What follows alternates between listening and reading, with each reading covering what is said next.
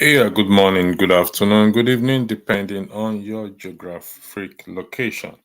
Today is Boxing Day, and I hope you guys had a wonderful Christmas with friends and family. And to the lonely heart there, I hope you also had a good Christmas by yourself. Well, Christmas is Christmas, either way, it's come.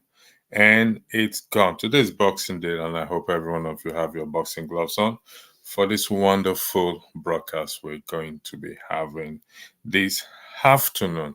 Title: Should Nigerian boycott 2027 election? This idea was floated by a panelist considered among his peers as one of the most intelligent person. So, but I brought it down to the floor for the viewers to look at this, because we're going to look at the definition of the word boycott, and also we'll look at I'll put three questions on the screens for us to look at. But before then, I will play a video for you guys to give you an idea, to put it in context, that if we boycott the election, then what will happen. Thank you for those of the comment section. Elijah said, let's say against me today, Boxing Day. No, I'm not against you. Well, it depends on which side you will be on today. If you're going to be on the side of those who want a change for Nigeria and hanging in there, I'm going to be on your side. But if you're on the side of those who say Nigeria will not going to work, then we're going to be you're going to be on the opposite side. Then that means we're going to box each other as much as we can. But thank you, Elijah, for joining in this morning. So I'm going to put this afternoon, I beg your pardon, from my own location this afternoon. I'm going to play a video for us to see what protests, when people protest without violence, and how it goes on, how effective it is. Dele Ajufo, you have not survived 20 election, you are looking at 27. Can you guys be yes, we are real. 2023, today is 26, in the next 4 or 5 days, it will be over. The president has been sworn in. And yes, the hardship is real in Nigeria as a result of policies and insensitivity of those in position of leadership. And unfortunately, the man that they look up to as the hope and as the hope of the people, the leader of the obedient movement with his army, he himself equally, in my considered opinion, appears to be playing the script. We will look at that script at the end of the day. But let's play this. Let me play this video for you to weigh in into, for you to watch. I beg your pardon. Thank you. Form of protest in Iran. People are dancing everywhere. They are dancing in classrooms, in malls, in sports stadiums. Take a look.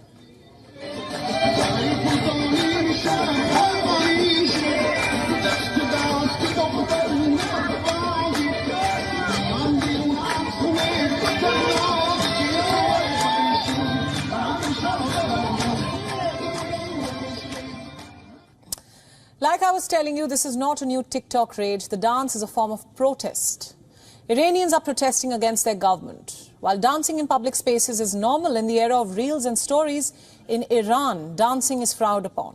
In fact, dancing between men and women in public is banned. You will find this ironic if you followed Persian culture. You see, song and dance, along with food, have been an integral part of Iranian history. Be it Yalda, the winter solstice, or Nowruz, the Persian New Year.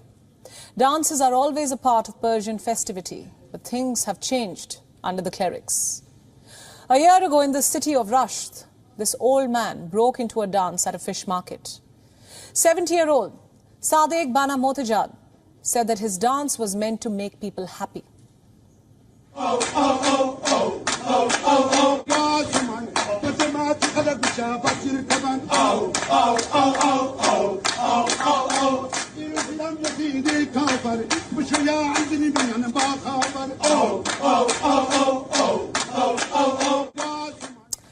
As you can imagine, this dance did not go down well with the Iranian regime. 12 men who appeared in the video were picked up by the police. Reports say these men were blindfolded and beaten. They also had to sign a pledge. It read they will never sing and dance in public again. Mohtajadid's Instagram page was scrubbed off its content. All posts were deleted. The profile picture was replaced by the emblem of the Iranian Judiciary. A new post read, "This page has been shut down for creating criminal content." It added that the person engaged in the activity has quote-unquote been dealt with. You see, Mohtajadid is pretty popular in Rasht. People call him Boogie, which in Persian stands for megaphone. For years, he has been going to stadiums with a megaphone and cheering the fans.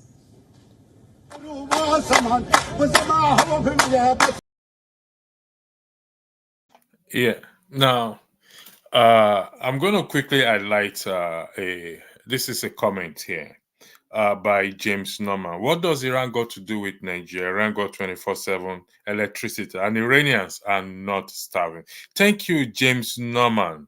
I appreciate this comment. It's going to, actually, your comment will help us to move forward in respect to this broadcast. Now, the idea floated, or the suggestion that we should boycott the 2027 election, poses the question that, should we boycott the 2027 election? Will it give us electricity or stop the people from starving? James Norman, this is what, like I said, your comment, it's a good one. So far, the best, with respect to all other comments. What does Iran got to do with Nigeria? They protested. The man protested. 12 of them, as you can, from what you can see and hear from the video, they were flogged. But they have 24/7 electricity, and they are not starving. But their protest was for a reason. Now, the idea was floated in the last broadcast that Nigerians should not go and collect their PVC. The guest speaker argued that Nigerians should collect their PVC regardless. However, a panelist argues that no, Nigerians should not collect their PVC. Rather, they should protest by boycotting the 2027 election. So, if we boycott the 2027 election, how will that give us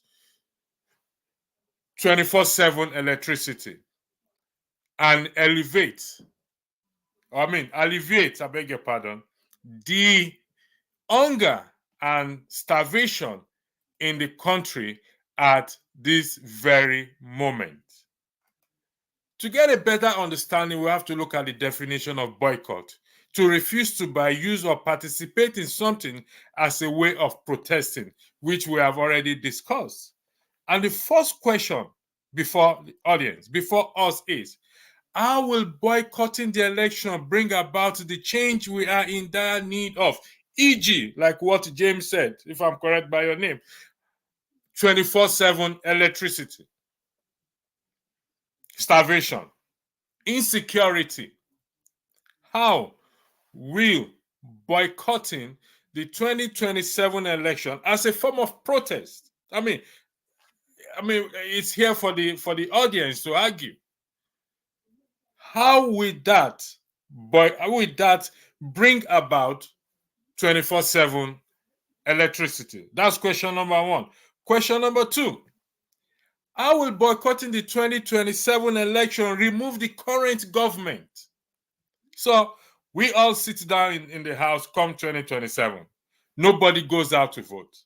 And the Constitution rightly says that if there is no one challenging the incumbent president or governor or any other person, automatically that person retain his position. How will boycotting it change, provide, or remove the current government? Question number three, and why wait until 2027 if it's not working? Agreed, it's not working. But to put it in the form of a question, if it's not working, why do we have to wait until 2027 before we do anything? Should Nigeria boycott 2027 election? PVC is like a voter's card in the Western world. It's used not just only for voting. It's used as proof of address. It's used for different things because it contains your name, your address, your date of birth, everything. Even though it's not reflected on the PVC itself, I mean on the voter's card itself, it carries your address. You have to vote at so polling zone. So how does boycotting? How will boycotting the election bring about the change that what we are in dire need of? I am going to put this question up again.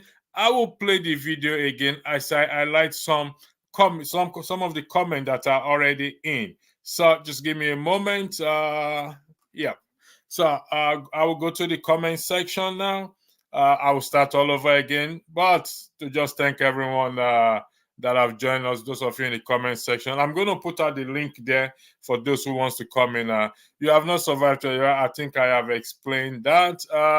Is there a plan to increase electricity tariff? I think there was a plan, but it was dropped somehow.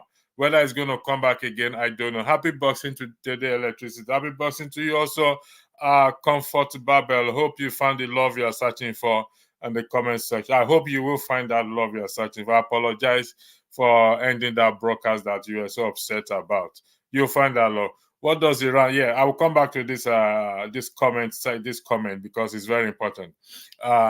This dancing protest makes sense. So imagine Nigerians and their celebrities do this. It will make a lot of sense. Thank you for that, Comfort Babel. Back to Jay, my friend. Ask Tinubu to give you electricity since he buy lots of Nigerians to be president. Since he went to America to sell drugs rather than applying his mind to learn new useful skills. This is about the people, not about the president. We all know who he is, except by divine miracle. And the people protesting, standing up to do something.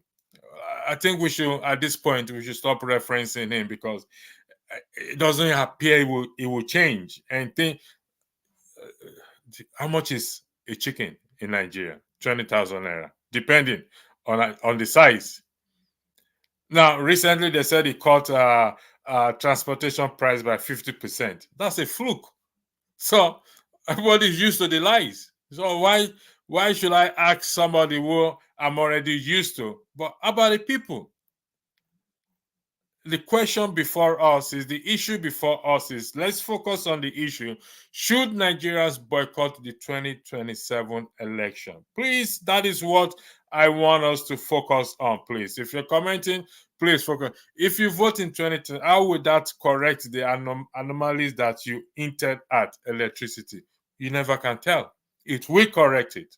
But abstaining from voting is giving the power that they are solidifying their power the more. Don't forget, a lot of people, Nigerians, came out to vote. Unfortunately, things do not go the way we expected. Does that mean that is the end of the road? Does that mean things cannot change? Of course, things can change. But if we now abstain as floated by a panelist, that is why I brought it to the floor. A panelist floated this idea that Nigeria should boycott the 2027 election. How will that bring about the change that we are in dire need of? So just imagine, even this 2023 election that went by, not everybody went to vote despite having their PVC. So now imagine that we all boycott that election. We didn't go and vote. Look at the hardship people are facing now. So imagine after 2027, he only has 4 years. He's not going to come back again. It won't be coming back again because president term is 2 tenures, 4 years, 8 years. Imagine the hardship that Nigerians are going to face.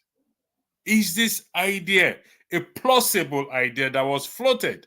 Like I said on this panel, as long as I'm going to recognize, uphold the values and the integrity of the channel, I stand on my own in some of my some matters I bring before you, but it will be based on fact. We're not going to mix it up or or paint it white when it is black, or paint it black, or say it is white when it is black, or black when it is white. No. So should Nigerians boycott the 2027 general election?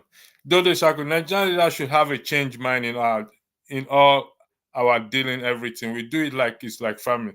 The father leads and directs all action, so is what the followership.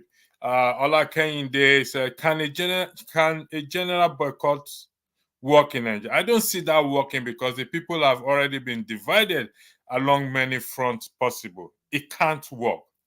Just for the argument, Ola Kehinde, let's assume hypothetically that we boycott that election. Hypothetically, let's assume we are all one.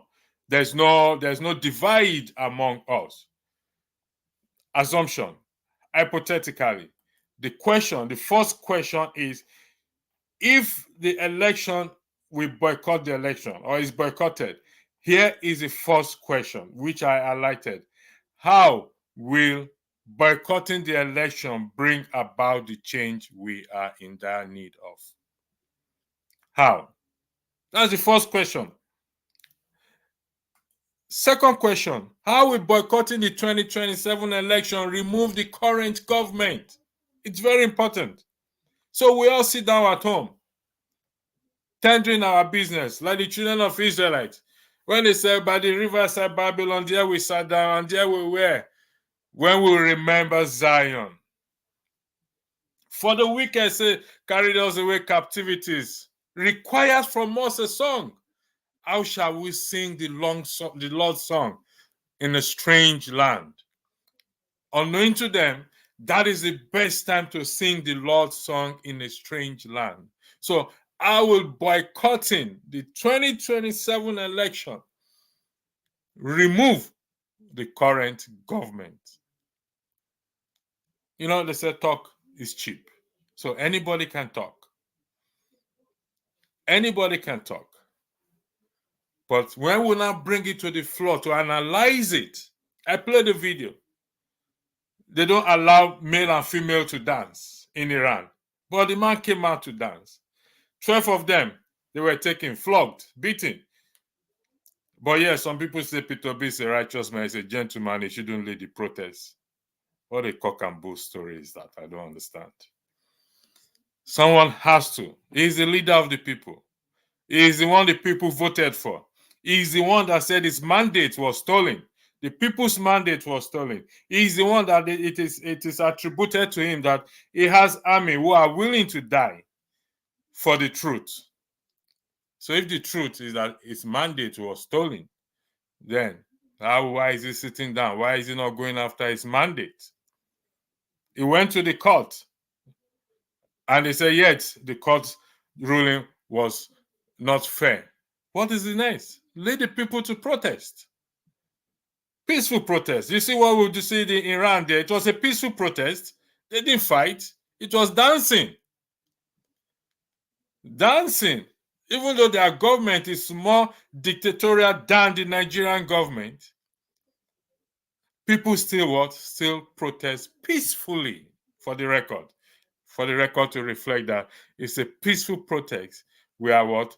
We are talking about. I'm going back to the comment section again. And where did I stop? Yeah. So I stop here. And can a general boycott? So I've attended to that. So HK, nice. Kudos to you on the panel section. On the comment section. Thank you for keeping this program going. Voting appears not to be the solution. Occupying the street and shutting down the country will do the magic. Otherwise, they will rig it again and ask you to go to court. Exactly. Then the man to lead that is Peter Gregory Obi, the man who has the ability to what? To ginger the people. The man who has what? Who the people voted for should be in the forefront to lead this protest. We voted for him. He must not play the script. If he is playing the script, so he should lead the protest and lead the people to the promised land.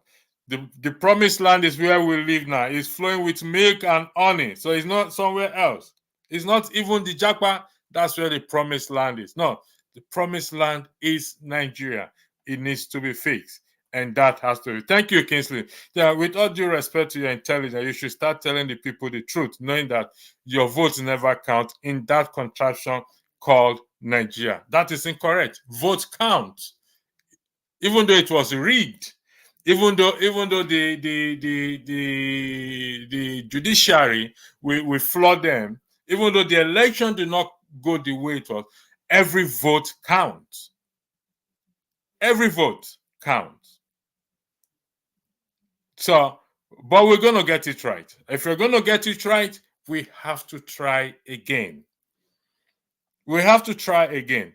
But the question is, if we do not go out to vote, or if we boycott the 2027 election, how will that bring about, how will it remove the current government that we all are crying? It's terrible. The current government that says palliative 8,000, and yet your governors led by Soludo hijacked that palliative. The government that can never be held accountable. 126 people. Recently, I heard some people were killed in Plateau State recently. May their soul rest in perfect peace. Condolence to their family. So, every vote counts. So, we must vote. But if we don't go and vote, if we boycott this election, 2027 election, because if there is no pushback on some ideas or some ideas or suggestion that is being floated, it will come to be. And when it comes to be, it's always going to be very difficult to take it back.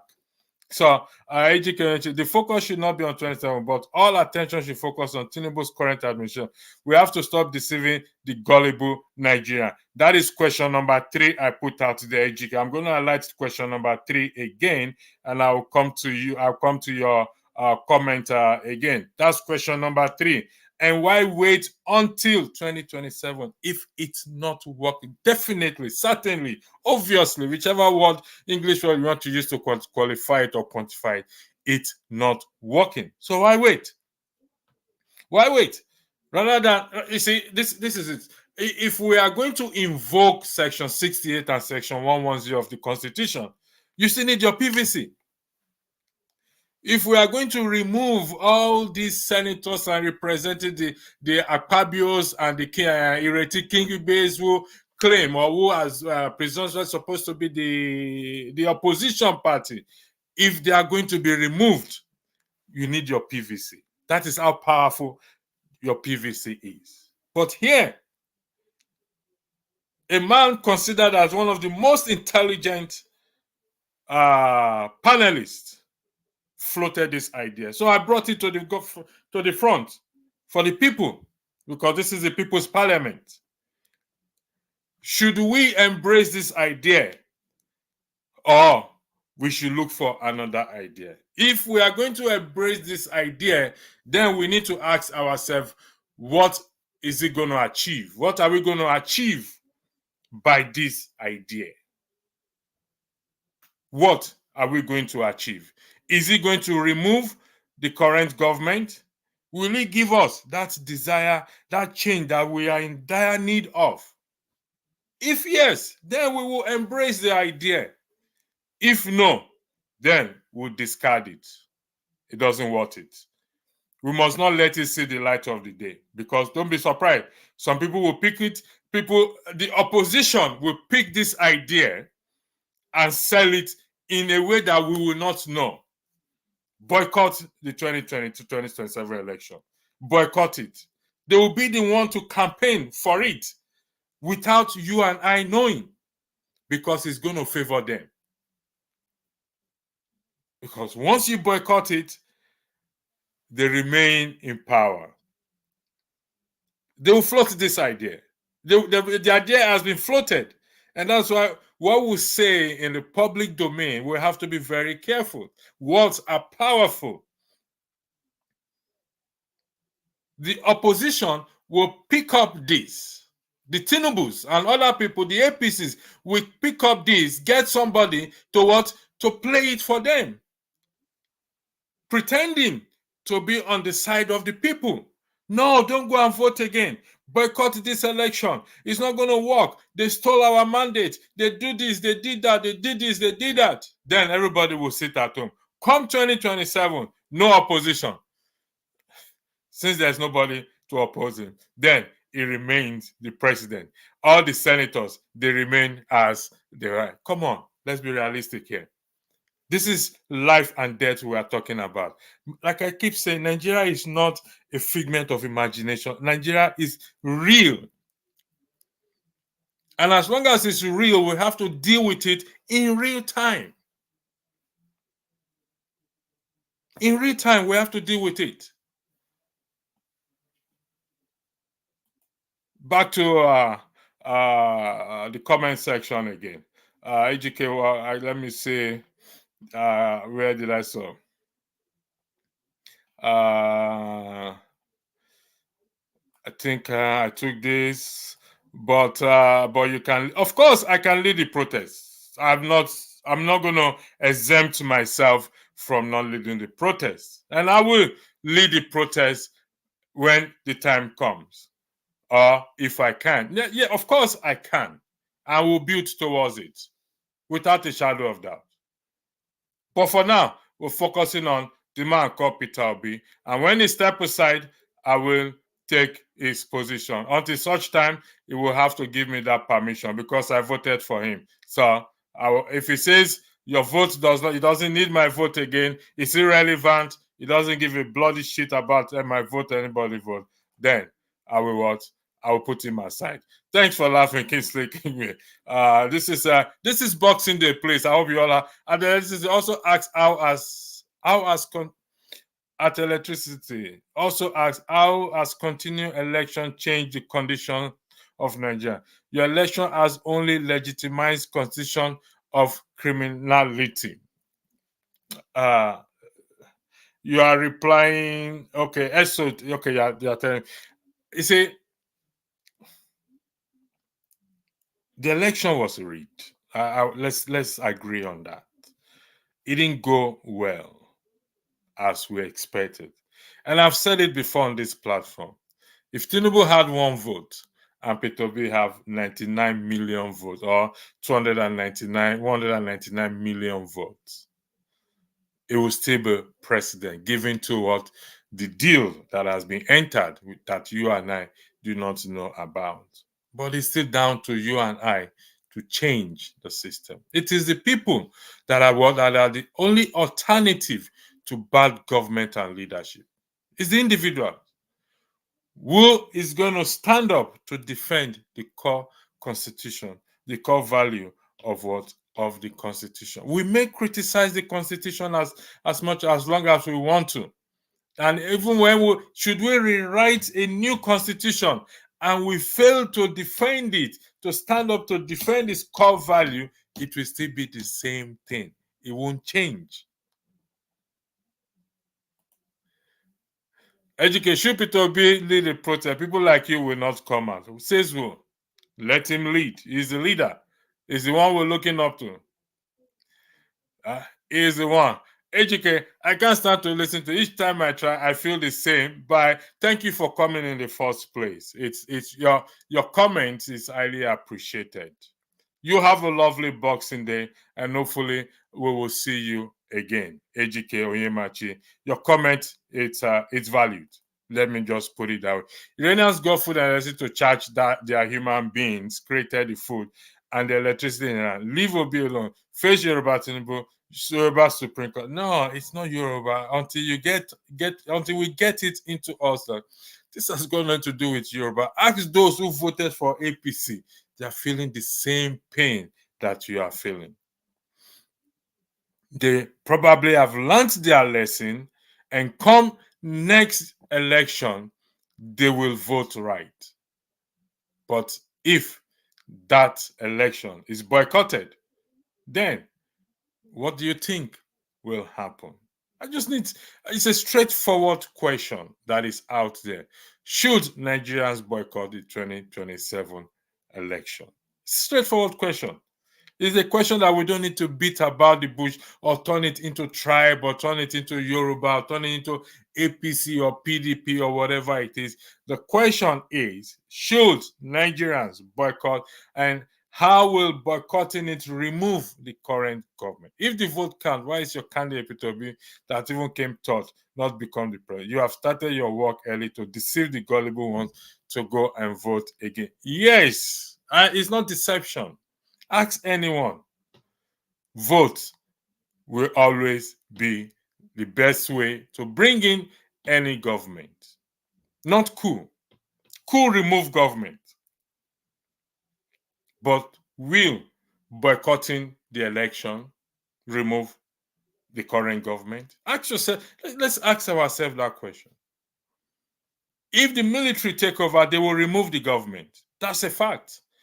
We've seen it in Nigeria. We see it in Niger, in other African countries.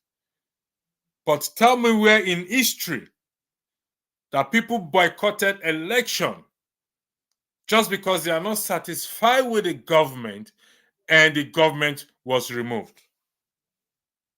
In history, prove me wrong if there's any such in history. Google it. That the people did not go out to vote. Then the government now say, you know what? These people are angry. They didn't come and vote. We are not going to. We all will resign. We will leave our seat. We will leave our position. Google it and point me to it. Then we will look at it. If that has ever. But we've seen different kinds of protests. Violence and peaceful protests remove government, but not boycotting election. I've never heard of it. Maybe you have heard of it. Bring it to the floor and let's look at it. What's the evidence that any vote counts when you don't have beavers in correct operation? Even Constitution doesn't count. Yet you say vote count. You're not I am patriotic. Constitution counts. It's just for you and I to what? To defend its core values. The Constitution counts. They use the Constitution. They use the Constitution in the Supreme Court. For crying out loud, P2B used the Constitution when he was impeached in Anambra State. So it's only when it favors me, the Constitution matters. If it doesn't favor me, the Constitution doesn't matter. Come on. Let's keep it real. So if I win the case, the Nigerian Constitution is good. But if I don't win the case, the Nigerian Constitution is bad. Is that what P2B said? I don't think he has ever said so. Because if he did say so, he has shot himself in the leg. But I know him. He's an intelligent man. He will not say such a thing. Because according to him, quote and unquote, he went to the Supreme Court for the interpretation of the Constitution when he was in Anambra State. If his winning was upheld, not based on the Constitution, then it's equally a fraud. So is it only when the Constitution favors me, I now agree that the Constitution is good, and when it doesn't favor me, I say the Constitution is bad? And if the Constitution is bad, what do people do? They amend it. They hold a referendum, or they go to their constituency and deal with what their elected leader, Section 68, Section 110 of the 1999 Constitution, with Amendment 2011, and they amend that aspect of the Constitution. And it's disgraceful when you see lawyers, well-read, educated people saying that that document is a fraudulent document. It's disgraceful. It's a shame. It's a shame. They should bury their head in the sand. And they will go to court and be quoting law.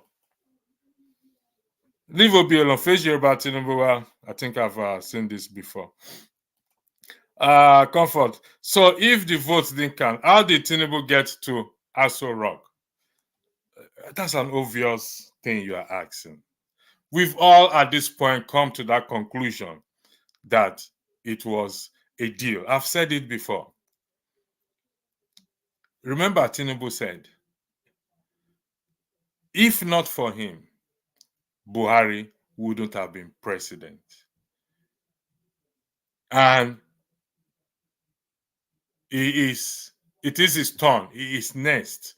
That alone clearly tells you that a deal was entered at a certain point. And Buhari has no choice than to what? To ask Mahmoud to make the call. But you know why? Because Tinubu knows where all the bodies were buried. So if Buhari made that mistake, unfortunately, this is at the expense of the citizens. We have to read in between the line. In between the line, for us to be able to say, you know what, this is not just only about the election. There is something hidden somewhere. The man said it out openly. Now, if our legislators are credible, they should have called him what to come and address that. That you said if it's not you, Tinubu would not have been, Buhari would not have been president. Could you explain this? But because between the legislative arm and the executive arm, there's this romance of corruption between them. So they won't do it. They will not do it. At Soji, you say you are not able to see all comments. Okay, I don't know why that is. That is probably your system, or you are just having a laugh with us. But thank you for if it's a laugh, thank you for putting a laugh on our face. But if you are not seeing the comment, then I think you have to turn off your system and turn it on back. That is the best advice I can give. Unless you are the one playing the opposition script because he is your brother. Peter Obi will not lead any protest, and Obedient are fine with that. You speak for yourself, okay? Yes, he is my brother. It doesn't matter, Peter. Even you, Esu, you're equally my brother.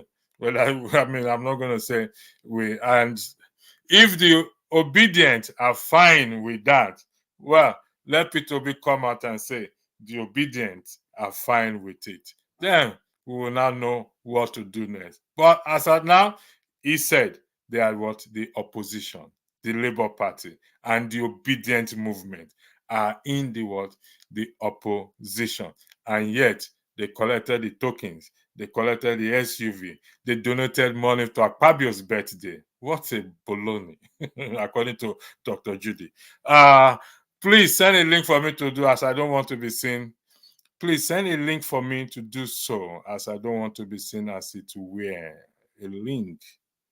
You don't need a link to be in the comment section, please. So you don't need a link. You only need a link to come on the platform, but you don't need a link to be in the comment section. Just click on that YouTube, this thing, the program showing on YouTube, and you will then you just go to the comment section, but you don't need the link. The video, the broadcast is there. Just click on it, and you will see the link. You see the comment section there. At comfort, go to your court with Mahmoud. Okay. Listen, you know this without clean coup or a dirty revolution, there's no way out of this APC demonic government. Can only remove or stop it first. Stop deceiving the public. As much as I am not in favor of a coup or a dirty revolution, I can agree with you that we need something very forceful. One, everyone going out to vote again. Two, Peter Obi leading the protest, peaceful protest. All labor organizations joining in that protest, shutting down the country. All workers stay at home. Shut down the airports. Close everywhere. But not boycotting the 2027 election. If you're going to remove a government, you have to remove it in another way. Vote counts. So our vote count, but they rigged the election. Okay, of course. The fact that your vote doesn't count doesn't mean they cannot rig the election. The election can be rigged. Even if everyone vote, it can still be rigged. It can what? It can still be rigged. But where the institutions have failed is just like the US last election, when Donald Trump said the election was stolen, this and that. They recounted everything all over again. Some states had to recount days and days. But because the institution we have also are corrupted, and the people are failing to change this institution, the people meaning you and I. So Nigeria is not going through a peculiar situation here. It has happened in some part of the world, and they overcame it, and they came out successfully. But we can't continue to blame someone else and not apportion blame ourselves. Good evening, I say greetings from the land of UAE. Thank you, Oriyomi Abdul. Greetings from where I am, and I believe those in the comment section also give you that greeting.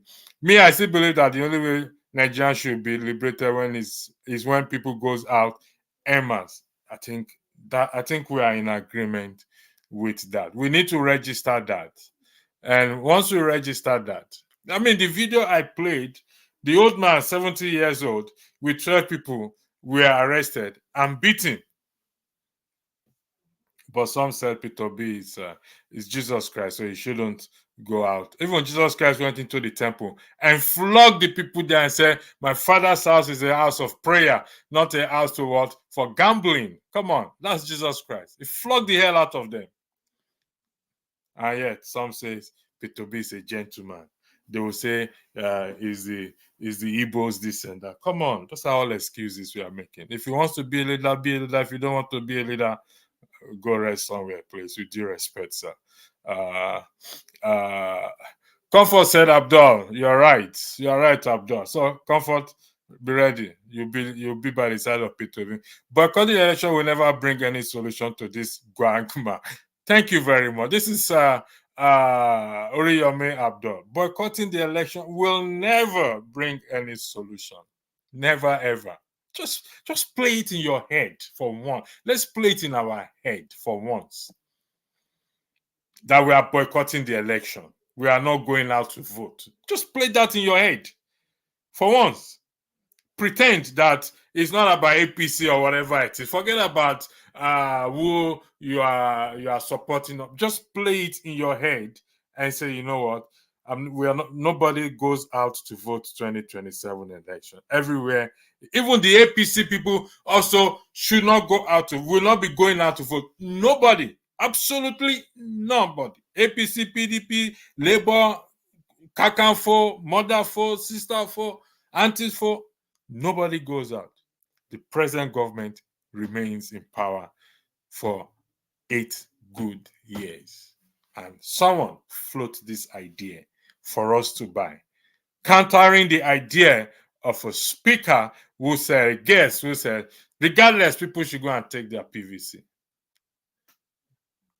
Like I said, we in diaspora, we contribute to the problem more than even those in Nigeria, with due respect again. Why can't we work together for common fight with people like one of the contributors? This very chat, as you can see. Yeah, we can work together. Like those in the chats. If that's what you are saying, Olakende. Why can't we work together for a common fight? I believe you wanted to use the word can't there. If not, you can correct yourself. But why can't we work together for a common fight with people like one of the contributors in this very chat, as you can see? So we can work together.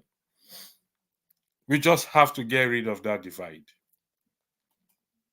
We can work. Imagine what happened in Imo State. Even when there's no election, result came out from there. I think there was this protest in Kano State.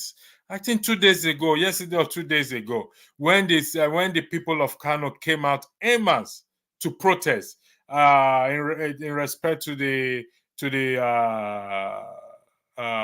court case going on there. I will watch that again. But I saw it. They came out en masse to protest. But during the presidential election, I mean the Supreme Court, the court was so wise, they decided to broadcast it. They did not broadcast the entire hearing, but they decided to broadcast the final judgment. They know what they are doing, because why? They don't want people to come and protest, because they know protesting will work. And rather than the people of the man of the people, who the people voted for, who was able to galvanize the people, I will give him credit for that. It's a difficult thing for one man to bring out the desire of change that many Nigerians are looking for. Give him credit. We'll give credit to whom credit is due to. But at the same time, if need be, we'll call him out and say, man, you need to do more. We appreciate what you've done so far, but we want you to do more. Now, the elected APC party is the one destroying Nigeria as a country as we speak. So focus should be APC government, not distraction like talking about P2B all the time. APC is not a demonic party. APC is not the problem of the country. APC is a party. Now, if you go back years, they evolve. They move from one party to the same human being. They recycle themselves. And if you are familiar with the techniques of recycling, after a while, the material can no longer be recycled. Then it's useless. And when it's useless and you try to use it, you are not going to get the desired result. That is the problem. APC is just a party. People, it's the human beings there. Just like Labour Party, PDP, Kwakwanso, and everything. These are all just a name. The human beings there. And let's be realistic. Some of us have been part of this party before. Some of us talking on this broadcasting, even before we leave diaspora, before it evolved into APC, we were member of those parties before. We campaigned for them. So I keep saying we must not stand on any moral high ground. We're trying to find a solution to a problem. So throwing stones, standing on any moral high ground is not the best. We want a change, and the change must start from you, must start from me. That is how we will get it right. Others prove me wrong. Iranians got 24/7 electricity and food created by a human being. Listen, face the source, your backwardness in Yoruba Tinubu. You are wrong in the second part. You're right in the sense that the Iranians got 24/7 electricity and food created by human beings. You're right there. Except you are suggesting, I need you to clarify yourself, that those of us, the Nigerians, whether leader or not, are not human beings. Because the video I played, that man, 70-year-old man, is equally a human being, protesting against the government for what? For the refusal of dancing. His dancing is to bring happiness to people. He's equally a human being. In that second part of your comment, you're wrong. We are all human beings. We all can be influenced. But we decided to say, no, I refuse to be influenced. I refuse to compromise. So we are all human beings. So if you are throwing stones, you have to look at yourself too, because you are also suggesting that, James Norman, you're also suggesting that you are not a human being as well too, as a Nigerian, if you have one.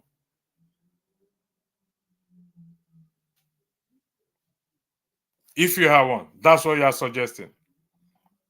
So, again, I'll pose the questions again, just for the purpose of this broadcast.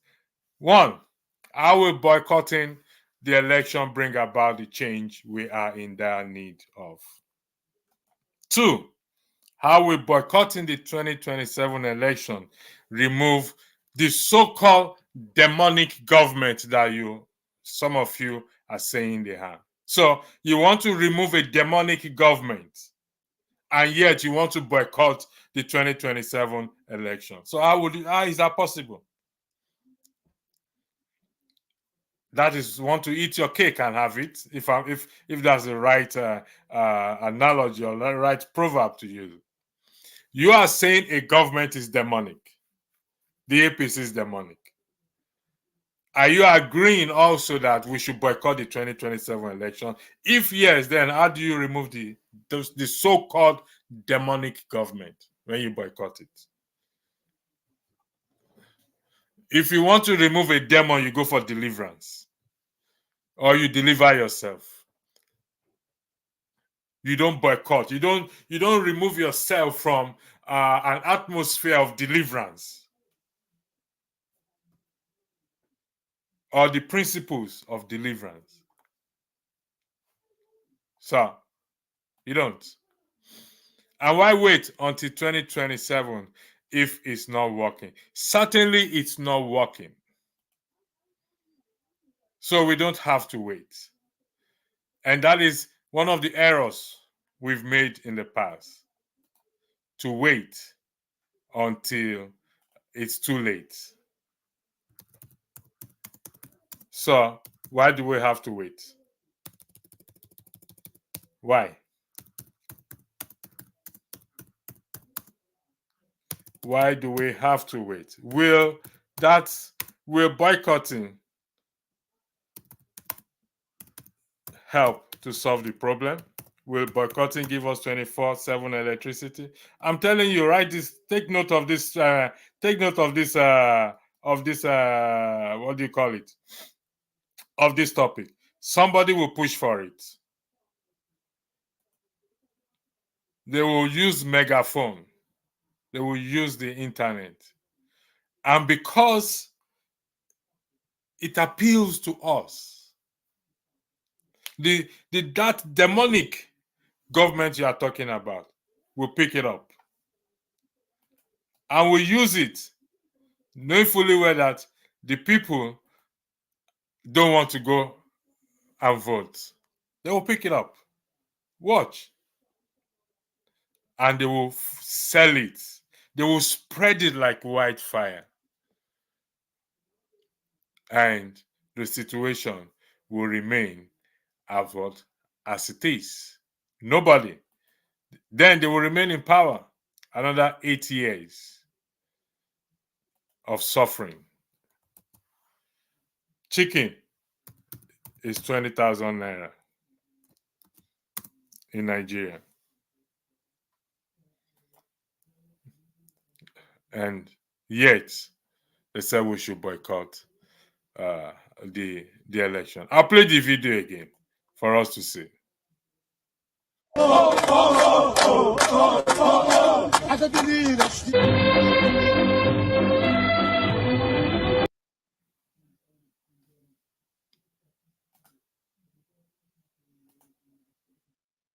Has become a form of protest in Iran.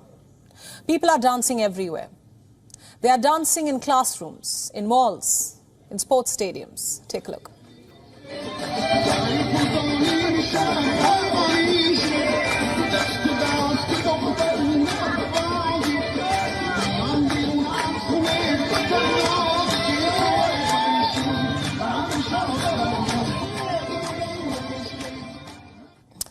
Like I was telling you, this is not a new TikTok rage. The dance is a form of protest. Iranians are protesting against their government. While dancing in public spaces is normal in the era of reels and stories, in Iran, dancing is frowned upon. In fact, dancing between men and women in public is banned. You will find this ironic if you followed Persian culture. You see, song and dance, along with food, have been an integral part of Iranian history. Be it Yalda, the winter solstice, or Nowruz, the Persian New Year. Dances are always a part of Persian festivity, but things have changed under the clerics. A year ago in the city of Rasht, this old man broke into a dance at a fish market. 70-year-old Sadek Bana Motajad said that his dance was meant to make people happy.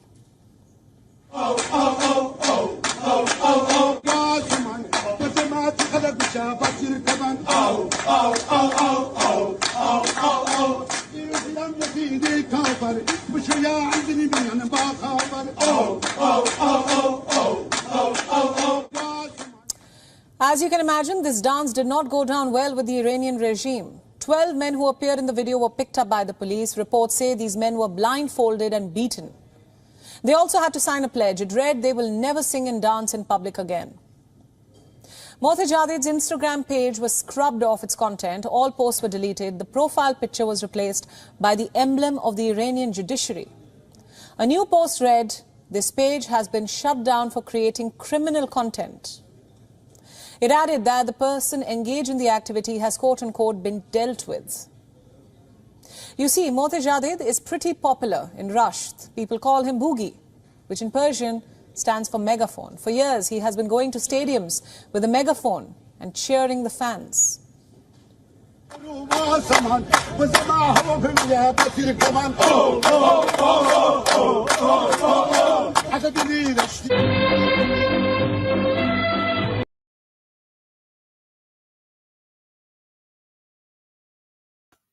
So,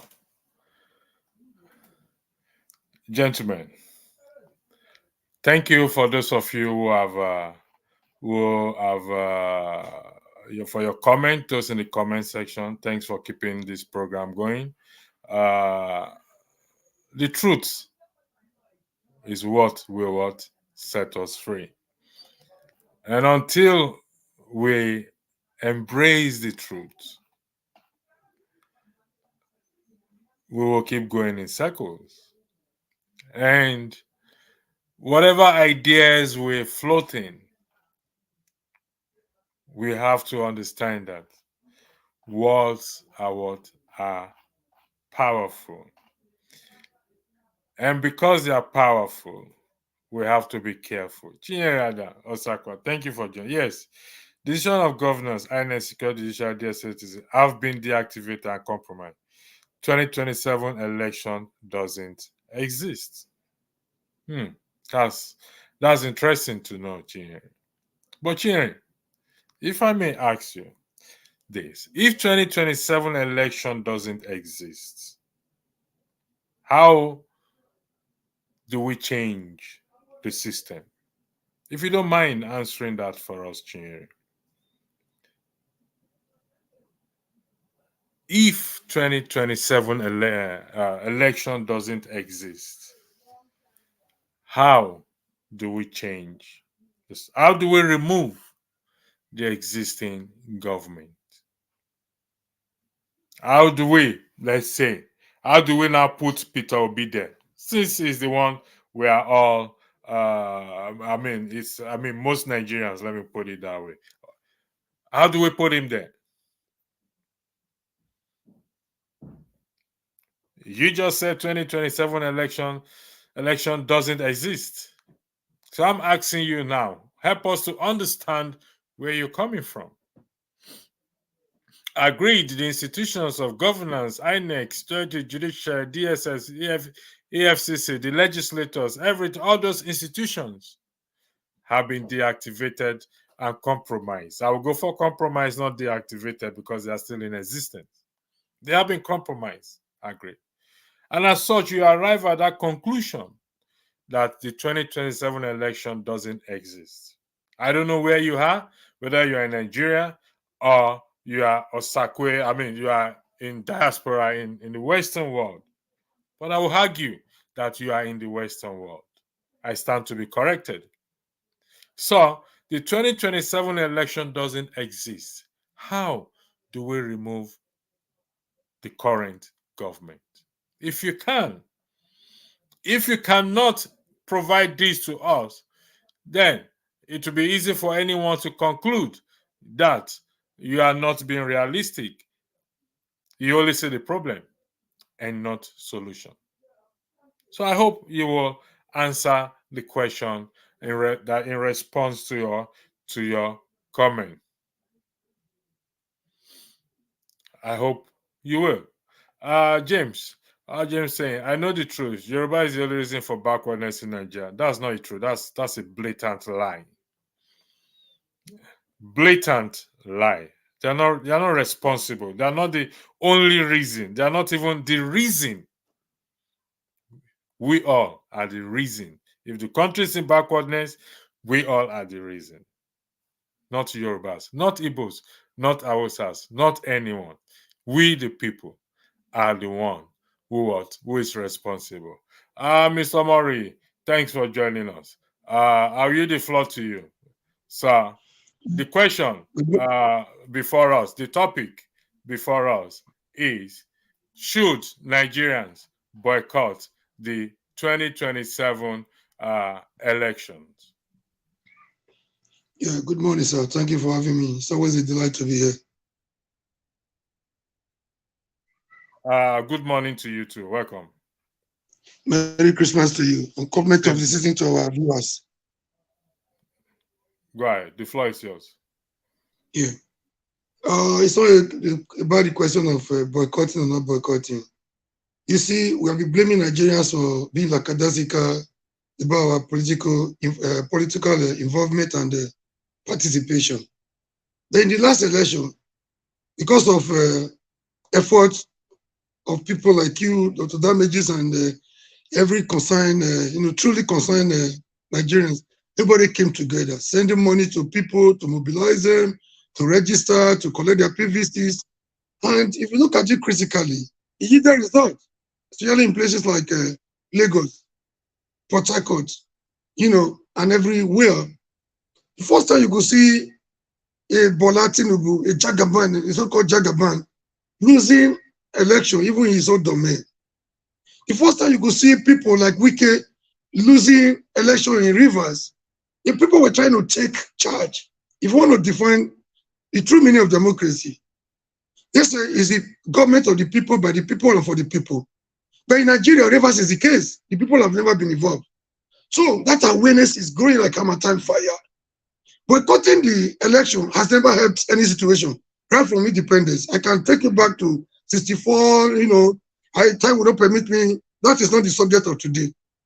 Boycotting any meeting, any election has never helped any situation. So what do we do more? How do we learn from the past mistakes? Now, people may not be happy with me, especially the obedience. I also supported Obi to an extent.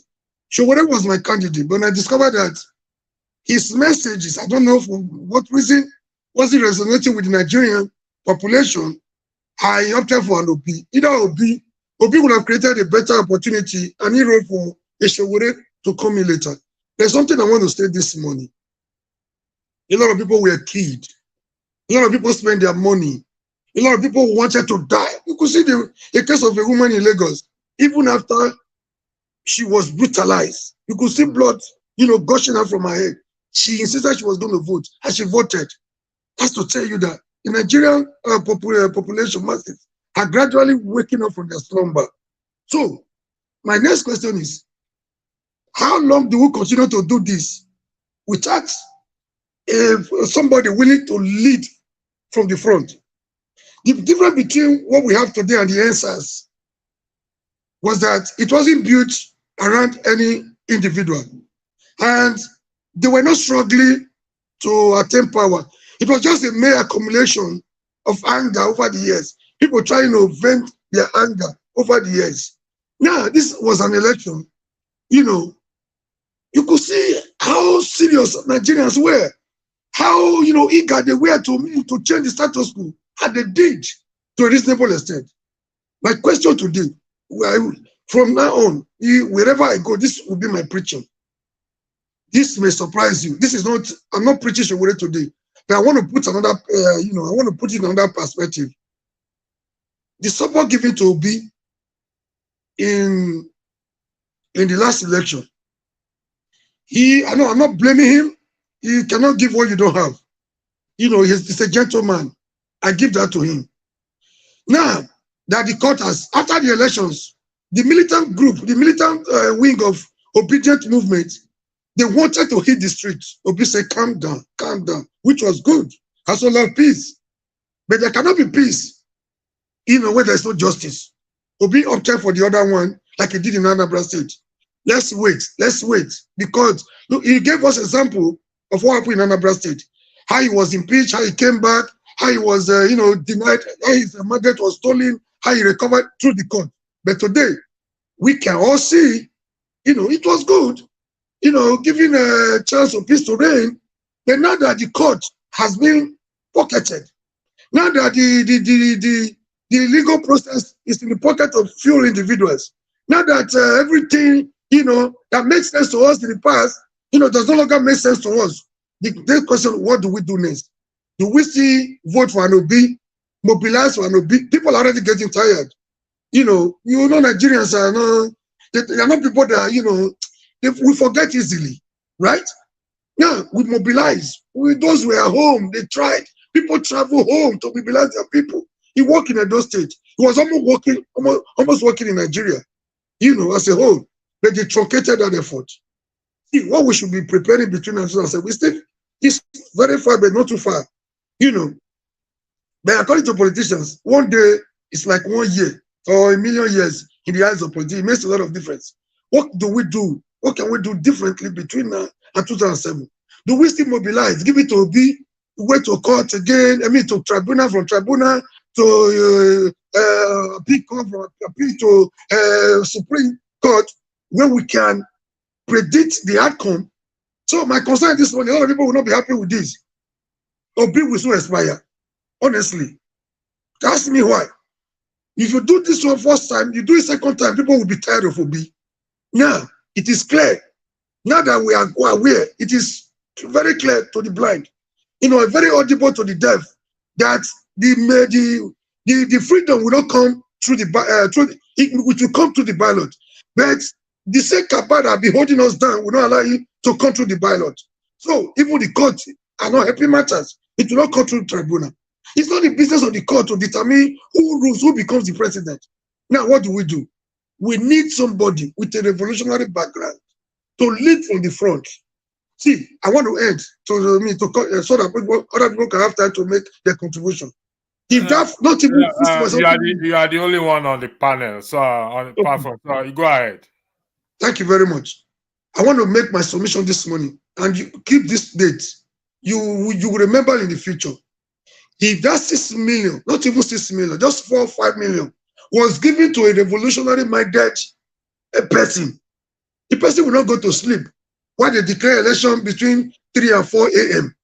The person there will be stampede everywhere. He will want to defend the mandate, and the youth will be behind him. He will be at the front to say, enough of this nonsense.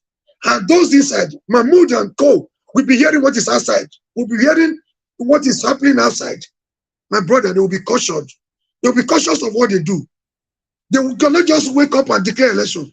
We don't want to give this same mandate to somebody that will go to sleep while Mahmoud and co will declare election at the wee hours of the night, at 2, 3, 4 a.m. when people are asleep. We need somebody that will get the mandate, who will not be watching the outcome from his the comfort of his room. We march there. See, I'm talking from experience. We've been in this game for too long, bro. I started when I didn't even know what I was doing. I had a government master at the secondary school level that made me understand that there is power in me that has been dormant that I need to, rejuvenated. So since then I have never backed up. In Edo State, my brother, you remember the likes of Aneni, the fear of PDP and the Aneni, the Godfatherism started in Edo. The seed of Godfatherism was planted in Edo. It grew in Edo and it was stronger in Edo than every other place you could think of. How were we able to dislodge them? We were tired. I left school, people wanted me to try politics. See, you will win election in the street while you are celebrating. They are busy swearing their candidate. We were just tired. We needed somebody, a voice that could lead us. That was when Oshomole came about. So he came. Oshomole might not be perfect. I know when it comes to how to mobilize the public, Oshomole knows how to do that very well. So what happened? The mandate was stolen. The mandate was adjourned. He didn't give up. Every court sitting there, you need to see every street in Benin. The bikemen, the women will be mobilized. Even the judge, before the judgment day, they knew it wasn't going to be business as usual. So they were careful. The streets, leading to the court, everywhere would be. See, to go into that court, was a problem. So what was he doing? It was the kind of a game he was playing. He was working on their minds to tell them that you can do it elsewhere. PDP can do it everywhere. Because if you do it in Edo, Edo will burn. Edo might not necessarily burn, but then he was sending a signal. At the end of the day, they gave him through the court. That was how we were able to take power from PDP in Edo. So what Oshiomhole did with the power after he attained the power is a different body. That will be a story for another day. You know, Thank you. though it's Thank you very much. Thank you very much. You said something very important. very important. I'm echoing. I don't know why I'm echoing. I don't know why. Yeah, a call was coming to my phone. I'm sorry about that. Okay, sorry. You said something very important. The 6 million given to Obi, that's the demand, the people. You're referencing to the people that voted for him, if I'm correct. Also, prior to the election, there was a man march everywhere, up to a 1 million man march prior to the election for Peter Obi. I know you've waded into that a bit, but what happened to those people? Where are they? I know you've waded a little bit on it. Why can't the same man march take place now that Obi says they stole his mandate? And like you rightly said, a revolutionary mind. We need somebody with a revolutionary mind. And how do we get such a person at this very moment? The floor is back to you. I will bring Tone in as well too. Mr. Murray, the floor is back to you. I'm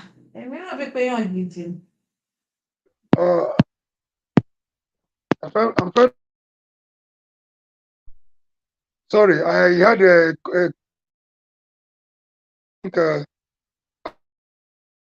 sir, the answer to your question is very clear. The people are eager, people are tired, people are willing to hit the street. They need somebody to lead from the front. I agree with you on that. I agree with you on that. He's a gentleman, a complete gentleman. And I also alluded to the fact that if not even 6 million, if Showore had like 3 million youth behind him in support of his effort, bro, it will not be easy for Mahmoud. I can tell you. If there's anything our leaders, our rulers fear most, I don't call them leaders because they are not qualified to be called as such. If there's anything they hate, they fear most, is the people coming together. And there is a lot people can achieve. Look at what is happening in Port Harcourt, for example.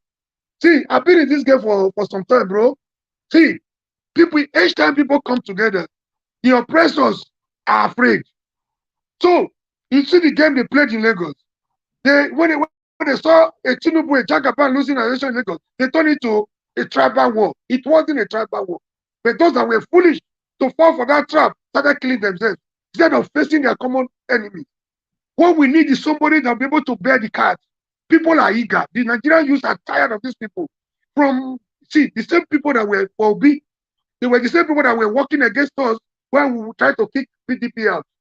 So they have also woken up from their slumber. They joined APC. They discovered that APC was what? I'm talking to you here, was one of those that planted APC in my ward.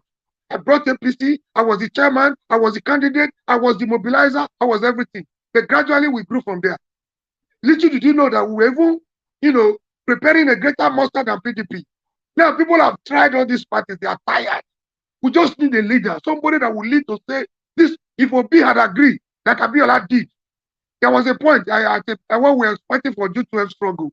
They killed us. We were incarcerated. There was something Abiola did that will make me forever respect Abiola as a hero. A journalist went to Abiola. He said, Chief, we learned that you have agreed to sacrifice your mandate for your freedom. He just laughed. He said, you don't tell a barber to cut your hair while you are not there. Everything they are saying while I'm not there is don't. He ran away, first of all, thinking America and Britain, the Western world will be the solution. But he realized later that, it will be more difficult to realize. He came back. He came back to make that declaration at Ekpete or something. I can't remember the actual place. Now, as soon as he came back, we were more, encouraged. It was a ginger for us to hit the street in Edo. And I don't need to start blowing my trumpet here to tell you what we did. We did what we did. We were arrested. I spent 6 years in Oko prison. I didn't bother. I wasn't afraid. I was still ready to continue the day I was released from the prison because the man wanted, the people. It wasn't about Abiola. Abiola wasn't from Edo. Abiola wasn't. I wasn't even wise enough to know the difference between SDP and NROC. But it was all about the people. That is the kind of human being we need again. You know, I'm ready to die. Abiola had money. He would have preferred to enjoy his money. Abiola was richer than Obi. Know this game tomorrow in front of Obi. People will not be happy with me today, and I'll continue to say it each time we come on. Bro, let me surprise you again. Are you worried about the few individuals who wrote on the back of obedience to the National Assembly? What effort are they making? What difference are they making? Nothing. I expected the few of them to have their say, even if they cannot have their way in democracy. I expected to see a walkout for the National Assembly when SUV and the billions were being distributed. What do you see? They are busy taking their own share. So, all effort in futility, we are back to square one. We need a revolutionary-minded person, not the court. I believe in the court. Not that the court has disappointed everybody. Do we continue to wait for the court in 2007? My answer is no. We need somebody that's ready to go to jail, somebody that's ready to die for what he believes in. Thank you, sir. Thank you. Thank you. Tone, before I bring you in, I'm still gonna I ask for your patience. I'm still gonna come to you, Mr. Murray. Comfort Barber posted this comment. It's a question which will lead to my own question as well, too. But should Obi give us the go-ahead before we protest? Now, you reference Sowore has a revolutionary mind, which we agree with. And the situation in the country right now is biting everybody. The election is affecting everyone, regardless of who we voted for. Should Sowore not come out now with that revolutionary mind he have with his supporters and also join and push for this protest? Because I agree with you, he has a revolutionary mind. The situation in the country is affecting everyone. We all want a change. What is stopping Sowore with his own is able to galvanize people and come out and say, you know what, we are tired of this government, and equally also lead the protest? Thank you. The floor is back to you, Mr. Amori. Yeah, thank you, sir. Today, like I said at the beginning, it's not about Sowore. I'm not the spokesman of Sowore. I hardly talk to Sowore. I hardly see Sowore, but no matter how you try to condemn that gentleman, there's something I've seen in Sowore, consistency. This is somebody I've known for the past 3 decades. There was something I read from Sowore and Deji after the election. So everybody needed people like that to hit the streets. There was a tweet I read from Deji. He said, when it comes to election, they are not qualified. People like Sowore are not qualified. When it comes to protest, and when they have something to protest about, they remember the likes of Sowore to come and protest again. Does that make sense to you, sir? See, if you can use him to protest to fight against the government, if you can disrupt the court, you saw what he did when they wanted to arrest him by the SSS in the court. You know, even the judge was made to understand that the SSS were doing the wrong thing. So Sowore can fight for himself, fight for people anywhere. See, I repeat, the person must be ready to go to jail. The person must be ready to die for what he believes. A power is not given a la carte. It's not what Jagaba said. That statement was pregnant. That was what, led to what they did later. He said, you grab it, you run with it. So, we need, I can repeat again, calling Sowore to come and protest for what? So that Obi's mandate can be restored? It doesn't make sense, bro. We are human. Mr. Murray, this is where we may disagree slightly. Why I said slightly in the sense that we are looking at the country as a whole. Regardless of Obi, I call Obi, you call Sowore, anybody, or whatever it is. The situation on ground now. If you just said, "Oh, Sowore come and restore Obi's mandate," it's not. This is why I call Peter Obi out is because he moves the people. Okay, you have highlighted Sowore as well too. But if the country is the focus, regardless, the country is the focus.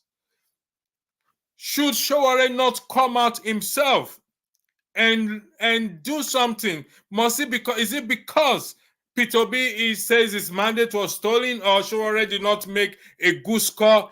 This is about the pain is biting everybody. So if he cares enough, should he not come out? Because he has a revolutionary mind. On the other flip side again, if he wants to win the people back, do you not think this is an opportunity for him to grab? Just like Tinubu said, feel it. I yield the floor back to you, Mr. Murray. Yeah, I don't think I want to quickly point out this. I don't think Showore, I'm not his spokesman, but we are human. You saw what he did. See, I want to give one thing to Showore once again. I thought I was strong, but seeing the person of Showore, I think I would feel I'm very weak. If I were being Showore's shoes by now, I would have been depressed. This is a guy that has not seen his family for how many years now? He has been cut off. He's still in prison, still in detention within Nigeria. The only difference is that he has been released from Abuja, at least to travel around within Nigeria. He doesn't reside there. So what they have done to Showore is enough to break him down. But he moves on. He's trying to do as if nothing is happening. He's a human being. He's going through a lot. But another thing I want to point out is, if you see the attack on Showore, if you see the insult on Showore, even by the obedient movement during that campaign, look at what he said. I also approached Showore. I was like, oh, can Showore, at a point, I felt Showore, somebody like Showore and Obi could work together. Then look at his point. The moment Obi started saying, God, they asked him about what will you do to those that have been stealing Nigeria dry? What will you do to those that have stolen our resources? What will you do to those that have brought Nigeria down to our knees? He said, God put your eyes on your front so you don't look back, so you move forward, which means they will all go away with those loot, on question. So another thing he said was like, a lot of blunders. See, you cannot give what you don't have. Like you said, I'm not forcing to be a revolutionary-minded person, but then there were some things. Two cannot work together unless they agree. Somebody might want to tell me there is no in Nigerian politics. You don't have there is no there's a word that I'm trying to get right now, that everybody does what he likes. You don't have what you fight for. I'm trying to get a word. Even at that, you cannot work. The Bible says two cannot work together unless they agree. They don't have anything in common.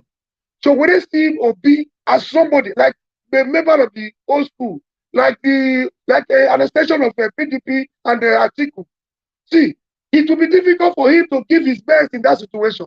My brother, again, I ask, if we know Showore, if we know it's necessary during protest, we should be able to at least encourage him by giving him a little support to give his best. I don't blame him for not coming out, but if Obi has started something, I can tell you, Showore will come in later when it comes to national interest. Look at what he did recently in those days. He's not going there to contest. When Tinubu went, the so-called Democrats, that criminal called Democrats, that is even worse than what some things that Buhari could not do.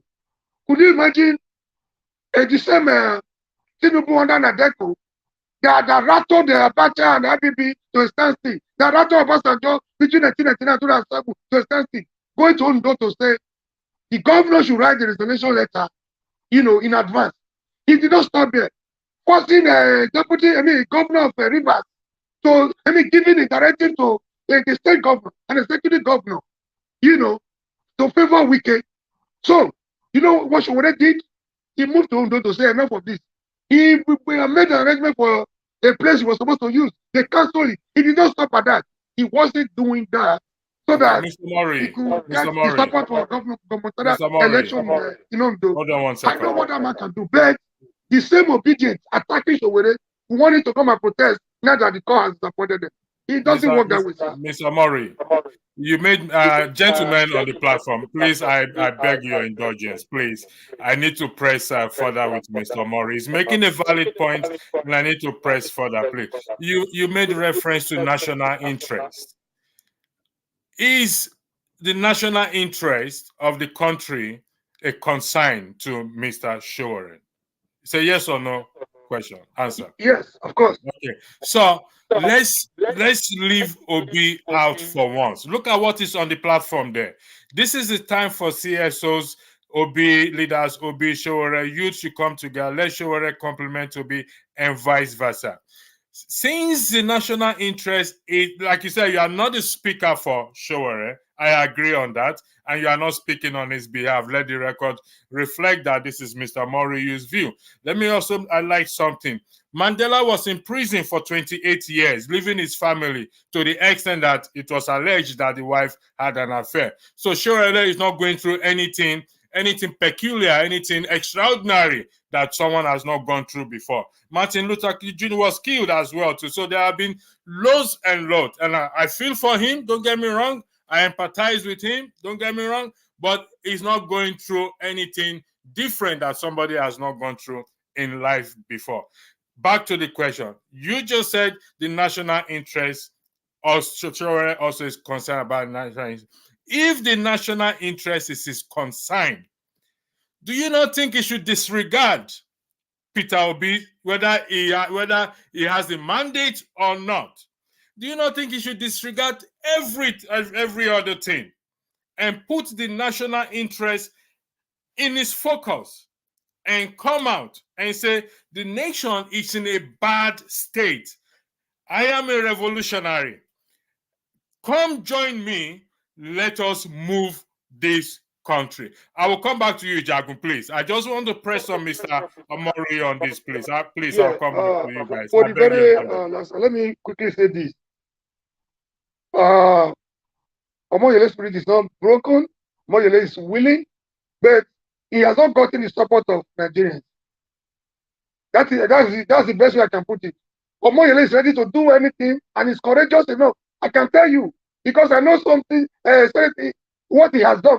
I'm judging him by his antecedent. He has not got it. He's not getting the. Does it not surprise you that when Mohbad was killed, Nigerians hit the streets, unmobilized? You saw what they did. Now, a lot of people, how many people were killed in their jobs?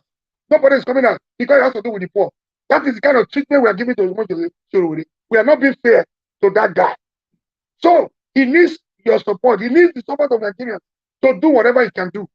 You know, we have disappointed Omoyele, and he's willing, from what I can see. He's mobilizing. From the little he has behind him, you know, the support is not there. There is limit to what you can do when you don't have the support of the people. You saw what happened in Port Harcourt. Fubara, who knows Fubara? Fubara will be a non-entity, will be a nobody without the support of Port Harcourt people. Then when they came out, Emmas was Fubara, even the same Fubara they are coming out for, is towing the line of the wicked and the Jakapa. You know, these are not counterproductive. So we don't need our support. We have not been fair to that guy. Thank you, sir. Gentlemen, again, just Jagu and Tone, I beg of you again. Bros, because we're listening and it's very intelligent talk, and I like the way you're doing it, where you're just dealing with my brother here. However, as it comes, we have points to suggest in terms of what you're saying now. So if you want to bring Tone in before me, please. I would like to come in. I would like to come in. I beg you, please. You know me. I'm begging you, Anton. Okay. Back to you again, Mr. Okay, you know what? Let me first of all extend an invitation to you. In that, I'm going to run a broadcast as you being my guest in regards to Showere. Do you accept that invitation? If I have time, because of the nature of my job, I will know it. Why not? All right, thank you very much. You said you claim that Showore needs the support of Nigerians. You are one of his supporters. Is that correct? I do not just support Showore. I support anything that will move us forward as a nation. Okay. In the context of our discussion on the Showore, you support him in the context of our discussion. 100%. Good. So you are one citizen that support him. Also, there are other citizens out there that also have his support as well too, and that I also argue that they are willing to come out if Showore decides to say is coming out to lead the protest. Because if you say Nigerians are not being fair to him, a lot of people may disagree with you on that. I will go to the comment section later, because he still have his ardent supporters up to today who even did not vote, who did not even support Peter Obi, or just because Peter Obi is there. But saying they've not been fair to him, that is a different argument for another day, because when we are using the word fairness, we need to balance it. So as things stand, you said Peter Shore will come out if he has the support of the people. And I can say, with your support and others, it will come out. Mr. Mori, thank you. Stay there if you don't mind. Let me give the floor to Ton, then Jagun.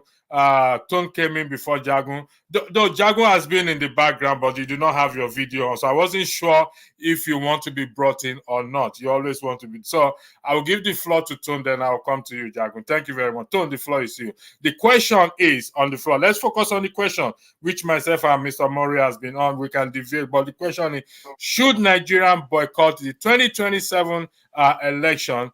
And if that is the case, how will boycotting the 2027 election remove the current government? This idea was floated by one of our most intelligent panelists on the floor. The floor is you. Thank you, on this platform. Okay, hi. Greetings, everybody. It's not going to work. In an ideal situation, that is what should be happening, but it's not going to work. And for one simple reason, just one simple reason: tribalism. Tribalism still prevails. It still holds some people. I mean, as we all can see, in spite of all the failings and the clueless actions of the present administration, rogue administration that we have in Nigeria, there's still people that are still shouting for healing and supporting them. Is that not madness?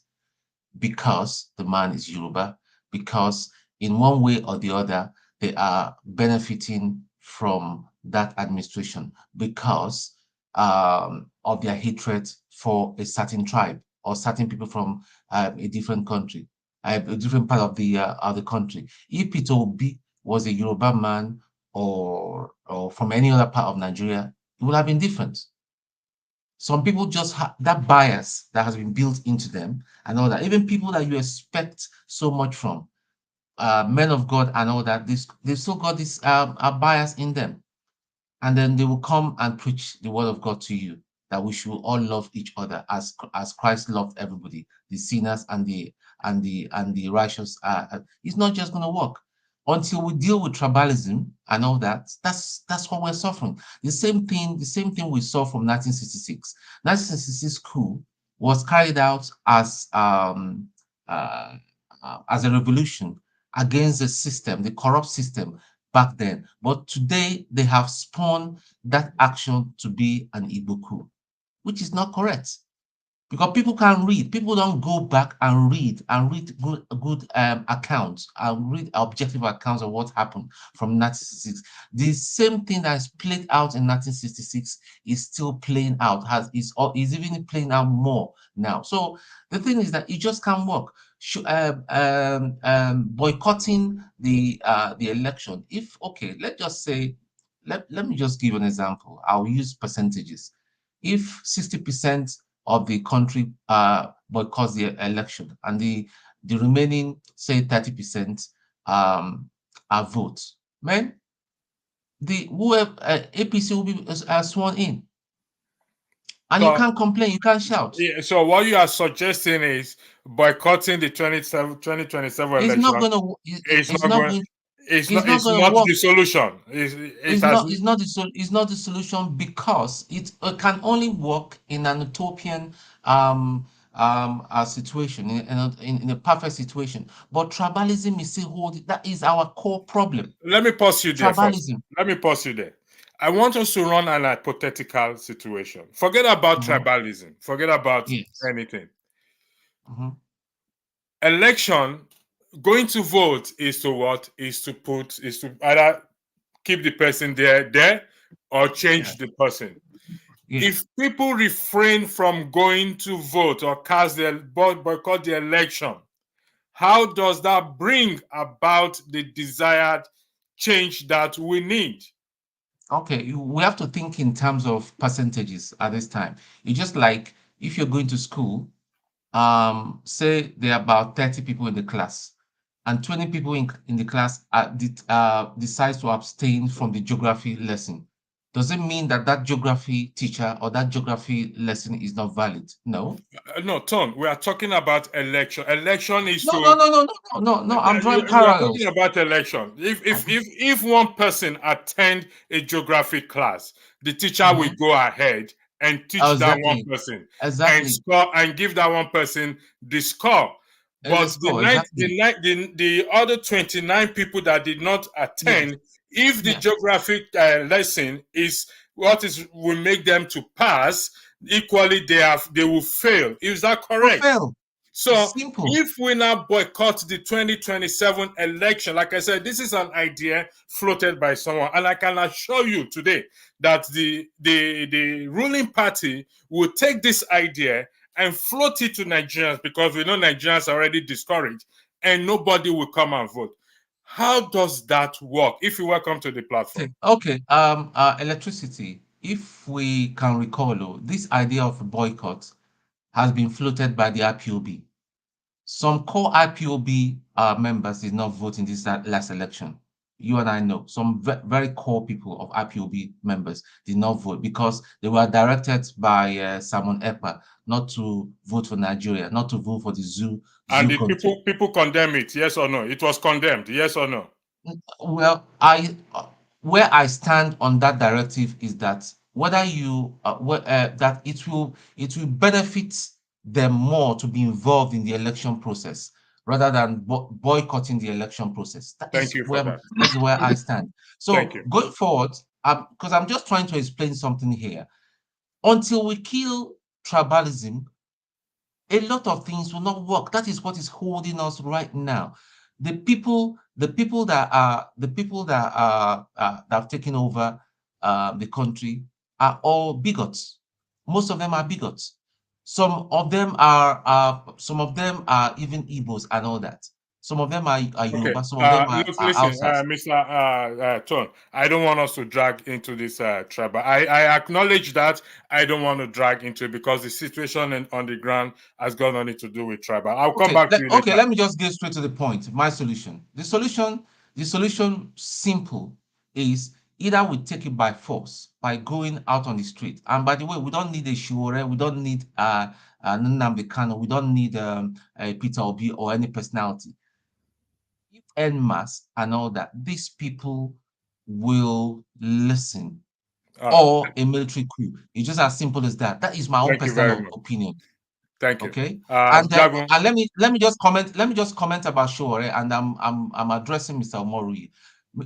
Until now, I had so much respect for Shure, but some utterances he's made in the last 2 months have shown me that it's all about him and his personality. Because I believe it comes across to me that he feels hurt that the attention has been shifted from him to Labour Party vis-a-vis Peter Obi and his deputy. Do you think if his deputy was the main man and all that, would have been on the street? Because it's more or less like Shora, he's fearless. He has said he's not afraid that they can come for him at any time. Peter Obi, I do not expect him. Listen, where we are now, yeah, they are waiting for Peter Obi to get into the trap they have set for him and all that. They will just dump him there like Nnamdi Kanu. None of us have got the ability to save him. They will just dump him there. They will put one charges, another treason, and all that. And that is what the man is avoiding. So he's better, is more useful to us and better for himself as well and his family for him to watch his own transit. Mr. Mori said that he should say that he failed to define what he will do with the people that have stolen money. Obviously, you can't be asking that kind of dumb question. And the person that asked that question was so dumb. If I'm going to arrest all the people in the past, even going back to Babangida time, I would say it's all my election time. What I need is a strategy. What I will do when I get into power will be in my heart and all that. So I think that is the response his response as regards to that was well in order, and that's not what we should be. Thank you, Tom, for that. I will come back to you again. Mr. Jagun, you are part of the house. So I'm going to skip you and go to Ife, your DRS. I know you are commentator. You can look me from now to tomorrow. You're hardcore, man. No, there's no need for that. We are 1-1 now. Because I need to talk. I need to talk. Or I've got things to say. Backstage if you object to that. That's terrible. Anyway, Ife, let's see what Ife has to say about that. Go ahead. Don't mind Jagun. Go ahead, Ife. Good morning, Jagun. Go ahead and morning. I want to know where this conversation is going to before I can say something. Correct, madam. Thank you very much. If you look at the topic is that was the lethal nature of electricity playing a game. In any case, thank you guys and good evening. And I must say that it's been a really wonderful conversations beginning. I really like where you are, because I was here. In terms of this discussion, I was here already probably 6 months ago. Mentally, this is where I was, and I was asking the same questions of myself as to what electricity is asking for our brother with the Nike top. I beg your pardon. Your name is Omore. Is that correct? Is that right? His name is Omori. Omori, thank you. I really liked a lot of what you had to say. You broke things down very accurately as far as I was concerned, concerning the real players and situations and scenarios historically that have gone on to bring us to this day. And in mentioning Obi, Shore, I would want to add another name to that, which is Nnamdi Kanu. Now, I'm not a supporter of Nnamdi Kanu by any means. It seems to me that he was somebody that I would definitely have a lot of objection to if we were face-to-face having a conversation. Having said that, he is an intellect, and there's no point in us pretending about that. And what Nigeria needs in terms of expediency are intellectuals with gusto, people who are ready to make changes. And these are people, I'm afraid, that are ready to make changes. I want to underline what you said about Shore. I would agree also with Tone in a way. Maybe Shore is a little bit egotistical. But this is what people have. This is mankind. Mankind, we have our egos. I don't believe I'm one of those, but many people are very egotistical. I like the question asked, do we need these people in order to make a stand? And for me, this is the most important question.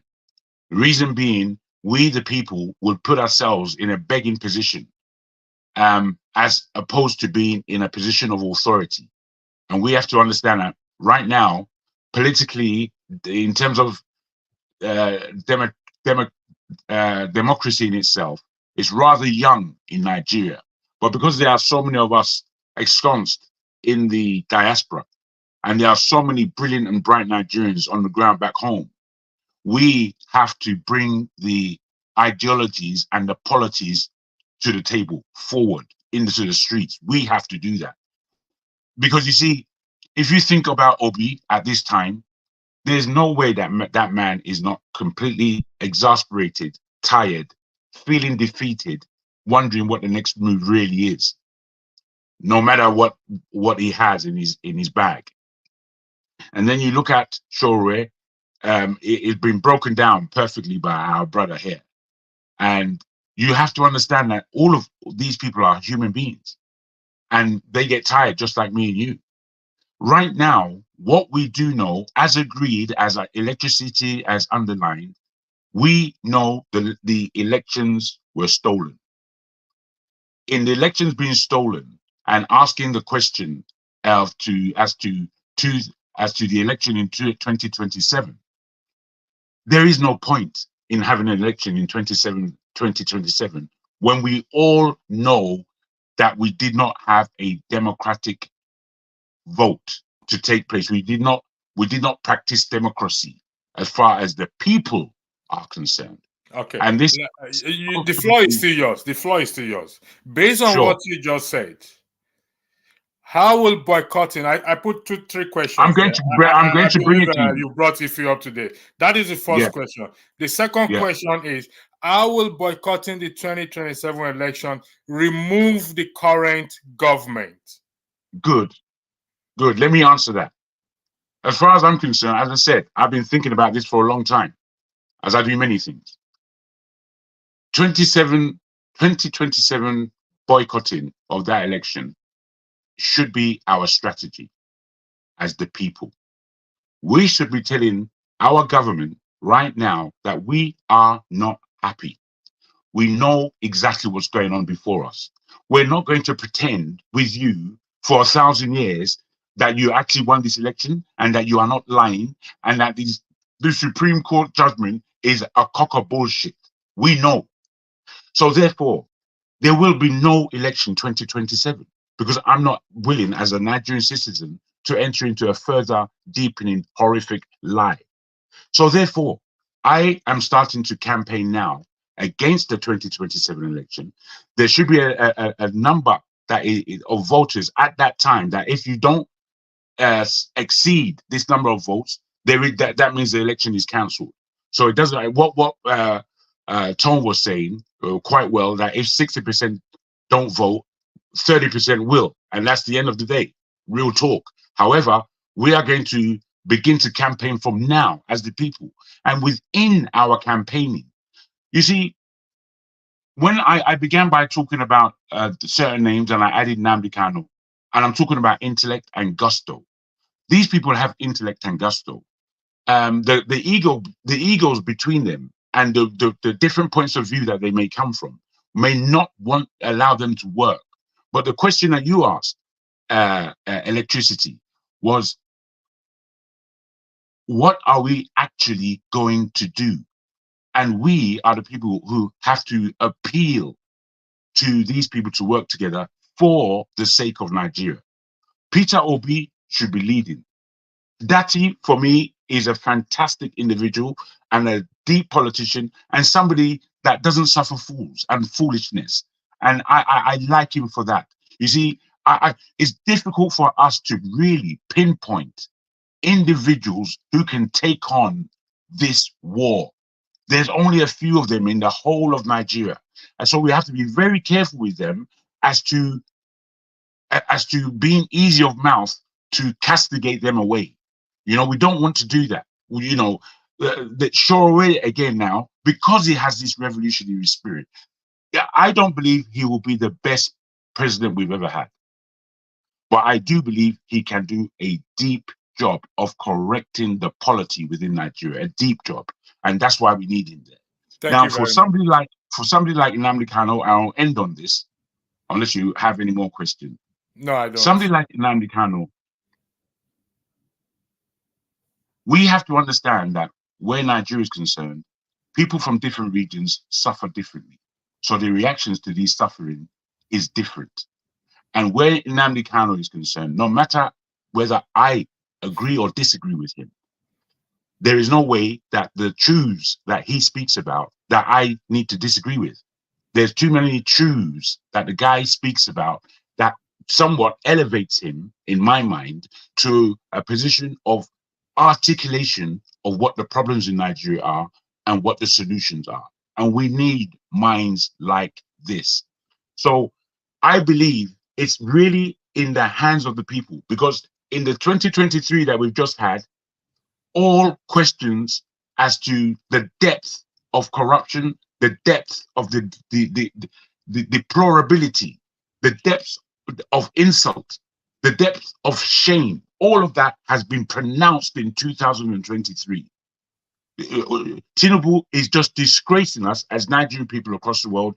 Ask me as a Yoruba man, is a complete disgrace. Complete. He should not be sat where he sat at all. He's not doing anything for Nigerians. Definitely not doing anything for me. Thank you very much, Jago. Yes. Let me read something for you.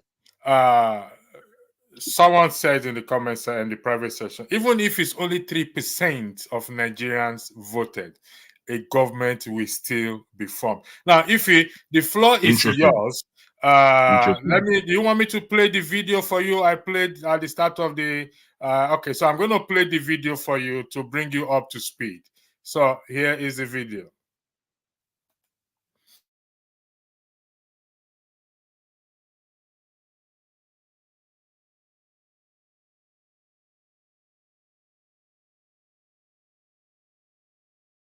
protest in Iran. People are dancing everywhere. They are dancing in classrooms, in malls, in sports stadiums. Take a look.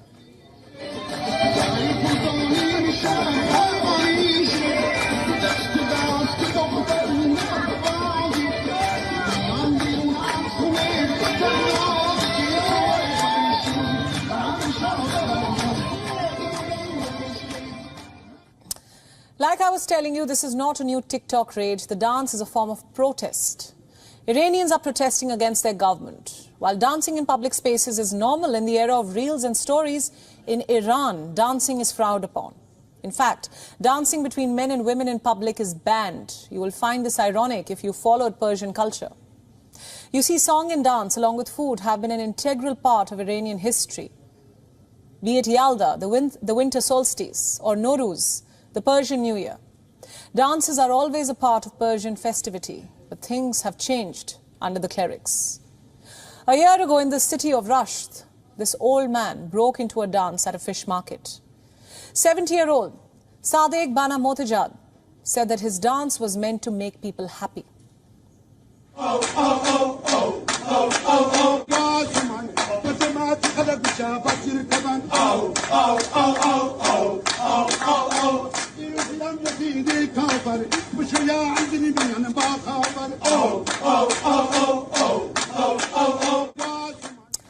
As you can imagine, this dance did not go down well with the Iranian regime. 12 men who appeared in the video were picked up by the police. Reports say these men were blindfolded and beaten. They also had to sign a pledge. It read they will never sing and dance in public again. That is the highlight of the video. Dancing as a protest. Now, the subject is, should Nigerian boycott 2027 election as a form of protest? And the question now is, how will boycotting the election bring about the change we are in the need of? 1, 2. How will boycotting the 2027 election remove the current government? And 3, I think we will deal with this number 3 question in my next broadcast. Why wait until 27 if it's not working? So focus on the 2 questions, if you. Thank you very much. Hey guys, can you hear me? Yes, we can hear you loud and clear. Okay. The question is, do we even have democracy in Nigeria? That is even the first question that we have to ask. What is the difference between this government and the military regime? What's the difference? Democracy has been hijacked in Nigeria. So telling people to go and vote, honestly, is a waste of time with what happened in this past election. People will not come out to vote in 2027, believe you me. Why? Because we already know what the result will be. We've seen this government, they have put their people in the strategic places. The same INEC chairman is going to be the same INEC chairman. And what do you think is going to happen? Who do you think is going to announce the result? When we were told that they have malfunction with the beaver machine, how did they come up with the result that they gave us? Did they calculate it using calculator or what? How? We don't even know. So there is no need for us to even come out and vote. We recorded the lowest vote last election, the lowest vote. And what do you think is going to happen in the next election? Let's assume that 100 million people registered to vote last election. 20 million people voted. I bet you there will not be up to 10 million people that will vote in the next election. If at all, people will come out. Did you see the intimidation, falsification, threat to human life? Look at what is happening in this current administration. What do you want the youth to do? They're afraid of their lives. People don't want to come out because of what happened during the NSAS. So I don't even understand. Honestly, if I tell you that I know how we're going to move this country forward, you know that I'm lying because I don't know. Where do we even start? Let me ask you, let me go by your argument. If people, seeing that your argument is there is no point people coming out to vote, and this current government is what it is, a continued inflicting pain on people. According to the question, on how do we then now remove this current government? The only alternative I know is that these people can come out in masses, in millions, not in thousands, to protest. But again, with what happened 3 years ago, will they be able to come out? That is the fear, because this government has instilled the fear in people to come out. When you tell people to come out to protest, they will tell you no. And they know that we are afraid to come out, so they're going to use their weapon to threaten the people of Nigerians. So if anybody don't want to come out, I don't blame them, because they don't value human life. Look at what happened in Plateau. These are innocent citizens minding their business. This thing can happen anywhere, in the north, east, west, anywhere, any part of the country. Imagine staying at home and this kind of thing happen. Where is our government? And the president has not given us a speech up until now, not that I know of. Can you imagine? What kind of government do we have? In a civilized country, the president will live wherever he is and run to that place, sympathize with the people of Plateau. But our president is celebrating Christmas. It's resting and people are sharing on him. If the president will not, sorry for interjecting you, the president will not come out, because the last one that happened, the 126 people that dropped Bob Rodron, he said the president said it's designed by God. So don't hold your hopes high. So you'll be highly disappointed. So this is designed by God. This is how we're gonna rule in Nigeria. So anytime anything happens in Nigeria, we all agree that it is designed by God. Let us have some sense. Come on now. So there is no need to have an election. If you can't have a president that can come out and address you or address the country when it comes to critical issues, well, what are we talking about? God, please forget about it. Democracy is gone, done, and dusted in Nigeria. It's not going to change anything, believe you me. Your solution is people come out en masse, and I believe everyone on this platform have also voiced the same concern. Chim, the floor is yours, please. Thank you. Welcome on the platform. Yeah, good day, everybody. It's morning where I am, so I know you guys. Some of you are a couple of hours ahead already. So, should Nigerians boycott the 2027 election? I don't think so. I don't think so for many reasons. I don't think boycotting an election is going to, especially the the Nigeria we have and the mindset of the ruling class. If you boycott, because I don't think we would have 100% boycott that will be uniformed, and we've never we don't have our citizens. We don't have a uniform way of behaving. You might be able to get compliance in the southeast now, and a little bit of people in maybe south, and a few people from the west, but I don't think the north will boycott, and I don't think it will be 100% in any areas where Tinubu has staunch followers. Now, if you are talking about this boycott, I think first of all, let me go back again and say that what the Labour Party and those who lost the election should have done, they lost it. They lost the momentum. And quick caveat, because when you say certain things, people tend to think that because you're not in the country, that's why you're suggesting something to be done. For instance, if I say people should demonstrate, they'll say, okay, but you're living in the UK or somewhere and you want those of us in Nigeria to demonstrate. I've been part of a demonstration before. So, but the point is, at the point when this election was stolen, the last election was stolen, when all those shenanigans happened, that's when the opposition, who feels strongly should have done something that would have frightened the system. I mean, I remember in Kenya, when the people were suspicious of a certain election result they hit the streets. And, there are certain things you do that the umpire and the judiciary will become cautious in their decisions. The people didn't instill fear in those institutions so that they will not do the kind of things they've done. So that momentum has been lost.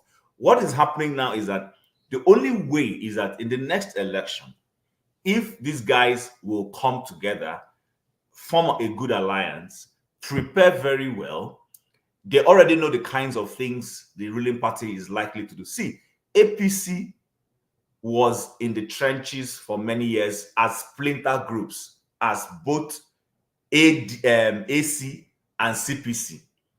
They were fighting PDP separately, but they were not making success. Then they joined forces, brought their ideas, brought their connections, brought their propaganda, brought everything, and they used that to checkmate PDP and pull PDP down. Now, what they have done with the power since they got it is a different thing. So, but if these other oppositions will close ranks, unfortunately, like you've already mentioned, the oppositions, like, is it the show that we've already concluded is not happy that he's not the focal point? Is it PDP? Atiku has gone, is not even saying anything anymore. So that's the only way you can fight the ruling party. If you boycott the elections have been boycotted in Nigeria, and the ruling class took advantage of that boycott and declared the results the way they wanted. For those of us who have followed history, I wasn't born, but I have a knowledge of history. The 1960-something elections that led to the crisis in the Southwest, elections were boycotted. But guess what? MPC, which is your modern-day APC today, just wrote the results everywhere and decided what they wanted. And that's what led to the crisis in the Southwest between Awolowo and his deputy, because the federal might was supporting his deputy, who was now in their alliance. So boycotts don't work. See, you must know what works in every environment. Nigerians are wired different. I told somebody just yesterday, sorry, and I'll hand over the floor. Just yesterday, we were reviewing this in a party where I was. And we said, if what happened in Nigeria in this 2023 election had happened in South Africa, for instance, or happened in Kenya, one of those East African nations, the place will be boiling till tomorrow. But Nigerians were a special breed. Listen, we think we are into Aluta. Nigerians are not actually into Aluta, especially, and then by the days as we get new generation of Nigerians, comfort seems to be our prime this thing. We don't want to rock the boat. Even the P2P didn't want to rock the boat.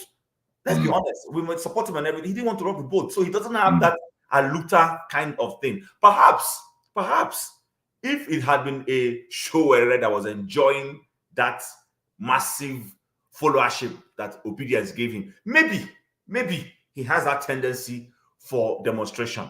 You understand? But P2P doesn't have it. So we must read people's body language and understand the kind of things they can do and what they cannot do. So I don't think, my summary is simple. I don't think boycotting election in 2027 will produce any result. Can I ask Electricity, can I ask Chim a question, please, based on what he said? Yeah, go ahead. Thank you. Brother Chim, good day to you. I want to put to you, given what you said, do you understand that we don't have a democracy at the moment for the people? Would you agree with that? Yes, I agree. Okay. So what would change that will give us democracy in 2027 enough for us? Just like a year, if we just roll on by to the time of the elections, the next round of elections, if we just roll on by, what will us voting do to make any kind of change at all? Okay, so as much as these APC guys and the ruling class are in office, it's still not impossible to remove them. It's possible to remove them. Listen.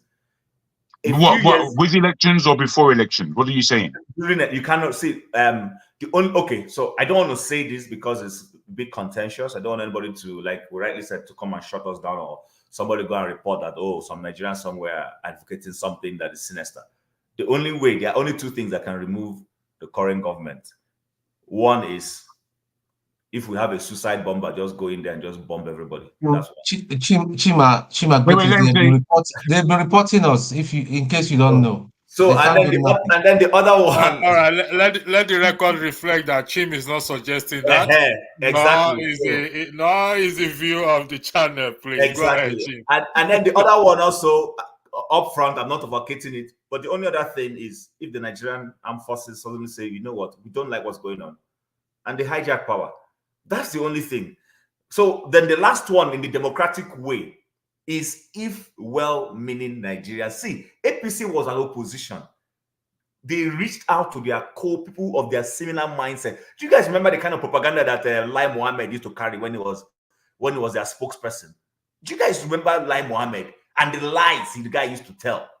Go back and check it. So this PDP and Labour Party are playing fine boy politics. Fine boy politics does not work when you are dealing with Jaguda people in Nigeria.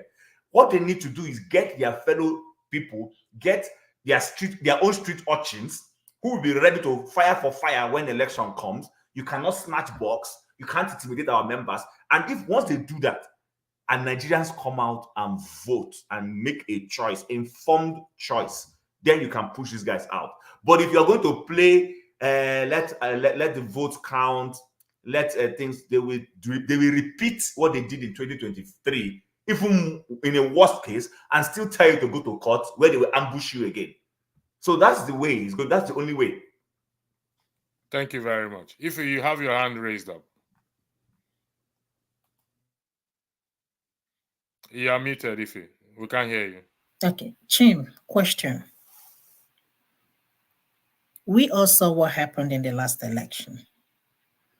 Tinubu wasn't even the president, and the election was massively rigged, and he favored him. They asked you guys, because not me, to go to court.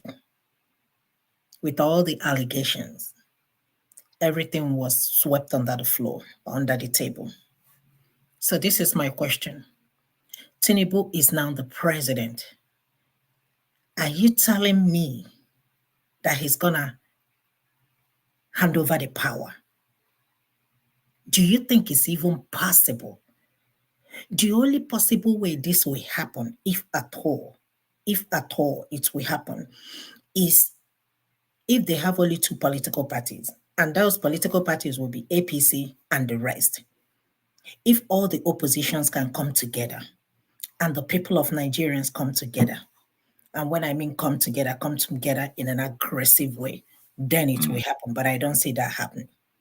But as long as this man is in power, as long as you have this APC chairman in power, you can do election, you can vote left and right. I don't think anything will happen. If there is any solution, tell me. Okay, if I may quickly. So you just echoed my views also. You know, the only thing is just shows a little bit of skepticism on if that is my interpretation of what you just said. Listen, nothing is impossible. Number one, nothing is impossible. Because even APC, post 2015, people will say nobody can push PDP out. But what they simply did was they understood that, listen, they needed to play some. See, unfortunately so, I'm not proud that that is where our politics is. I think that by now, Nigeria's politics would have at least gained some measure of, credibility. Elections all over in the world are slightly contentious. There are always one or two things, even in the UK and the US, that we pride ourselves with. There are always issues. You saw it. But the point we're saying is it's not brazen. It's not as brazen as what happens in Nigeria and some African and third world nations. Now, Tinubu is not unbeatable. He is not unbeatable. The problem is, and we saw it, that with all the money he threw around, it's just that he had already bought the election before the election. He bought his party's primaries. He also bought the national election. Everybody knows that. But in buying it, the man is very strategic. Let's be honest. We may not like his criminality, but he's strategic. He understood that this election for him was not the typical bribe a few boys on the street. It won't work. If it was merely bribing people on the street, the way politicians used to do it, he would have lost the election massively. But what he did was he went for key national assets that are responsible for making decisions in the country. INEC, he bought INEC. The INEC people know that they cannot swear on Shango that they were not bought. They can't try it.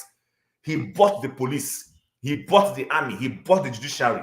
And you can see that even in the judgments they are giving, the way they are giving that judgment tells you there's a predetermined, they know what they were going to from the beginning. So he completes that. So hold on, let me just finish.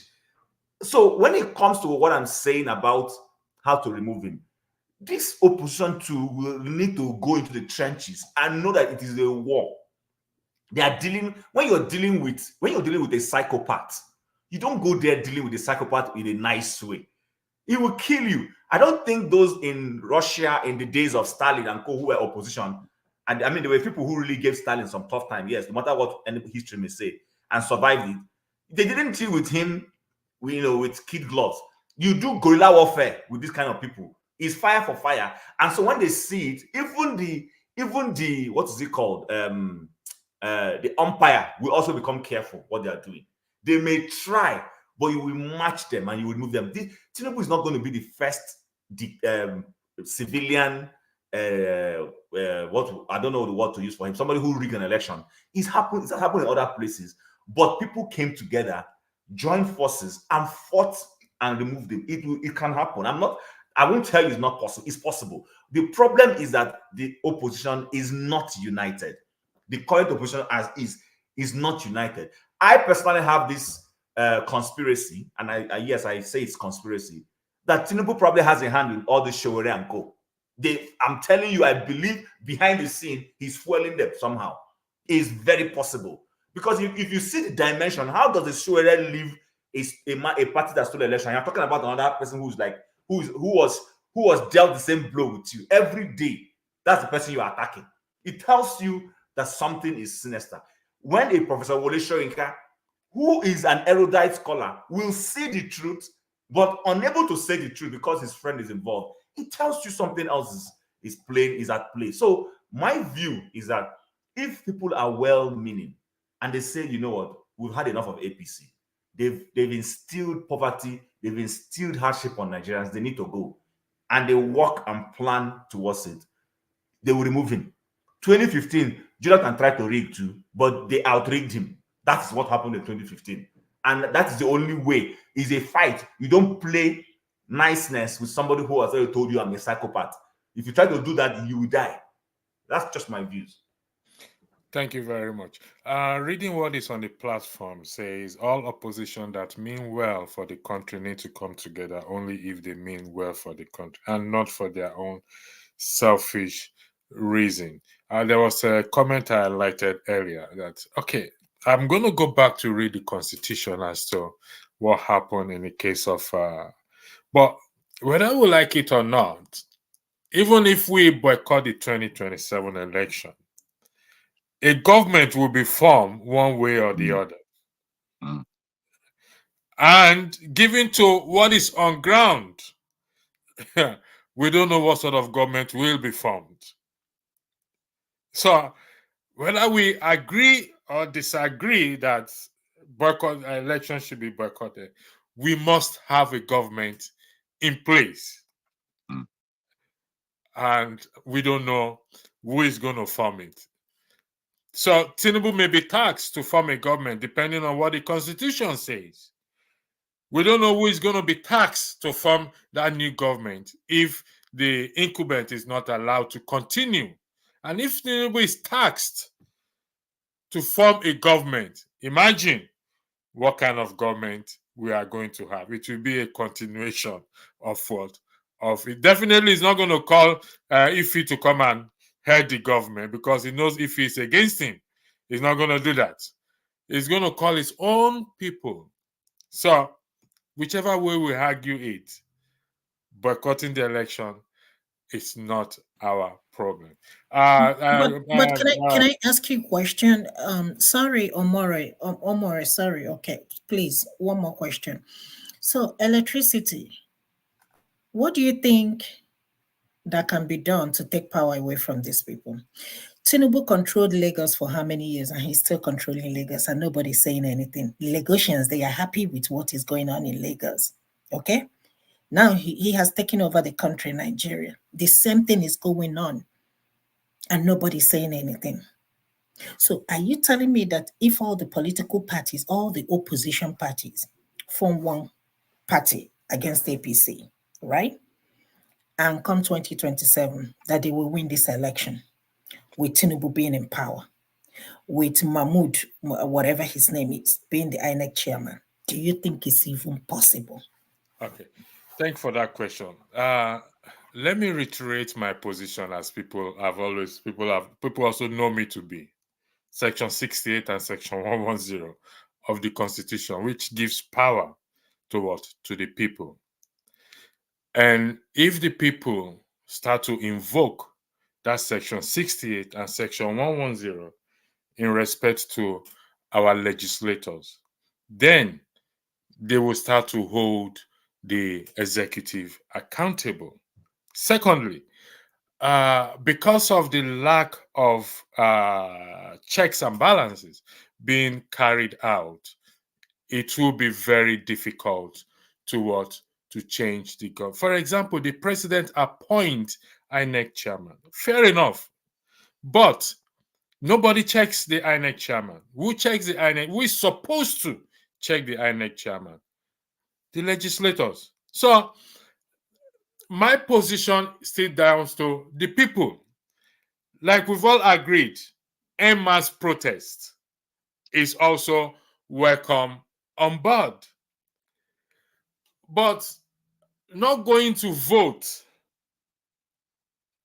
will not solve, will not bring that desired change that we need.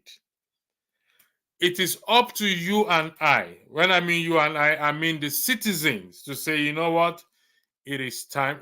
Look at the video I played for you. They protest. They don't allow men and women to dance on the street. So the man went on a protest on happiness. They were arrested. They were flogged. And I mean, people said they were flogged. Those are the citizens. So it's in our hands whether you said this before, that it's down to the citizens. And that is what I've always been saying. This discussion is also about the citizens.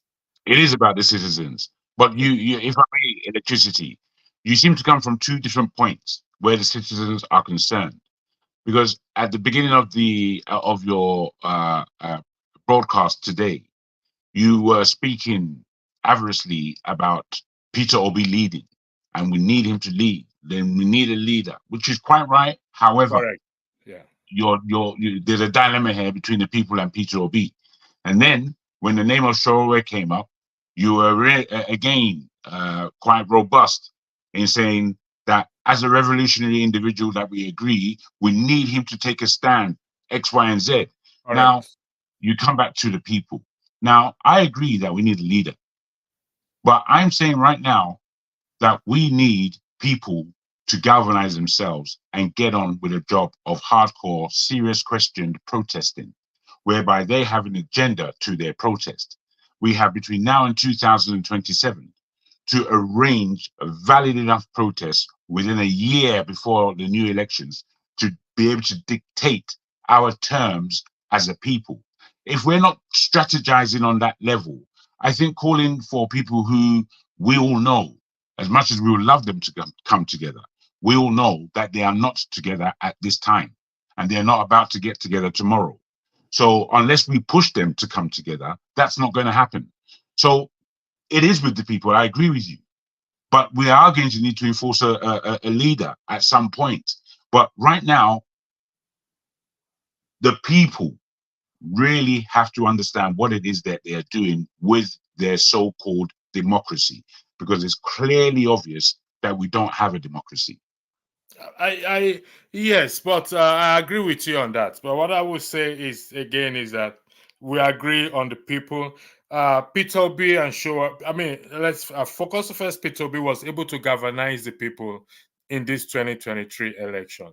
So that is why I picked on him. When Mr. Omori Omori, yes, I was going to say that Omori. When Mr. Omori brought up Showore, I picked on him in the best interest of the country. So if we are going to do anything, it's in the best interest of the country. If anyone is coming up to say they really care for the country, like what is on the platform, all oppositions that mean well for the country need to come together.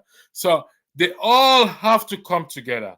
But at the end of the day, it is still down to to you and I, which is the citizens. Like you rightly said, we need to galvanize ourselves to say, okay, let's educate the people. And that is what we've discussed this several times. And in the coming days and months, and I will we will discuss and I will roll up the plan that is being, I was on the system from yesterday night, Christmas night into this morning, busy working on one or two things. And we will get to that place. But say we need a leader. Yes, we do need a leader. And if the people will go en masse, if by some divine intervention, we knit the heart of the people together and we go en masse to take this government away and put in a new government by way of election, by peaceful protest, then so be it. I hope I've been able to respond to your question, to your argument in respect to what I did say. Mr. Flagship, welcome. The floor is yours. Thank you very much. Thank you, Sorry, Electricity. sorry, Flagship, don't be offended. Mr. Mori says he wants to leave. Oh, now he has left. He had something to say You before want he to say something? Yeah, Mr. Flagship, can you hold on 1 second, please? Mr. Mori wants to leave. So, okay, he's already gone. He has gone already. Oh, Mr. Mori, I apologize. Okay, I have his number. I'll contact him. I apologize. Mr. Flagship, the floor is yours. Thank you so much. Am I audible? Yes, you are. Okay, great. Thanks. Electricity, thank you. Lady and gentlemen, thank you. It's good to be on the show again with you.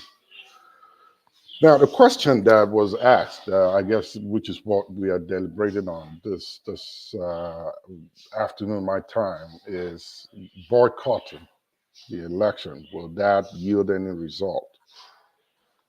In a democratic society where the practice of democracy is being upheld, boycotting an election will yield great results.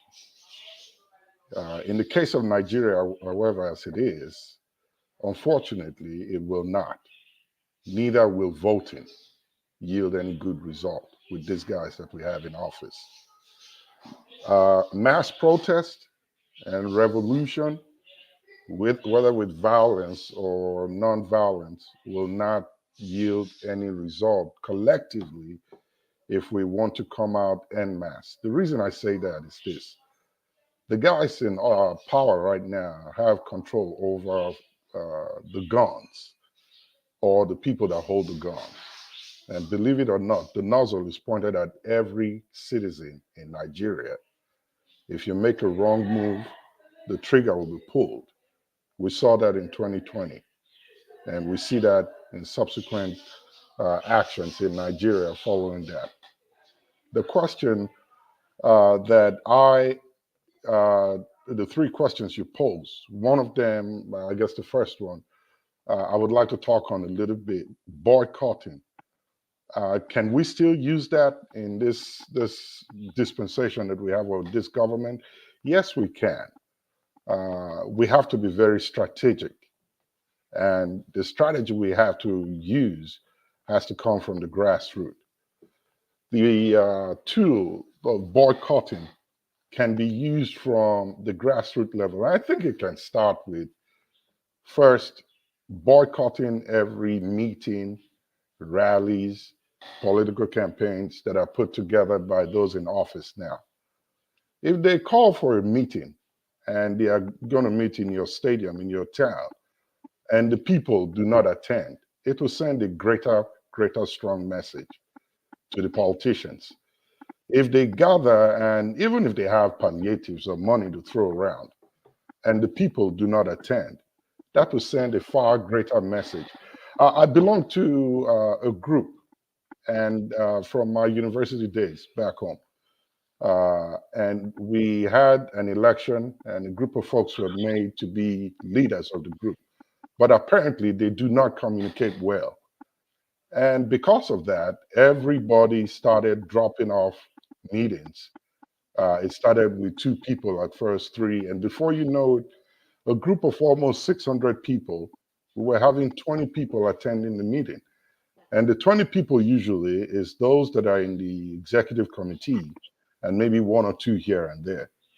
And there was a group-wide outreach that was made. What is the reason? People don't seem to connect with them. They don't like their style of leadership. And a ad hoc meeting was put together, and a decision was made to transition the government to an interim government. And at that point, a re-election was conducted. Believe you me, everybody came back together when they changed those in power. So if you begin to boycott those small meetings that your senators, your House of Rep members, local government chairman, and all of those put together in your community, if we're able to get the people to come together to understand the power that they have, that when these people don't see you in their usual meetings where they come to flex their muscles and their influences, they will get the message, and it will resonate to the federal level to say that we're losing control of our constituencies. So Mr. that's Flagship, let me interject you there 1 second. Is there any meeting going on at the moment? Have you come across any any of these representatives go to their constituency to hold a meeting? they are all at home right now for Christmas holidays. No, this is Christmas holiday. Prior to the Christmas holiday, do you? Well, when it gets close to, yes, they do come home. They do gather here and there. I'm from my part of town, where I'm from. They come together, and I have a few friends. Flagship, can I just correct you there? They are not in their villages, they're in Europe. I know two of them now in London. Most of them run to Europe and America. I That's speak what they from do. I speak from my place where I'm from. So Flagship, I have a question, comment, excuse me, on based off what you just said. So what you said, using the analogy of your university union, kind of, if I may, because I can appreciate and understand that. Why? Because you're dealing with people of similar level of understanding. Right. So you're all educated people. Yes, even though in the midst of educated people, you have some few, terrible eggs, but a greater proportion of the people in that group were more rational and understood that, look, something was not right. And not even as if you guys agreed to say, let's blanket these guys. But the attitude just showed that you are all pain, and everybody just exited. Now, when it comes to national politics, especially in a nation like Nigeria, with the level of our electoral literacy, if I may, I'm not so sure what you're saying is in a proper environment. Yes, I'm not so sure if you can cripple a government by going silent, by when they come to do a rally, just like the Senate president went to Akwa Ibom to do a Christmas party, or sorry, his birthday party, and people showed up in the stadium. People are hungry in Nigeria. People get easily turned on when they see a wad of cash, and they throw away their principles. So I'm thinking, maybe help me a little bit more understand how this kind of thing will work. Because the only thing I believe I can use to cripple a government, which the people don't have, is the economy. Because of it's a unitary system being bandied as federal. The federal government already has the cash. But if it was the other way around, you needed to fund the federal system from the federating units. Perhaps what you're saying would have worked. So help me understand how this can work, bearing in mind all I just explained. Okay, gentlemen, I don't know if our father is there. I will have to bring the broadcast to a close because I have a flight to catch. I have to be at the airport. So before you go, can you allow Flagship answer that question, please? Okay, Flagship, can you go ahead and answer the question before I close the broadcast? Well, yes, like you mentioned, Tim, the big difference there, you're talking about people that are within the quote unquote educational institution that went through it. Possibly the system went through them. Yes, that worked. The people that we're talking about are not educated. And that's why in every conversation I've had, including this forum, I've always hinted on the fact that educating the people is a great key to any solution that we provide. If we do not educate them on how powerful these approaches are, they don't know till this moment as I speak to you.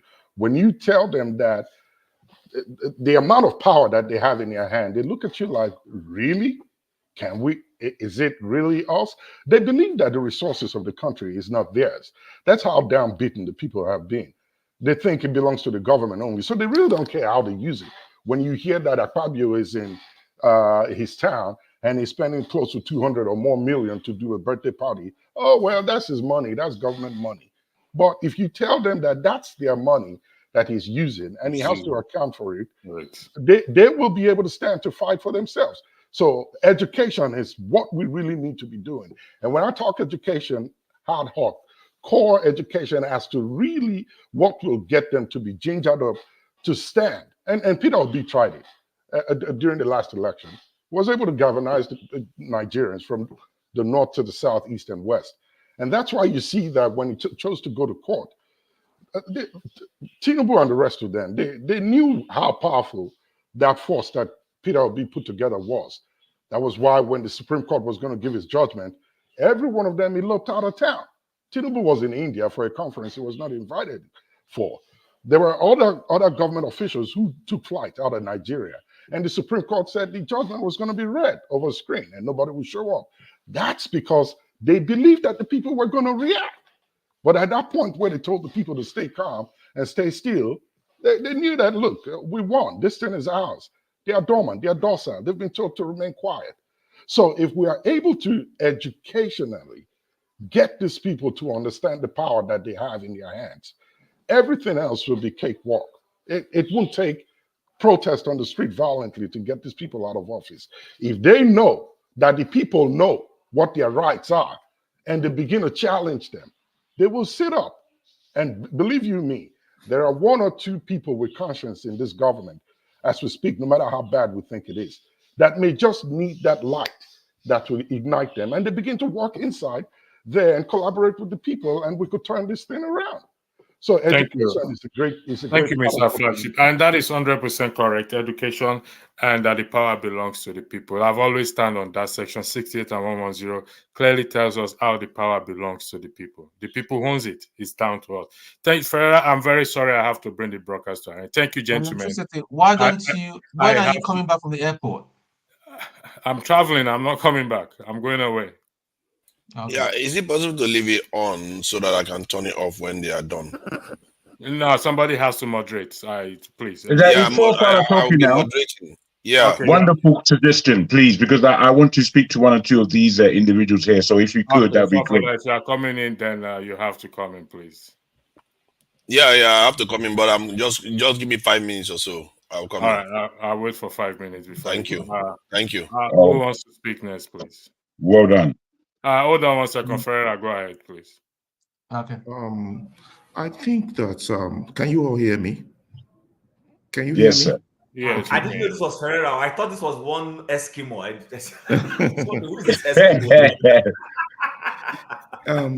I think we are all missing the point, and I will take us one by one. First of all, I'll take on flagship. Our focus is not on the 90% illiterates, politically illiterate of the country. So we were wasting our time if those are our focus. Our primary focus are the 10% elites, educated ones, those of you on this panel, number one. Then for electricity, I think. Why do you say that? Sorry. I would explain. Hold on 1 second, please. Yes, I would explain as I go further in my explanation. Then for electricity, I think you're looking at our problem from a myopic perspective. You keep talking, who will be in government, who will be in charge. Electricity, right now, we don't have a government.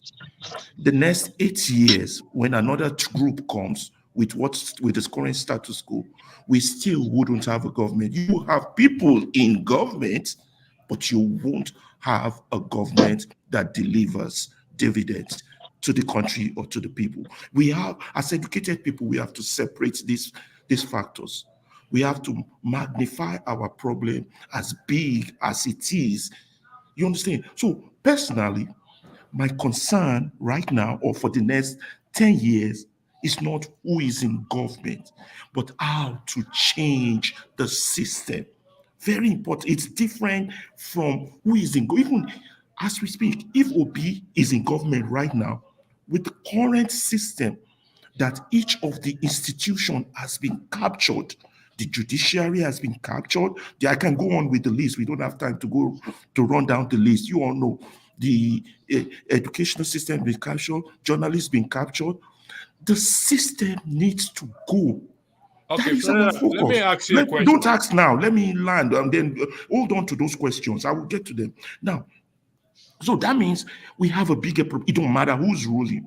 So when we're calling for boycott, we're only saying these are the peaceful ways to help conscientize or sensitize those we need to sensitize so that they can start to see that there's a problem. Right now, they don't believe there's a problem. It's a fair game. They won according to the rules of engagement. One of you, who was that? Was it Jagu or Chim? Was saying we engage them using the same rules of engagement that they are using. To me, that is wrong. That is barbaric. You can't engage the people you're criticizing with the same tactics they are using. You understand? If we're going to use Jagbas, still leads, and all these things, no, we're trying to provide a civilized way, a more advanced way, a more peaceful way to get to that desired change. Unfortunately, our situation is fractured. All our political leaders and agitators are so fractured, there is totally no possibility of a merger. We need a merger.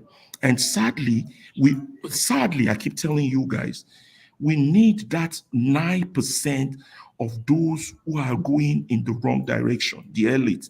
We are the 1%. We need those 9%. We need 5 of them so we can be 6. Now, when those 6 now are ready, they can now move the 90%. You understand? You all keep saying people march, the masses. They cannot march. Their conditions are not there. They're not there yet. You understand? So what we need to do now is why we're calling for something like a boycott is making the problem visible. Listen to me. In the United States, when they did the bus boycott, the bus boycott did not end segregation. But what the bus boycott did was sensitize the nation to the plight of the blacks. And due to that sensitization, the politicians were forced to come out with legislation. You understand? Although even Kennedy, that was so pro-black, was not even ready to sign legislation because he was afraid of what the reaction of the South. You know, America was divided into North-South. You understand? Now, when they killed Kennedy and Johnson became president, and the likes of Martin Luther King were agitating and marching. Now, let's go back to the marching issue and boycott. But I agree, boycott cannot happen without these other people who are in the wrong direction. First of all, the closest people to the people are those GOs, CEOs, who, although I hate them, they're satanic. But they have to be in the church telling the people to move, but we are not there yet. The first state we need, even if boycott is not going to achieve a change of government, the objective is not for it to achieve a change of government. The objective is to start the conversation. We have to be more focused. Look, let me tell you, in Nazi Germany, you understand, when Hitler was at the peak of his power, and those boys who did the coup to assassinate Hitler, even though they knew it was going to fail, it was important for them to still attempt that coup to kill Hitler. You know why? Because they have to make a point to the rest of the world that all Germans are not like that. This is important. Obi has failed us by not being the chief mobilizer. Well, he's a politician. I don't blame him. is not a Nelson Mandela. You understand? Sowore has failed us by having this envious hatred for Obi instead of the two of them to be talking. We need all these people. We need everybody on board. We need everybody. We can make one single move without, you see, I've told you, out of those 9%, we got to get 5 plus 1. 5 plus 1 is 6. Then when we are 6 to 4 in the elite group, then we can start mobilizing the other 90%. The boycott is not to change government. For God's sake, as long as that system stands in place, for the next 100 years, we don't have a say on who rules us. So they might as well be choosing it. We're just building up to a system that will give us what the scientists call a critical mass for change. And it has to start somewhere. I'm on borrowed time. I can't talk much. Very, very well said, Pereira. Very well said. Before you go, hold on 1 second. So your approach or your suggestion is a boycott of the elections. It's not as simple as that. Hold on 1 second. Yeah, go ahead with your question. He said a lot, bro. I don't think you can boil it down to that alone. He said a lot. Be fair to him, please. Oh, come on, Jagun, for crying out loud. What's all this? Go ahead with your question. I'm on borrowed time. No, I'm not arguing. It's not an argument. I'm just putting my suggestion forward that you can't simplify what Ferreira just said and say that, so what you want is boycott election. That's not sufficient. He said Jagun, so much more than that, bro. I'm only asking. Of course, speak. So,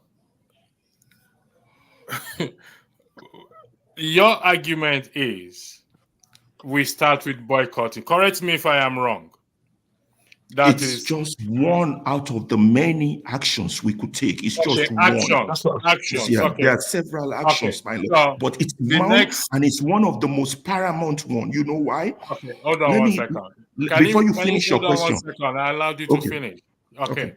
So hypothetically, we boycott 2027 elections. All elections. Continue. All elections. Exactly. We sit at home. Nobody comes out to vote. And the power that be remains there. According to the Constitution. Exactly. We go to after 2027, another 4 years will be 2031. Am I correct? I have told you, you're repeating yourself. For the next 100 years, we have no say in who rules us if the system stays in place.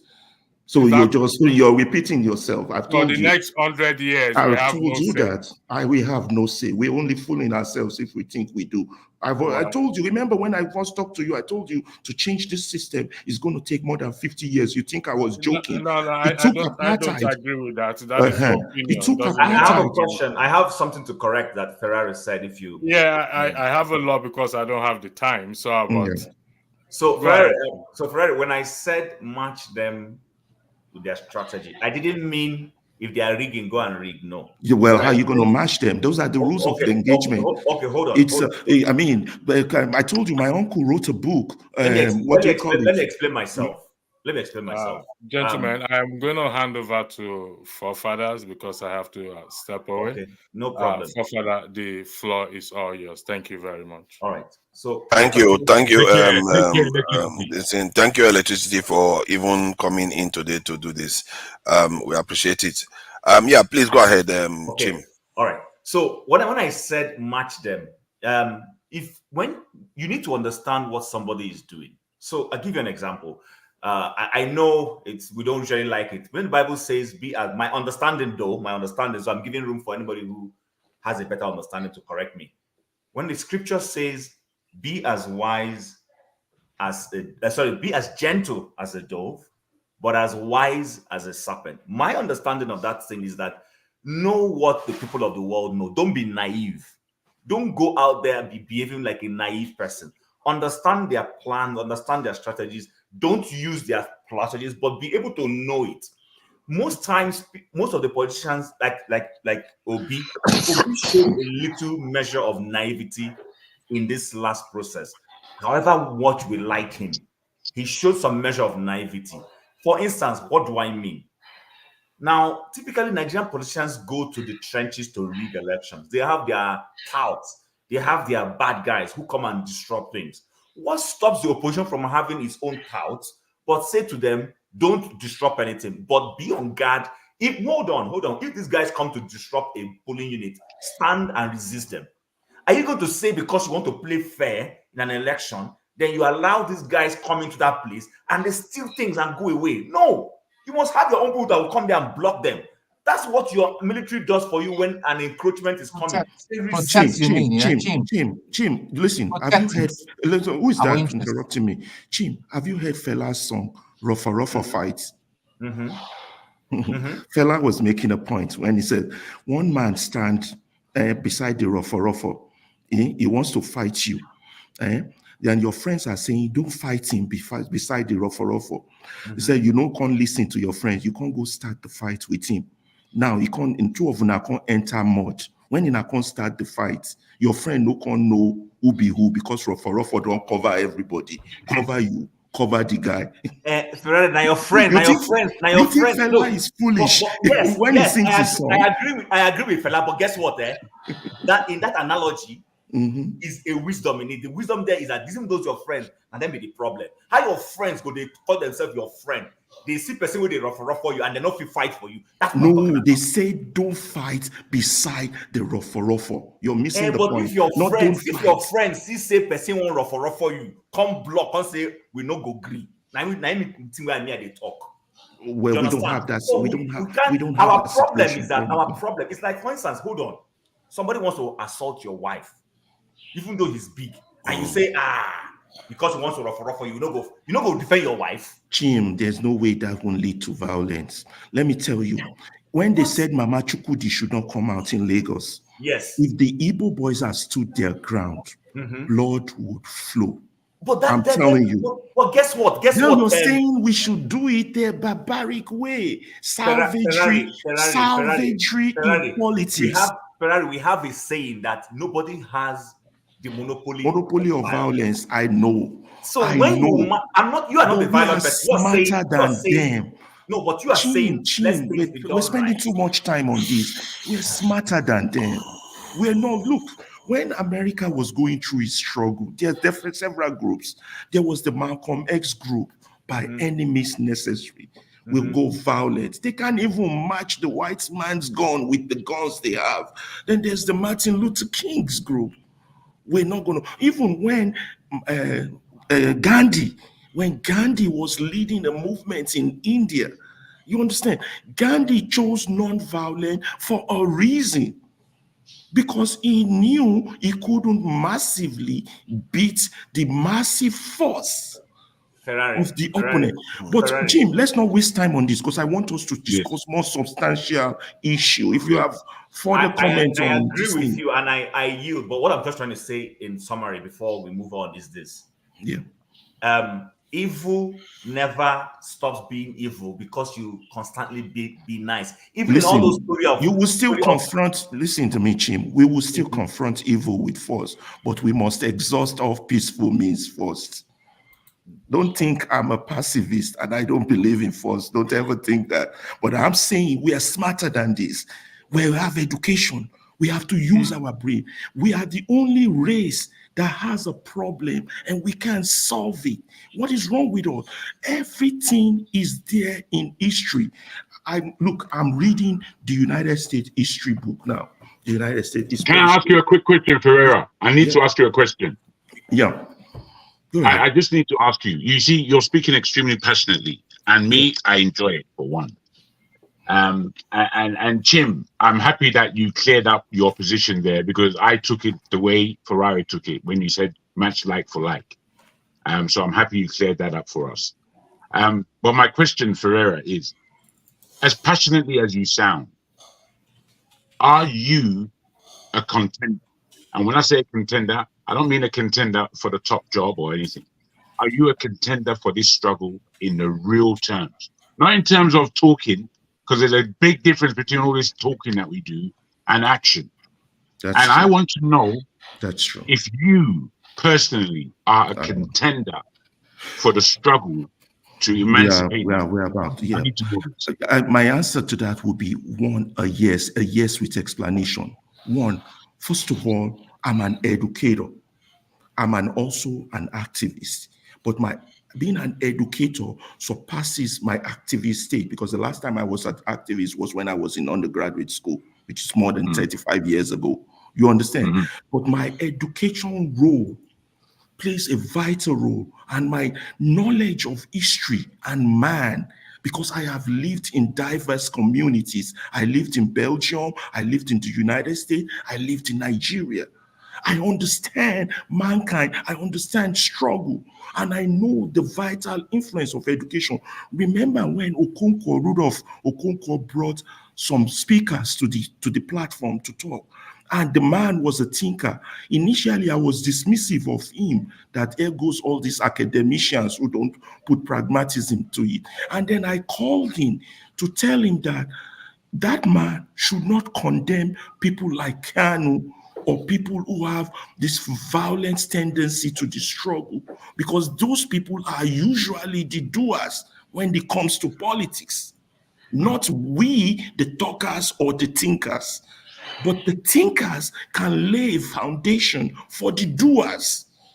And that's how it works. But we must not fail in our own role as educators to educate the enlightened so they see the light and they can, I told you, for 30 years ago, I came back from youth service and my uncle asked me, Alaba, what was your experience from youth service? I said, Uncle, my uncle is Dr. Ferreira. He also ran for Nigerian presidency with Obasanjo in 1999. In case you all don't know him, I respect him a great deal. I said, Uncle, what did you learn from this 1 year of service? I said, everybody knows the problem. How come we don't have a solution? The man told me it's because we are politically naive. And at the age of 55, the meaning of the word politically naive is coming clearer to me. There are some steps you take in politics. There are some things you lay down before an action. You understand? Right? If I were Obi, I would have transformed the Obi movement into a movement of conscientization and sensitization. I would have pulled out of politics. Wow. Okay. Can I say something, please? Let me, forefathers, please, before you say that, I wanted to speak to Alaba for a second. Yeah. You and I, Alaba, and give me 3 minutes. I'll be done. I won't take more than that. Alaba, you and I agree on one point. And then he's going to respond again. And when am I going to speak? Oh, Father, please. It's not about who speaks. We're trying to learn from each other. So give us room. Let it. Yeah, but you have been speaking for how many minutes? It doesn't matter. Hold on. You're just taking out of my time. You should allow people to speak. It does. It's not about people speaking. It's about learning. Then I wanted to speak now. Why is it? I wasn't. I stopped then. You will. You've been a distraction now. Come on, let's focus. Don't be distraction. No. Come on, please. You've stolen almost 60 seconds of my time. Alaba, what I wanted to say is this. You and I agree on one point, education. Yeah. And that's paramount. It's key. However, you know, as I do, how much effort it takes to educate a miseducated individual. I know. Someone who's been wrongly educated. I know. The 10% that you're talking about is greatly compromised right now. I know. And it would take a lot to turn those people around, because not only have they been miseducated, they have seen the limelight and what money can do. So you really have to do a lot to get them to see it otherwise. The 90% that I was referring to, I'm not looking to get the 90%. I need that 10% from the 90% to turn it around. Yeah. It's much easier to educate 10% out of the 90 and use them to turn it around. You spoke of the civil rights era, Malcolm X, Martin Luther King, and the rest of them. Do you know what made the difference between Malcolm X and King, Dr. King? Education was where he went through, the route that he took, and it involved no violence. And he went to the grassroots. He was always connected with the grassroots. And that was why they were able to pull it and get to the extent that we are in today, although there's still a lot of work to do. In the case of Nigeria, these people have the guns. They can pull the trigger at any time. Education is the tool at the grassroots level that can pull us out of this. And let me end with this story. There's a guy from my place, Worry. He's a comedian. He told a joke once. And there's a lot that I thought about. He said he was invited to Germany to come perform. And they bought a first class ticket for him on the plane. When he got on the plane, the pre-flight service started, and they asked him, the flight attendant, "Sir, what would you like to drink?"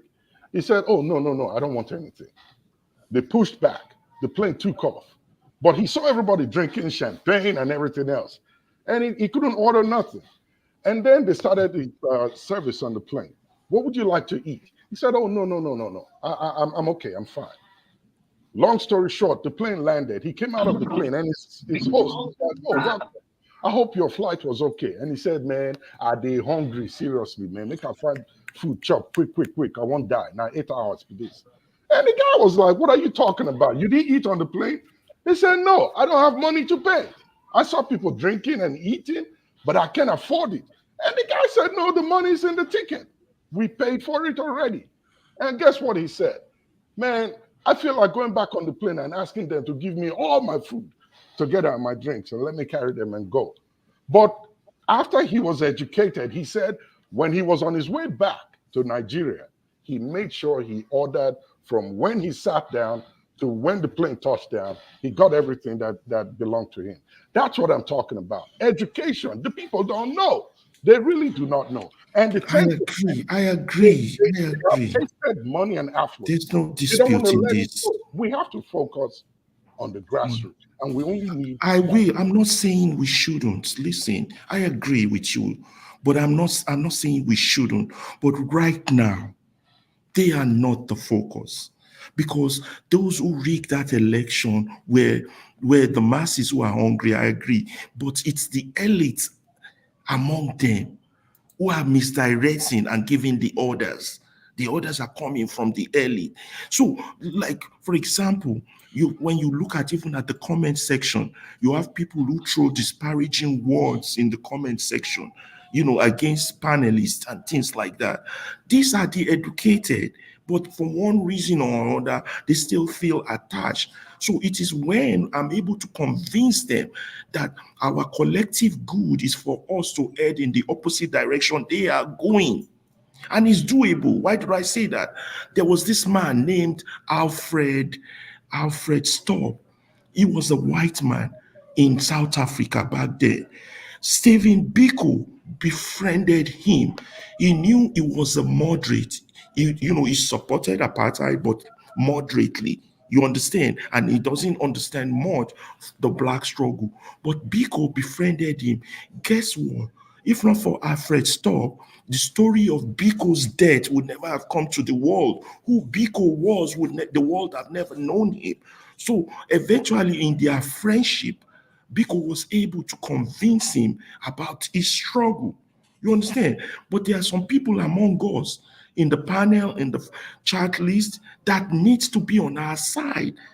But it's when we've convinced them that we can now go to the masses and convince the masses. I don't want us to spend too much time on this because we're wasting time and we are missing substance. And I believe Father too wants to say something. Yeah, thank you for that. And for the question of that's why what's his name, electricity brought this topic up about whether we should boycott elections.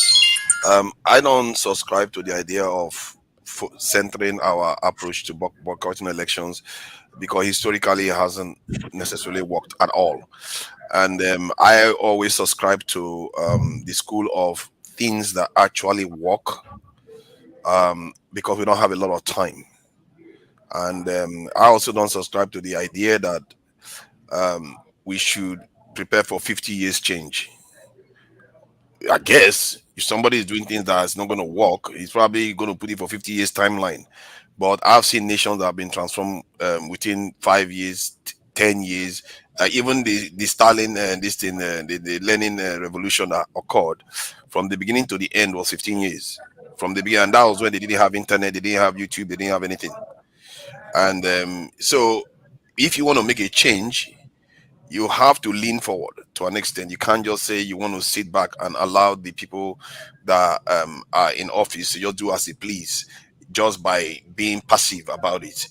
Isn't that statement that they said that is for evil to prevail, the good people do nothing, and in other words, good people remain sitting back and just letting it Forefathers, ride. please don't take us back. Nobody's talking about passive things here. We're talking about peaceful actions to effect change before we start Yes. discussing violent ones. Please, let's not take two I'm steps nobody, forward and and one I'm step not. backward. I don't support violence. Peaceful That's for change, sure. and then how we can cross the obstacle. You see, we're black people. God has given us the brain, Let me finish. we're the only race that can solve problems. We can solve problems if we put our heads together. We just need to put I it believe forward. we can. I believe we can, and we can do it faster. So when I asked about the methods used by civil rights activists, includes quite a lot of different methods: non-violence, civil disobedience, marches, legal action, challenges, voter registration, not boycott, voter registration, community organizing, media campaigns, education and empowerment, coalition building, and international pressures. So these are the topic. Before Jagun speaks, the topic says that if we boycott, how do we change the government? Let me rephrase that same topic and put it another way. If we go for election, would it change the government? yes, No. it can. It can. Anyway, I know your position, and see, you know, the reason why do you think that you don't have the ability to change the government when you need people to do that? Because your institutions have been corrupted, and unless you let's place everything on the cards and dissect them. Let's not have. That's what we're trying to do, but that's why I want to put a question to Forefather, because in light of everything that's been said, I don't know how long you've been listening in the background, but in light of everything that's been said, there's a stark question: does a boycott do anything? And many of us have made many suggestions as to why we support boycott, because we're not in a democracy. We're not in a democracy. People have to wake up to that. I don't know how we can do. But I'm surprised by you. How much times boycott ever worked? No, I'm not saying it. This is what I'm asking you to think. From you. I'm not Can I just go? Can I just put my thing to? Can I just put my thing to Forefather? I'm not taking the fluff from you, please. I'm just going to say that statement was not actually correct because some of us were against boycotts. No, I understand that some of us are against, like yourself and like Forefather and like other people. But what we have to understand is that when entering into a further democracy from a position of being in a non-democracy is an almost oxymoron and an impossibility. So I'm asking Forefather, for those of us on the platform who have continued these conversations very well, because this conversation started fantastically. I don't want to lie. There was a guy with a Nike jacket. What he broke down was fantastic. We've moved and moved and moved and moved very concisely to the point that Ferreira now made things to me and everyone on it. He said what I said in different words. And I think those words need to be taken on board, because just to blatantly say and flippantly say that boycotts have never worked. The democracy that we have, is it working? So we have to think quite, not just be picking out examples all over the world. What we have in front of us called Nigeria is very particular. It doesn't matter what worked or what didn't work anywhere else in the world. What's going to work for Nigeria is what the question is. So please continue with these things in mind, please. Even if you look at Nigeria, you can even consider the other elections, if you want, depending on how you look at it, as a form of boycott, because the people's vote didn't count. They simply rigged it. And you can argue that the elections we've been having in Nigeria, the people vote hardly counted. So boycotting it, how is that going to change anything? And there's a reason why boycott doesn't even work, because it's a passive approach that just allows the people that want to rig and do whatever they want to do with you get on with what they are doing. You're not obstructing them in any way. You're making life easy for them. The only way you can hurt them, if they were a business, that's the only way you can hurt them. But you're not hurting that business. They are still going to remain in office, and they pass the budget, and it's still your money. Can I put this to you? Can I put this to you? No, please, let me just do this, please. Can you allow it to run equally? You know, I've spoken for about 3 minutes all day. No, I know that, but I just want to stay on track for a second, please. Yeah, go on. Forefather said something, and I need to stay on track with what he's saying. You know, I don't want to just forget. We shouldn't just interrupt each other anyhow, please. I'm just wanting Forefather to continue where he is, please. Just the same way electricity was doing it. Electricity went into each individual and allowed them to have and store the argument. We can't just flash like that, please. Let's follow this argument, because as Ferrier said, we're here to learn, not just to talk. So please, Forefather, given what you said, you see, I forgot my chain. I forgot my effing chain. Please, someone else continue. I was saying that if we just boycott the election, given that the elections that we ran can be considered as being boycotted already. We passed that stage, Forefather. That was what electricity stood. But we're saying that sometimes the objective is not intended to change government. We have a bigger focus in mind. That's right. Do you understand? Right. We passed that stage, Forefather. So we don't want to keep going back. No, don't say we passed that stage. There's other people. Change government. Jagun, put it properly. What is the intention if it's not to restore good governance? The system is what we have a problem with. It don't matter who rules us. We're not going anywhere with what's currently in place.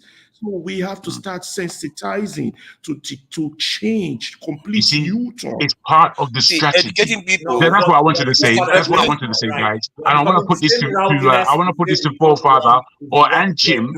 I want to put this to Forefather and Jim, based on the fact that boycott is out of the place altogether. Jim and Forefather. Please, we have between now, as you rightly say, and 2027, which is now less than 4 years, to strategize as a diaspora and as a people concerned with Nigeria as to what to do next. Because we are in a flagrant situation of hardcore manipulation and oppression by the Nigerian government. That's where we are. Okay, let me land. Just calm down a bit, please. No, but Javi, you've been talking willy-nilly. You just jumped. See, this is unfortunate. I need to be honest. Tone, let him land, and then we'll pick up from there. This is why we have to sometimes time it so that I understand. No, you see, what it is understanding. Those of us who came on board with electricity in the first place were having a great conversation. Not because there was only 5. But nobody challenged. Wait, let me just say this. This in boycott never actually known to be what you're going back. It was challenged. Built on that challenge. It was you built on the challenge, but it carried on. It carried on. Bro, Chim, you messed me up, man. Chim, you messed me up unnecessarily. We're not here to hear each other's voice. Okay, so are you moderating? I'm moderating. Okay, I was trying to give Jagun the benefit of the doubt. Anyhow. No, that's unfair. I think Chim, go up a little bit, please. Jagun, let's just contain it. And let's say we allow for 3 minutes to and fro, so that then later on we go back to, because now we have more people. We can't just limit it. Otherwise, they will sit here for 1 hour. They will not say one word. You know what's important, Forefather, if I may. You see people that come on you. Anytime I come on you, it's not always I want to speak. Sometimes I do, sometimes I don't.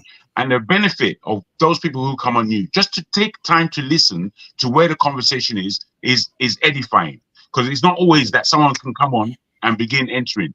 I just want to take the position with you. Boycotts never work. I accept this from you and Chim.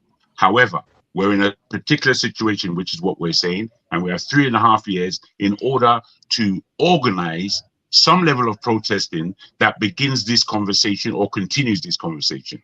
Because the people that we would like to be in position to deliver this, the likes of Peter Obi, Chore, and co, these people aren't taking that position at the moment. So we as a people have to be able to organize our minds as to what we're going to do and are we in a democracy? Because just to say these flippant things, they're not sufficient. They're not sufficient to where we are. Boycott doesn't work. Okay, so what? We have to start these movements. The fact that a boycott doesn't work doesn't mean that it doesn't enter into the conversation that we are trying to have with our polity and our government and the status quo. Because as it is right now, if everything doesn't break down in Nigeria as part of the rubbish structures that we have down, we're going to be on this continuous fight forever and ever. I'll leave it there. Thank you. Chim, please go ahead. You wanted to say something. Okay, so first of all, what I want to say is you're the moderator. Please, for us to have civility and order, If you're giving everybody 3 minutes, let people talk. If you want to interject and respond, raise your hand. And then when the person is done, then you can say, but when somebody's talking and we just really jump in, our conversations become rowdy. That's the point I was trying to make.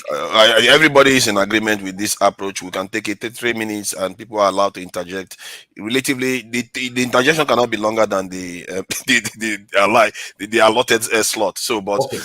Yeah, please go ahead. So my could we point start from Tone then? So that Tone fine. go I through don't have a the problem with that. 3 That's minutes. okay. That's okay. Okay. Fine. Yeah. Tone, Tone hasn't said anything for a while. Okay, Go ahead, okay, Tone. that's cool. Hello everybody. Hello Steph, everybody. Flagship.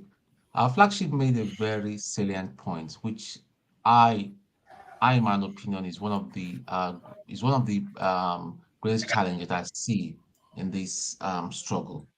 How do we get to the grassroots and change their thinking?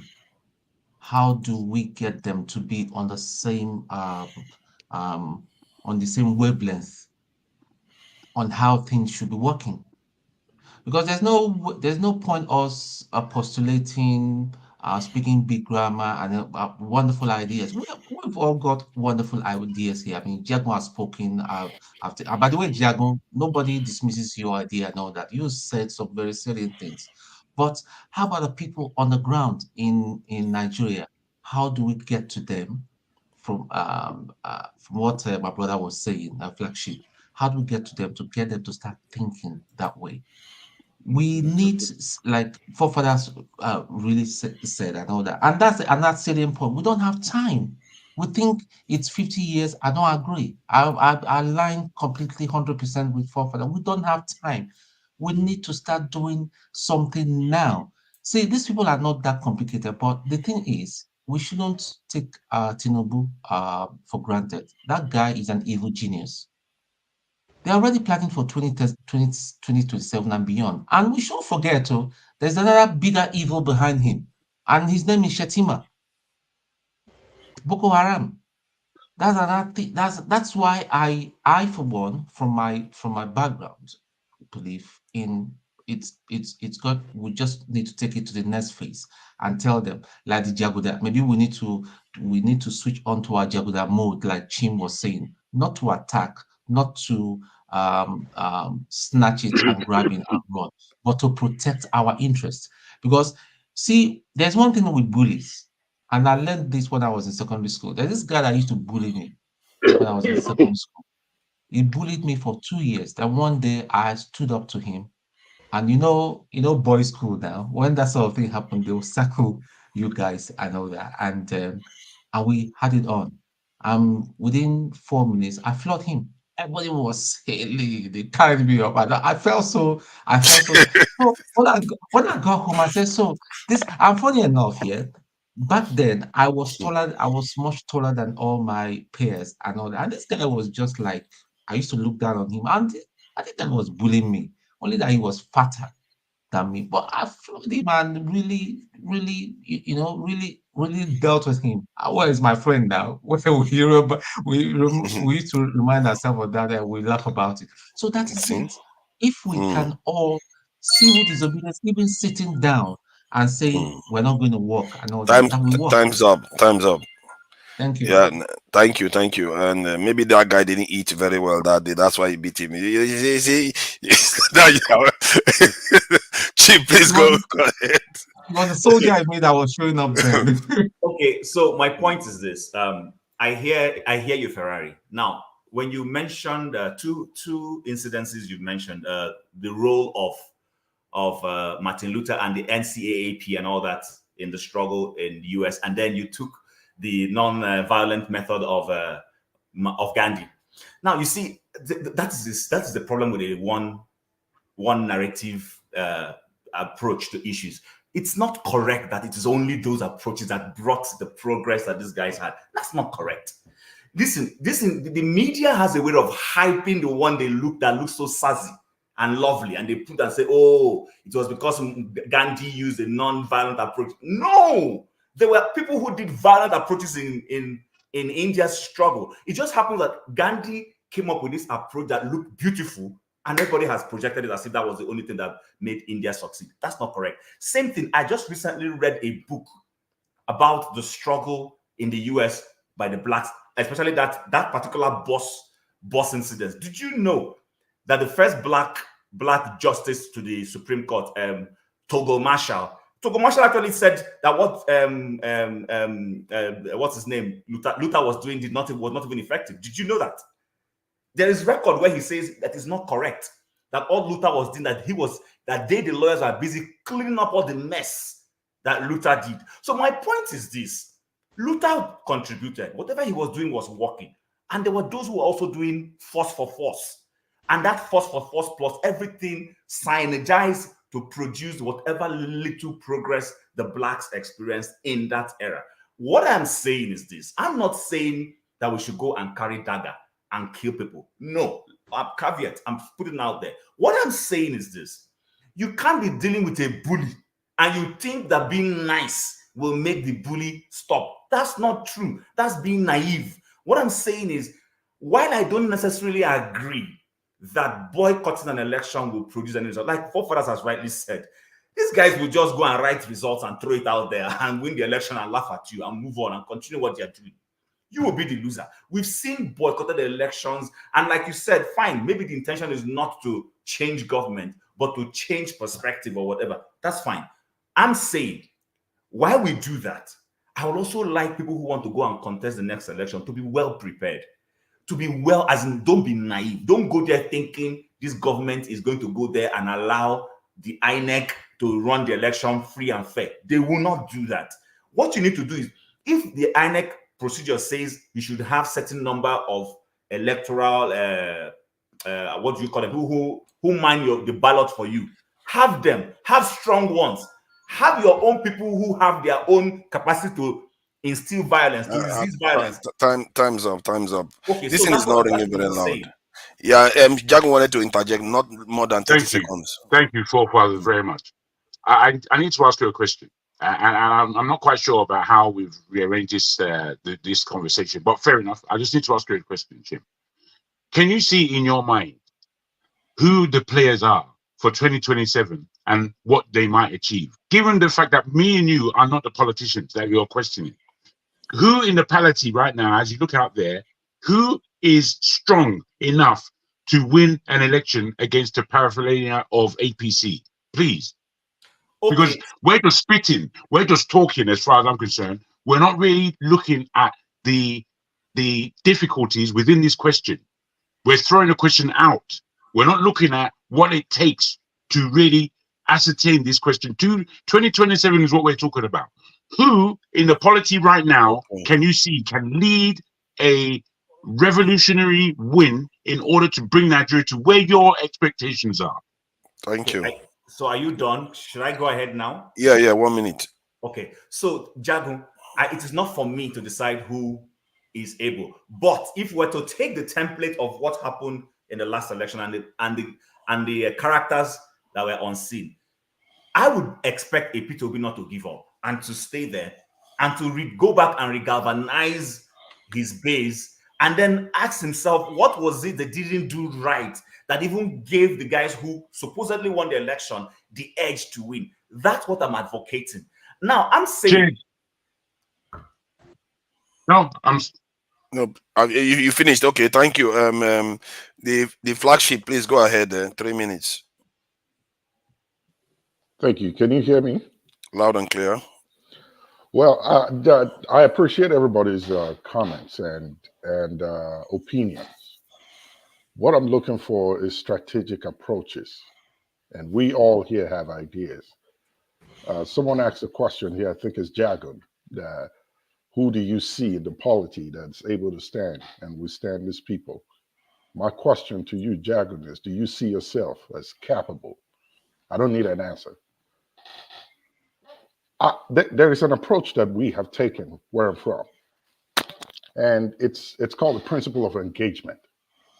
We want to engage the people, and we want to educate them. And we want to also have a strong, solid support on the ground for them. So here's what we're working on. We're starting from our little towns and our villages. We're engaging the kings, the leaders. And what we have requested this Christmas, we send gifts to them. those of us in the diaspora from different parts within our local government, we came together and we put something together. This is for you for Christmas. We greeted him. We're going to come back again. He listened to us. I was opportune to speak with him over the phone from here. What our agenda is this. We want to get our legislators and our reps from our own local government, our own town. We want to sit down with them, and we want to do it with the king present. And we want to come up with points that we want to see them achieve. What bothers the people, how we can effect and make changes. And we're putting a timestamp on it. We meet with you today. When can we meet with you again in 6 months? We want to get feedback from you. You want to take this to Abuja, wherever it is you guys meet, and discuss this. We need results. So can we meet in 6 months? And if those of us in diaspora, for those who can attend, we'll fly back home and be a part of this meeting. This is just one approach to see how we can demand accountability from our rep members and those that are in government, to see that for everything that has been outlined, the king of the town is there. He's present in the meeting. The legislators are present. We meet in 6 months. We take stock, what has been done, give us feedback from Abuja, wherever it is, and how this affects our people. And we get the people in the community involved in this meeting. One step at a time. We believe we can spread this. If I can do it, you do it, everybody else do it. I think we can begin to make headway some way, somehow, to affect the bigger picture from the federal seat of government. I'll stop. Thank you. Thank you. It looks like you have a timer in your head, almost 3 minutes sharp. So you know, I was on a panel yesterday where every one of us agreed that we should put our people first before religion. And a Muslim there also said the same thing. 2 Muslims there said the same thing. So I think maybe there will be progress when we start sensitizing our people, because sometimes our people don't just know. Like I think you were the one that gave the example, or somebody gave the example. Ferrari, please go ahead. 3 minutes. I think I think Eze should speak, and then after Eze, Wole, and then Steph. It's going to be messed up. Let's follow. Just follow the order, please. Yeah, I have already speaking, and I won't. Okay. You see your ground. Now you see your own. Okay, thank you. That's very good. Moderator, forefathers, I'm sorry to can we stop now? You can't. Let him talk, forefather. Don't do that. No, well done, forefather, for taking him out. Don't let him do that. Don't do well that. Well done, yeah, Jago, please, Jago, you can go ahead. Thank you, guys. These discussions that we're having right now. I mean, I know we have a lot of discussions, but these discussions that we're having right now are of deadly importance. I opened up earlier by letting everyone know that where we have reached, I've been thinking about for a good 6 months. What happens with the people that we now? Please talk about the Plateau killing. No. I will. Please leave it. Not see. I can't just come and change that's in your head. That's not in everybody else's head. One discussion. I will talk about it later on. Well done, man. Well done, because it's just terrible. Anyway, I've been thinking about this question for an awfully long time, because I see that even though hope is almost lost in the loss of the elections this time around, and in the gross way that we all know the elections were conducted, I think from anyone who cares about Nigeria, there was a piece of their heart that fell to say that we weren't able to achieve it yet again. Now, to me, I think we fall too easily into the mainstream status quo, and we're just going to stay in this awful position. And it seems to me also that we don't know how it's going to be our children's children in this same awful position, as opposed to Nigeria being the magnificent country it could really be, that we all know. Now, given this, and given the fact that the individuals amongst our leadership that we would have some level of value to put some level of value towards, they seem not to be willing to come together. So the question is a boycott at the next election a way of strategizing? because that's what we are looking for, strategies.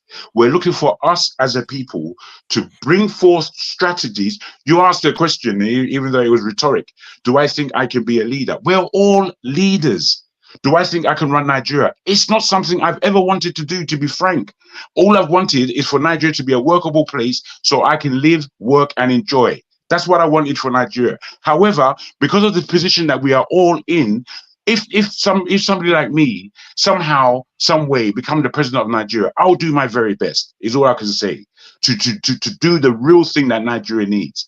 Now, there are only a few people that when they speak as politicians, that we know that are you hitting the nail on the head, or are you dealing with the periphery? Are you just another mouthpiece? And the majority of our politicians are simple mouthpieces. Who are the people that can actually do a job is where the question is, and whether or not we, the people, can ascertain some kind of collectiveness that would assist whoever the leader is. I'll leave it there. Thank you. Thank you. Wow, man, it's like everybody has got the clock in their head. Is it, man, precisely 3 hours, 3 minutes. Is it, so I apologize for the delay. It's almost like you are so gentlemanly and the people just overlooked you. So please, what do you think about the conversation so far? 3 minutes. You are muted. We can't hear you.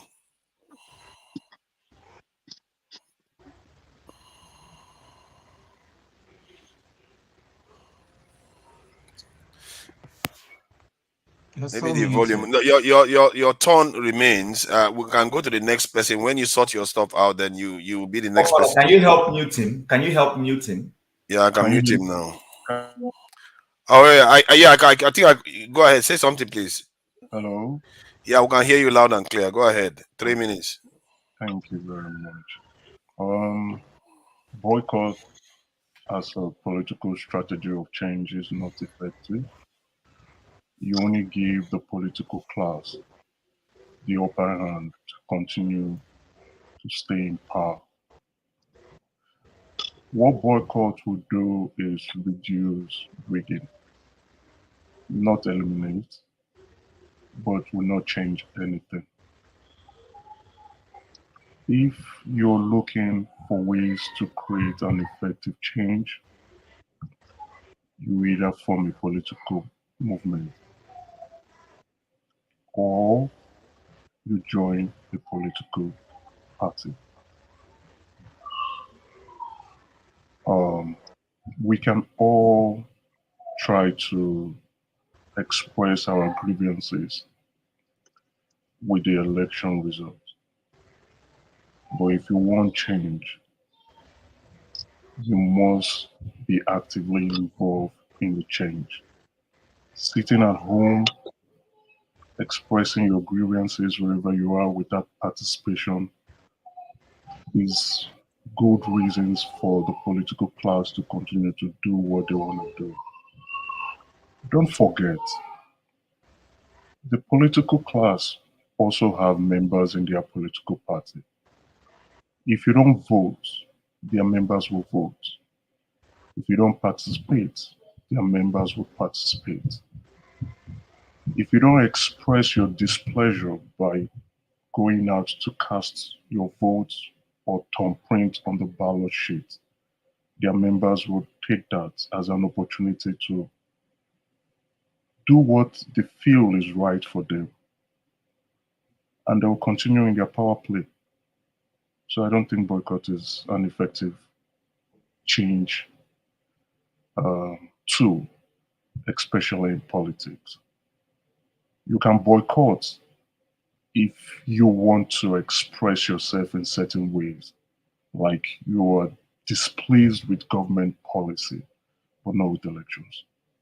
That is why INEC would always ask, please participate.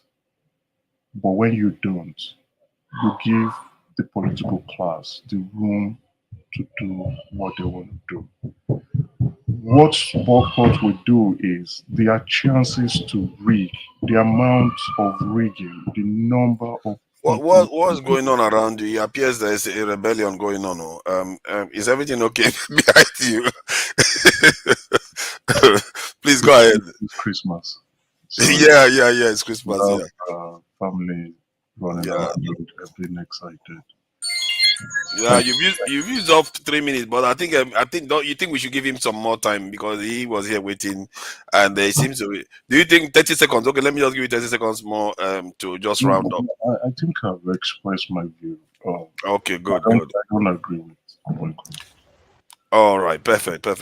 I think you sound like some of those people that the Americans are looking for. Where they're like, let's look for these people in Kenya that are level-headed, logical, calculating, and not very emotional. They consider people like you quite dangerous, but it's all good. So, Wale, please go ahead. 3 minutes. Yeah, thank you very much. I greet everyone. I think looking at what has happened. Oh, sorry, your audio is not coming through. Okay, can you hear me now? Yes, we can hear you. Okay, sorry about it. I said looking at what has happened in Nigeria over decades or many years. Sometimes I look at it that we haven't really learned a lesson, and until we all become patriotic and a citizen, because we tend to run away from our problems sometimes. So, number one, we cannot boycott election because even if it's 3 people or 10 people that have voted in the election, these people will form government. But the so-called opposition, like I posted earlier on, they need to come together. But coming together is one thing. Another thing is, do they have the real love to make the country move forward at heart, or are they just going to, cover up, and then when they get there, they do their own things, and then they fool people, and the governance is just going to be the same old story. Number one, I think we need to start working on is, can INEC be independent, completely independent? And if anybody is going to win election, it's not going to be like out of 500, only 50 people voted and they declare the person winner. No, it has to be how many votes registered. You have to win at least 51% of that vote, not just your family members or some people you paid. And it has to be transparent. Because with what happened with these 2023 election, it looks like the 2010 Electoral Act or something. These people knew that they have their loopholes. They know what they're going to do. So can we learn from all those loopholes and make sure that at least one, whoever is going to be there, if it's Obi or Shure or whoever we think is strong, it's not even the problem of one person. It's the people that surround the person as well. Because Chim could be a very good man. If he surrounds many corrupt people, all his good work will not come to fruitfulness. It's just going to be like they're going to sabotage whatever effort he's doing. So, one, independent electoral body needs to be independent, not chosen by the president who is in power. Two, if anybody is going to win election, it has to be 51% of that registered votes, not just the family members. And people need to be proactive. We need to strategize because these people, I keep saying it, they don't sleep. They strategize how they're going to be in power in the next 100 years. And another thing is we need to be honest with ourselves because the people that are supporting them, they are our family members. They are our friends. They are from us. At what point do we need to let them see that, look, you're not buying petrol cheaper. You support the government that inflate everything. They don't have any mission for you. Yes, they've given you money. You've finished spending it. Open, be wise. So we need to strategize. Hi, this thing is, man. This phone, I fear that sometimes it tries to ring for some people.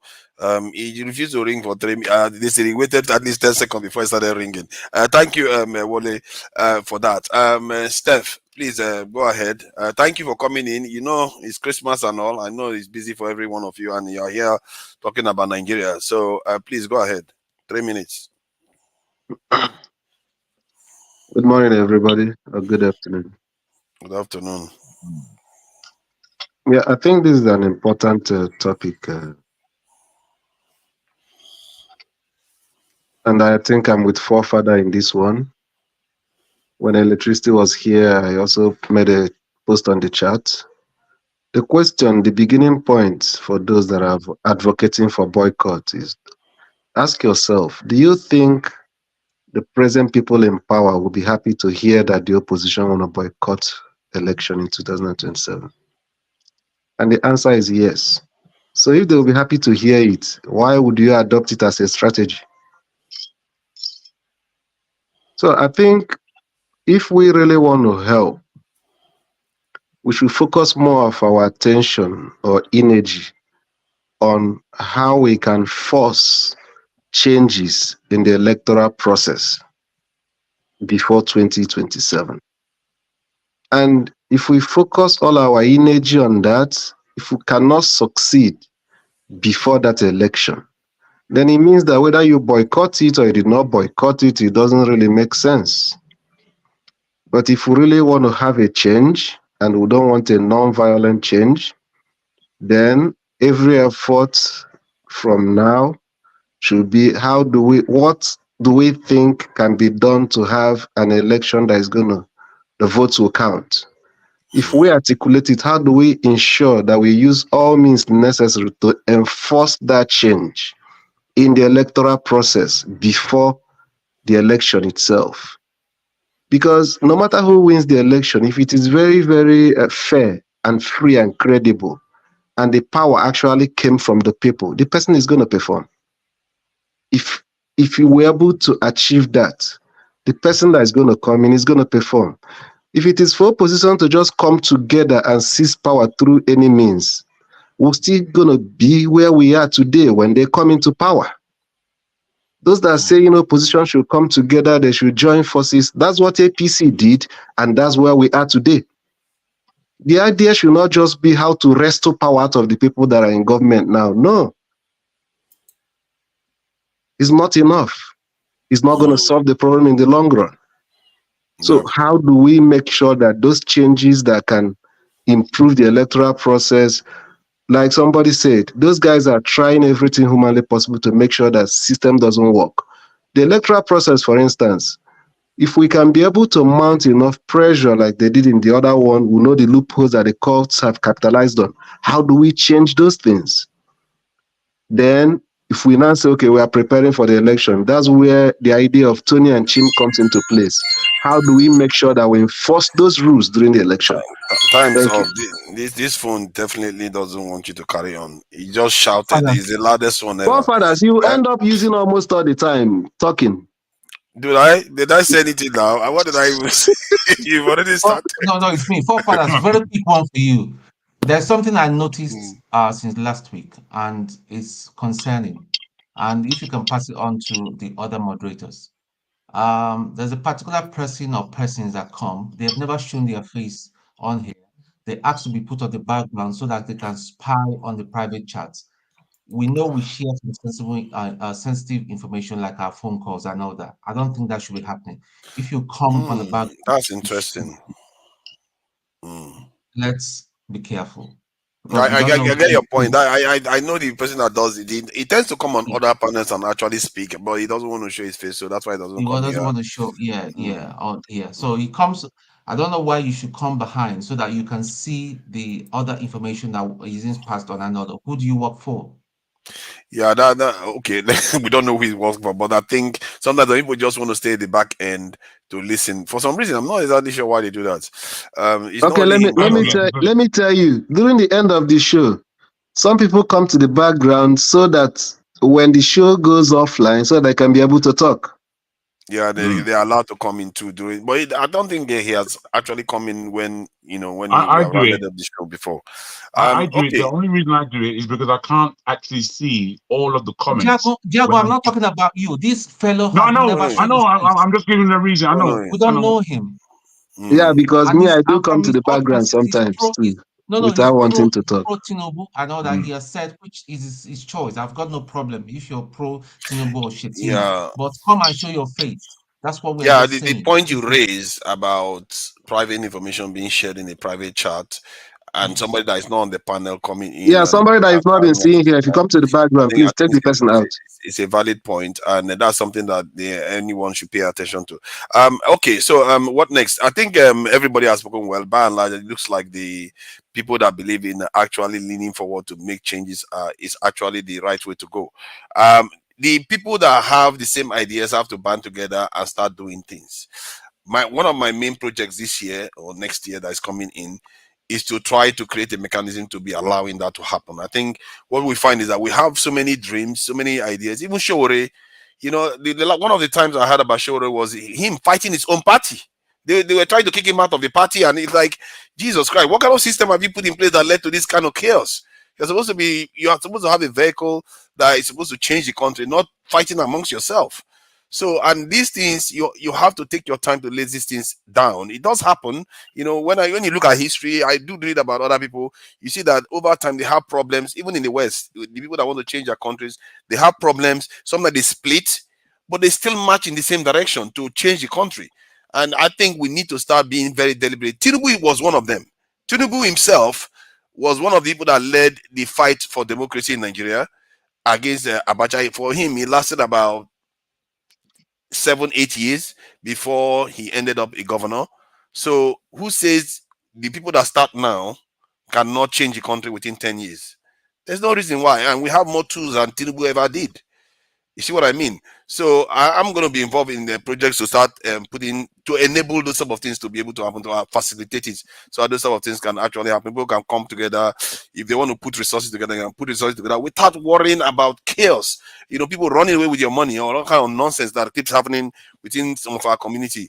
So we don't want to see those sort of things. We want the purpose of coming together to actually stand a chance to be tested in the field instead of failing because of, you know, organizational issues. So I'll leave it at that. So I think there was this other issue that was mentioned about. I think that's what Lumide came to talk about. I'm sure a lot of the people that died in. Sorry, before for that, can I say something else? Right? Yeah, go ahead. I know many of us are itching with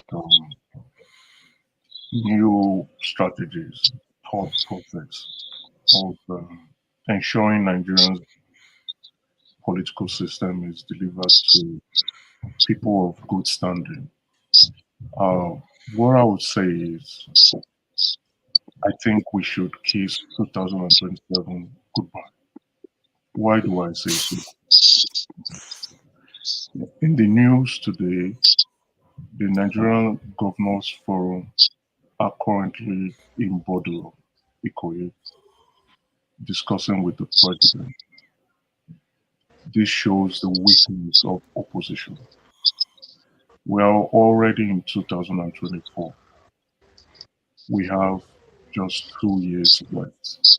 2025, 2026.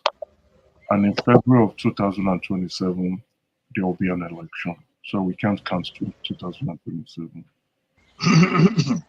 A lot of people, including the opposition, or mainly the opposition, has cried foul over the 2003 election. What are they doing? I think at this point, they should have reviewed the lapses of the 2003 election, especially with the real-time upload of electoral results on the IRF server. They should be pressuring lawmakers to include the mandatory use of IRF server to ensure that during every election, the results are uploaded on real-time basis. Unfortunately, the opposition parties are not doing this. I think it's something that they can fight for now. I actually think it should be like a fly-by-wire system that aircrafts use, where you have 3 different outputs and inputs, and then all of them do their counting. Then you select which one comes out best. Let's say one of them is faulty, and the result, the number that comes out of that is faulty. You go with the 2 that is correct, that correlates. If all of them come out good, you go with all 3 of them. But if two of them come out terrible, or only one comes out well, chances are that one too could be faulty, but you go with that one. The idea is that you have, like, IREV should be there, the form method that they are using should be there, but there should be another one. You have to have redundant systems to check numbers. Can I just make a contribution? I've been listening from background. I want to just make a contribution. Don't worry, I will come to you, KJ. Let Eze finish what he was saying. I am not talking about the technology. Without the law, the technology is useless. Why did INEC scale through with these election results? The court said IREV server is not a collation center. Yeah, that's why it's only one system for counting. That's the problem. You have to have multiple systems, like 3 at least. And the Electoral Act of 2022 allows INEC to manually collate results. There is that gap. Now, without the law being addressed, whether you use helicopters, CCTVs, or you have journalists in all centers, including in their bedrooms, it's not going to work. But don't you think that they will pass the law?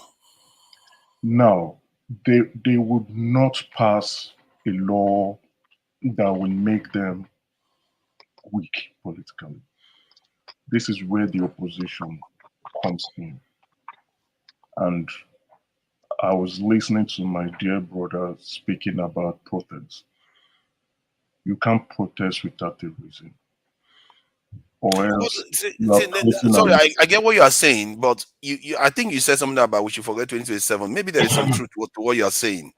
And even the law you are talking about, even if they pass that law, even if they pass a law that we all love, it still favors them. This is the thing, because it's a capitalist system and the people are richer, they have more resources at their disposal, it still favors them anyway. So if they understand this, they are not going to still feel threatened until you have enough force to challenge their capacity. Concern with Labour Party and PDP was the IREV was not used. If that was their huge concern, why are they not pushing for a mandatory inclusion of the IREV servers in the Electoral Act for 2024 that would come into play either in 2025 for the election in 2027? And if the lawmakers are not willing to sign, then you protest, because it will appear to be an unfair bias and uneven ground. I think you said something that I want to clarify. Did you say that there is a kind of legislation coming through now for 2024? After every election cycle, INEC goes back to review the process. What went wrong? What went bad? What can they do better? If you've been listening in the news, you'll see the chairman of IREC, he has already started constituting that committee. So once they've reviewed the weaknesses, the things that went bad, they would now include it into the new electoral acts that will come in. The push. Can I just please can I do something? I beg you. Wait, KJ, you talk. Wait, no. KJ seems to be in a hurry today. I want to talk. Eze, we are going to come back to you to share more information about what you are saying. So KJ, please go ahead. KJ, Thank you. And I'll start with the last comment Mr. Eze made. That what you're thinking about has never worked. And it has been done since the day we call INEC. Now it's not INEC. It used to be Nigeria Electoral Commission, NEC, NEC. It never worked. They always review. They never take correction from anybody. Not the input made by the local agencies. Not the input made by the international agencies. Certainly not the input made by there's sound minds like lawyers and all that who are researching to those things. They never read my lips. They never take anything into cognizance. They decide themselves. Hey, hold on, sir. Let me talk. Hold on now. You have been talking. Let me talk. You have had the last. Please, Eze, you have your chance. Let him finish. You have your chance. Let me talk. This is what I kept Nigeria where it is, because they keep. It's like that little bird when you are walking towards even when they're playing the field that keeps jumping. You know, you are thinking you're going to catch it. It will jump into the forest. You think you're going to catch it. The next moment, it jumps a little bit. It jumps a little bit until it leads you into a forest.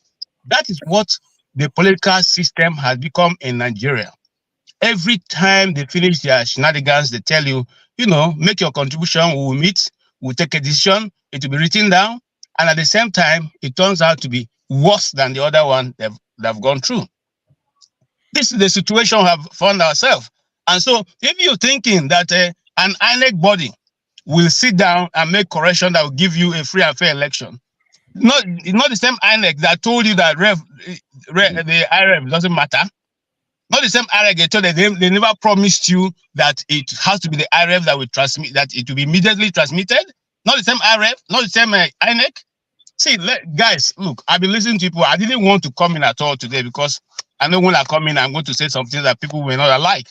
But you know, we keep saying something. Some people even say, okay, forefather, you said boycott never worked because look, there was a time in the Bible they wanted to name John the Baptist. The mother said, let's name him John.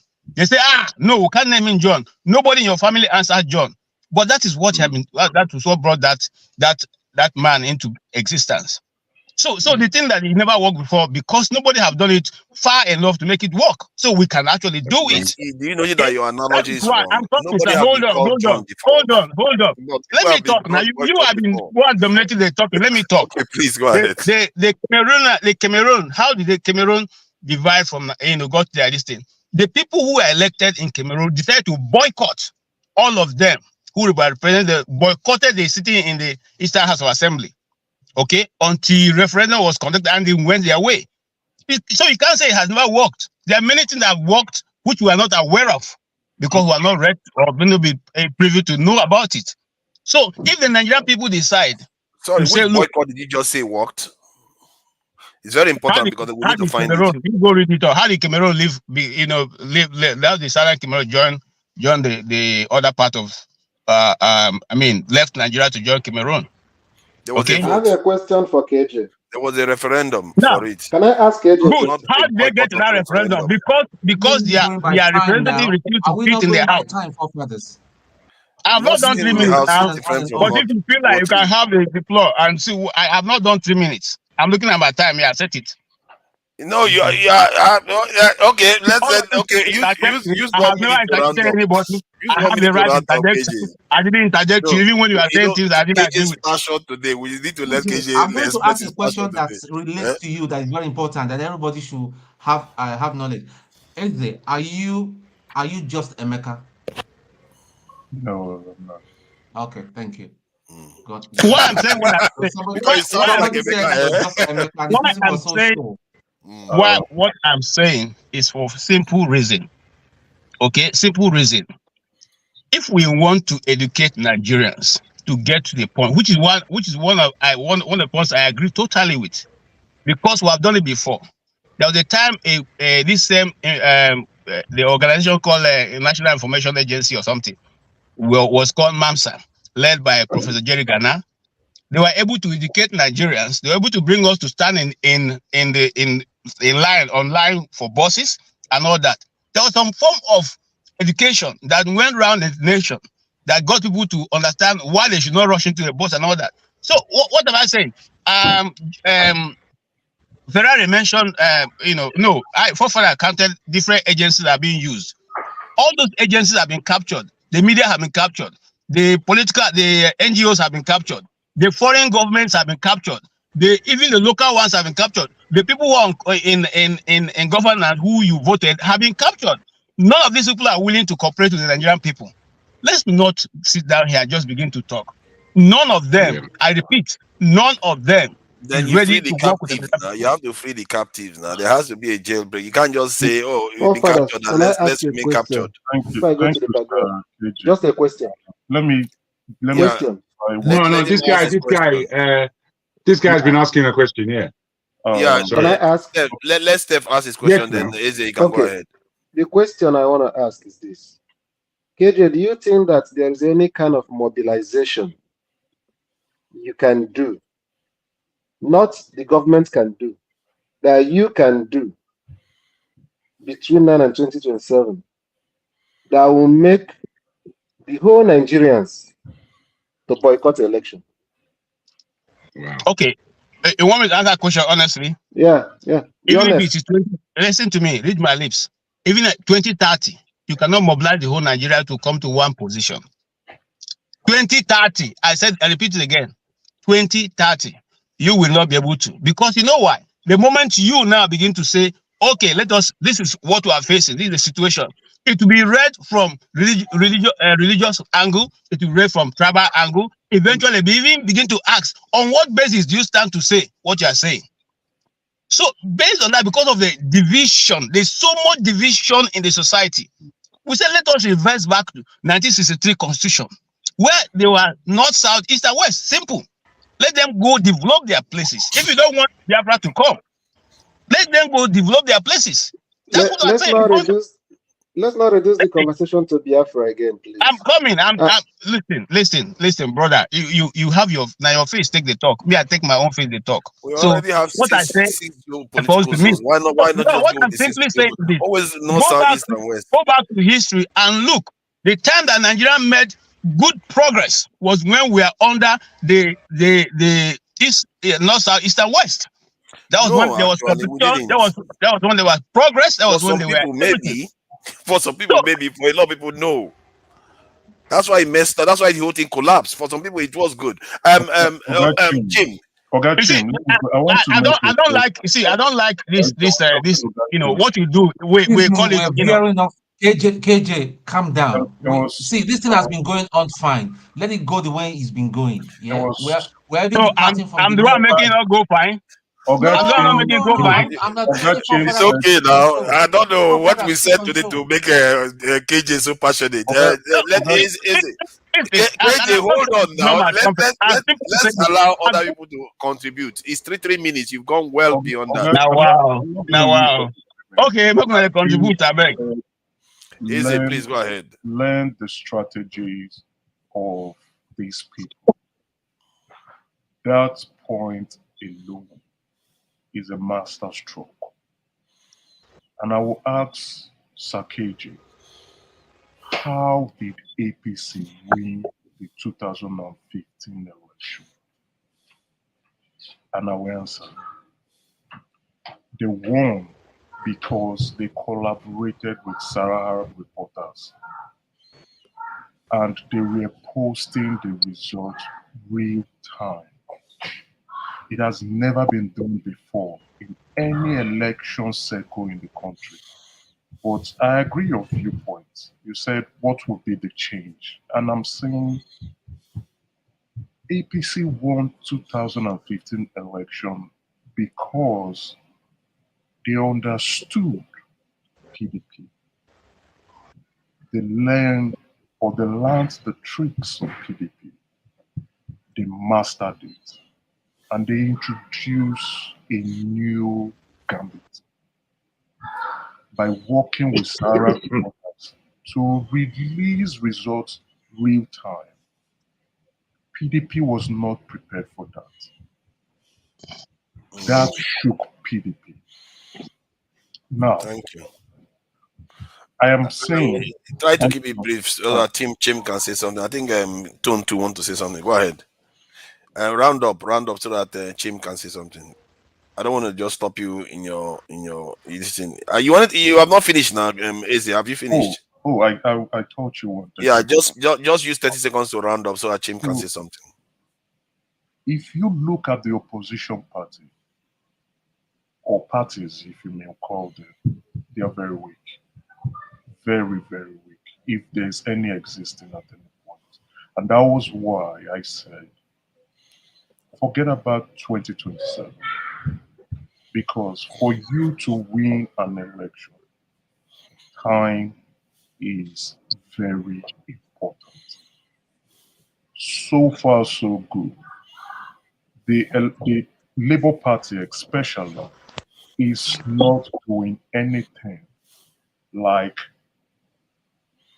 pushing INEC, because the main focus was IREV was turned off.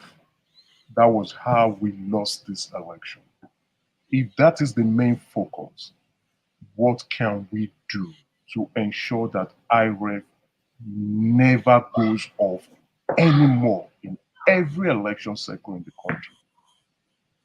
The one with Yes. my opinion asks the lawmakers to include that clause in the Electoral Act, either 2024 or 2025 Electoral Act, that would now be passed into law for 2027. Maybe Labour Party may not win, but it evens out the competition. It Thank clears you. the noise. Thank you. Thank you. Jim, please go ahead. Okay, so thank you. What I'm trying to say is everybody's actually making valid points. It depends on how we see it. And, I agree that as individuals, we already have our minds somewhat formed in terms of what our viewpoints are.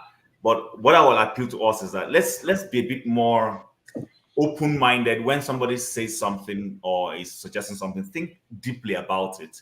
It may not make sense to you now, but later on you might see sense in it. Now, in all the things we're saying, for me personally, what I think is missing is the fact that we may be making these lofty ideas, but we don't situate these ideas into times when we live in.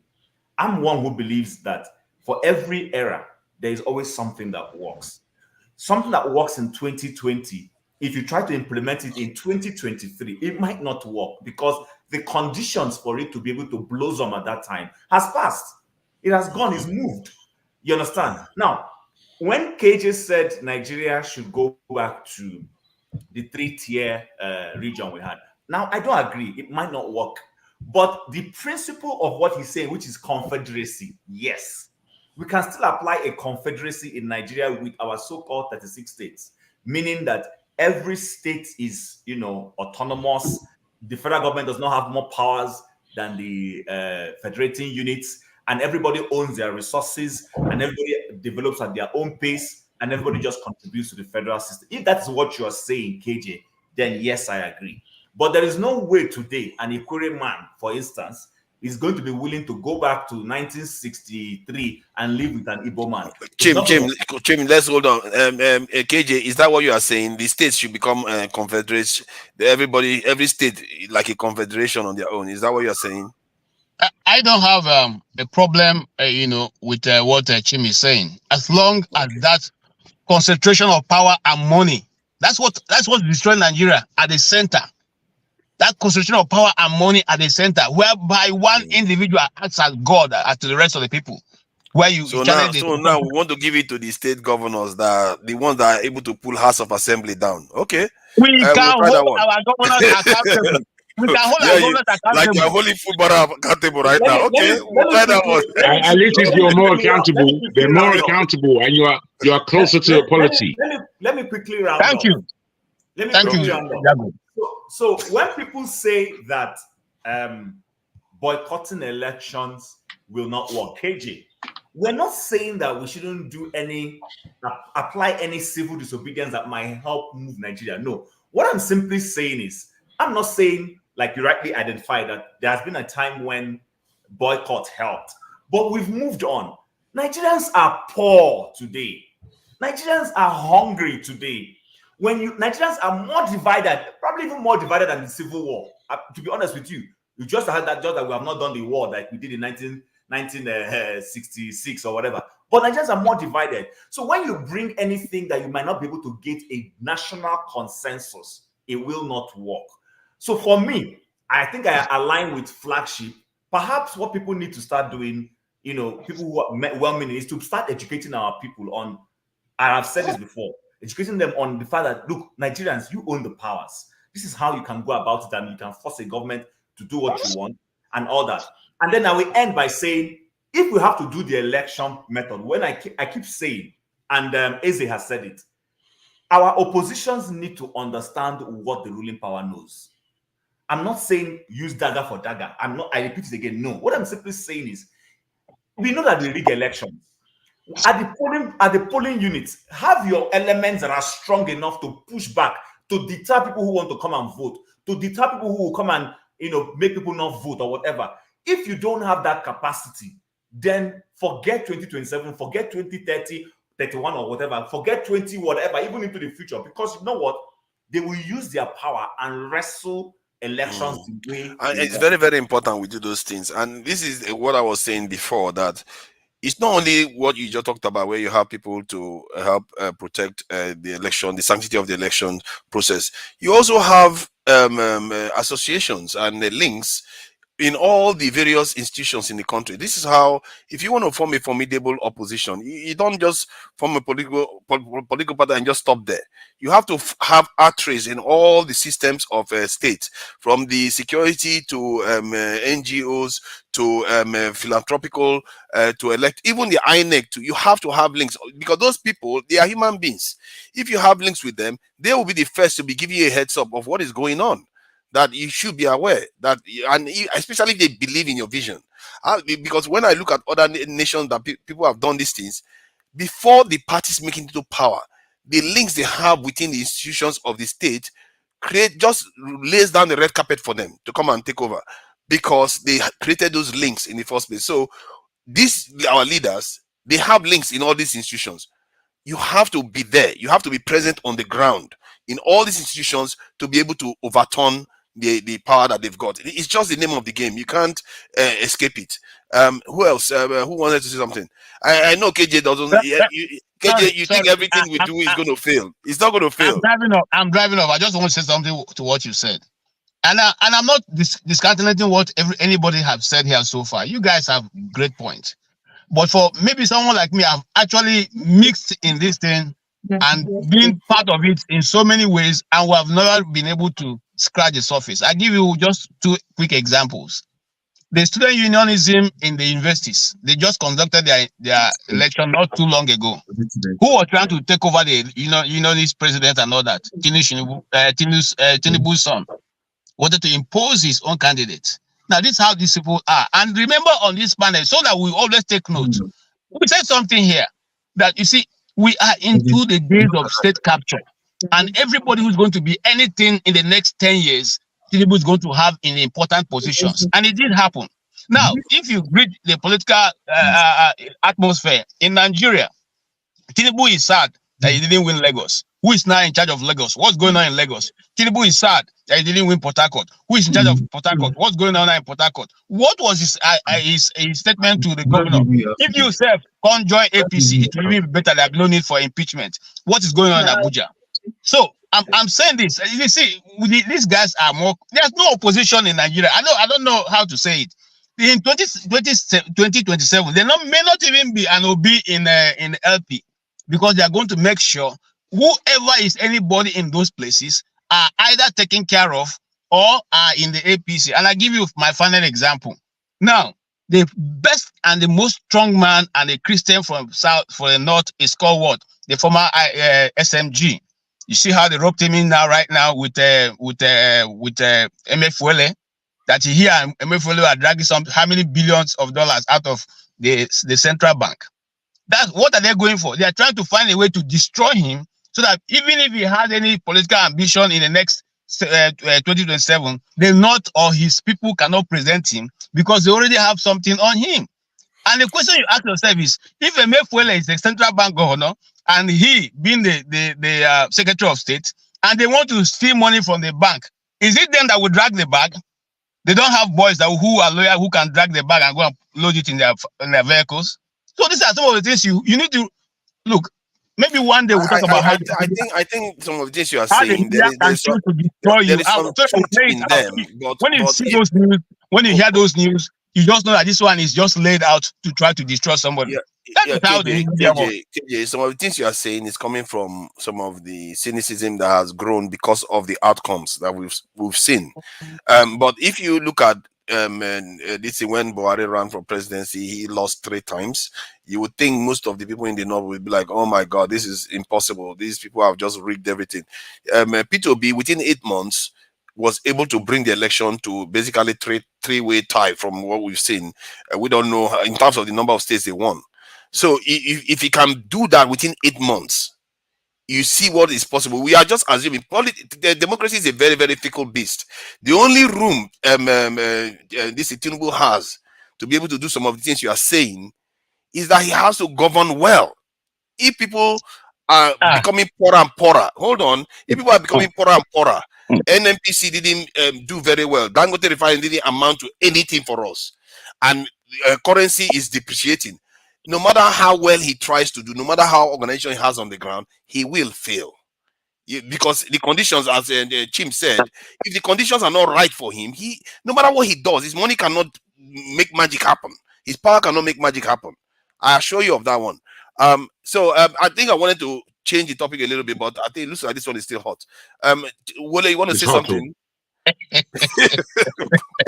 Yeah. I think, like Asman actually said, everybody is trying to see how can this country come back from its doom situation to how we can revive it. And I think, like Jim said, there's something that we have the power to do. From 10, 20 years ago, when these people that are analog, we have the power of technology on things around. But are we actually using it? Maybe no. And I think that is one thing. If we're going to strategize how these people are going to be boosted out of power, technology could be one of the powers we use, because the new generation, the power of technology in their hand, you can't underestimate it. But are we looking into that direction? Maybe no. So that is one thing. Another thing is Nigerians are divided based on religion and tribes. And I always look at Nigeria like, why are we so religious but we're not godly? Because 2 things that will make any man, well, we are default by, I don't know, we have the tendencies to be corrupt or to do evil. But 2 things that stop human from doing that is, one, your conscience. Like Jim said last week when I asked him about my uncle who trained me, who sponsored me to be a judge, but now I'll be prosecuted. Is either my conscience tells me that, look, this is not right, or the law stops me. If you are not there, like in religious matter, Nigerians are religious. As many churches and mosques we have, why do we still have the number of crimes so high? We ask ourselves, does that mean when people finish from their religious centers, they end up perpetrating some kind of evil, all in the name of making money?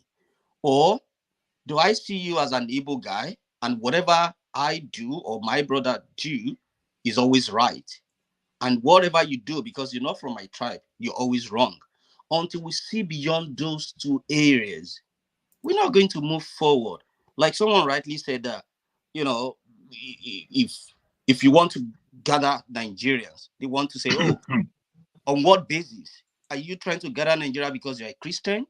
Or are you trying to gather them because you're an Igbo? They would ask you that, what is the purpose? And that is the educated illiterate, or I don't even know what name to use to describe it. People don't think, especially when they've been weaponized by poverty. They are thinking, they don't see it that way. They don't want to know where you get the money from. In as much you can throw it to them, you can feed them, even if they have to sell their future for a bag of rice, they will. And until we get that mentality back, the mindset change, and we're all patriotic, nothing is going to move. I'm sorry. Thank you.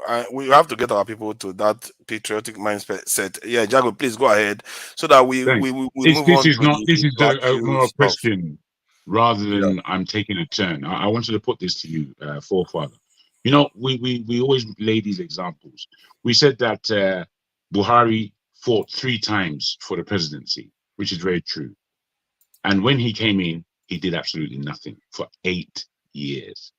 So as an example, we have to understand that we can't just bring that example out without talking about the aftermath of what he left. Now, just as somebody has said here before, that it could be, and possibly that when he fought the election the first time, that if he had won, maybe he had more energy as a younger man, maybe he would have had a completely different presidency. We don't know. But what we do know is that he failed.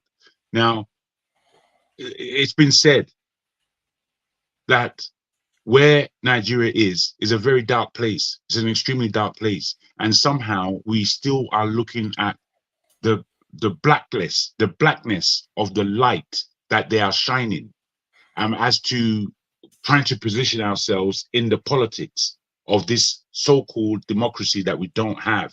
And this is where I have an ultimate problem, because I don't think we can be speaking about something as reality when it's not real. It's blatantly clear it's not real. So what we do between now and then is of serious importance. And I don't believe that it's going to be anything that Nigeria becoming what it could be and entering into its potential. That script is not written. It hasn't been written. We have to write it.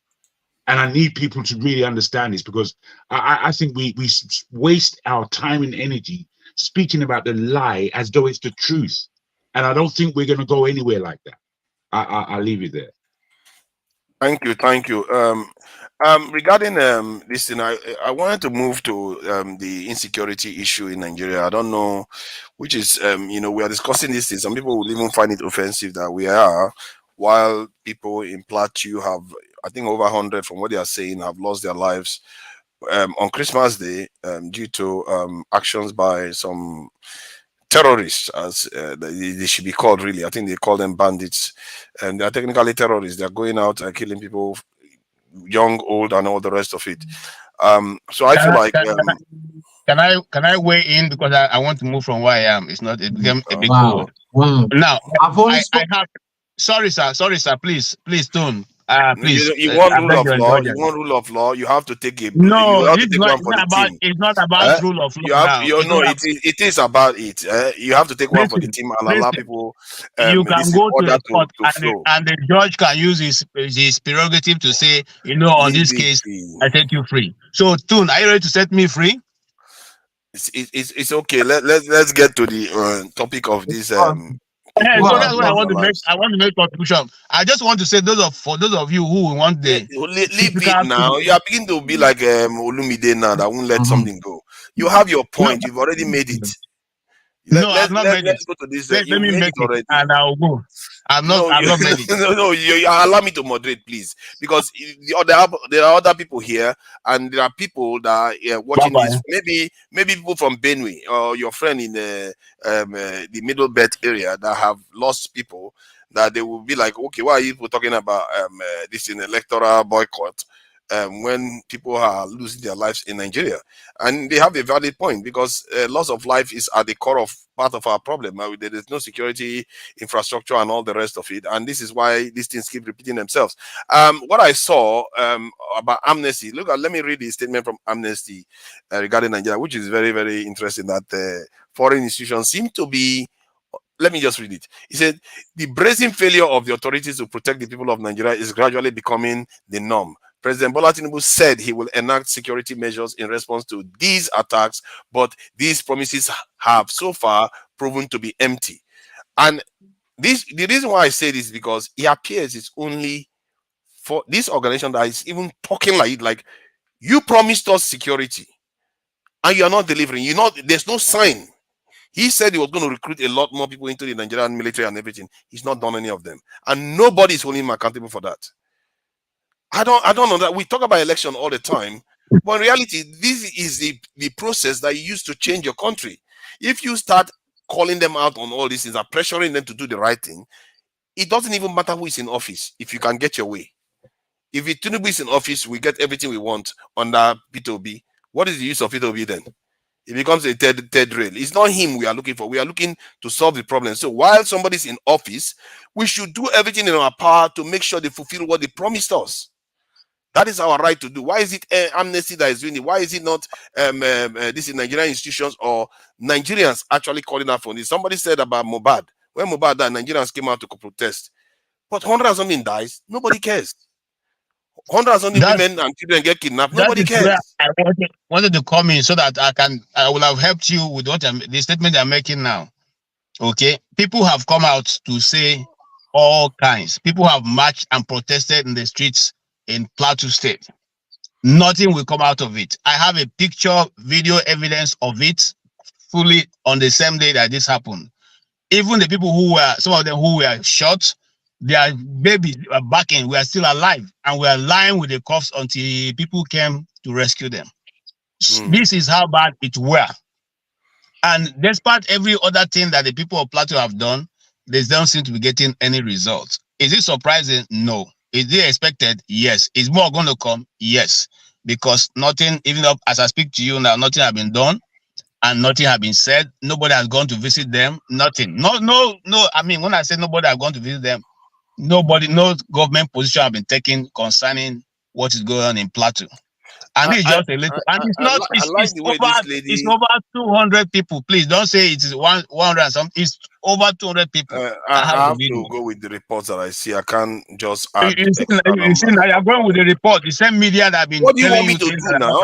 You want me to say it's 500 people when there's no clear evidence for it? There is clear evidence. I just told you now. I have videos. If you want me for that, I can post it to you. Send me the please send me the link. I will use that. And if you have it, I don't mind. I will check it.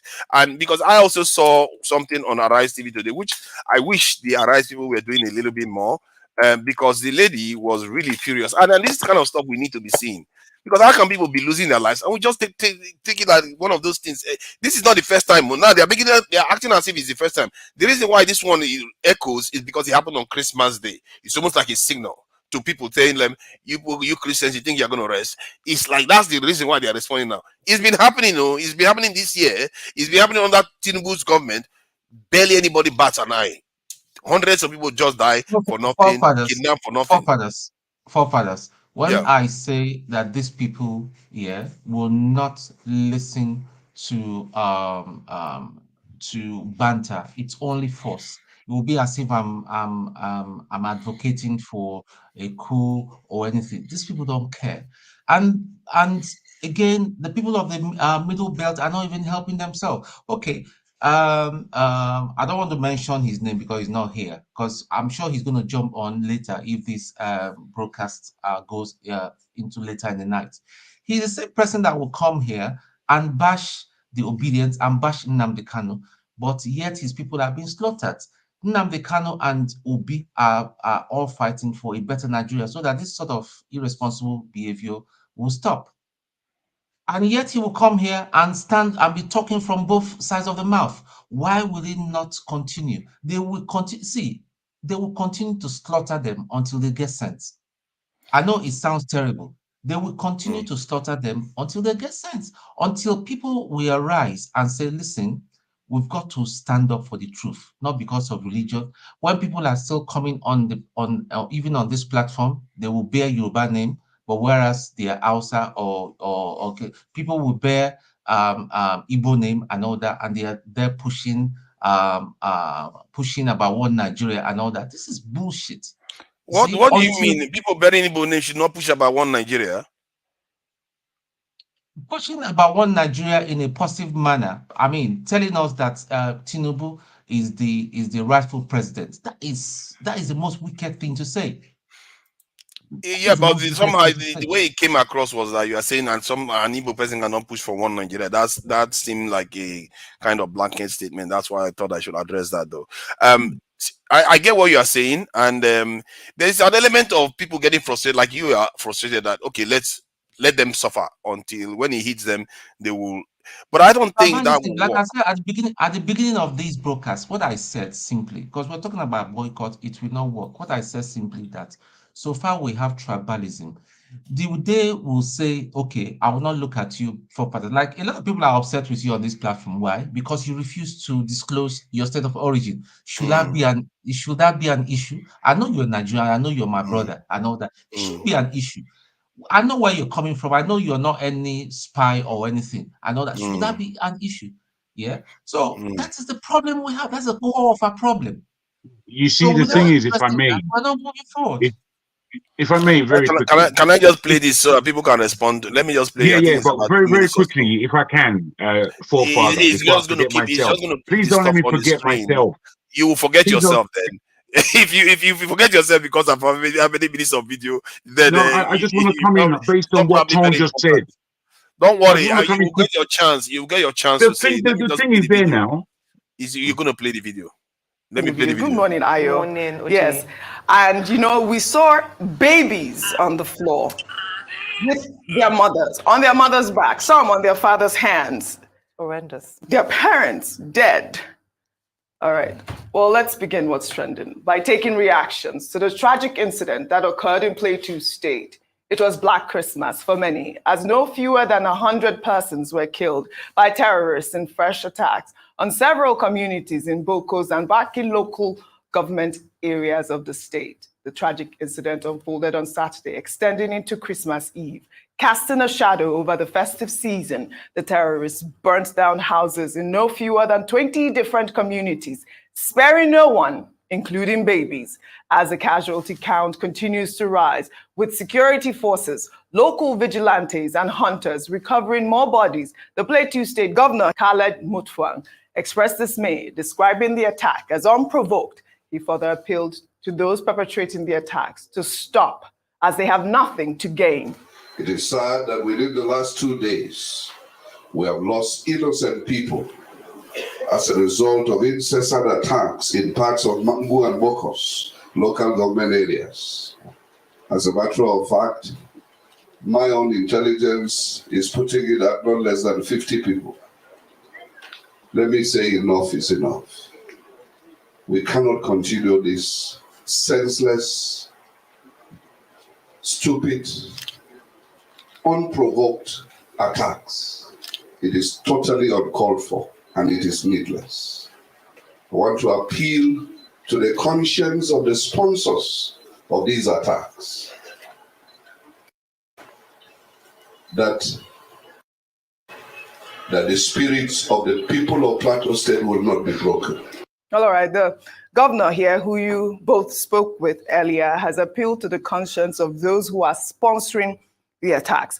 But Dr. Abati, I believe I heard you earlier say that this has been going on for years, since 2009. I was having a conversation this weekend with my colleagues, and I talked about the fact that there is war in some parts of Nigeria. And I also raised the fact that there's been killings in Plateau State. We went back and forth to describe what war means. Let me just read it out. What war means: a state of armed conflict between different countries or different groups within a country, or different groups within a country. You use the term bandits, Dr. Abati. I want to use the term terrorists because this is what has been approved. These people are not bandits. They are terrorists. Let me take some tweets. This is from Pastor Okezie. When will there be lasting peace in Plateau State, Nigeria? Image 1. During President Olusegun Obasanjo's tenure, more than 200 innocent souls were massacred in a single night. Image 2. During late President Yar'Adua's tenure, more than 150 innocent souls were killed. Image 3. During President Goodluck Ebele Jonathan's tenure, same senseless and barbaric killings in the same state. Image 4. Former President Muhammadu Buhari's tenure wasn't spared in the wanton and senseless massacre. It went further to write, Dear President Bola Ahmed Tinubu, the recent wanton killing of innocent souls shouldn't be swept under the carpet like in other presidents' tenure. their Nigerian army, DSS, police, Nigerian Air Force, your men should be up and doing to forestall a reoccurrence. This is from a concerned and patriotic Nigerian. Then let me take another tweet here. This person wrote, the federal government cannot help play two-state governor, Khaled Mutfwang, must know this and learn from Kaduna and Katsina states.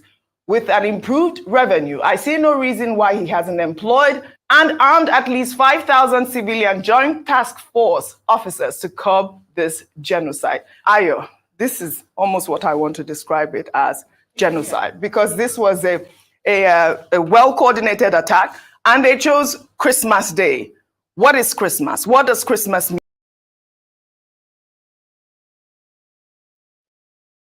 Thank you. You see, this is I just to start with the fact that they are calling it Black Christmas is not a very good thing. That we have so many issues, it's so deep, and you know, just but you can see the passion of the lady. She's really frustrated that this stuff just keeps going on, and this sort of thing it will keep happening until our people realize that. What you need to demand for your leaders have to be specific. Don't tell them just to secure the country. They're not going to do it. They're going to tell you that they're doing synergy. They are doing these tactics. It's not going to work. Until you recruit our people, until you recruit more people into your forces, like other nations do, how is it going to work? And I saw one of the posts where somebody was saying the Nigerian military should be up and doing. What do you want them to do? Be everywhere at the same time with the numbers they have? They're not going to be anywhere. They cannot do the job. You can't. If you hire only someone like me to go and protect a ShopRite supermarket, how am I supposed to do it? Forefathers, can I be everywhere at the same time? Can I weigh in? I guess this is you are the one that raised this topic earlier on. Go ahead. Okay. See, forefather, I was just about to speak before you play that. Okay. Be fair, Jago wanted to say something before. Hold on. Jesus. See, try to be generous for once now. Olumide, stop. Jago, please go ahead. Olumide, come on, man. Stop this Jaguda attitude. Accuse people. Jago, please go ahead. You see, so I know that you're passionate about this security thing and it's on your mind. It's not that I've forgotten what I had to say. I do know what I had to say. You see, the whole issue of this, both religion and tribal differences that we have. I don't know why we think it's ever going to stop in a country called Nigeria. It's never going to stop. And I don't say that it's never going to come to a point where we understand each other a lot better. But I will not ask an Igbo man not to be proud that he's Igbo. I will not ask a Hausa man not to be proud that he's Hausa. And I think us going down that line is a waste of our energy. We know the game. We know they're going to use tribalism and religion to play with us. But really, we have to grow up. We, the people, have to grow up from that. And in growing up from that, it doesn't mean that we throw away who we are. What it is that you see, in the Christian West, the way they talk about Islam, you know, Islam is a good 600 years younger than Christianity. And apart from that, what Islam has gone through, Christianity has gone through all these periods that Islam has gone through. But because Christianity and the Christian West, as it were, has come to a point where they are mature within their faith, they think that everybody is playing against the same timing. And that's not how the world works. So as the Christian West now cannot start to belligerently speak about the Islamic world, knowing that they are a lot more sensitive to issues of their faith than Christianity is. Now, this is the same position that we found ourselves in Nigeria, where we don't all grow at the same pace. Now, in the fact that we don't all grow at the same pace is what is most important. And that is what we need to look at. You see, the Nigeria was dragged back because of the miseducation or the lack of education in the north. So we waited for them and we diced up the education to the point of spoiling it in order to encourage them along the same level. That was not what to do. What there was to do is for the educated South to become as speedily educated as they were being. How does that secure the country, though? No, you see, I'm not talking about securing the country because whilst I know it's of utmost importance, you see, securing our country against ourselves, because we don't really have any enemies as such, apart from the Great West, who would like to play with us. The only enemies we have are all within. The security that we need is basically to love ourselves, basically. I mean, I can put it in all kind of different ways, and other people will put it in better ways than I. But basically, the initial security that we, the Nigerian people, need is the love between brother and brother. And if that's not happening, then we're just fooling ourselves again. This is why we can't look at things. I keep saying these things. We can't look at things in the way that But that is Westerners not a look recipe at for, things. because there's always going to be somebody that doesn't show love. There's always going to be there. That's why you have rules, you have security forces in place. So we I can't appreciate all this. based on love. You have to create No, allows that. I'm just talking at the base level. You see, at the Yes. base level, we've got to have an understanding between ourselves that we are brothers and we are fighting on the same side. Fundamentally, we're fighting on the same side. So we can't really afford to do damage to ourselves. You know, the security issue, as I said, it's a big question. There's food, there's all levels of security, as we know. Cyber security, doesn't matter what you're talking about. Security is important, I give it to you.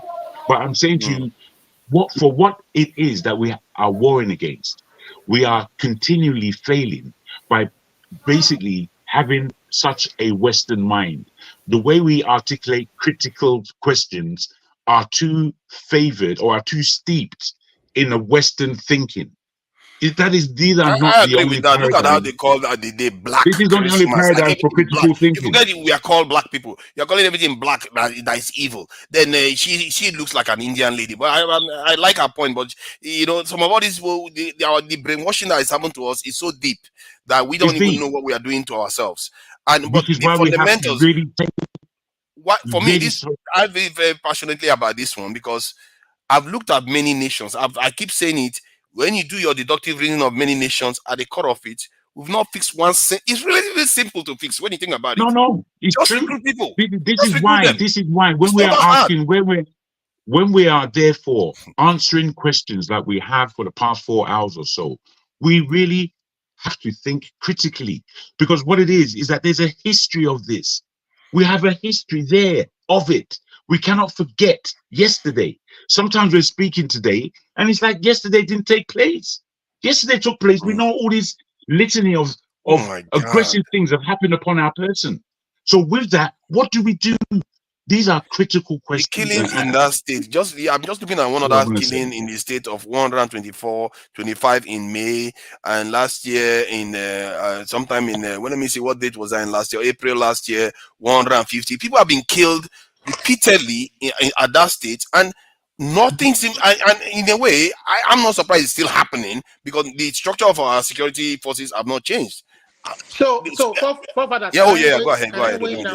Go ahead. So thank you for your patience, by the way. So I want to say that you did say that these people know what to do. Now, if you watch the full video of the governor's speech addressing the deadly attack, he said that he knew that there were sponsors behind the attack. So the governor kind of alluded to the fact that they knew those who were behind it. So even if they don't have the security numbers to protect the people, why doesn't he provide intelligence so that they go after the supposedly sponsors or people who are behind it and begin to investigate? So, but be that as it may, this is nothing but systematic ethnic cleansing, genocide. Because the people who are being targeted are the indigenous people of Plateau State. We have seen this time and time again, like you said. And this has occurred also in Benue, in the Middle Belt. You understand? In that axis, and we seem to have an inkling of who are those behind it. We are not saying all the Fulani people are culpable, but there are some Fulani people who are bent on an agenda, and they are using religion to accomplish this task. I think you have a point there. That ethnic cleansing part. What Tinubu can do now for the people of that area is to send enough security forces to protect those people. You understand? This is where is he going to get them from? When they are not recruiting people, where is he going to get them from? No, don't talk about that. If you won't do that, that is why we are saying, if you won't do that, Allow the people police themselves. Let us have state police. If you can't do that, allow the state government to use their own resources or whatever tax they They have. have them. They have them. I think from the report, they said they were there. They came later, but I'm sure they don't have enough number to protect those areas because they don't deem those areas critical because they are poor people. Allow the state governors to create their own state police. He worked with Amotekun. They did it in the southwest. We pushed back. In Nnamdi Kanu, that is why he's a hero today. He did it with ESN. He pushed back. These people have an agenda, and this can't keep going on. It has to stop. You can't keep killing people. How much more one Nigeria will somebody be to say stop it? If we talk about our own tribe, if we talk about the problems affecting Obama, we say we don't talk about it. Oh, we are this, we are that. If we talk about the problem affecting Digma, we are this, we are that. Look at these people. I don't even see any middle belt man or any plateau person or I saw just for the first time in my life, I saw one on my Egu program yesterday. A lady come out crying on his platform about the killings going on. I wish we had many more people come out. When we talk, they say we are alarmists. We are creating trouble. We are doing this, we are doing that.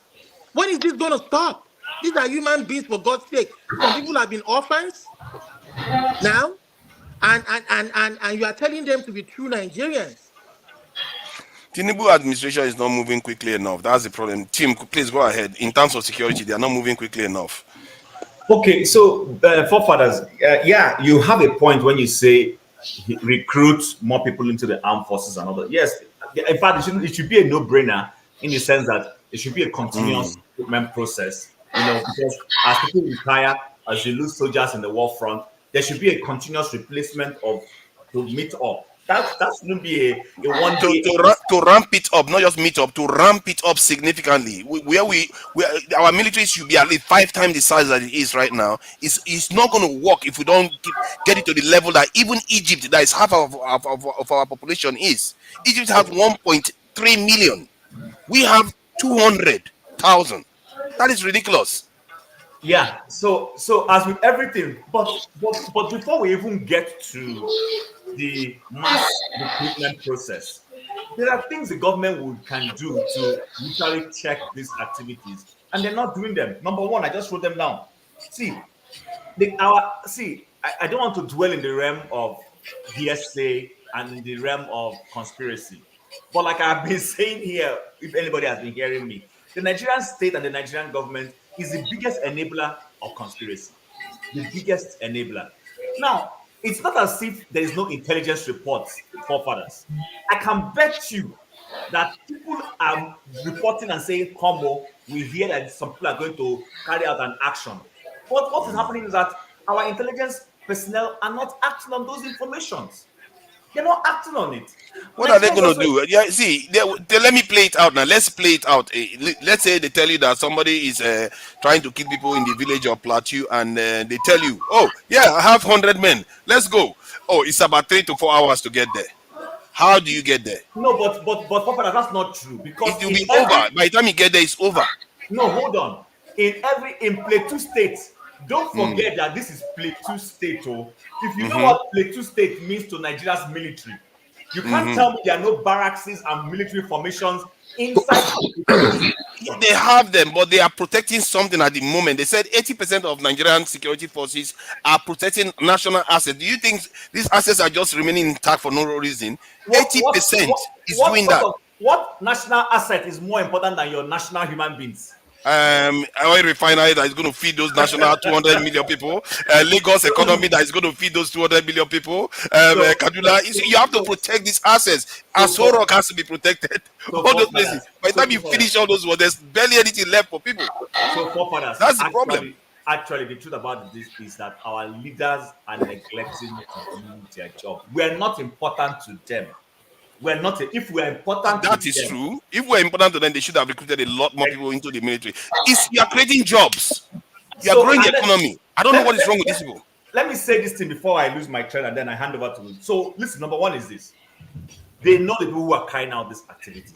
Forefathers, nothing is. Listen, as we may criticize our government, but our government is not so bad to the extent that they don't have information of who is perpetrating these things, who is funding these things, where the money to fund it is coming, where the weapons are coming. They know these things. But we have saboteurs within the framework of government aiding and abating bad behavior. If our leader and our president or security forces are serious, they can nip this in the bud. Unfortunately, they are not going to do that. And then I end here. Yesterday, I was listening to what's his name? Ngelele, Ajuri Ngelele talk. And he was saying how Nigerians should be more patriotic, should not badmouth Nigeria. And he was so passionate and saying it. And I looked at this guy and said, is this guy smoking something? Nigerians are very patriotic. Let's be honest. Nigerians are very patriotic. You just need to wait and see when something beautiful is happening and see the way Nigerians joyfully celebrate it. I think our leaders in political sphere are the problem. They are the ones failing Nigerians day by day. Because we know that insurgency in Nigeria during celebrations, Christmas, Ramadan, these guys will always act. If you remember a few years ago, the bombing in Suleja or Mararaba, it was Christmas Day like this. So during Christmas, I expect our government to be able to heighten security situation, to be able to nip some of these things in the bud or be a deterrent. But for us to just go as if it's business as usual and go and fold our arms, he's gone to Asaram to drink his beer and whatever he's going to enjoy, and everybody just goes, our senators all go home. This is pure negligence, and I think it's very unforgiving. Yeah, thank you. Okay, can I just weigh in? Can I just weigh in? Can I just weigh in? So I want to continue from where Chim stopped, please. Can I just weigh in? Now, they wants to say something. Like what? KJ, you already said something about I wanted to say, please. KJ, hold on now. Yeah, Flagship and Eze should say something. Then KJ, you have the first page to say something about this. Flagship, please go ahead. Thank you very much. You know, it is amazing and alarming at the same time to see that these things happen and we seem to have the counts only of the deaths, the innocent citizens who are killed. And there is no count of any death or capture of any of these perpetrators. It is apparent that I thought the Nigerian security force was about 300,000, but based on what forefathers just said, it's about 200,000. And they all seem to be, quote unquote, sent to protect national interests or facilities when the people are there that need the protection. The government will not do it. The federal or state governments will not do it. They're not going to recruit anybody, even if they will. The remunerations for them, it's not convincing enough for anybody to go sign up and want to join and be a part of this. The best solution at this point that I think is self-defense. The people need to be taught self-defense. Every household. I believe there are citizens from Benue and Plateau where this thing seems to be occurring the most who are inclined. There are many ways to do it. I'm not going to say what I have here, but if the people arm themselves, when I say arm themselves, I'm not talking of weapons. Are you serious? In Nigeria? Listen, not guns. Every quarrel in Nigeria will be settled with arms. I'm not talking of guns, forefathers. Hear me out. Okay. The people need to be trained on self-defense. By the time 10 or 20 of these people are taken out, when the attack starts, they will be forced to recalculate and go back and rethink their strategies. It's enough to hear that they come and take out 100 people. It's sad. And lastly, I'm amazed at the deafening silence of the West on Nigerian killings, that these things are not brought to light. So the whole world would see and know and hear about it. 10 people in Czech last week or thereabout were victims of some sort of assault. And it was breaking news on my TV almost all day. We have over 100 killed in Nigeria, and you don't hear about it. There's the BBC in Nigeria, there is CNN in Nigeria, there is Fox, MSNBC, and the rest of them. Why are they not talking about it? Are you surprised, though, when we are looking at about 21,000 dead Palestinians? They don't care. See, we are the one that worry that they care about human lives. We should be worrying about ourselves. These people don't care about human life loss. It's when it favors them, that's when they talk. If none of their business, they will just leave us alone to be killing ourselves. We should be demanding our people secure ourselves so that our people are not just losing their lives needlessly. So please go ahead. Except you're finished, then Eze can go. So I say this again. We have to train these citizens to defend themselves. There are many ways to do it, and which may not 100% put a stop to this nonsense, but to a great extent will stop it and refrain these guys from committing these heinous acts. And I know they are not Nigerian citizens. You will not tell me that the people who do these are Nigerian citizens. Of course, sponsored by Nigerians and those in government, we all know that. But we have to get to that point where self-defense for every home needs to be taught.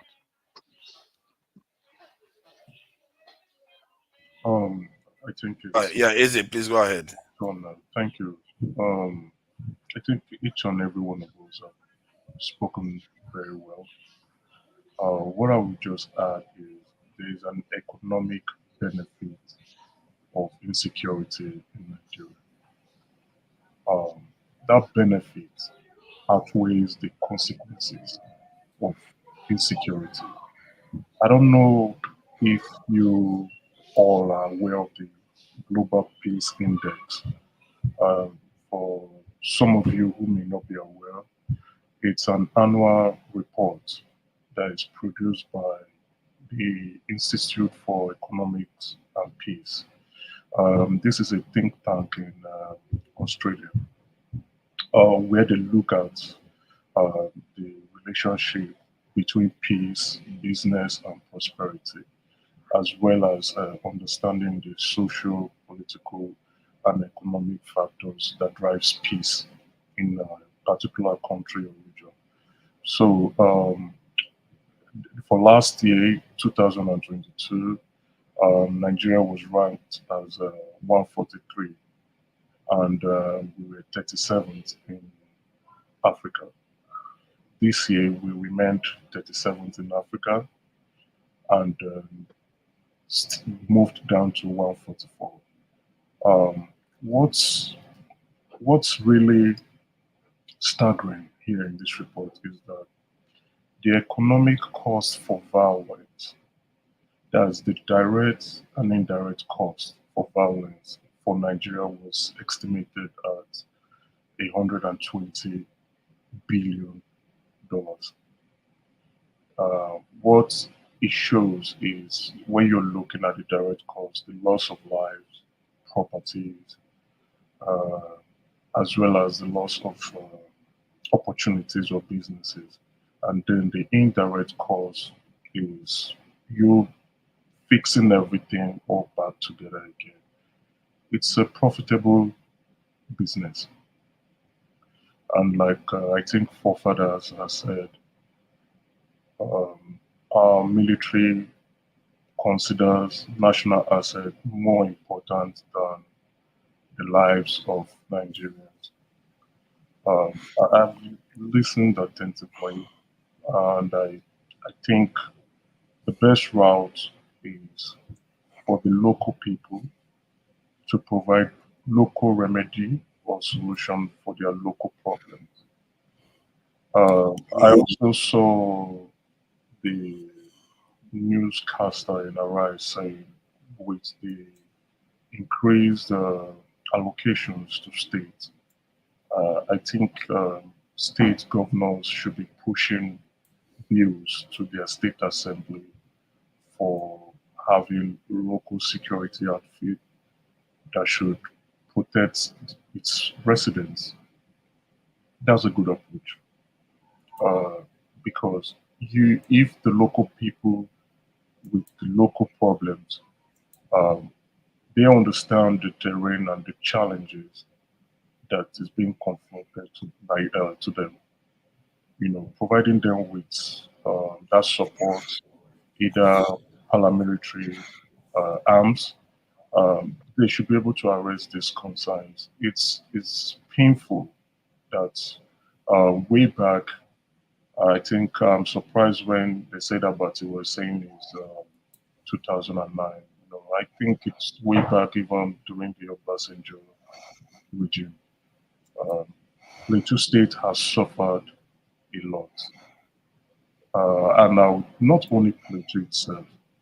So, in this view, each state should be looking at having their own security outfit to address their local security challenges. That's the way forward. Let me just add this. I think this problem is more on a macro level than, because this issue for me is so deep and so important, critical, not only to Nigeria, to the African this is sub-region and our entire community globally. And I see a pattern that we are the least defended people on the face of the earth. That least defended people. Look here what the this military brass is talking about, and take into this thing. You just look at this that I posted on the screen, where it says where there are good arms, in other words, security, good laws inevitably follow. And this statement was made by Machiavelli more than 400 years ago. And if you look at the rest of the world, they are following that rule. Only us are not. And yet, let me play this video of our security official complaining about something so you understand.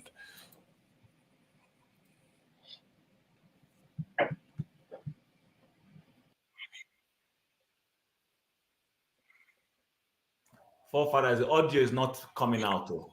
Sorry about that. Don't mind me. Sorry, I went and muted it when I was pulling it out. Let me just go back a bit. Sorry about that. Let me make it louder too. All right. Arrest, the person is released. We have the issue in the South. A lot of the ships we are, once you get your family members or you are at risk. So it gets to a stage where the security forces are not even willing to do it, because once you get an arrest, the person is released. We have the issue in the South. A lot of the ships we are, the other ship that was arrested 10 years ago.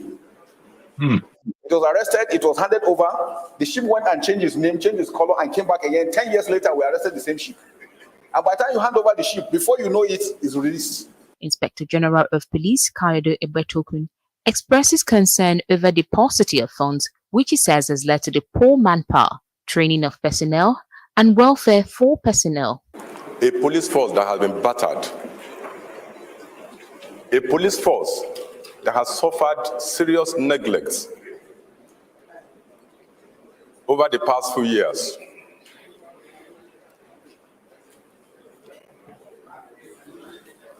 The police also finds itself operating in very difficult environment,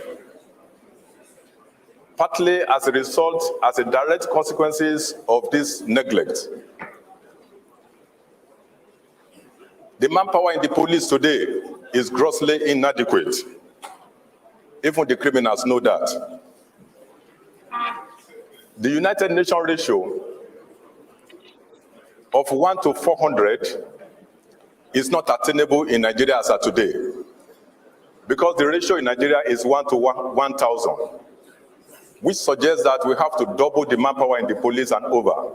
We have also realized that the magic wand to addressing security challenges, good governance. Anywhere you have good governance, security goes down, insecurity goes down. Why I allowed him to come back and say this again. He forgets, he doesn't know that he is at the tip of the spear. He's talking about good governance. He is at the tip of the spear. He should be arguing that the security, this is the chief of defense staff saying this. Is, in other words, saying the politicians should be at the forefront. Look at the statement that I've just put on the screen, that maybe all the other countries are following. He forgets that himself is at the tip of the spear, that should be arguing that we need to secure this country so that our people can come and invest. Our people cannot be killed like in Plateau today. All this knowledge should not be happening. Instead of complaining that civilians should do it for you. That is what he should be addressing. And I don't know, this is why I talk about this stuff, because sometimes the way we understand things is so flawed. I don't know how that happens. I really am happy with the way the police officer, the head of police spoke, because he literally said we don't have the manpower and the criminals know that. And he reeled out the statistics that the UN requires, and we are not even close. Most nations are not even like that by the UN. They are even better than you. UN is minimum is 400 to 1. We are doing 1 down to 1. Most nations are not like that. Go ahead. Forefathers, see, I want to, with regards to what the Inspector General of Police said, perhaps one of the solutions is to devolve power to the states to set their own state police force. They can use their own internally generated revenue to pay their staff. This is that the type. There's no better time than for state police to start operating now. They should That's have one. more. See, That's whether one. state police or not, they should recruit more into securing the entire country. Well, the federal government, if the federal government is saying they don't have enough revenue to do that, allow They the states. They do. They just don't want to spend it on security forces. I think allowing the states will help complement their efforts. That's one, and provide proper security, adequate security for the people. Then two, see, that is why everything circles back to the basics of our democracy. The security we are talking about circles back to what you guys have been saying all morning. How do we allow the people's vote to count? It belies every logical reasoning that all this insecurity will go on in the middle belt and some parts of the north, and APC will go on to claim victory in the elections. Where does that happen? The next election will come and they will say that APC won Jos, APC won Benue with all the killings going on.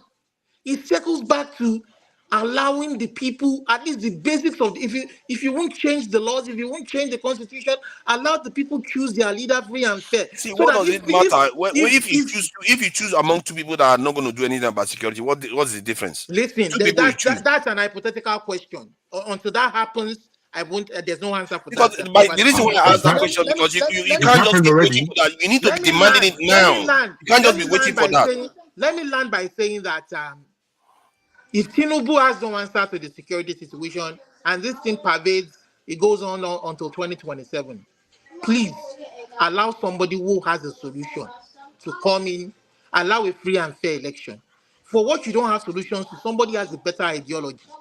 You understand? Let them come in and fix things if you can't fix it. This killing is way one too many. It's been going on since Buhari's. In fact, Buhari's tenure 8 years, there was no month that killings didn't go on in all of these communities. Before he came to the southwest, he came to southeast, we pushed back with Amotekun, we pushed back with ESN. These people are helpless. They don't even have any, we don't even see any of them online crying out. They are helpless. Sorry, can I weigh in, please? Yeah, Man, this issue drives me crazy that these people just keep allowing people to die for no reason. Yeah, please go ahead. Jim, just 1 minute before I beg my brother. Go ahead. No you problem. see, this goes back to what we are talking about, that the standard of the military has been going down over the years, been going down. This guy that is talking, does it not look like a politician that is wearing an army uniform to you? Exactly. He's talking his body language. It's just a shame for me to know that this is the Nigerian army that I used to know. I mean, you see an officer, he is professional, the way he carries the authority behind every statement he makes. He lacks it. He's just another agent of the ruling party and all that, just talking and defending. That's what I'm going to say. Until these people are cleared, and it's not going to be nice. I'm sorry. Go on, Tim. Thank you. Okay, so Fofaras, thank you for that video. I mean, I probably need to go and look for it and watch it properly. Now, again, but in fairness to the CDS, I think that's the CDS, the Chief of Defense Staff, is that? Yes. Or that Chief of Army Staff? Chief of Defense Staff. Okay, so he's not exactly wrong. Yes, I agree with you on other things you've mentioned. I agree. But guess what? Olumide mentioned it a little bit, but he fell short of quietly saying what I want to say. When leadership is not properly constituted, all manner of things begin to happen. When he said we need leadership, it's a leadership that was going to be able to sit down and say, okay, you know what Fofaras is saying that we need to recruit. What Fofaras is saying that we need to upgrade our weapons. We need to upgrade our weapons. But when poor leadership is there and poor leadership is busy focusing on carrying a crowd to Dubai, when poor leadership is there and focusing on, giving people bribes buying vehicle for officers and not being sensitive to the plight of the people. Poor leadership cannot buy equipment. Poor leadership cannot enhance the military to do their job. So yes, and that leadership is both the political and even the military, including him. But when we get the civilian leadership that is proper, then the civilian leadership will have the moral ground to be able to identify within his military rank and file those who have what it takes to lead in terms of being CDS or chief of army staff or head of police. It's all I agree with you that is true if that's what he's thinking, but he appears to be saying that if you just have good governance, you will not need us. That's the idea. like you will not need us, just have good governance. The point is that you should be saying you need more of us. That is the problem of the country. Maybe his body language, and I agree with you, maybe his body language was conjuring the wrong impression. But for me personally, I actually think that if we have, I've been with you here on this platform. I have seen you consistently, you've stood your ground, even when I've disagreed with you on this matter. But you have stood your ground to say that Nigerian military needs to change, that we need to improve the armed forces, that we need to defend our people. Fine. Imagine if you were the Senate president, for instance, now, not even the president, just Senate president. What it tells me is that you will go to the president to say, Mr. President, I need you to go and sit down with your military, come articulate a good budget to enhance our military. I will get my colleagues in the Senate to pass it so that we can do that's my perception. But that is what good leadership does. Good leadership sits down and says, okay, I'm in. This is one of the challenges that my country has been going through. We've had this persistent every Christmas, every Salah, especially in the Middle Belt, and then sometimes in Borno State. I need an end to this thing. And what is the solution? If it means talking to your generals and seeking international ideas, you will do it because it is important to you. But right now, bro, all of us here know that this is not what is running in the minds of our leaders. Our people are even complaining of hunger. And our senators are sharing billions to go and buy brand new cars. You were all here, you saw it. Don't you think those brand new cars, if you even converted it to the military, for instance, and bought equipment for them, or budgeted it as a salary to increase the number so that you have enough money to pay them, it would have worked. That would have been a good solution. But these guys are spending on themselves, and that is where the bad leadership issue now comes in. That's the point I'm trying to make. You see, the police chief, you know what he said, that the criminals know that they don't have enough people. Then he went on to say, it's not possible for us to get the numbers we want. That is the one that astounds me more. Like, why is it not possible? There are young men without jobs everywhere. Security force job is one of the best jobs in the world. I think somebody said that I think Flagship was under the impression that Nigerians are not looking to apply for security forces. Actually, they do. They actually have to bribe to get into security forces because they know they get properties, they get pensions, they get all those things. How many jobs offer that in Nigeria? So they have to bribe to get in. That is the problem. They are not allowing them to recruit. Whenever they go and get loan, they tell them that they should cut government spending down. How are you supposed to cut government spending and increase your security forces? And these people keep taking money from these people. You see, all this is how our nation has been dragged from the time of Babangida to this sorry state that we are in. So, but I will. Who wanted to say something? I think Jago. No. No. I think it's going to look like always with you. I've counted the hours that so far I've contributed. You have contributed more than 20 years. And you still will not call me. Jago, you still will not call me. Jago, just let KJ talk. No, KJ's life was not. Maybe I will stop coming to the platform when I say forefather. This matter is going to reach court if we not allow KJ, your light wasn't on before you came in. And you put your light on, you start begin shout. Let me finish what I've got to say, please. Or let me even start. You see, if somebody can answer me this very quickly. What is today's position on the debt, on Nigeria's debt situation? Do we know how much we're owing as a nation? I think it is only $1 billion, if I'm not mistaken. Let me confirm. Yeah. It's 84. The reason why I'm asking. Yeah. How much? 87 billion or whatever. Yeah, or 100. Depending on how you look at it, 100 billion. It's not up to 100. That's a way. Okay. Okay, cool. Okay. Now that's a large number, no doubt.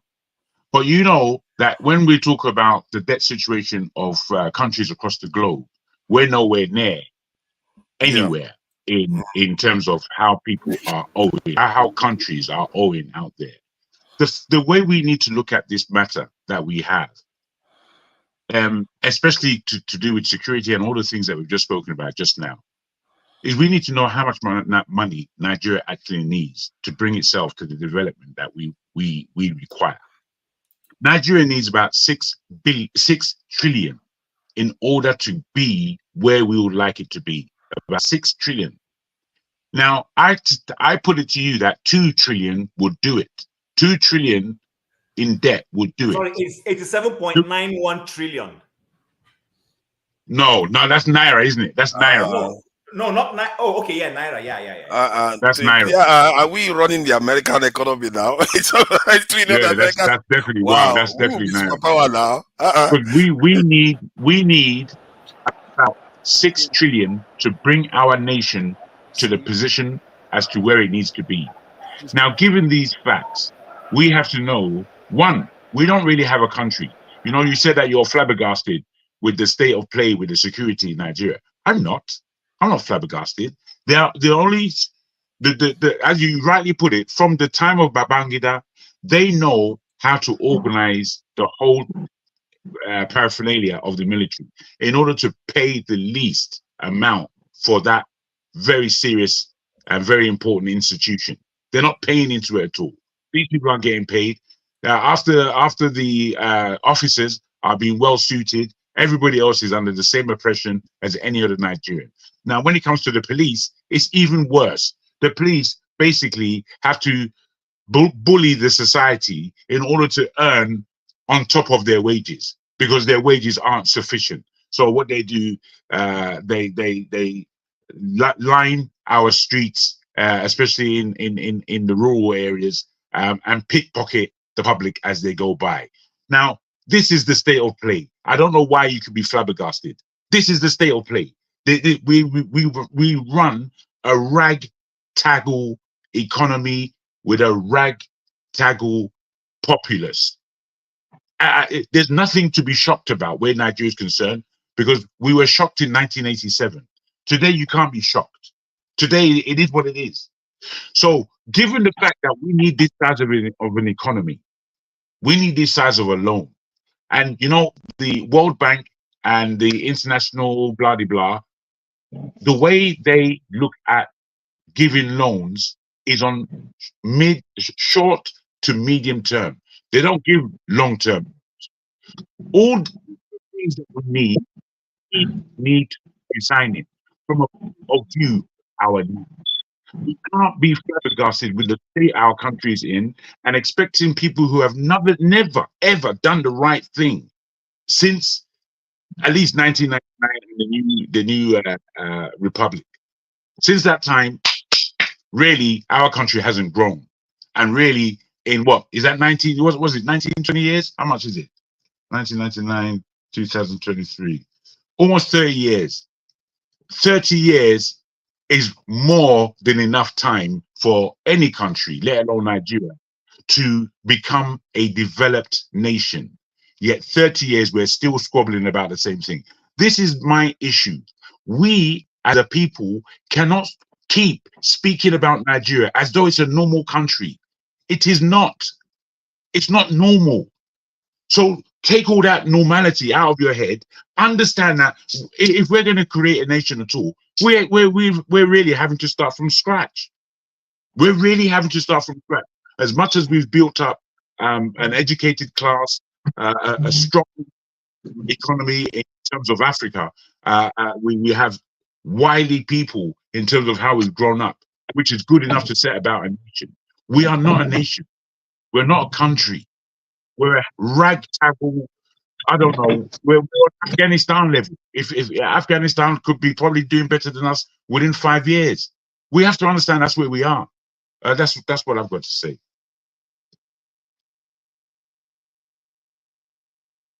Can't hear nobody. Okay, I think forefather, that there can are a I lot of speak people now? here. We want to start timing them now, since there are a lot of people here. You want that time I in the don't night? stop. I stopped now. I know he's I going to say stopped that. well in time.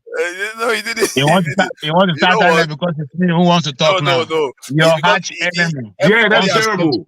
No, so you have KJ. No, to everybody's find a being way to tie gentlemanly, me. man. No, Everybody's KJ. being gentlemanly. You see, KJ. this is what Nigeria is all about. That's what I'm talking about here. KJ, Okay? it's not like that. You see, when you want to talk, everybody come here to listen. Suddenly, we have 10 people on stage. So if you go too long, everybody's going to take forever to talk. But I will allow you go on, and It's because I about want to 3 talk and minutes.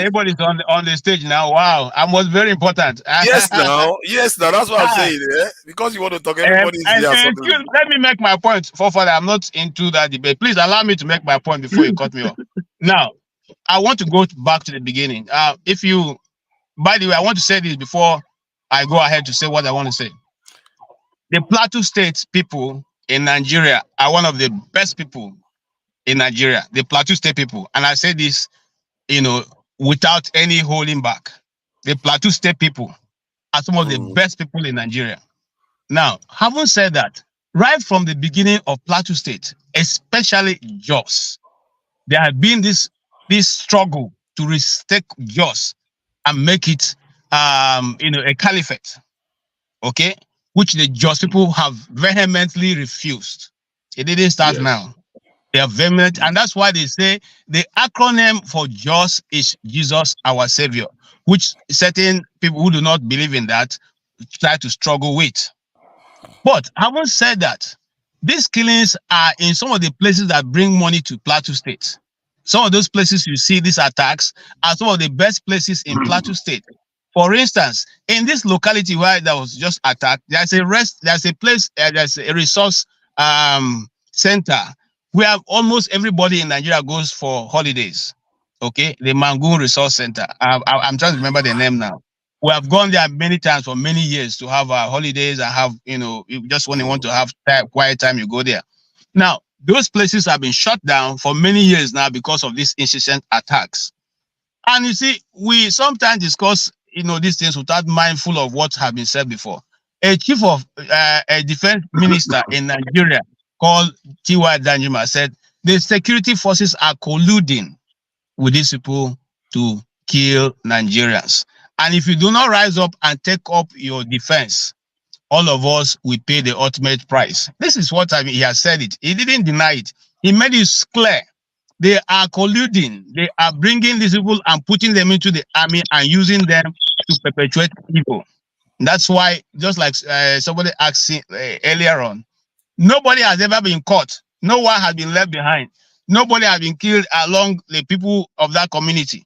They come, they operate seamlessly for many hours and go away. In this one, the video making round right now wasn't shot by the people of that community. It was shot by one of them while they were carrying out the massacre. And that's why it's so, it's so clear. Everything is done. Okay. And they posted it on the line for all of us to watch. They posted it. Okay. So the question now be, of which, we are trying to run away from talk about security, the security forces. No, we all know the security force cannot be everywhere. But I want to put to you that as a president of Nigeria, every morning you have 28 agencies, security agencies that give you report every blessed day. It is laid on your table. If you put the other ones, which are not total agencies standing on their own, it comes to 32 reports, security reports. That means that whatever is going to happen or will happen or has happened in Nigeria is on your table. You are given full brief every morning. So my brothers, if anybody who tells that the president is not aware or the state or the government is not aware of what is going on, he's simply lying to himself. They know what is going to happen. They know what the next one will happen. They just refuse to what? Just like they refuse to call them terrorists, they call them bandits. That is what was told. In fact, the letter was written to the Nigerian media say, if you call them terrorists, we will shut down your station. And so even if you go there now, you are being interviewed and say, these are terrorists. They say, no, please, they have not been declared terrorists yet. They are bandits. We don't know. Look, the truth of the black man, in this case, Nigerians, that we don't tell ourselves the truth. You see, when you tell yourself the naked truth, you cannot begin to find a way to rehabilitate yourself. But as long as you keep lying to yourself that what is going on is not what is going on, you cannot solve the problem. And based on that, forefather have rang the bell. Let him have the time to It's 4 minutes, so yeah. It was very generous. It's 4 minutes. I think we should start from Wole, because the other three up have spoken before already. So Wole go, then Eze, Amadioha, and Olumide again. So Wole, 3 minutes, please. Right, thank you. Sometimes I just wonder, like, where should I come in? I think the problem is just too enormous that sometimes I used to, it bothers my brain. Now, I'm beginning to think, where did our problem start? And if we don't know where we're coming from, how are we going to know where we're going? Right? While we are talking, I'm just trying to get us some, like, where do we start from? This problem has been ongoing for ages. Now it took me back to why Black men or why Black people are behind. We're not ready to liberate ourselves. So they give us something to, fight over, kill each other, sell each other, all sort of things. I think our problem is, number one, well, nobody's ready to go back to face this beast or monsters back home because we are scared of dying. But how are we going to eliminate these monsters where we're all jackpying, just run away, settle with the people who enslave us in the first place? So have they really removed their hands in the business? Probably no. It's just a systematic or a strategy of, okay, before we used to send ships to Africa to bring the slaves. Now we build embassies, let them apply, then come over here. We never even thought of that, number one. The reason why I thought about it is Ukraine was still a good country before the war broke out. And I thought there are so many Nigerians there. But when the war broke out, everybody leave. Why can't they stay there and say, well, I've had all my properties, everything. I've been in this country for that long. And exactly what is happening to us. We're not ready to go back to fix our home. We want someone else to fix it for us. It won't happen. That's why sometimes I really, really flow with tone. But then I used to think that I don't have a gun. I live in the barracks, but why am I going to go about this? Do I want to die? No. So who is going to take the lead and do this? And I just thought maybe it's a solution that it's good on the paper, but in practice, it looks like it's difficult. Maybe there will be a revolution at some point. But the problem I have, when I look at the religious aspect of Nigeria, it makes me think Moses that God sent to rescue the Israelites from Egypt. Can you imagine what Moses went through in the heart of... Okay. This clock and on their bad belly, they don't want to let people finish their comment, but it's okay. We will be back. I think what you were saying was very important. Yeah, it was important, but the time is just one of those. Can't we allow him to speak it out? Can't we allow him to speak it out? That is such a Tinubu-ish statement. What do you mean, Tinubu? Why you are such a Tinubu? Tinubu is the one that is letting people die. Yeah, I'm not going to let our people die like that. No, Tinubu blamed God for the people that died. Now you are blaming the clock. It's God now. God is responsible for the death too. You want to absorb God for the mess. This is easy. Please go ahead. I can't hear you. You are frozen or something?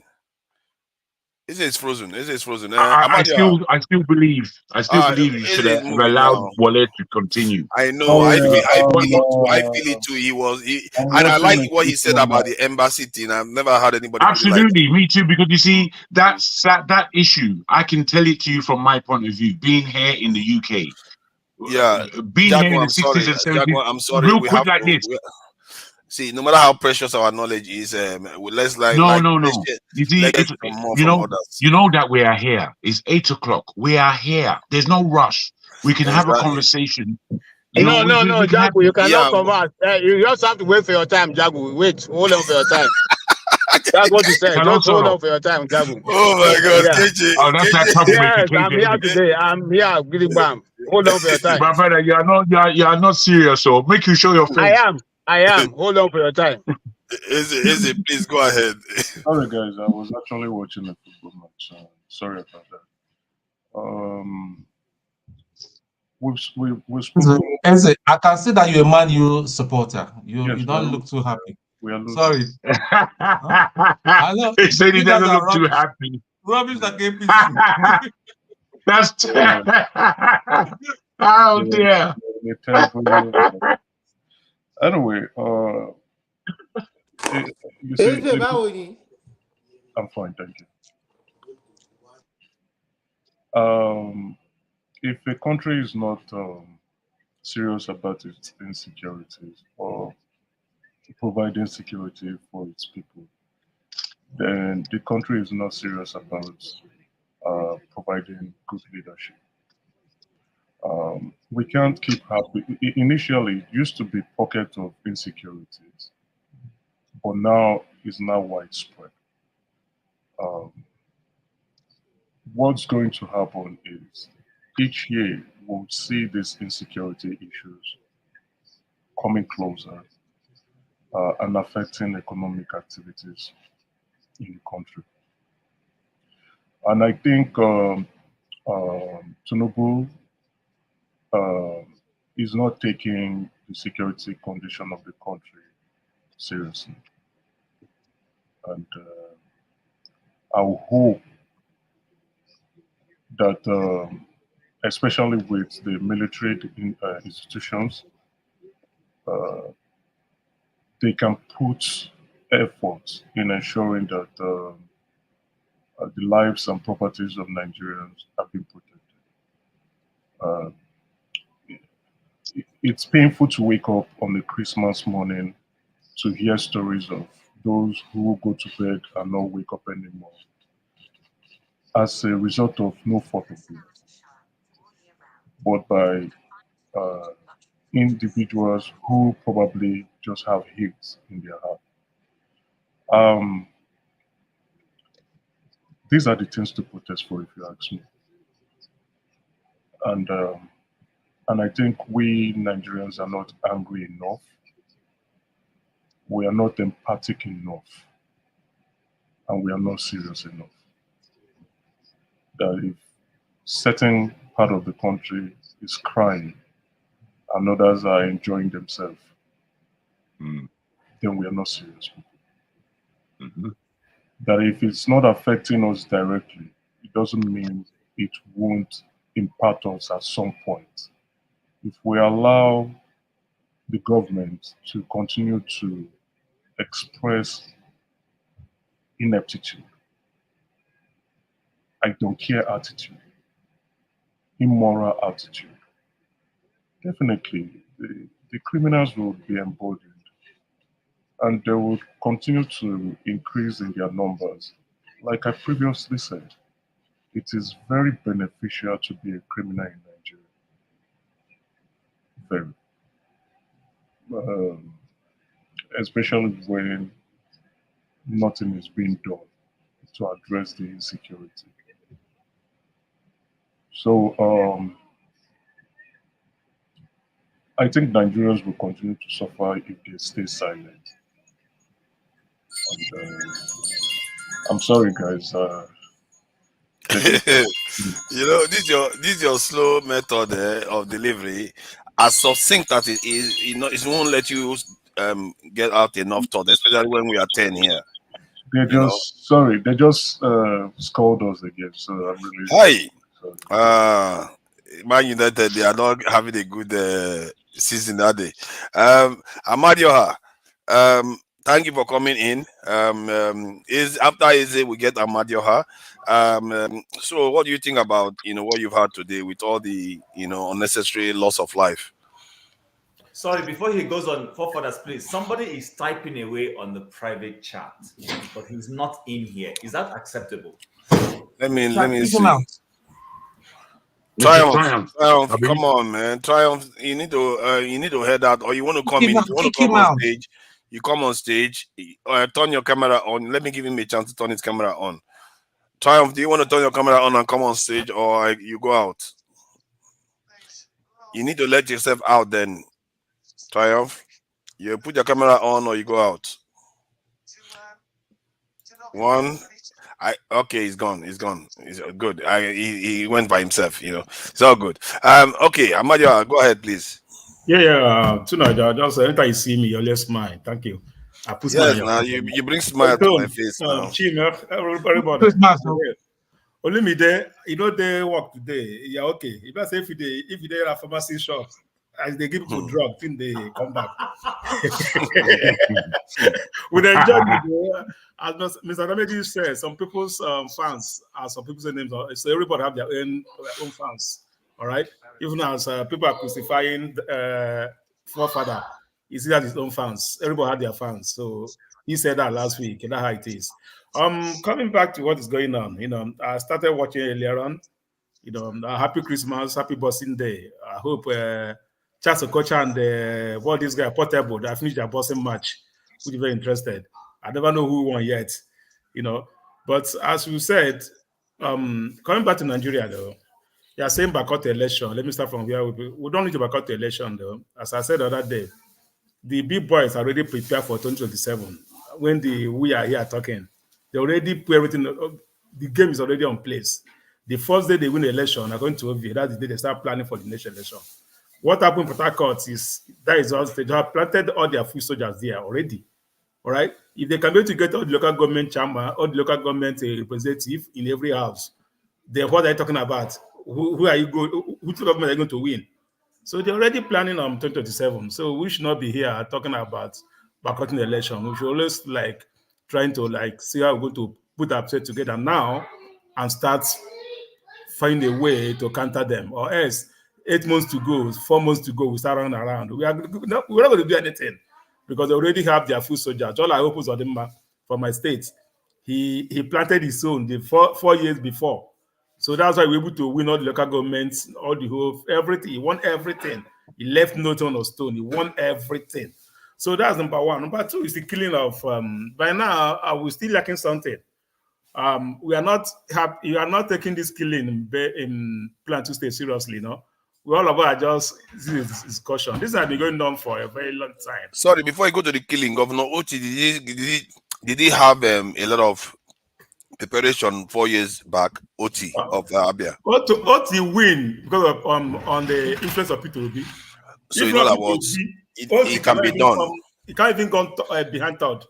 Good. It means that there is evidence that you can come quite quickly and overtake the ones that establishment. Without P2B influence, Obi cannot even come behind third. It's far away. All right, we all know that. Yeah, P2B showed up for 8 months before election. So the point I'm making is that who P2B you should not. Sorry, sir. Oti had always won. He was rigged out. That's why the whole of Abia people voted for him. You can ask him. Oti had always won election in Abia State. No, was voted out. It was rigged out. So don't say that. This kind of win, he won this time. The question is, this. I'm not telling you it's not. I tell you, let's start preparing earlier. That's my submission. Let's start preparing earlier. That's what I'm trying to say. Sorry, can I quickly say something? Then you continue. I'm from Abia State. Oti has contested about 3 or 4 times, and he won in all of those times. But they rigged it clearly. In fact, the last one was so painful that they got to the Supreme Court, and the Supreme Court, of course, did the jugnu, and they gave it to the guy who was there. So actually, Oti, when it comes to contesting for election, has always been prepared. The only thing is, like I keep saying, the ground was right for him this time Yeah, Yeah. yeah. No government. I think I think that's a valid argument because I was thinking that it just came from nowhere and won No, it didn't come from after nowhere. this thing. So, Okay, what good. am I saying that we have to prepare earlier than coming. So, on the killing though, I know I was in Jos one time. All right, I went to arrive Jos. This killing started. It was heavy. All right, he was heavy that even the military are trying to use a full scarcity to stop the killing. It was like 2 weeks, 3 weeks, continual burning of houses. People are dying. You see corpses. All right. So this thing have been going on, and other people don't take it seriously. It's all about what's going on in Benue State. They will tell you it's a haters farmers clash, and people will buy to that and support that and make it a headline. I ask myself, why is it haters farmers clash? You only see the farmers die, the haters doesn't die. All right, you only see the dead body of the villagers. You don't see the dead body of the people that comes there. I will still let it go headers and farmers class. In just the same thing, they still say it's headers and farmers class. When people are dying, villages are burning down, people are dying, we say it's headers and farmers class. And we are not like making like Ash. So I say Ash is killing jobs. Everybody turn their Facebook to red. Ash is killing. Everybody, if we start doing that, start talking, we'll start passing message. If I go to my Facebook now and put Ash is killing jobs, everybody here, that everywhere, will make it. See, people will start looking to that. But we'll just keep on talking. After today, it will go. Yeah, if we start passing message, if we go in there using our Facebook pages, our social media pages, to like, let's stop this. Thank you. I'm not sure you're aware of the bell, but the bell is ringing. Thank you. I think you have a valid point there. Olumide, please go ahead. I know you have something to say. Okay, thank you. So I want to pick it up from where Uzo stopped. So for me, I want to move back to the earlier discussion of whether boycotting or not boycotting. I think for me, if you boycott, it is irrelevant. You might make a statement, it is irrelevant. This government, these people will spin the whole issue to their favor, to the entire community out there, the world community out there. They will spin it in their favor, and they will gladly take power back without any fight in 2027.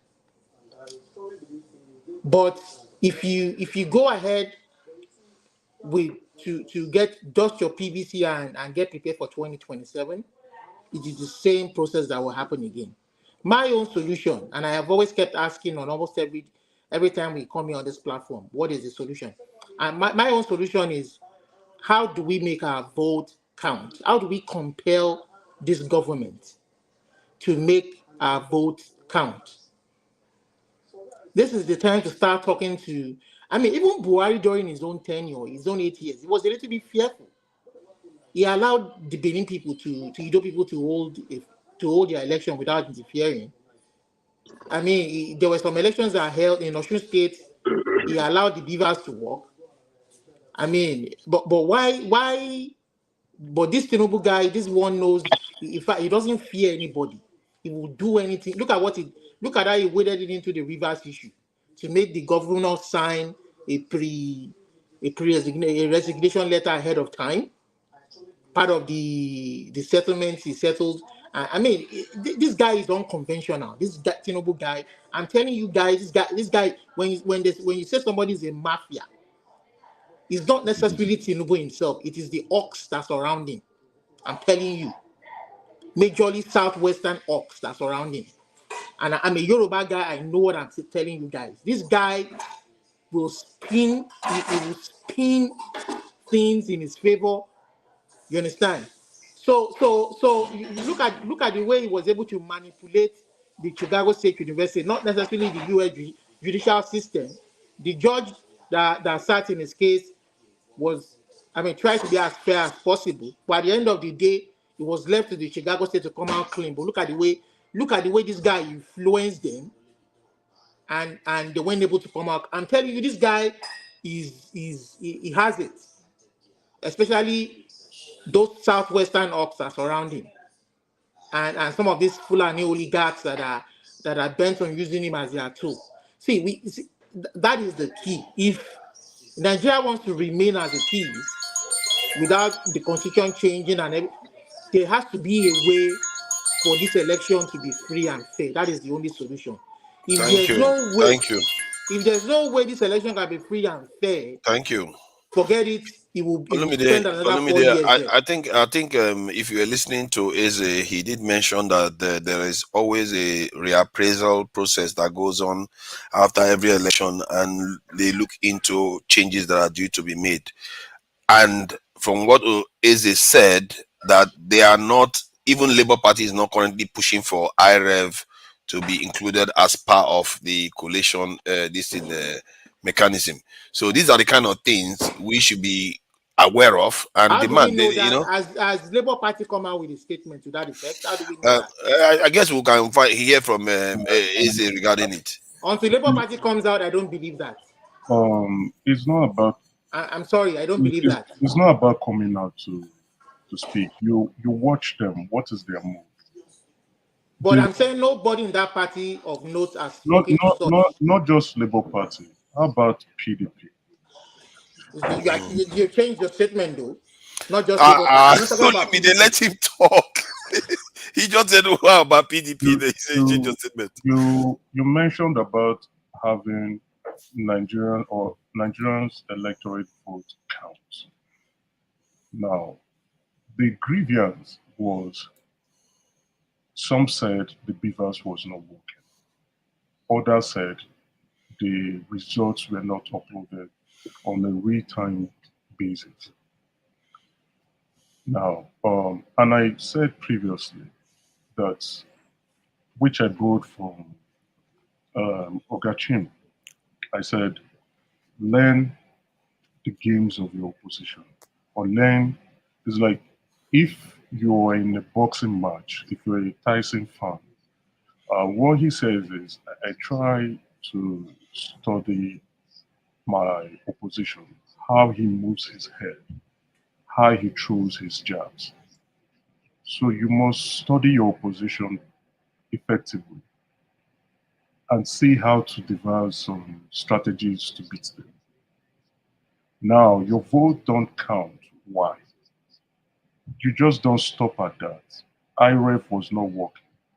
What do? We have to ensure that IREF work during elections. How do you do that? We must ensure that in the law or in the Electoral Act, INEC will not come up with excuses of not turning on the IREF. Electoral results must be uploaded on a real-time basis. Concerns of we don't have data from the beavers to upload the results to the IREF server should not be an acceptable excuse. How do you address this? Codify it through legislative acts. And that review would come with INEC doing post-election reviews, sit down and discuss on what to do. So when INEC is doing their post-election reviews, they invite political parties. They also invite the public community. That is when they want the opinions of the public to be factored in to the new electoral act that will be amended. Now, once that push is there, and if APC-led administration is not going tilting towards that view, then you can shout foul. But when you say you want your vote to count and you don't know the hows, then you don't know what you are doing. That is why I said the opposition parties are not ready. Probably they are still in defeative mode, still probably nursing their wounds. It's acceptable. But like I would say, Nigeria has just 2 years, or I would say political party has 2 years to an election.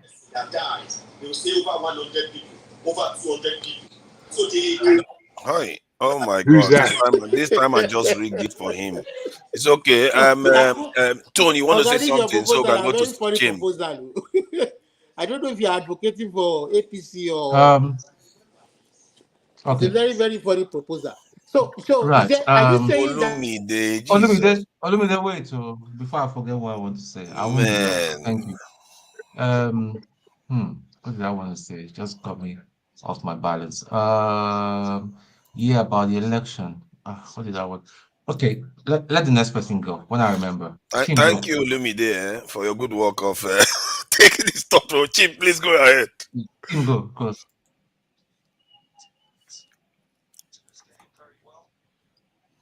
Oh. He doesn't want to speak or what? I don't have anything to say now. I'm just listening. Okay. Okay, very good, my brother. Flagship, go on, my brother. That will be the next man if Tone hasn't got. If Tone hasn't. Olumide just knocked me off my thoughts. I can't remember what I want to say. I apologize. That's what he's here for. I just wanted to ask Eze a question. So are you saying what you that get here? are you saying that they've submitted another amendment to be done to the electoral act? Are you saying, or you are suggesting that if you do that? I'm suggesting the political parties should do. So you are suggesting that they should what should they amend again?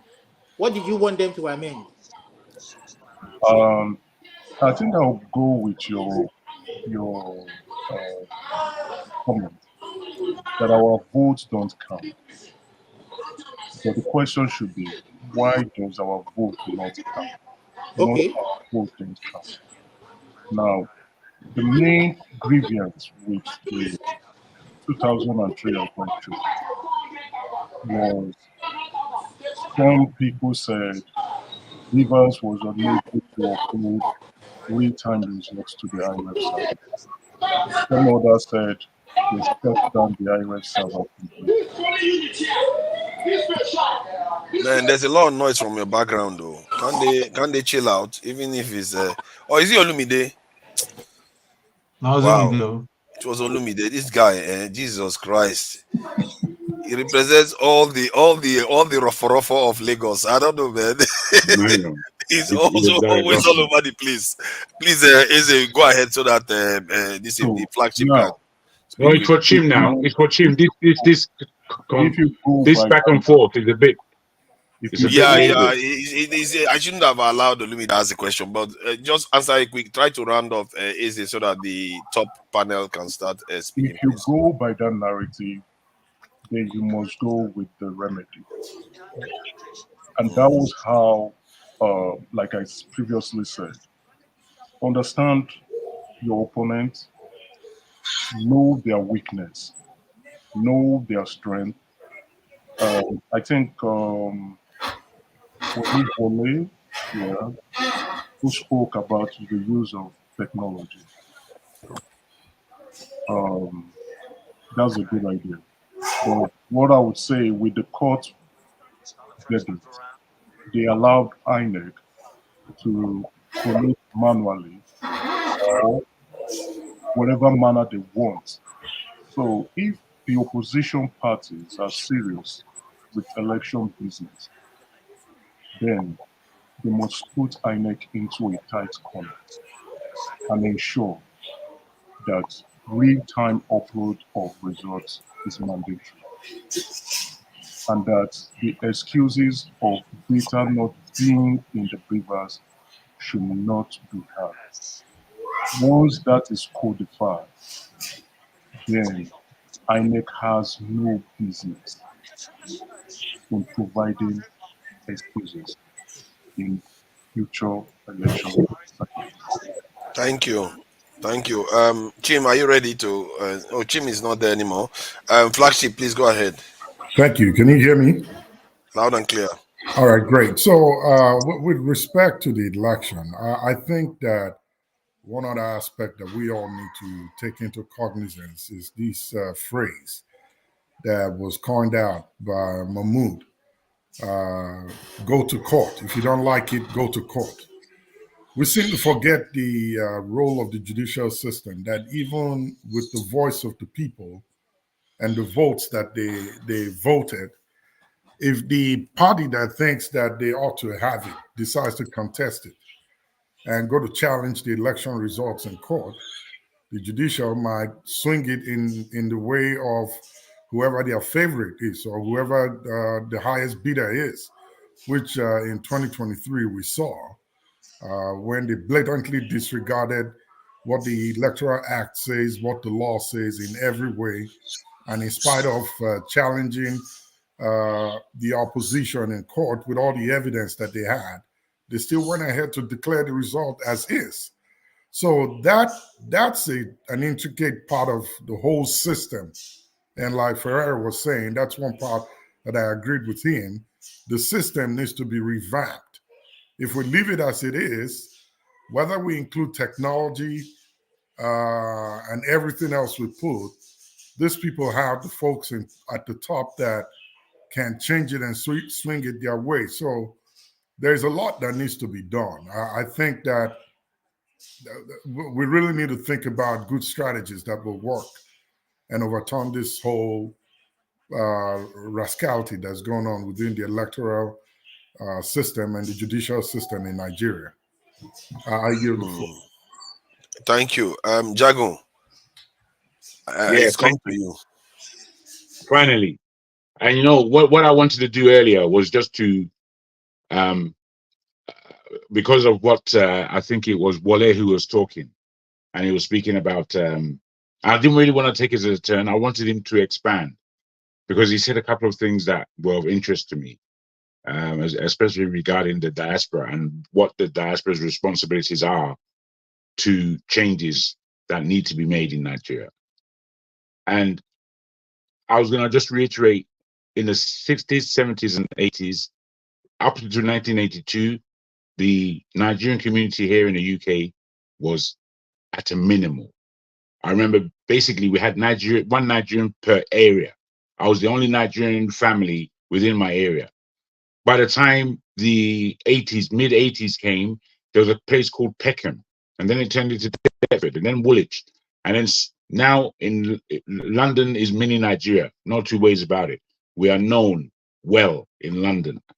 And the fact that we're all jackbarring, as you say, away from the responsibility of changing Nigeria. And we all know we all have our reasons for being away from Nigeria, whatever they are. It leaves, it doesn't leave much to fight with in order to make changes in Nigeria. The other thing is, when we're speaking about, you know, all these improvements, just as Flagship has rightly said, basically, there is no route. There is no route to this level of impunity. Where the impunity is now is at such a high level that we as a people, as a polity, are easily to disregard. And there's nothing, unless we plan it, unless we design it, unless we organize it, there is nothing that is to be done in the new 2027 election. If we allow that election to go forward, then we are really saying Nigeria is what it is. The reason why the question of do we go to the ballot this time around and vote our way out, vote our way in, as it were, or boycott it. The reason why that question comes is because of where we are. We can't just, I'm repeating myself, unfortunately, and I don't like doing that, but I have to, just because of the way the conversation's going. If we don't redesign, there's no route. There's no route at all. I slightly lost my chain. Therefore, is a boycott more than just an attitude, or is it going to send a message? Now, is it something also that can be strategized to weaponize this thing called the elections, whereby we, the people, say that the way these elections are going to be conducted are not going to be conducted unless these things are in place. They're just not going to be conducted because we've seen what happens. So the way we need to think is really outside of the box. Really outside of the box. Thank I don't you. think we're Thank you. going there. Ola, Ola. Yeah, there's a lot of outside the box thinking that is definitely going to be needed. Ola, please go ahead. Sorry, Wole. Sorry. Forgive me, Wole. Please go ahead, Wole. No worry. Thank God. We're going to continue to learn from each other. But I think we're coming up with something. And the buzzword I can hear from everyone is strategy. So we'll definitely get to that point where we will come up with a strategy how to go about it. I just don't want it to be too late. How these people that are in Nigeria back, 2030 or 2035, wherever they want to continue to be in power, they wouldn't sleep. And one thing I want us to take note is we go to the public space to discuss our strategy. We've never heard when APC in their midnight meeting, what is the outcome? What do they discuss? Who says what? So, and that's why I'm thinking that this platform, there are a lot of clever, intelligent people who can come together. We don't have to discuss our strategy on the open space. People can meet and come up with ideas. You can meet people who really matter, who can move things forward. But we still need to be very, very careful where that even Jesus, as cool as he is, as godly he is, we still have Judas among the disciples. And someone is someone's mic is. So we need to be constantly aware that there are some people who will be infiltrating into our discussion, and whatever we discuss will be used by these people who really want to strategize of how to destroy us. So let us have that at the back of our mind, but at the same time, we should know where we're coming from. And like I said in my chat, that until we have someone like Martin Luther King who can lead us, and even if we have Martin Luther King, how many people are ready to follow? Like someone like all these activists, how many of us are ready to follow them? By the time they say, oh, this person is going to lead, maybe we reason that what the person is fighting for, someone like Shugure, when he wanted to do whatever he wants to do, how many people actually follow him to believe that he can do it? And someone like Peter Obi, who wants to do this, yes, the youth rise and he has enough votes, but then it looks like it didn't walk up to a certain point. But we don't have to give up.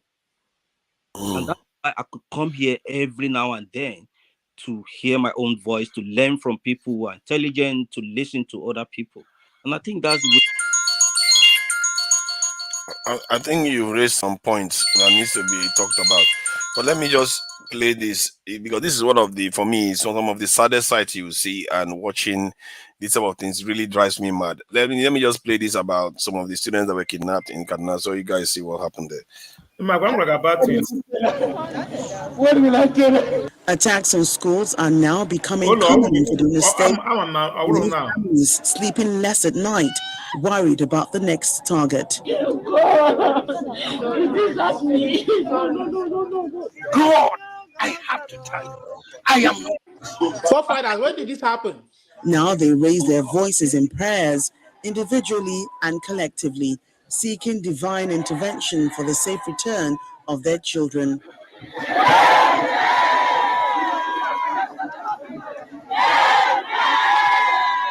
It's only the students that were taken away. None of the staff is among them.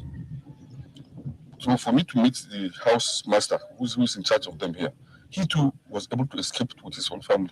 He managed to send his wife there on the other wall there and cross to call for rescue. And that thing happened, as he was saying, is about 15 minutes after 1. That was then. And the whole operation starts in 15 minutes time to his own due, not knowing that they have placed all over. According to eyewitness reports, the attackers stormed the school early Monday morning and began shooting to cause panic before abducting the students. 4 were lucky to escape, but it's not clear how many were taken away. Here people they drag, they do. I just wake up and say who I thought that my student won't see me. So as they say, hey, open that door, if not I will shoot you. Then I tell they say me I know well, the hand know well. So I say I cannot open the door. So he forced the door and pushed the door open. He said bring all your answers and money. We say, see the money when we have. We go open our box, remove the money when they pay us. They will pay yesterday, then we give them. They say, okay, no any money again. I say, no, we are two. So they said, oh, let's go. I say, oh God, see my leg, I know where. Wait, come on, let's go. So I begin to follow them. As we reached there, they said I should come back. Then they carry my second go. Joint security operatives not far from the school responded to the attack and rescued over 20 children. Unfortunately, 2 of the officers lost their lives in the process. The update now is about 28 students have been found, and unspecified number of students are still missing. Efforts are being made as we speak. Yeah. You see, I feel bad for parents that one day you have your child, the next day you go to school, and some other person is taking your children away. And you see how the security forces were able to come in not far away. If you are too far away, useless. Yeah, they will kill people, and like all those ones that go to those villages, they spend they say they spend 4 hours there because there's nobody around. If like this, it was like this school, many of those people that died in Plateau it wouldn't happen, because the security forces will be there before they did what they did. But the school one, I think it was around 20-30 minutes that they had, and they were able to get away with about 20 or so students while they rescued the other one. The security forces came in and intercepted them. This is why because they are too thin on the ground, no matter, even if you know they are there, you can't get there to them before they take everybody away. And the heartbreak of it all is, I can't imagine how that is. Can you even imagine? Put yourself in their shoes. Your child goes to school and doesn't return, and you don't know when they are going to come back. How terrible that is in the country. Constantly. This is not once, it's not twice, it keeps happening. And people are not responding. The government is not really responding to anything. And I can't, for the life of me, I can't understand it. And this is why this question is on the screen. Why are we the least defended? Because any other part of the world is happening. Oh my God. The response you're going to see from the state, you're going to be shocked. They are going to respond in such a way that, but it's only us. This type of stuff happens. It's like our lives don't matter. They take us, it's okay. They kill us, it's okay. They kidnap, it's okay. In the southeast, they unearthed about 100 bodies with no heads. It's like, what is this? Our lives don't matter at all. Because I left Nigeria, I know there are people I left in Nigeria that are way smarter than me. I'm lucky. I don't know whether you call it lucky. I'm here out of circumstances, so I could be one of them. Great minds that are in Nigeria that we lose every day. Possible Einsteins, possible Mandelas, possible all kinds of people. Just their life just cut short, and our people are not doing anything about it. Our leaders just sit there acting as if they are doing something, but they are not doing anything. No, they are not. Thank you. KJ, please go ahead. Okay. With due respect to all of us, you see, the problem of Nigeria has not been solution. I'm telling you the truth. If you study the documents that have been produced in Nigeria, both now and before, there's not been the issue of not knowing what to do. Then what is stopping them from doing anything then? You're not listening to me. That's why I come here and I'm angry. You think I'm just angry. The people do not want to do it. Those who are in power do not see you or want to do it. And for them, it's not even about North and South. It's about the fact that a certain group of people have decided that this is what's going to happen. Those people are the ones who control who is in power, and they tell you what to do.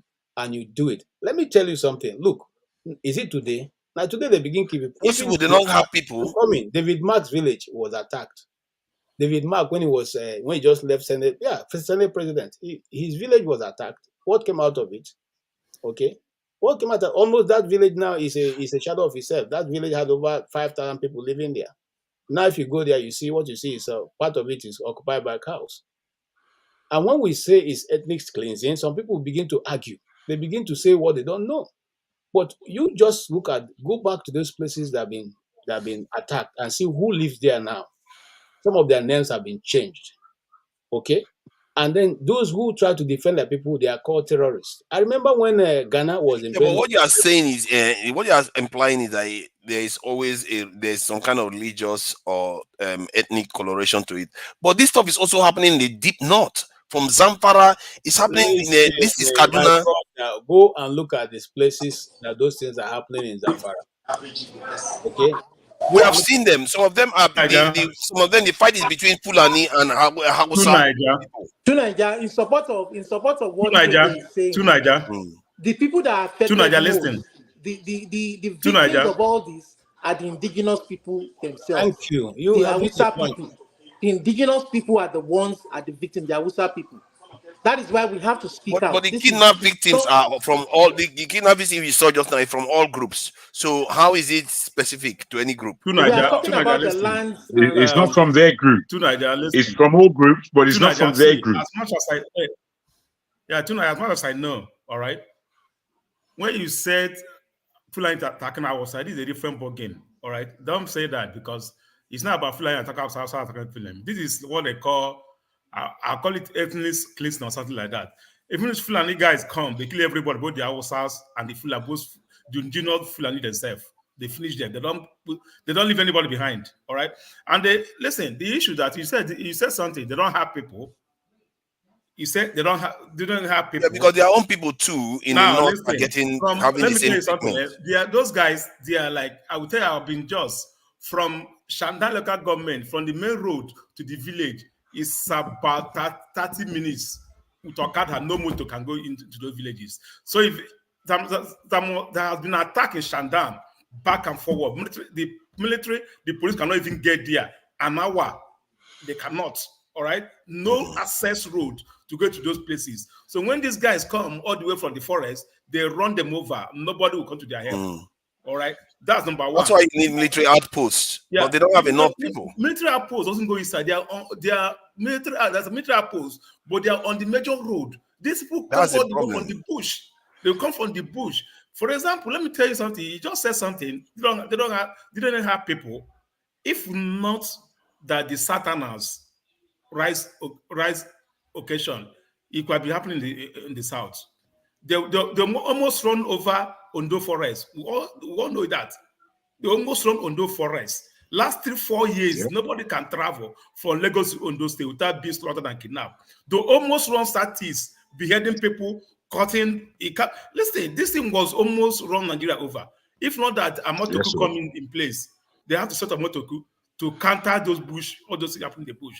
The Satis start to, even we here, we are reckless here. We have to start contributing money to put special like security in the villages. It happened in my own village. 2 million from my village. A Fulani guy that have a cow, kill that fly, the whole village run away. Every village run. Nobody left. Everybody run because they don't know what's going to happen in this minute. They sell cow to you. They come there to steal the cow. You can't complain. If you complain, they will come over. So if not the Satanás, we are able to like put ourselves together and start countering this thing. By now, those people from the Sahel, what they call them, all right, follow the map of the what they call it, grazing map, all the way from Mali, Benue. They are also attacking their own peoples too. Even in the Sahel, they are fighting. Even in the Sahel, so who are those who they are fighting in the Sahel? So it tells you that these who are terrorists, they are not normal people. The government will call them headers. Farmers clash. We are missing the whole thing. Let's calm down. The government call them headers farmers clash. They don't call them headers farmers clash. They have to be called terrorists because let us take the issue. They're just killing people. This is not clash. They're just killing innocent people. They're just killing people. They're just killing people. The issue of Plateau State now. from where they attack these people. There is a defense post. There's Rukuba barracks. The army has helicopters. The police have helicopters. In fact, the army has gunboats that they could actually call for a backup, assuming any government wanted to do something that is reasonable. 4 hours, in fact, from Abuja by helicopter to Plateau State is less than 30 minutes. So if anybody wanted to a backup that can actually weigh these people off or even apprehend them, it is possible. And nobody should tell me that the army don't know any part of the north. These places we are talking about, example of Plateau State, wherever, no matter like where he's talking about, the Shandam and Panshin area, you can stay in one location and see what's happening because they are hilly places. You can see when somebody is coming down the hill. You can see whether they are. You can see them. So it's not as if these places are thick forests that nobody knows how these people are moving. This is a dry season, so it's not even that there's any. Can I address you from I the think your military? assumption is that people they know what is happening, they're just leaving it to happen. No. The size Can I of these just things address? doesn't suggest it. The size of our military doesn't suggest it. They are even telling you, our police officers are telling you that we don't have enough people, and they know it. Excuse me, if you don't have enough people, military now is for intelligence. Nobody uses 1 million. Hello, let me talk now. Let me talk. You have your turn. Let me talk. No. You said something which I want to correct. You made a statement which Let is me not know when entirely I finish true. talking. You will correct me. They keep your correction. You correct me when I finish. Now, these people you could actually call for a backup if you wanted to do a good job, both for the police and the army. That is one. Two, how come if they finish the operation and they go, nobody goes after them? Nobody never goes after them. It is always done and they go scot-free until the next one happens. Then we all come together in the media and shout about it. All I'm trying to say is that even if the present government is not in collusion with them, somebody at the hierarchy of authority is in collusion. I don't think the Nigerian army is that weak not to be able to comb a savannah forest to get some criminals out of it. I don't think that they've come to that point, but they don't want to do it. That's the truth. It's going to happen again, like I said earlier, and it will happen again and again. Tony, you wanted to say something? Yeah. KJ, you're right to some extent. The Nigerian army is not as equipped as they want us to believe. Now, I'll tell you an example. Remember, when the chat thing was going on, we're told that an helicopter crashed, but apparently it was the terrorists or bandits or whatever you want to call them that brought it down. These people are even probably more equipped when they are moving. Okay, they can bring down an helicopter. Go and look at the kind of helicopters we have and all that are just old school helicopters that cannot even withstand light RPG. rifles. Even light forget rifles. about this, even light rifles, you What can else? bring it down with Catapult is light. going to bring them down. What else is remaining there? Exactly. That's what I'm trying to say. So the thing is, nobody right now, the morale in the army is low. The people that unfortunately are generals and commanders, they don't have a clue because they are political commanders. They're not meant to be there, you know. And if you remember that interview with Buhari, he was being asked why he was northerners. He was saying, well, someone that's been there, that started as a sergeant and all that, that they've got more experience and all that. It's not about experience, it's about capability. That was the military I knew. So when you're a commander and all that, you have by the time you're hanging a lieutenant colonel or colonel and all that, you're respected by your men. Men, you don't hide behind. You lead. But today, the caliber of commanders we have now had gone down. But that is not to say that everybody in the Nigerian army is useless. No. But the thing is, it's like it's been Obasanjo. What he did was that in order to safeguard himself there, so that a coup will not happen, he disorganized the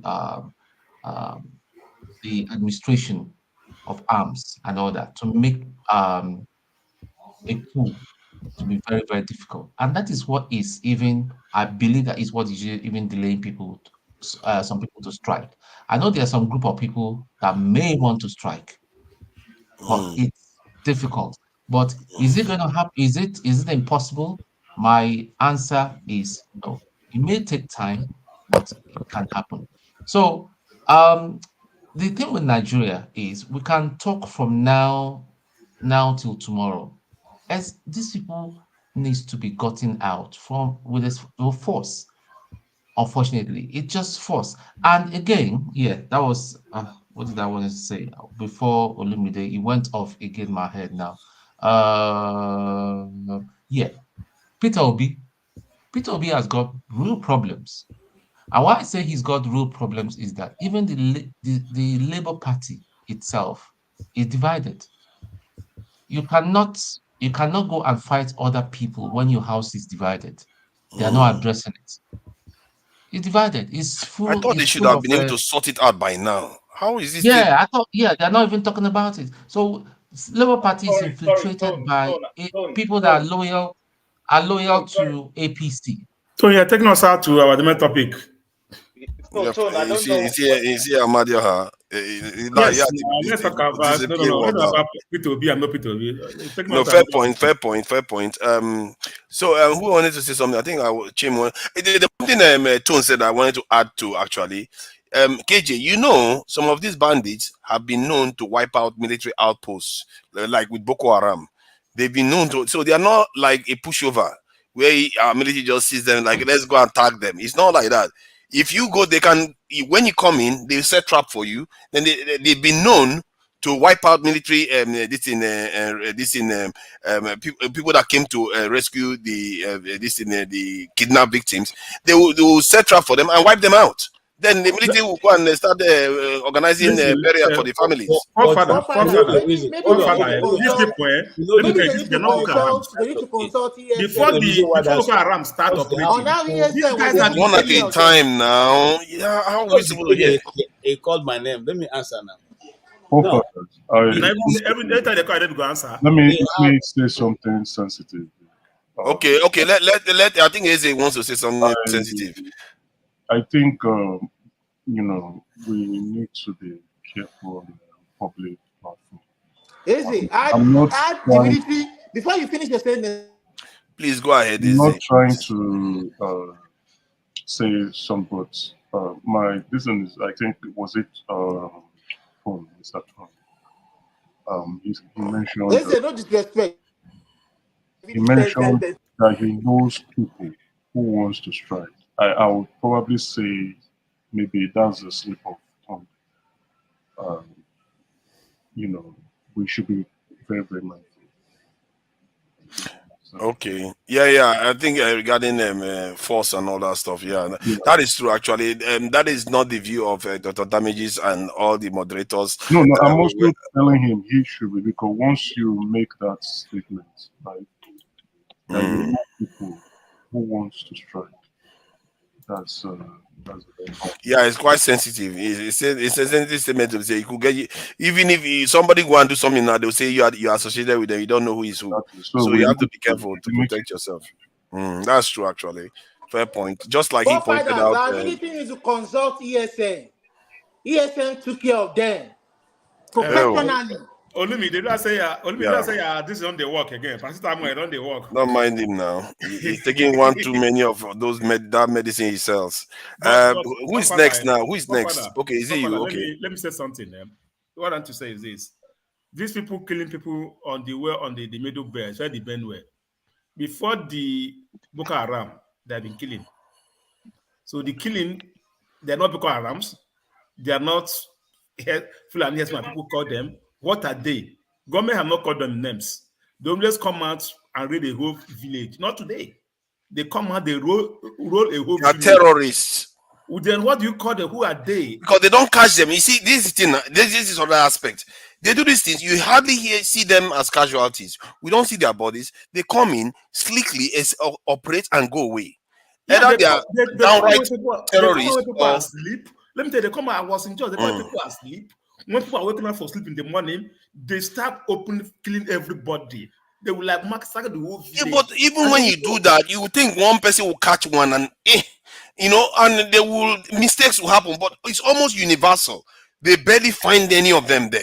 They finish what they are doing and they are gone. Like I see, they are just spirits. It's unbelievable how efficient how they operate. That's These what are very organized. I wanted to weigh in on. I want to tell you how they operate. Okay. Don't tell us that the Nigerian military is behind it. The night before they operate, most of them come into that locality and tell some of the few indigenous Fulanis that this is what's going to happen. Some of them who like you may just give you that information. Okay. And then that night after or 2 days later, they come into that place and wipe everybody out. It's done. That's the mode of operation. So let You nobody. see, the thing is, sorry, if I may, just to buttress your point, I don't know if you're aware the king of Ifon, he was killed by Fulani herdsmen, and then there was a rage. This is my village I'm talking about, too, in Ondo State, where we have a lot of forest where we are, and a beautiful forest at that. But those who make most use of the forest are largely hunters and then Fulani herdsmen. My parents told me that they know the forest better than we do at this moment. So there is no security, as you always underline, within these villages. Why? Because we didn't need any security before. We know who each other is. No more police is okay. We're walking free. In our village, you can't see any police. There's no police there. So when any trouble happens, it's left to the people to defend themselves, just as was underlined by, I think it was Flagship, talking about people now need to know how to secure themselves. When I was there, my mom was asking, so do you think that we need a gun? I said, well, of course we need a gun. We can't expect this 70-year-old night watchman to defend anybody. Well, of course we need a gun. We need a gun. I mean, I don't know how else to put it. Because there's no protection anywhere. In the Nigerian state, I think somebody suggested once, I don't know where that proposal went, that NYSC people should be going by default to serve inside the military like other nations do. But they stopped that. I don't know why they don't proceed with that. That's how Israel does it. That's how a lot of countries do it. The government of Buhari, first of all, disarmed the people of Nigeria. Remember when that disarmament was going on? They went around and collected all the guns. All the guns, yeah. They even collected cutlasses and locally made guns called den guns. Sorry, that was Babangida's government, not Buhari. Sorry? That was Babangida's government. No, sir. That was, sorry, KG. There was a Babangida's government initiative where they were collecting guns. I was in secondary school, I remember, and my grandfather was among those. So maybe under Buhari, they repeated it the second time. Yeah, they do. Yeah, especially in the south. Especially in the south. Why you shouldn't have prompted in if you didn't think you know that your last name to repeat it. Now they repeated it. They collected everything that has to do with gun from the communities and handed it. In fact, some of them were brought and burnt in their village squares. So the people were now left vulnerable.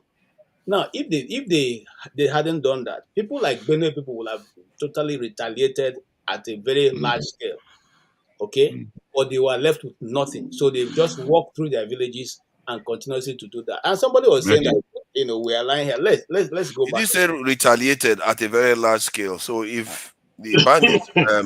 No, they didn't. The guy who was retaliating was one the military accused as a bandit and a terrorist, and when he surrendered. Yeah, that's what I'm worried about now. Maybe that's the reason why the government took the arms off this thing. Because if everybody starts fighting each other, the whole country will be in chaos. I don't know what you're saying.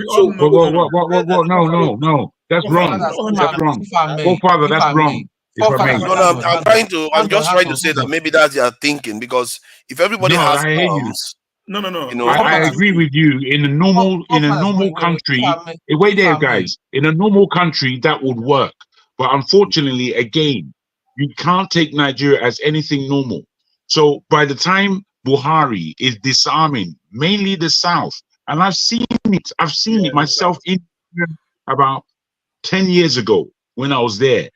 Ifon, Owo, Akure, Ondo, all these areas, Idori, all these areas are just plush forest.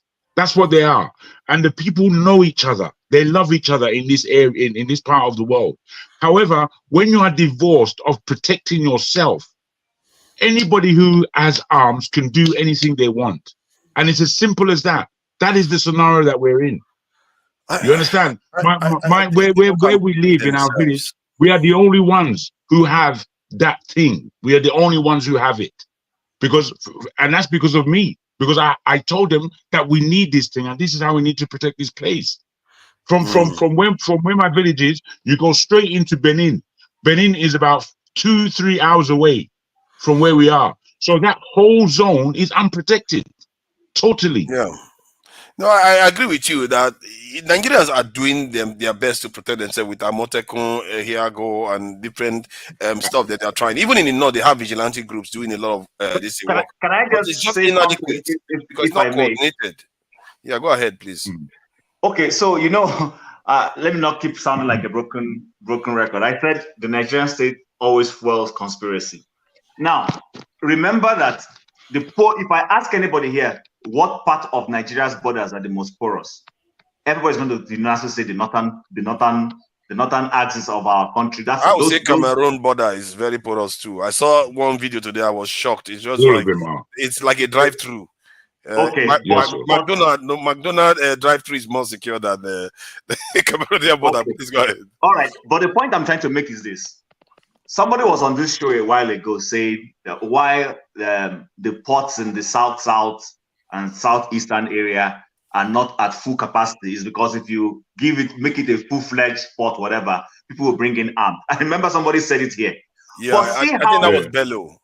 Okay, but see how porous those northern borders are. This is where people easily walk through. They bring in illegal arms. They bring in when they bring in goods and services without tariffs and everything into this country. But nobody is saying anything. And so that is why when you go and say maybe the government's decision in trying to disarm people of arms and ammunition may have been in good intention, but you can't do it in one part of the country and leave it undone in other parts of the country. Now you say people shouldn't go and defend themselves, and then these same people who come in and kill people in the middle of the night, they have access to arms. So these are the things we're talking about. I see. My concern is that when we try to say that there is disparity between the north and the south, in reality, more people are losing their lives in the north. A lot of the problems that in terms of violence is actually happening mostly in the north to the northerners too. So I can agree with that. Think it's not south thing really. But let me say this to you, forefather. You see, because you always talk about security, do you know what is the worst security that we have in that nation? Do you know what it is? What is it? It's the Navy. It's the Navy and our coastline. Our seas from the whole of West Africa are containing some of the most fish in the world. Do you know what's happening? China, Korea, Japan, they're just coming into our waters and taking what they want and going home. That's the southern economy. That's part of our economy. That's our money, our bread and butter, our What do you expect now when you decide to down tool and say security is not important? Our people, everybody else that has it will take everything from us. That's what is happening. No. I know that security is important. I hear what you are saying. Just let me add something that the taxis they use. They said one lady informed me that the way they do it when they come into our water, they will just turn their transponders off. So you can't be able to detect them because normally you're supposed to be able to track ships. You can't detect them. They'll come into our waters, take our fishes, and nobody can stop them. Even if our Navy see them, they'll just bribe them. They will go for free. So that's the problem we are facing. Ole, please go ahead. You want to say something? Yeah, just I'm about to go to sleep. Just want to say this. If I may ask every single one of us, why are we interested in fighting for Nigeria? Because it's our land. It's our land, but Nigerians, I mean, maybe apart from people who are here on this platform and some other platform, how many Nigerians are actually fighting for Nigeria? We might think Tinubu and all those who are owed Nigeria jugular are worst.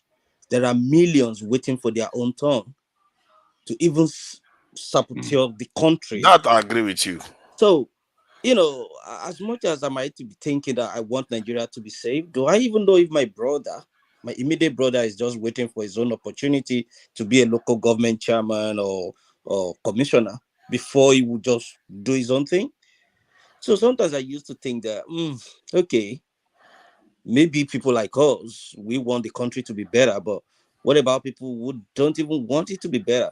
And if you go home now, you go with money or you want to change people's life, it's the same people that you are fighting for that are ready to rip you into pieces. And then you'll be But asking you see the term you used there. Sorry, I just wanted to add something to what you said. You use the term that some people that don't want things to be better for the country. I think in their minds, they don't think they are spoiling the country. That's the problem. They just think they are doing their own thing. They don't see that they are really ruining the entire what the effect they're having is for the entire country. They just see, okay, I'm just moving a little bit later, a little bit for myself. The next person does it. Before you know it, you have the cumulative effect. And that's why they can sleep at night. Honestly, I don't know how Fofana thinks. Honestly, I mean, are you saying that a judge who sits behind his table and makes a wrong decision, a wrong call, doesn't know he's doing that? He doesn't know he's destroying the country. Are you saying that? No, you don't have to bring it. You don't have to know what forefather is saying. You don't have to always bring it to that level. My man is speaking about your next door brother. If we speak about the arguments that we have with our families about the Nigerian place, we know that there are all kinds of attitudes and opinions that really amount to I don't really care, because I've heard it. I don't really care about what happens in Nigeria. I have people in Nigeria that don't give a rat's ass about what happens. They're just doing what they can do and getting by. This is what my man is talking about. Wait. Is this? You see, it's easier to. Hold on, you wait. Also wait. No, wait. Let me because you didn't wait for me to finish. Now, because you went away from where forefather was going. Hold on. Let me also weigh in. You said that you don't understand how he's thinking. He was thinking accurately. Let me finish my PJ is in a fighting mood today. This is your hat that you wear like this. You look like all of those early rappers. Now Malam in B. Now Malam in America. Ready for the fight today. No problem. I wish people let me finish let me finish because I tend not to interrupt people when they are talking. Well said. Let me land. That's KJ or for you. I want KJ. What you take over? I don't want to want that interrupted. I like to kind of strike people in their thinking to say what am I doing my own path that I'm very good the country. So before AJ take us away. Let me if I could just finish my point and then I will leave the platform. So what I want every single one of us to think of is one, is Nigeria worth fighting for? If the answer is yes, you do your own path. Don't worry about maybe there are thousands that are against you, but at least it can be said that you do your own path. But for you to do your own path, they say he who comes to equity must come with a clean hand. Are you doing everything to make sure that what you're doing is on the right path? If the answer is yes, you're clean, you're good to go. But if you're doing it, just like I said in my previous message, that those would think that opposition that can fight and come together, but do we know their innermost intention? Because we might be looking at them like they're saints, but when they get into power, they might start to doing different things. So we have to vet now. We have to start conducting proper vetting process. Please go ahead. So I don't stop you. Those are the ways I want us to look at it. Let's start from ourselves, our family, then to our colleagues, to people around us, and let them see the genuinity in ourselves first. Because there's no way I'm going to help Chim to build his house if my own house is in disarray or it's not clean enough. I have to put the plug in my eyes before I put anybody's this plug in anybody's eyes. So if we want fighting for, let's first of all think, who are we? If we know who we are and we can fight the slavery, our forefathers fight for the slavery and everything, then what strategy did they use to fight in those white supremacy? Why can't we not use the same strategy to fight the people? Because these people are not, maybe there's Esau's hand and Jacob's, whatever. But if we're going to fight the people who are ruining our country, they are our people. They are Yoruba, Igbos, Hausas, Muslim, Christian. They are there. Who are they? They are my uncles. They are your brothers. They are your sisters. What do we do to them?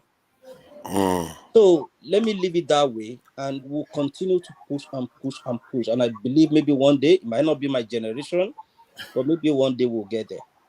Well, Thank you. let me just support in what you just said. Among us, we are 10 here. What 2, 4, 6, 8, 10. All right. If I tell you, if I tell you that the same thing you are saying, all right, each one of us have a position in Nigeria will be worse than those there. We have seen them here. That's right. 90% of people That's that right. left here Me, I can't even be sure that I won't be worse. If you know what is going on with Nigeria community here in the United States, group of people. That's right, bro. Raising money, Talk it, brother. will you stop? Due to the law in court, the Yoruba community, Igbo community, they are in court. Sometimes they go to court. The legislature will walk them away. Go back and settle. Why are you bringing yourself down to this place? If you go what is going on, and these same people are the ones that will come and start blaming the government. All right. So listen, all this we are doing, we are actually give a poor man money. He will know his real intention. All right. You give him money, you know the real intention. What's going on in Nigeria community here in America? All right, it's not something I'm talking about. What they're doing is not it. So that just all of us, 10 of us here. If some of our power here, you will not even know. All the way we are talking. Give him power. You will find out who he is. I wait a little bit. You will speak for yourself. We are 10 people here, minus me. If you give me power, I'm not going to do what and whoever.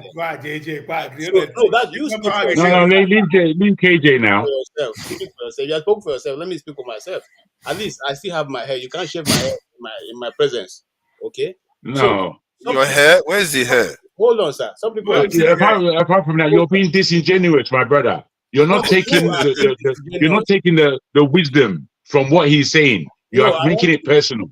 My brother, you see, that's the thing with you, Jago. It's always going to be with me. I won't let someone just start saying that I'm honest and the rest of the world is crazy.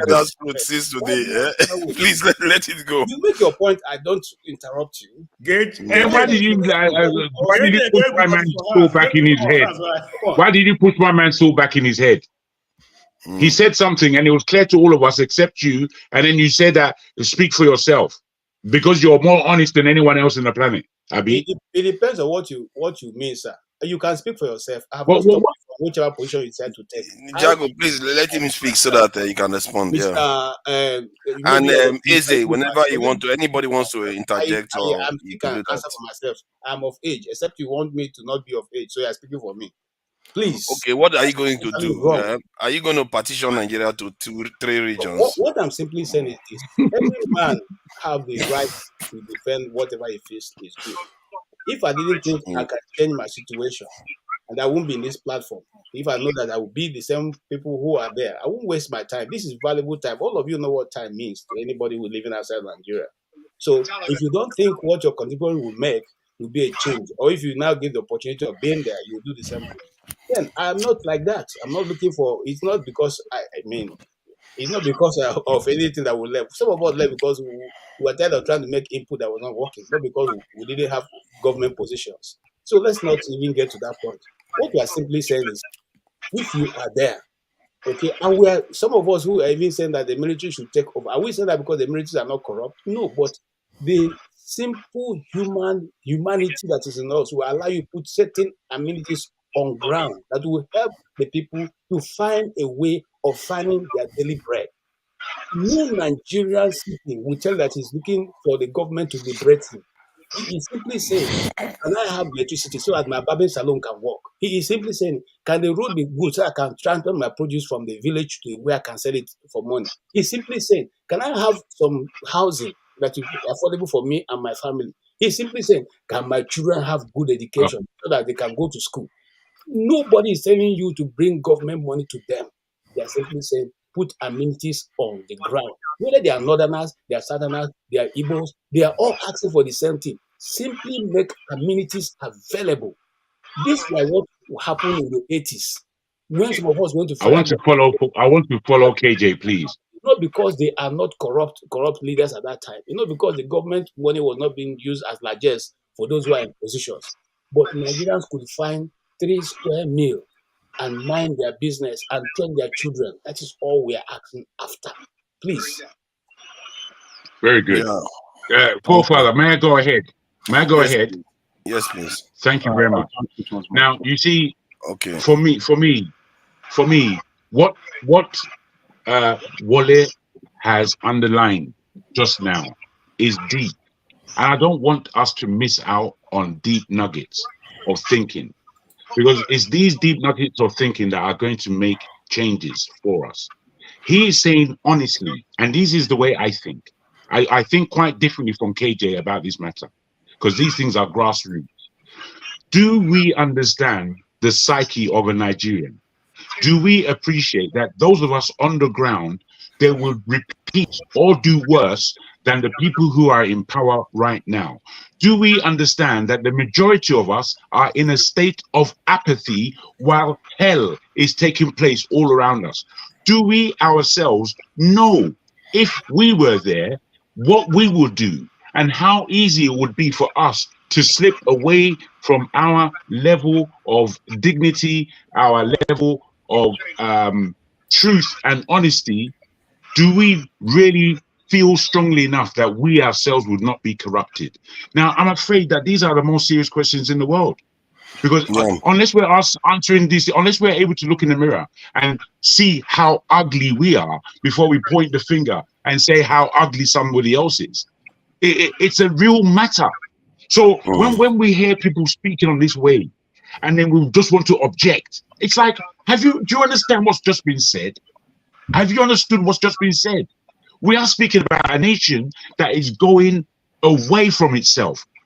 That is leaving all levels of dignity and common ways of practice behind. They are going for the lowest hanging fruit. They are becoming extremely corrupt within the soul. This is happening to us right across the board, from grandfather to our youngest child. The children that I meet in Nigeria now, they're too sharp than the children that I was, or the children that my people were. There is going down and down and down. When are we going to putting a stop to it? Is not about really changing Tinubu. Putting a stop to it is being able to look after yourself, look after your family, and maintain the dignity it is to be a Nigerian. Because the Nigerian of the 1970s is not the Nigerian of today. Let me tell you that for nothing. This is why we have to listen to these points of view and these understandings. Thank you. Thank you. Izzy wanted to say something. Yes. You see, if we all try to listen to our own, we always sound good to ourselves. But I'm telling you, as someone who was born in that time era they're talking about, Nigeria was not free of corruption at that time. No, I'm not saying it was free of corruption. I'm just saying it's getting worse. I allowed you to talk. You see, you're not taking my point. It's unfortunate that you're not taking a point. You just want to argue. I'm not trying to argue. You are the one trying to argue because you're not understanding what I'm saying. Okay? At the time that you're referring to, there were still corrupt people in Nigeria. But what made a difference is that the Nigerian people, the simple, ordinary Nigerian in the street, could find his food, could be able to pay for his children's school fees, be able to clothe his children, be able to do other things that are not able to be done now.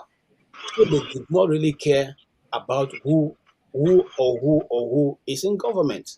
I'll give an example. I was living in Makurdi, but I had to go to school in Ogoja, Federal School of Arts and Science. It took me 20 naira to transport and go, and to even come. 20 naira. This was in the 80s. So it wasn't even in the 1988 to be precise. So now, what are we saying? Is it that the country was not corrupt at that time? There was still corrupt, but you had good men, people who conscience were able to allow them put certain amenities on ground for the ordinary people. That's what I'm simply saying. Those people say that, Nigeria is manufacturing Peugeot 504. If you're working in government, you are at the rank of a director, you cannot have a foreign car except that coming from Nigeria. That was kind of people we had. We had people who were concerned that, okay, life should be stable. Okay? So my argument is simply this. Even as we speak now, men in positions in Nigeria. But those good men are not necessarily given authority, just like what Paul was saying earlier, which I totally agree with. There are still army officers who can make a change, but those guys have been removed from where anything close to ammunition, arms and ammunition. They don't command any troop. They are just in the back. They get up in the morning, go and do parade, go back to their houses. That's all they are doing for now. But does it mean that they can be changed? They can be changed. Does it mean that when they get to a position of authority, they will now do the same thing? I don't think so, because it takes one man and takes leadership. If leadership gets it correctly in any nation, things go better than when the change is coming from bottom up. When the change comes from up to down, Can I come? Package. You said it twice. I didn't want to interrupt you. Sorry. You not said it twice. Repeated himself. Sakeji, I think you need to mind the statement. Sorry, someone else's mic is on. Yeah, I think it's from Izzy. There's feedback coming from your end. Oh, Izzy. sorry. Sorry, it's the football match. Okay. You keep saying the military should take over. You said it 3 times. You have to be very careful. That's you calling for insurrection of the state. Bruh, we can't hear you. If you can slightly raise your voice, it would help us all. Sorry, let me try. Thank you. You have to be very, very careful. You know, you can't be making insurrection statements on public forum or forums. Okay, that's why I decided to cut you or interject. I would have allowed you to keep speaking. Thank you, Wally, for what you said. Beautiful submission. I'll say, Nigerians, we are not serious people. According to the National Security Advisor, the current NSA, Nero Rubadu, 400 barrels of crude oil is being stolen on a daily basis. If you 400,000. 400,000, thank you, the forefather. If you do that for 365 days, that's 146 billion million barrels of crude oil stolen from our land. And everybody is walking like nothing is happening. We can sit here, we can complain, we can make insurrection statement like KJ and get ourselves into trouble. But I would go back to what Sakeje said. You keep referring to the 1980s. What's happening in the 1980s is also happening now. The only difference is the population explosion and inflation. Nothing has changed. We had a smaller population then, and our inflation was not this high. Nothing has actually changed. Sorry, Eze, did you say there was an inflammatory statement by KJ? Could you mention what exactly it was, please? He said military takeover. Hey, my brother, I don't know. I'm waiting for him quietly to finish. Some people, what I said. we know some people in the military can take over. He said it 3 times. So I had to hey guys, this is a public forum. Let's be very careful with the kind of utterances we make. Please. Well, I don't understand. What are you really saying? What are you getting at? That I said why we said I'm only advising that's you. insurrection. Come on, bros. Relax. Don't go there at all. So that we don't get to that level. So you don't know the other side of me, please. Don't get there. You just say what you want to say. Leave me alone. KJ is giving his own now. You see him. KJ is not in a good mood today. He's not having it. He's not having any nonsense for anybody today. Yes. Can I just say something here? And I'm responding again to Eze. Eze, see me.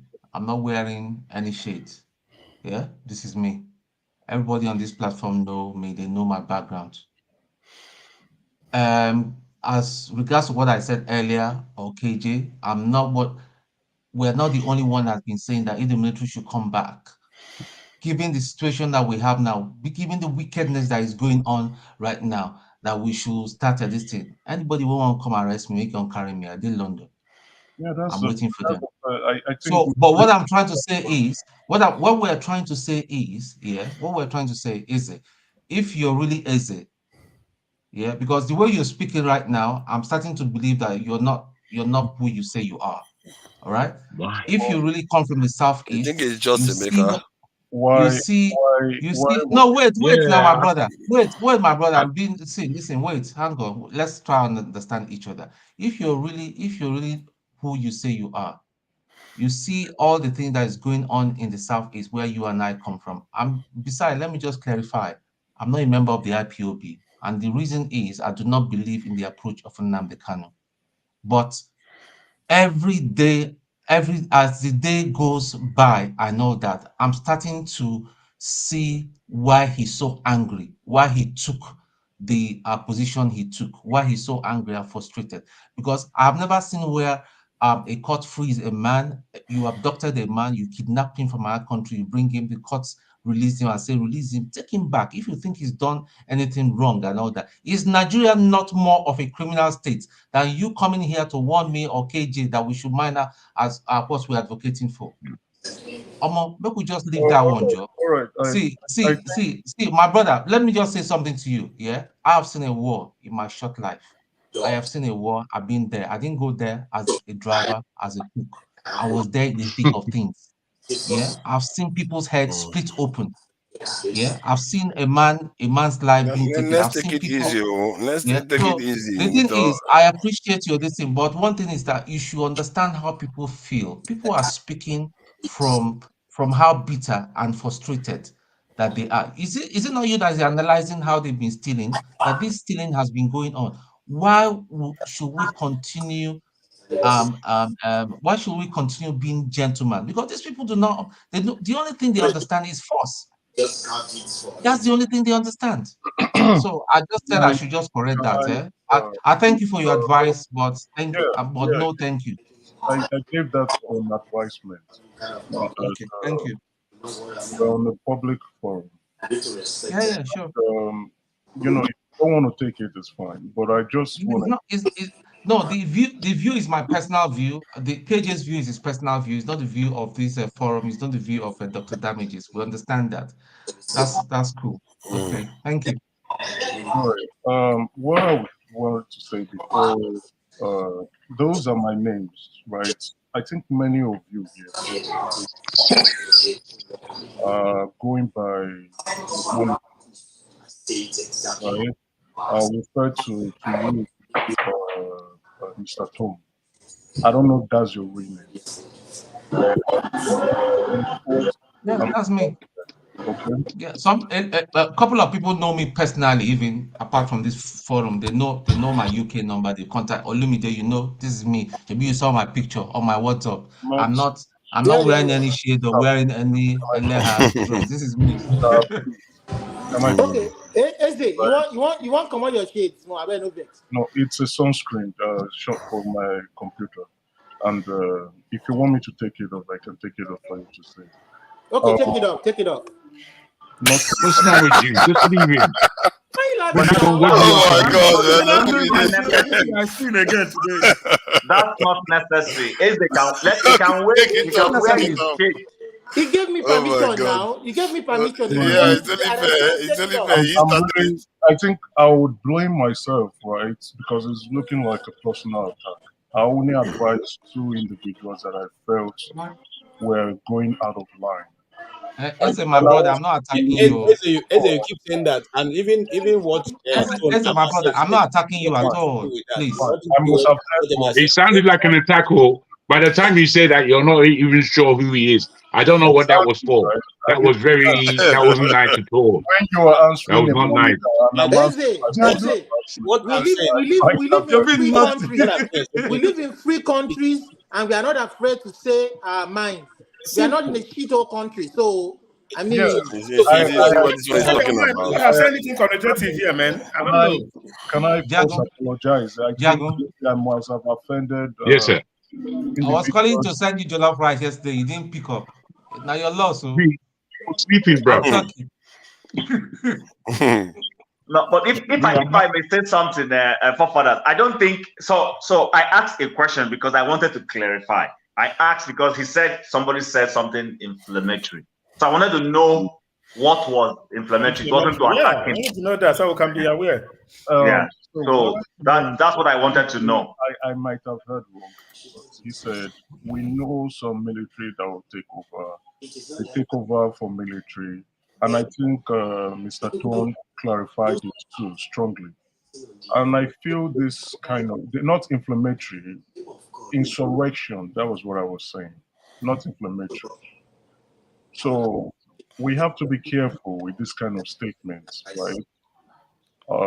So we don't get labeled as individuals who are planning to take over the country. Anyway, it's been said. You said it. You said that KJ pronounced it 3 times. You now are pronouncing it more than 3 times. Let's move on from this position, please. Thank you. So what I was trying to clarify, KJ, on was that What is going on? I think there is a whole thing going on between you and Olumide. Yeah, this is Olumide. It has to be now. It's okay. Just to clarify. Wait, congratulations, you guys won. Yeah, we're winning now. Thank you. The 80s has never been any better. We only had a lower population count and a lower inflation number. Our problem in Nigeria started from the 80s after the Buhari coup and the recession, and then the implementation of the structural adjustment program. I don't know if you're aware, Sakechi. Stop. From then henceforth, Nigeria has never been better. If you go look at the economic indices from the 80s till today, we've been going down. So I just wanted to clarify that.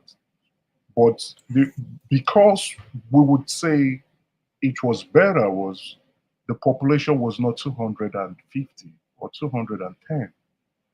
It was probably 40 or 30 or 20 million. So the resources we had there could go round.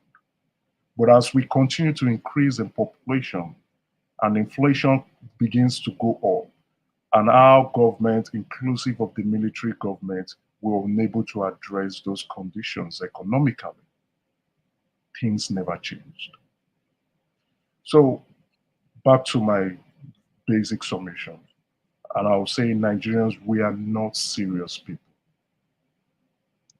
Things are going wrong. If 400,000 barrels of crude oil can be stolen from our country daily, and Nigerians are insensitive to that, then why should Nigerians be sensitive to the insecurities going on around the country? We have never spoken up to our plight. Well, this is it, bro. This is where Eze, my brother, this is where I believe you have to understand quite a lot. In that, when you say from the 80s, you're quite right. When you say from the 80s, it has never gotten any better. I agree with you. And I agree with you for the reasons why. However, at every stage of the game, me and you both know that there is enough resource in the country called Nigeria, both with the raw minerals that we have and with as the masses, as the people grow in population, the people themselves are a part of that wealth that we have in the country. However, because we as Black people, as Nigerians, are corrupted and are unthinking, these are the problems. This is why I'm saying that for the questions or for the underlining that Wale made, this is the crux of the issue. because we're speaking. You're almost sounding, and I know you're not meaning this, but you're almost sounding like you're giving all the excuses for why Nigeria hasn't performed, where we all know better as to why Nigeria has not performed. Nigeria hasn't performed because of greed, corruption, leadership that doesn't lead anywhere, and a whole heap of other human things. It's got nothing to do with the minerals in the ground, and it's got nothing to do with, do the people actually want to work for a living? Because both are real, both are true. So I think we have to be grown up about the discussions that we're having. I think we don't have to take things so personally as KJ was earlier. We have to think about what is. You know, we're not talking about any one of us as individuals necessarily, but we are still talking about us as individuals because we are all included. So it was at the time that we begin our analysis or trying to analyze the scenarios, we cannot really be babyish about this. We have to be holistic about the problem and the solution to the problem. Jagun, can I ask Eze a question? Eze, can I ask you a question? I want you to be sincere. Go ahead. Do you support President Tinubu? I don't think that question is necessary. No. I have a follow-up question. Do you support President Tinubu's government? I think Tim is right on that. I wanted I to. don't think that's necessary. No. I have a follow-up question. You took Tim saved your life, Bill.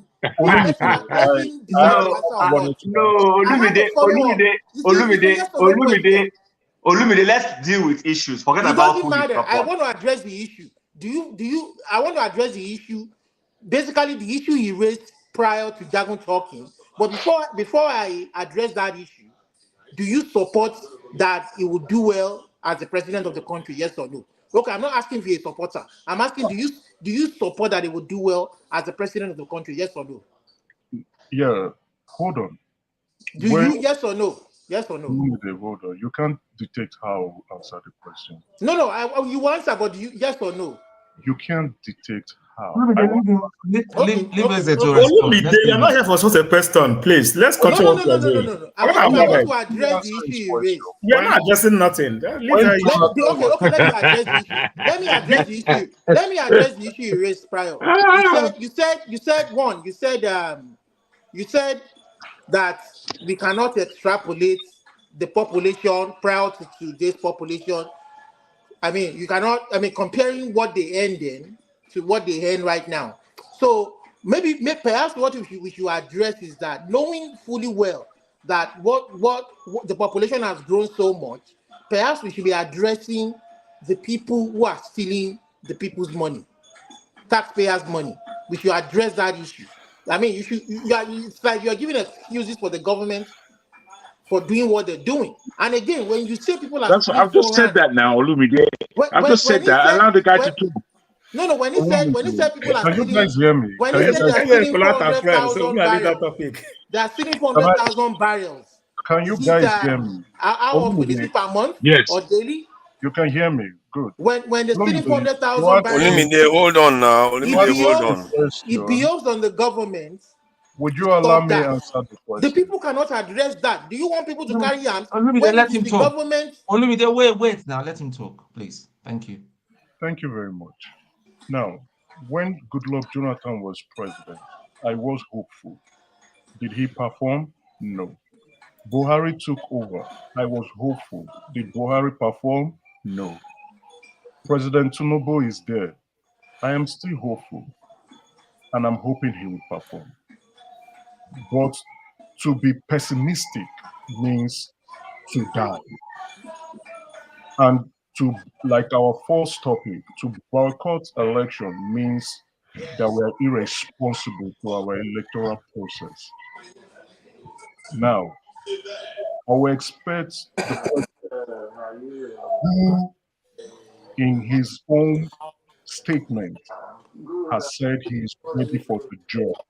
So I take your answer to be yes, that you do support it. Okay, go. Sorry, I'd like to weigh in. Stop.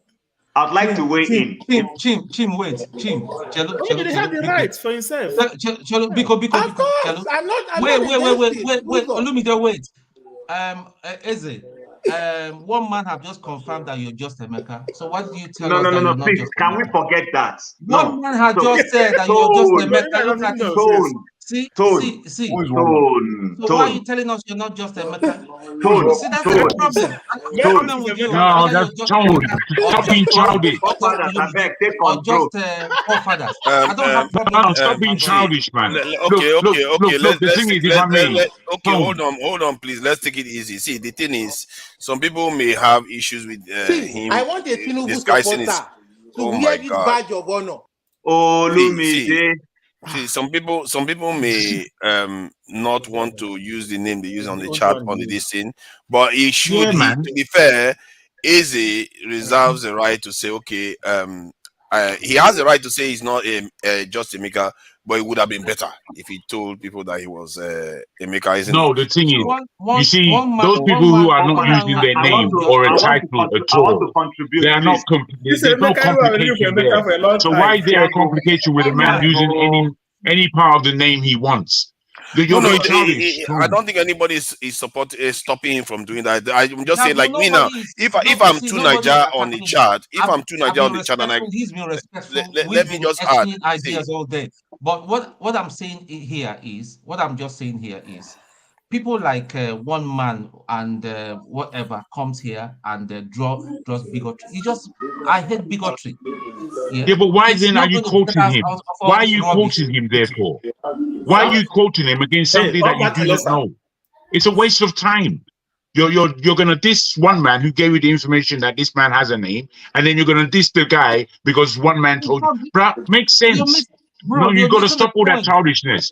We're all too You're old. missing the Honestly, point. we're all too old for those 21-year-old games. let's try to be a little. I think Tone has a right to say that maybe Eze should have disclosed that he was just a maker, because there's no reason. He doesn't have anything to be ashamed of from that point of view. But you also whoever Tone, is just Emeka Tone, has hold been on having now. issues with me. Has Tone, gone out of his way to insult me. So right now, maybe it's hold on now. it's a Hold unique on. opportunity for us to settle our differences. Forefathers, you must Good, Like good. understand grown that men, the not elections are abusing each over. other. Good. That's But we have a thing. president. oh my God, If you are going to come and Olumide, you defend it, just compound everything. You never help. Is there any that this guy comes to settle anything other than just to Now compound it? one man, I fish everything. Call and make us. You know, so they go put. Not by one man and his couple making antics. He come here to come. Okay, let's leave that one aside. I think back to the point about the 80s and this Yeah, issue. if I'm allowed to Let me remove this thing. Hold on. Something is going on here. I if I'm think I allowed should take to that Sorry, one. that was Jim is me. there twice.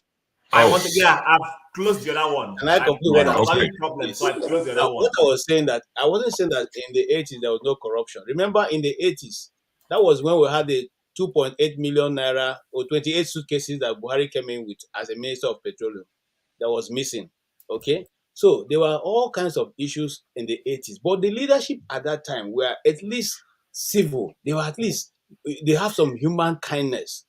So you find out that schools were operating, especially federal schools, were operating at a level that you can get in with the small money you have and be able to stay in that school. Okay, at the 80s, and I went to the university in the 90s. And in my university, when you finish, when your semester ends, you can go to the student affairs and get money to transport yourself back. This is government money. You go there, they calculate the mileage from where you live to where you are going. I mean, from the school to where you're living, and money is given to you. I'm talking about the 90s. I'm not talking about the 80s, as my brother Emeka Eze was quoting. So what I'm saying next is that wasn't that Nigeria was perfect at that time, wasn't that there was always electricity at that time, but the government or people who were in charge were seemingly to look at the other Nigerian as somebody who's also worthy to have something reasonable, to live their life. We are not on this platform asking that every Nigerian should become a billionaire. We are simply saying, these are human beings, treat them like one. If you people are killed in Plateau State, please, if it needs the whole Nigerian army to relocate to that place to find the people, do so. When you do so, you don't need to harass the people to be patriotic. They themselves will see that you are standing out for their case. not to go and sympathize with them and tell them they will leave no stone unturned. All the stones have not been turned since this thing started, and nothing is happening. This is where I stand. Look, I cannot come here with all honesty and say something about against the Northerners, because majority of my friends, even till this moment, are Northerners. I've never lived in the East, so I don't have people who can say these are my friends. My best friends are from the North. Hi. So what I'm simply saying is, look, what is good for the geese is good for the gizzard. If your children are schooling in Harvard, and for the gizzard, that's what I said. You get me right. He deliberately did that, Yeah, that's what we say in secondary school. Now, if your children are in Harvard and they are enjoying the good life, the Nigerians are not asking you to take them to Harvard. They are simply saying that Harvard near their house, that's Harvard in the next state, that is called federal government colleges, federal university. Can you hear me? Make it. Yeah, we can hear you. Let KJ just land. So No, I just want to start my and get in. Yeah, your camera is not moving though. I can hear you. Yeah, nobody is I asking think you to give them free largesse. Nobody is asking you to build skyscrapers for them. Look, let light work so that the barber can go to his shop and make his daily living. So that the woman doing hairdressing don't have to buy generator for herself. So that the people who are transporting their food do not have to pay extra money because the road is not good for them to carry their. This is what Nigerians want. So just in case anybody listening to us out there, don't come and look at me. I've never felt so lonely. I've never felt so lonely before with the way the positions everybody's taking on this. Please, Chimp, go ahead. Okay, please. Yeah, you can hear me, I believe, right? Yeah. Of course, okay, come on. So what I wanted to address, everything KJ said about what the everyday Nigerian wants, I won't add too much to it. That's just proper thing. Now, what I want to address is what Eze was saying. Now, Eze, please, is allowed to express his views. If Eze wants to wear his sunshade, it's okay for him to wear his sunshade. I'm comfortable with Eze because his full name is there. I don't. If anybody thinks that's not his full name, that's fine. But at least he has Eze Umunakwe. That's an Igbo name. I can pronounce it. I'm okay with that. Now, but what I want to address is what he said about the problems of Nigeria and how it's slided. He's not exactly wrong. But the only place I differ with him is this. I have been in forums where people keep saying, when they're defending government and they say Nigeria's population has outstripped the resources. I always disagree. Listen, there was a time when the Nigerian population was at par. That same population that we have with Saudi Arabia and co that they have now. And yet, this same Saudi Arabia and co use that same type of resource, which we have and they have. They use it to take care of their people. Saudi Arabia, up until recently, people were not paying taxes in Saudi Arabia because the oil was enough. But they have spoiled their people, and the government is beginning to say, okay, you know what? Let's begin to let our people understand that it's not just free lunch, that they need to work and then they pay. So if you go to Saudi Arabia today, people are paying taxes. What is my point? My point is a society where when we had abundance, the leadership, the government did not see the need to use those resources for the benefit of the people. That same government is not going to use taxes when they start taxing people to take care of people. Because people keep telling me that we have overstretched our oil and our citizens are not paying taxes. The people that are stealing the oil, going to central bank and taking the money that the oil brought and using it for their private benefits, will not suddenly start using tax nets. When they expand this tax net, as this parent government is saying, they will still use the same resources. So my thinking is this. Our problem, the way I see it, anybody may have a different view, is that our leadership is not using our resources purposefully for the people.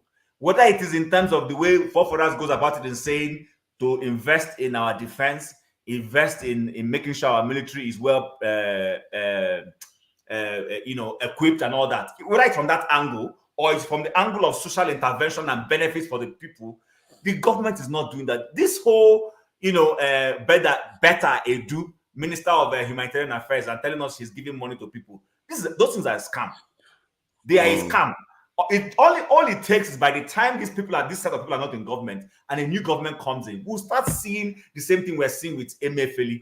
We just need human beings who are going to get in there. They are not angels. They will make mistakes. Some of them might even steal one kobo. But we don't want people who are going there to go and steal billions that they don't need, and they will leave the people. Do you think the leaders in UK and US and co, they don't do shady deals? Come on, we'll be living in a fool's paradise. They do that all the time. The point is that they use the resources. People tar roads, they tar that road, but they give those contracts to their friends, even here in the Western world. But the job gets done. Our problem in Nigeria is that the job never gets done. So, that's the only area I disagree with Eze when he was trying to make that.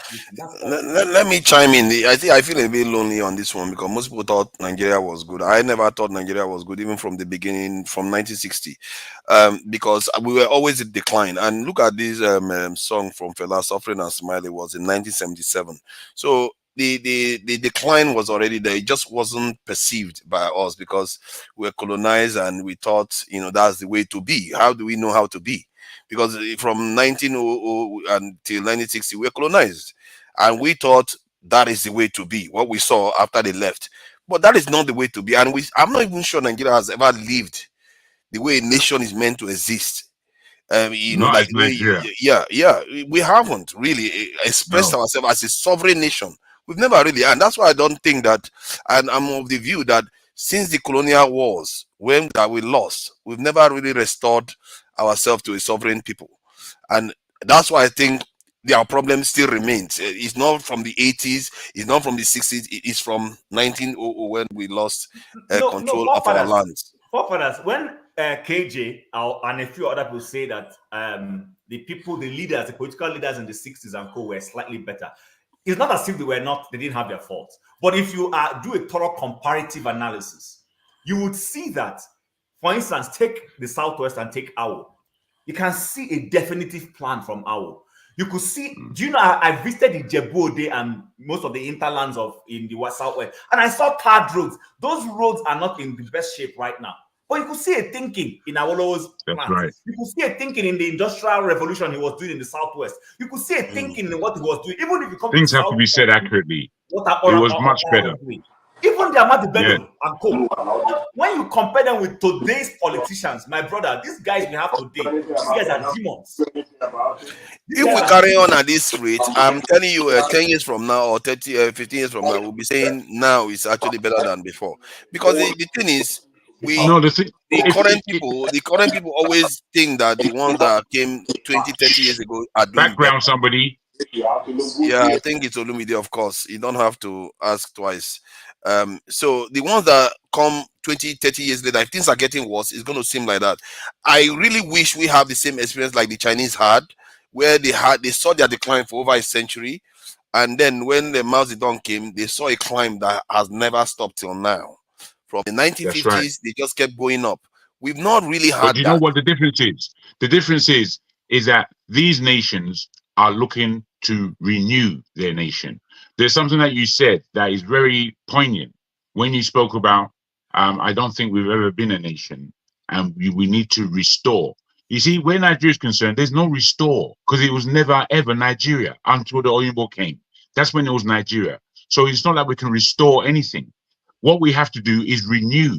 What we have to, I keep saying it, and people are seemingly don't understand that the thing that Nigeria needs hasn't been written yet. These countries that you speak about, although they wrote their own design.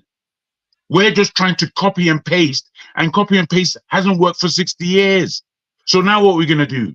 What we're going to have to do is think and get our head out of the sand and stop pretending. You see, I'm afraid. See, Jack, we restored when we listen, the area we didn't restore is the sovereignty we lost during the colonial wars. I know it's not that I don't understand what you're saying. It's not that I don't understand. I know I understand what you're saying. But what I'm saying is that the way we speak and when we speak and the words we use, let us know how off key we are in the semblance of how things are supposed to go. We really have to stand up as men. We have to show ourselves how naked we are. We have to go. There's no shilly-shally shyness. Right now, we're naked. What do I need? I need some underwear. What do I need after that? I need a pair of trousers, please. What do I need after that? I need some kind of a shirt and a jacket. And then I would be naked no more. However, what we are doing is some kind of pretense as to the state of where we are historically, globally. We are now global players. We're Nigerians all about the world, in every continent you can think of. And we're doing things as individuals. We're doing hard things. Wait, if I may. Now, with this understanding that there is a raw power of intelligence and nous in the diaspora and in our continent, it is now for us as people to really be the men that we need to be in order to augment the changes that we want in Nigeria.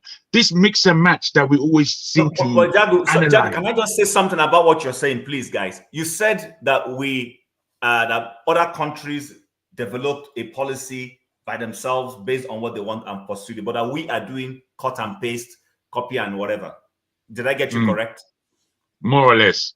Okay, now, but I hear you. I do not even think there's anything wrong in templating what other people are doing that is good. No, there is nothing wrong with that. Okay, so the problem is in the fact that in the intention in the templating, are you templating to be seen just to be in motion, or do you genuinely see what is good in some other place? If I can again, let's thank you, sir. Let me just try to reply to you like this. I think about Nigeria a lot. I've been thinking about Nigeria since I was, I don't know, 6 years old, to be frank. Let me say this. And in thinking about it, I've always tried to understand it. And then I've come to a point of understanding it, and I've come to understand why it doesn't work. And then upon that, I put together, how can Nigeria work? So be I right or wrong, I've got a structure, I've got a design on how I would like Nigeria to even look like. I've got that in my mind because I've thought about it. So for me, if I'm the leader of Nigeria, or anyone who wants to be a leader of Nigeria, if you haven't designed a picture in your mind of what Nigeria needs to be, then you've failed already. You've already failed. You're not going there to do anything. So you have to have a design. Don't you think the Nigeria you're seeing is a picture of those people? This is exactly what they want. You're quite right. But these are not people with plans, as you rightly said. Because in my travels across Nigeria, the West, that Lagos that I detest, I don't like Lagos for a second. But the whole of the West of Nigeria, compared to nearly anywhere else, you can see that there is total depreciation in all other areas, to the point of this doesn't make sense. This doesn't make sense. When you go to any Yoruba town, village, or city, you can see what you're looking at, as ugly as it may look. You understand? As you said, more or less, it's worn down rather than just mishmash. When you start traveling around the rest of Nigeria, apart from the beautiful foliage that we have laid down by our father, there is no infrastructure, and it's almost like there was never infrastructure. There are enclaves where people have spent money, and they have this nice enclave by themselves, but the general people are living in mud, not mud houses. They're living in mud. So this is the state that they've designed. Today I was watching the Nigerian soldiers climbing the Aso Rock. It's like a thing that they do. I was like, is that the best we can do now? We are proud of being able to climb Aso Rock every year, and it's like this thing that we do, man. I'm a little bit embarrassed because it looks like even Hamas seems to have done better at trying to found it. Look at this people; they've been trying to kill. They've been trying to kill them for 2 months, and they can't get to them because they are underground. And this, if they come here right now, many of us will surrender first before anything. We'll surrender first, and then the rest they will just gather the others and just do whatever they like with us. There are many Nigerians that believe today, maybe on this panel, maybe I should ask that are we better under colonial rule? Some Nigerians will actually say yes. If you get that poll right now, you'll be shocked the numbers you see. And that's it. That it just shows you that we have not even taken over our nation and think for ourselves. Do you know how rich Nigeria could be if Africa starts doing trade among themselves? Because Nigeria stands at the junction between the southern region and the western region, and almost everywhere you want to go around Nigeria, you need to come through Nigeria. The shipping, and if Africa especially sub-Saharan Africa starts trading amongst itself, Nigeria stands a lot to gain just from economic strategic positioning. But in any other scenario, we are not strategic.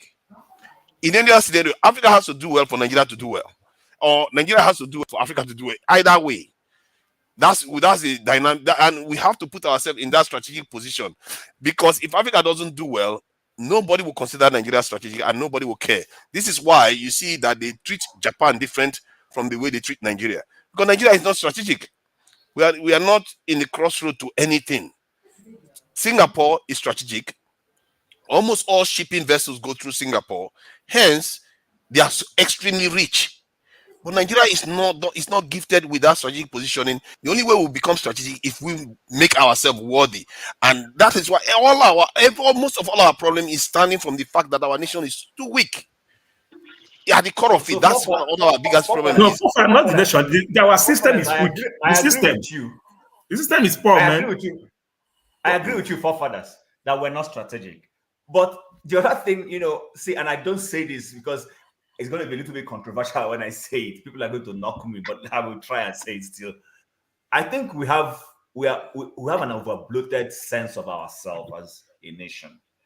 I keep hearing this since I was a child, that if Nigeria succeeds, the whole of Africa will succeed. Are you kidding me? Are you kidding me? It's like, seriously? So if South Africa, when South Africa was doing the right before their leadership started going down the drain recently, they were doing well. All the investment and everything was going towards them. Every time we've missed opportunities in terms of pulling investment, it goes to Ghana, goes to any other place. Please, Nigeria needs to focus on fixing Nigeria and throw away this mindset that when we succeed, then I think actually that's where the problem is. Nigeria's foreign policy used to be Africa, the centerpiece of Nigeria's foreign policy. And there used to be this symbol in Abuja where Nigeria was carrying Africa. I told somebody this is a terrible illustration. Whoever came up with that image is big. Nigeria can I object to that? Maybe those people disagree? Something that you didn't see. I know, it's okay. I said it's going to be controversial when I say it. I admit it. No, it's not that it's controversial. I think it's not. If that's your point, if that's your point of view, it's valid. But I want to tackle that point of view, if I may. The thing is, you see, Nigeria has the greatest population in Africa. It also has the greatest number of different people in that country. It also has the greatest number of a diaspora, the present diaspora. It also has the greatest number of the original diaspora that was sent out during slavery. This country, I'm afraid, has a lot of responsibility. I don't think you understand.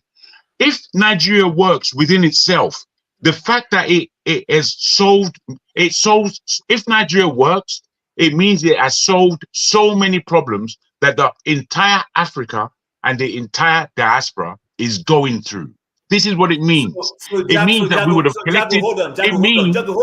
So, no, let me just land like this. You're going to come back. No. Then you continue. Sorry, John, then you continue. So if America works, which region does it help? If UK works, which region does it help? No, it's not. You're making a wrong comparison, I'm afraid. Okay, you said that, but it's a wrong comparison. Yeah. What I'm talking about Africa and Nigeria and the problem that we are in. You may not accept it, fair enough. But I'm telling you the reason why. I, like you, disagree with the term the giant of Africa when we're not the giant of anything. But the fact still remains. Whether we like it or not, we are the giant of Africa. If you go to any other Africa, Nigeria. Please, listen, I hear what you're saying. Listen. When you do, it's quite shocking. Why are you shocked? It's okay. Because when I'm talking to someone, when I'm talking to my man, I'm actually looking at him, and then all of a sudden he disappeared. Yeah, so, sorry about that. I should be warning you next time. If I could just continue that, Nigeria is the giant of Africa. It has a great responsibility. This does not mean that we don't focus on ourselves and on organizing ourselves. If we organize Nigeria, really, Nigeria can't be organized without almost organizing the whole of West Africa.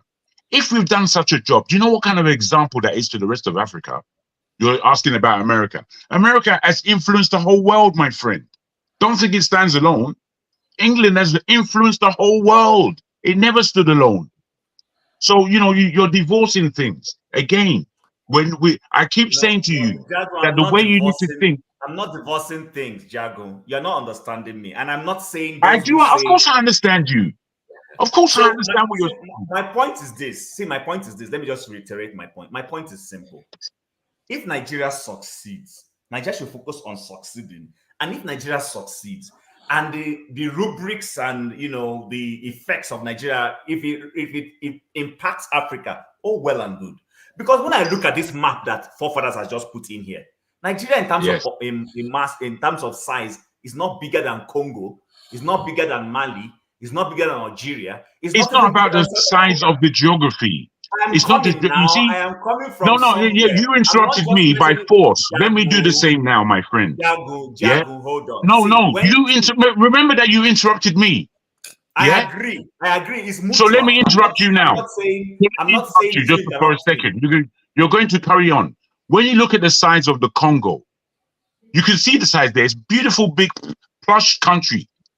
The thing is, what's going on in that country is far worse than what's going on in Nigeria. But there's no mouth coming out of that nation to speak about the plight of the people there. The only people really in this black Africa that we speak about that have mouth both on the ground and at the highest level of polity are who you call Nigerians. So if we Nigerians, just like something happens in Maduguri and somebody in the Southwest will say, that's a different country entirely. They've got nothing to do with us. When we keep that mentality in our selfish mentality, by the way, in our mind, that's why the ruin of Africa is so easy. Let me land there. Okay, so please, Fofana, if you permit me, let me just quickly say something and round off. Now, okay. Jago, Nigeria is a great nation, if it will make anybody happy for me to say it. Because sometimes when we're having these conversations, people think we are not being patriotic. That's not true. Nigeria is a fantastically great nation. But Nigeria is also a nation, in my view, whose leaders are what's the word? We are taking our position to. I think we're just overrating ourselves. Let me use that. Overburdened, I think, is what you might want to say. Overrating ourselves. This is what I'm saying. When the Americans were developing or institutionalizing whatever they were doing, it was for themselves. Whatever residue of their development they have, they shared with the rest of the world. If Nigeria succeeds and the Congolese don't want to succeed, what will Nigeria do about it? If Nigeria succeeds, or just look at South Africa, and we know that, yes, there was some impact of apartheid in it, but South Africa was flourishing at some point from 1994. As they have flourished and succeeded, most of the developmental institutions that have spread into Sub-Saharan Africa are Southern African companies. MTN is a South African company. DSTV is a South African company. That's one of the only parts of this country where the manufacturers of automobile still go and design vehicles. My point is simple. I think part of the burden Nigeria is carrying is this whole, if Nigeria succeeds, as if Nigeria succeeds, our GDP success will suddenly become the success of Libya. That's not true. Let me see. I think the reason why they say that, if you look at this map here, strategically positioned in terms of flow of trade towards this region and anywhere in the south, because these areas don't have a lot of population. That's one. And if Nigeria succeeds and because they become powerful, they have the majority in West Africa for one. They are the major, which means they have a massive market that is already captured in West Africa. Then this region, they can influence it. To say that they cannot influence this region is just not understanding the dynamics. For a nation that the size of Nigeria and the ability that they can pull from Nigeria to influence what is going on there, we can do that if we start exerting ourselves. Because this area, the reason why we are so poor now, because most of these countries around us, they are controlled by France because of the weakness of this one. And the truth is that many African countries see, because they know themselves. West Africa, many African countries, if you meet a Kenyan, you meet somebody from Congo, they will tell you that it's like they know that their own brainwashing has gone out of control. That it's only Nigeria that seems to have any hope. Many of these lands that you see here, that it appears that it's only that it's Nigeria, like them that own the line. Most of these lands are owned by foreigners. Foreigners have bought up a lot of Sudan, a lot of Kenya, a lot of all these places. The influence of foreigner is so high. It's only in Nigeria that you can say black people actually control the economy to such a large degree. And this is what they see.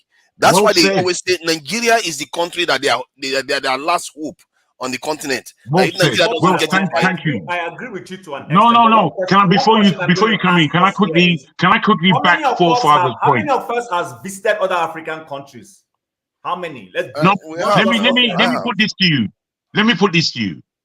Japan in the 1940s began the whole idea of the Asian tiger economies. It was Japan, not China, that began that thing. Why? They were influential. And not only were they influential, they wanted their region to be a power base. They weren't thinking insularly. They weren't thinking like that. Nigeria is a country that actually does think insularly as much as we do as a people. Because if Nigeria thought, because the nation itself should be able to take care of itself because of how we've been blessed. But because we're only doing mucking about there, we haven't got the time for the tangible things, the real things, the things that bring our economy to that $1 trillion economy that we need. We're mucking around in the billions. The billions doesn't satisfy us. We don't seem to really grasp what it is to have a nation like Nigeria. We're massive. We should be within the top 5 nations in this planet, and we are far from that. Why are we far from that? Because we don't know how to organize our economy or economies. Let me just add 1.15 seconds. You see that location you see in Nigeria there, on the entire African continent, has got the highest concentration of human beings. Historically, there is something about this location naturally. Thank you, forefather. Because people don't There's no place on the continent like Nigeria. And Nigeria, the population of Nigeria that you see right now is not the population though. Many of them are in Cameroon, many of them are here. Nigeria is spreading. And if you look at the Bantu expansion, it actually started from this region. This Bantu expansion started all the way to South Africa. We're too important. This region is highly strategic for us because of the rivers that come from one direction and the other direction, and it concentrates so much diversity and so much population in one small area. Okay, so forefathers and Jago, I hear you. I want to repeat again. Nigeria is a great nation. Nigeria has the potential. No. Don't reiterate. Let's go forward. Push this argument forward now. Sorry, bro. Sorry. I beg your pardon. But we've heard this before. We don't need to hear the same thing 5 times. Jago, you know, Chief talks like he's in a kind of elder meeting. He has to restate the fact that before he moves forward. Elders meeting. That's how he tend to talk. Okay, I take that as a compliment. So, but see, here's the point I'm making, please, guys. Like I said, and let me not repeat it before Jago will get offended that I repeated myself again. Nigeria is a great nation. It's not in doubt. What I am saying is this. Like I asked a hypothetical question. You don't need to answer me now. How many of us have really visited all these other African nations? That's one. 2, do we really follow? Do we really follow the dynamics of our regional politics? You know, when you go to OAU and they are talking about the great men that influenced things in Africa, up until recently, and a lady visited Anambra State, the former president of Malawi, and she said it. And I told somebody, but I've been telling Nigerians this. Do you know that when they're talking about the men in Africa, politicians and ex-presidents who have impacted impacted Africa, do you know that Nigerian politicians are not mentioned? Do you guys know that at all?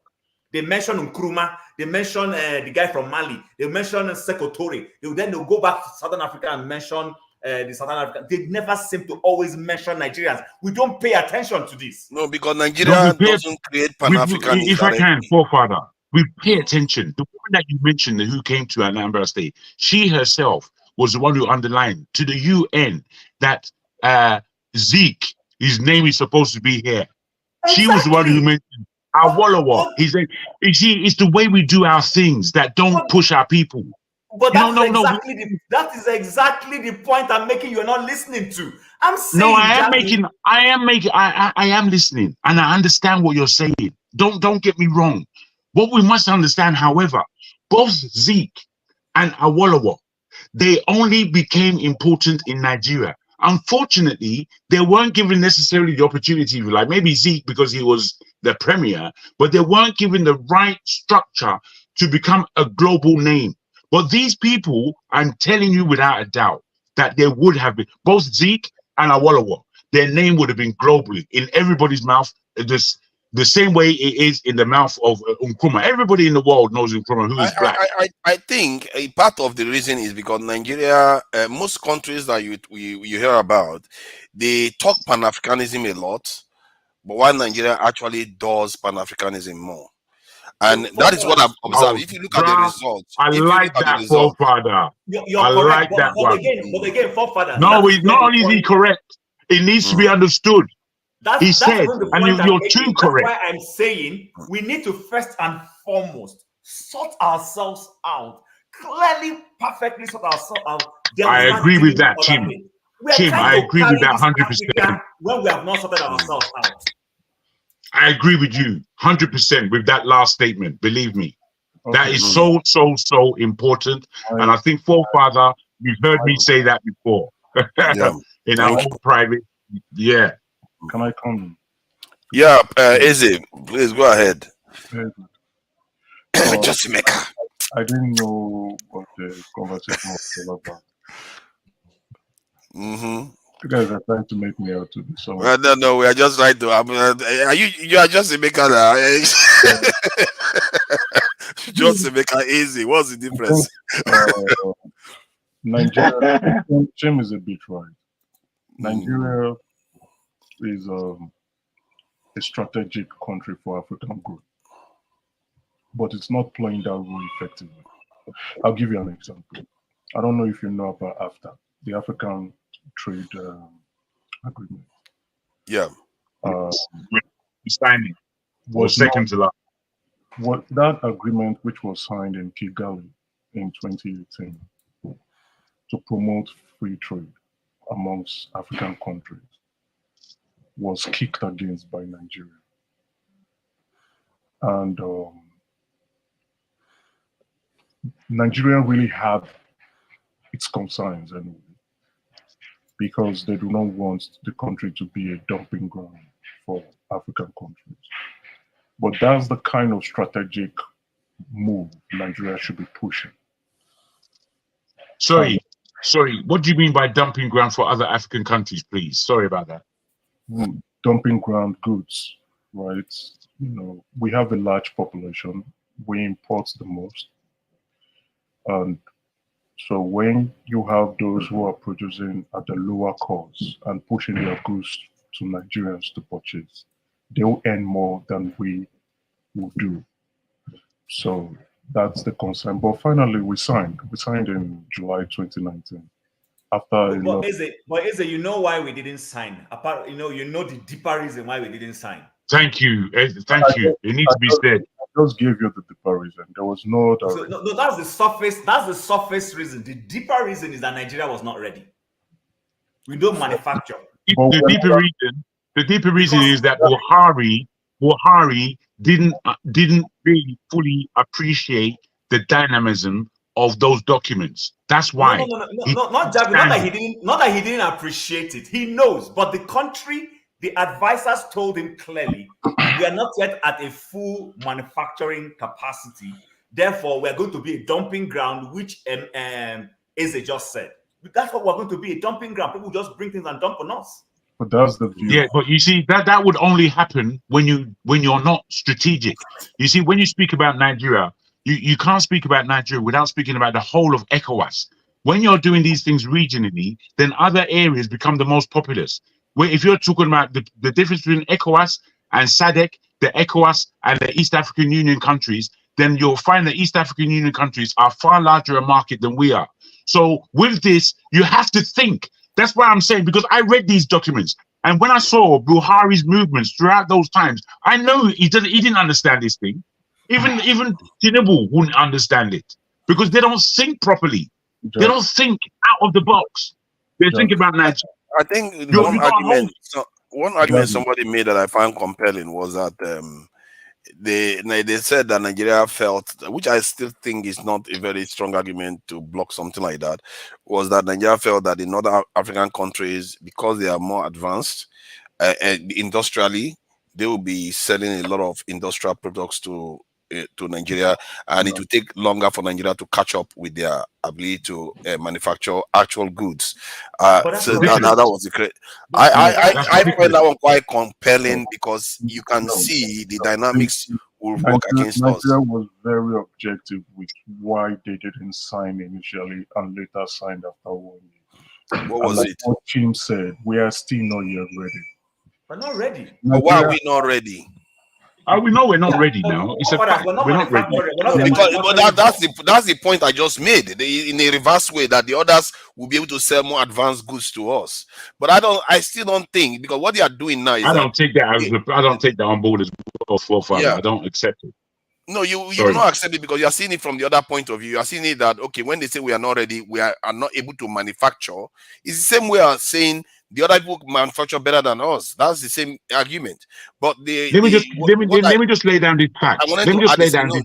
15 seconds. I just wanted to add the second aspect. Yeah, sure. The idea that we are trying to block them from selling to us, I find that very un-African or pan-African, because we are currently buying from Europeans anyway. So what is the trouble with buying from fellow Africans?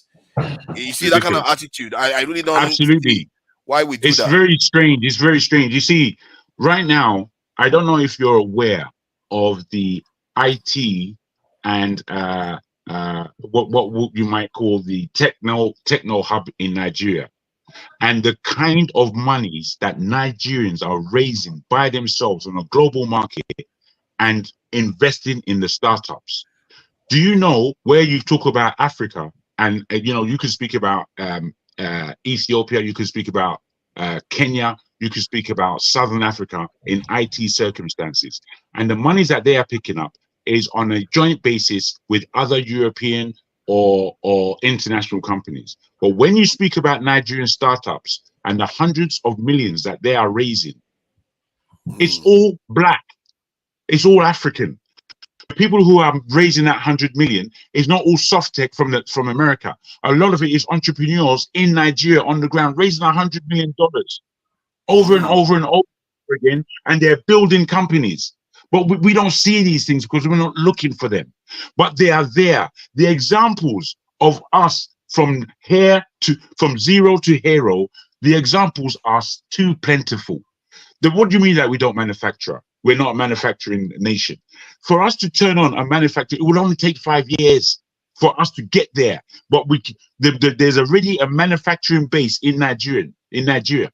For when you look at the intelligence of people in the South, and I won't say most particularly in the East, but I would say particularly in the East. If you look at the kind of minds that are there, that will turn things around within a week, they don't need 10 years. They don't need that long.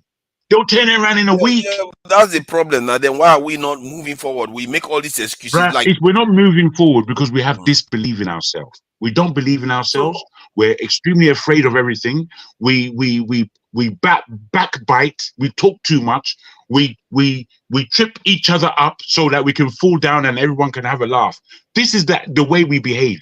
We behave awfully to each other. But if we just took a day off and looked at where the grass is actually growing in that thing called Nigeria, we would see that the potential is ever there. It's ever there, no matter how depressing I must say, a lot of East African countries have begun to make moves already. Like Kenya decided to make it visa-free for all African countries. Rwanda did the same. But Nigeria is just looking at them like, why should I do that? Why? It's like everybody. I don't know why. What is Nigeria waiting for to do that kind of stuff? But well, you see, already, this is my, if I can, so sorry, Jim, very quickly, and I'll shut up. This is my headache where Nigeria is and where ECOWAS. No, where ECOWAS. You know, we spoke earlier about porous borders. But you know, with the whole idea of ECOWAS is that you can walk anywhere you want to go in the whole of West Africa. That's what it means. You can enter into it, and yet we have so many foreigners in our country that are committing crimes, and we can't either we can't get them out, or it's some kind of cross-referencing of policies that don't really make sense for our nation. Because I like the fact that Nigeria doesn't spring to every issue that's going on, because we don't have to.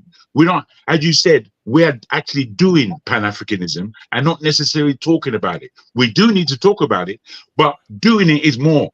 Doing it is much more, because all these countries that are talking about it, they're not doing nothing really much. They don't do anything. There's not one African country. There's not one African country who has come across Nigeria, and apart from the initial finding them a problem, next minute they are mesmerized by the kind of thinking that we have, because we don't think like any other African. We think completely different from them. We're go-getters. We're not here to muck about. So forefathers. So forefathers. You know, there was a time at the early stage when I joined the conversations where we were talking about between defense, electricity, and some other things, which one was more critical for our government to invest in. If you can remember that conversation a little bit.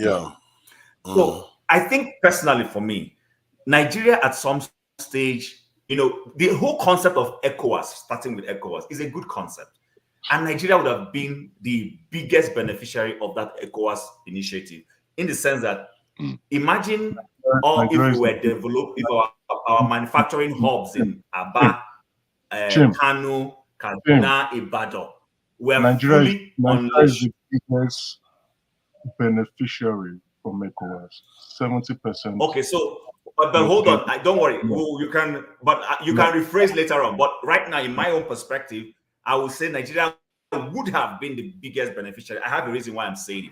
We're not fully maximizing that benefit yet, because number one, we have self-inflicted ourselves. We don't have functional electricity that is capable of unleashing the industrial capacity Nigeria has. Our small scale enterprises are bedeviled with unnecessary, structural issues that are not letting them develop things that they can take to the sub-regional level. So because of that, Eze, like you rightly know, because of that, our government policy makers, when those documents come to the table of the president, those of them who are clear-headed, they know that, yes, this is supposed to be a good deal. But our people are not ready because we don't have the manufacturing capacity. Therefore, if we don't have it, then people like South Africa, people like Egypt will take advantage, and then we end up being the dumping ground. We don't want to be a dumping ground. But unfortunately, that's the reality of the situation. But chances of us being a dumping ground is small. I feel like being a little bit selfish and blocking African development, because that's what it is when you are doing that, is actually counterproductive, because you need the continent to start doing internal trading. Because just like we send Zenith Bank to other countries, and they too have a right to send other companies to Nigeria. And I believe over time we'll overcome them anyway. We'll overcome them. Good point you raised. You know the challenges Nigerian businessmen go through to set up businesses in other countries. You see, listen, if you knew how that those countries don't necessarily reciprocate what they want us to reciprocate to them. So, and for a long time, that is the area where Nigeria was nice. We used to be truly the nation that wanted to be Pan-African. Others were not reciprocating it. Let me tell you, Senegal, for instance, the former Senegalese president, Abdoulaye Wade, wanted Nigeria, removed from OAU and ECOWAS. Go check the documents. He wanted Nigeria taken off. He didn't like us. So my point is, some of those policies are good, but because of our bad leadership, we haven't positioned ourselves properly where we would, benefit from it, while others will also benefit. If you do those things the way Nigeria is now, Nigeria will struggle unless there's something quickly our government can do to make our businessmen catch up in terms of benefiting. We'll just be a dumping ground, and that's my view. Nigeria will catch up. Nigeria already manufactures a lot to me. I think, please go ahead. Yeah, just to correct what Why did you blank me now? I wanted to put a small thing to Chim now. You blocked my voice, man. It's just small. Did I block Get you? me? I didn't block you. Oh, sorry, if it wasn't you, but my mic was blocked. I beg your pardon if it wasn't you. Sorry, Eze, I beg your pardon. If I can just quickly put this to Chim, just for the sake of realization. Your last statement when speaking about Nigeria looking after itself, and I understand looking after itself first, but Nigeria not taking on this African mantra, as it were. And then your statement just now, they are at loggerheads. That's what I want to say. No, how? Explain to me, please. Don't be offended, please. Forefather, I would allow you to explain it to him if you wish. Because when you said that we should be internal, this thing, we should be inward looking. At the same time, saying that, did you say that we should support trading? Because I'm not sure of your position in terms of. Okay, so here's my position. Let me clarify myself. Maybe maybe the way I said it, you didn't understand it. Let me quickly put it to you, seeing as Forefather doesn't fully remember. You said clearly. I am capable of explaining myself now. You want to explain what I said? No, I'm not explaining you. I'm not explaining you. Let Jaco just say it. It's not going to take long. I'm not explaining you. I'm just saying, so when you answer, you're answering accurately. You told us that you do not believe in this Nigeria is the giant of Africa kind of terminology, because Nigeria is rather weak and it needs to look after itself. Now, me and a few others came back to you and said, look, Nigeria is of strategic importance to Nigeria, to Africa and the African diaspora in so many ways, and I broke it down to you. Then you spoke about the benefit ECOWAS would have been to Nigeria, and Nigeria would have been the winners of this, based on the thinking of our leaders and understanding how to make an opportunity work for Nigeria. I'm afraid those two are at juxtapositions. Those two issues are, against each other. Let me clarify myself. Okay, so you know, Jim, please don't be offended. I know we've kept you waiting. The narrative is wrong, and I'm correcting you. Nigeria is the biggest beneficiary to the ECOWAS bloc. 70% control of that market in its GDP. Okay. Not me saying it. I am not saying it. Go to trade. Easy. Cotonou, or is that Cotonou or is it Lomé? One of them has a functional seaport that a lot of shipping comes through. Many Nigerians. It's beautiful. Hold on now. Sorry, guys. You know what? I like to give you the room to talk. But when I'm trying to talk, don't cut me off, because it makes me lose my trend of thought. It's not nice. I beg your pardon. I was only backing what you were saying, my brother. Okay, but it's making me lose my trend of thought when you throw in. Now, remember that a lot of Nigerians shipping things through Cotonou. Do you remember when the Nigerian government closed Nigeria Benin Republic border, and the Beninois president came to Nigeria to beg? Do you know why he was begging that border be open? Because the amount of volume of trade that comes through that seaport into Nigeria is to the benefit of that country. And some of those things that come through there also means we lose certain shipments that would have directly come to us. When I say Nigeria would have, I'm not saying Nigeria is not strategic. I'm not emotional about this. You know, there's this thing about us Nigerians. We may castigate our country, but we don't like it when someone else does it. It's a common trend amongst us. We don't want others to get involved in our fight. I'm not emotional about this thing, trying to say Nigeria is this. Nigeria is great, yes. But Nigeria is also shooting itself on the foot. Because if we had been doing the things we're supposed to do, listen, when America goes to World Trade agreements and shuts down certain things, it is not because they don't see the benefit. It is because they know that they are not prepared. If they allow that trade to go on, China and co will benefit. That's why they will shut it down and say, no, they don't want all those things. They always want to do things on their terms. When they are ready, then you will see them, they will push that thing because they know they will gain from it. I'm saying Nigeria needs to be that self-preserving. Nigeria needs to but you see, the difference between that is China and co or India or Russia are like nations that are competing with this in America. But I don't think America react that way if it was the UK or maybe China or Japan. This in Germany. Bro, they do. Bro, they do. Depending on who's the president. I don't know they what do. example you can give me, because give you I an- wish okay, I okay, so okay. So you know that North America had the NAFTA before Donald Trump came. Okay, good. Now NAFTA was very liberal. It gave room for Mexico, Canada, and US to almost literally be at par. When Donald Trump came, he canceled that thing and renegotiated all of those deals. Canada was not happy. But no, I was talking about an example where America was competing with Europeans in terms of canceling deals because Europeans were going to get an advantage. They do. The point, that's what I'm trying to find now. But there is it's not that big. I've seen cases where they take this in the European countries to court, even with the TRIP protocol. They often settle it. But if it was other regions, they will block you. You are not going to get past it because they understand the benefit to their own people versus other people. So far, but you know that when you are fighting someone, depending on who the opponent is, the strategy you deploy depends on the strength and the way you perceive the person. So when US is fighting France, it will fight it in a different way versus when US is fighting, let's say, Rwanda. It's not going to be exactly. That's what I'm saying. That's what I'm saying, that we are dealing in Africa.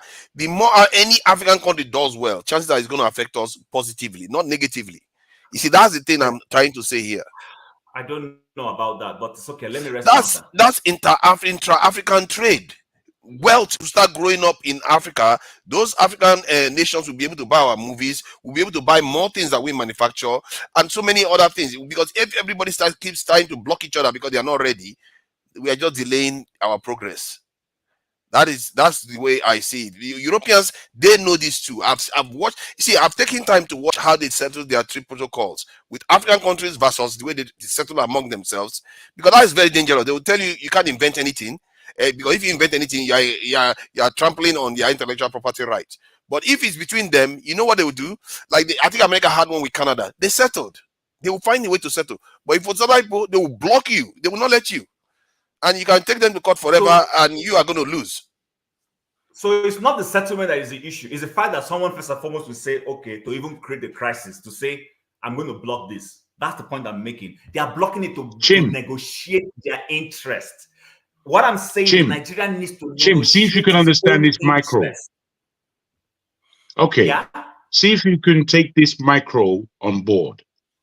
In the UK, the spend power of 3 million black people is now 20 million pounds. In America, 45 million black people's economy is 1.5 trillion, which would make it the 16th biggest economy in the world. Now, the reason why, unfortunately, we are not able to maximize on our manipulation of our economy is because we give the money outside. We spend the money into the white community, into the Indian community, into the Chinese community, into every other community apart from our own. Now, that means we are. So in the same macro sense, when you talk about the size of Africa, we are doing the same thing, which is spending our money with everybody else except ourselves. It's cheaper for me to fly from London to China than it is for me to go from Nigeria to South Africa. Much cheaper. Why? There's a problem of the way we have our infrastructure. In fact, it is clear we don't have an infrastructure. And there are so many things that come into building an infrastructure that would work for the people of that nation. There is almost no reason why any individual African on that continent should be poor. But we are the poorest. We're the poorest. I agree with you guys. I'm not disagreeing with you guys, but I just feel you're not hearing me. See, we are. Honestly, we are hearing you. I understand we should put Nigeria first on some issues, but when it comes to continental trade, I think that we should start seeing it on a strategic level that African countries need to up their trade level without necessarily blocking it because of our own specific interests. I agree with you, but you see, let's take the airline industry, for instance. I know we don't have a national carrier. We don't. What we have is a private national carrier. I mean, albeit maybe Air Peace.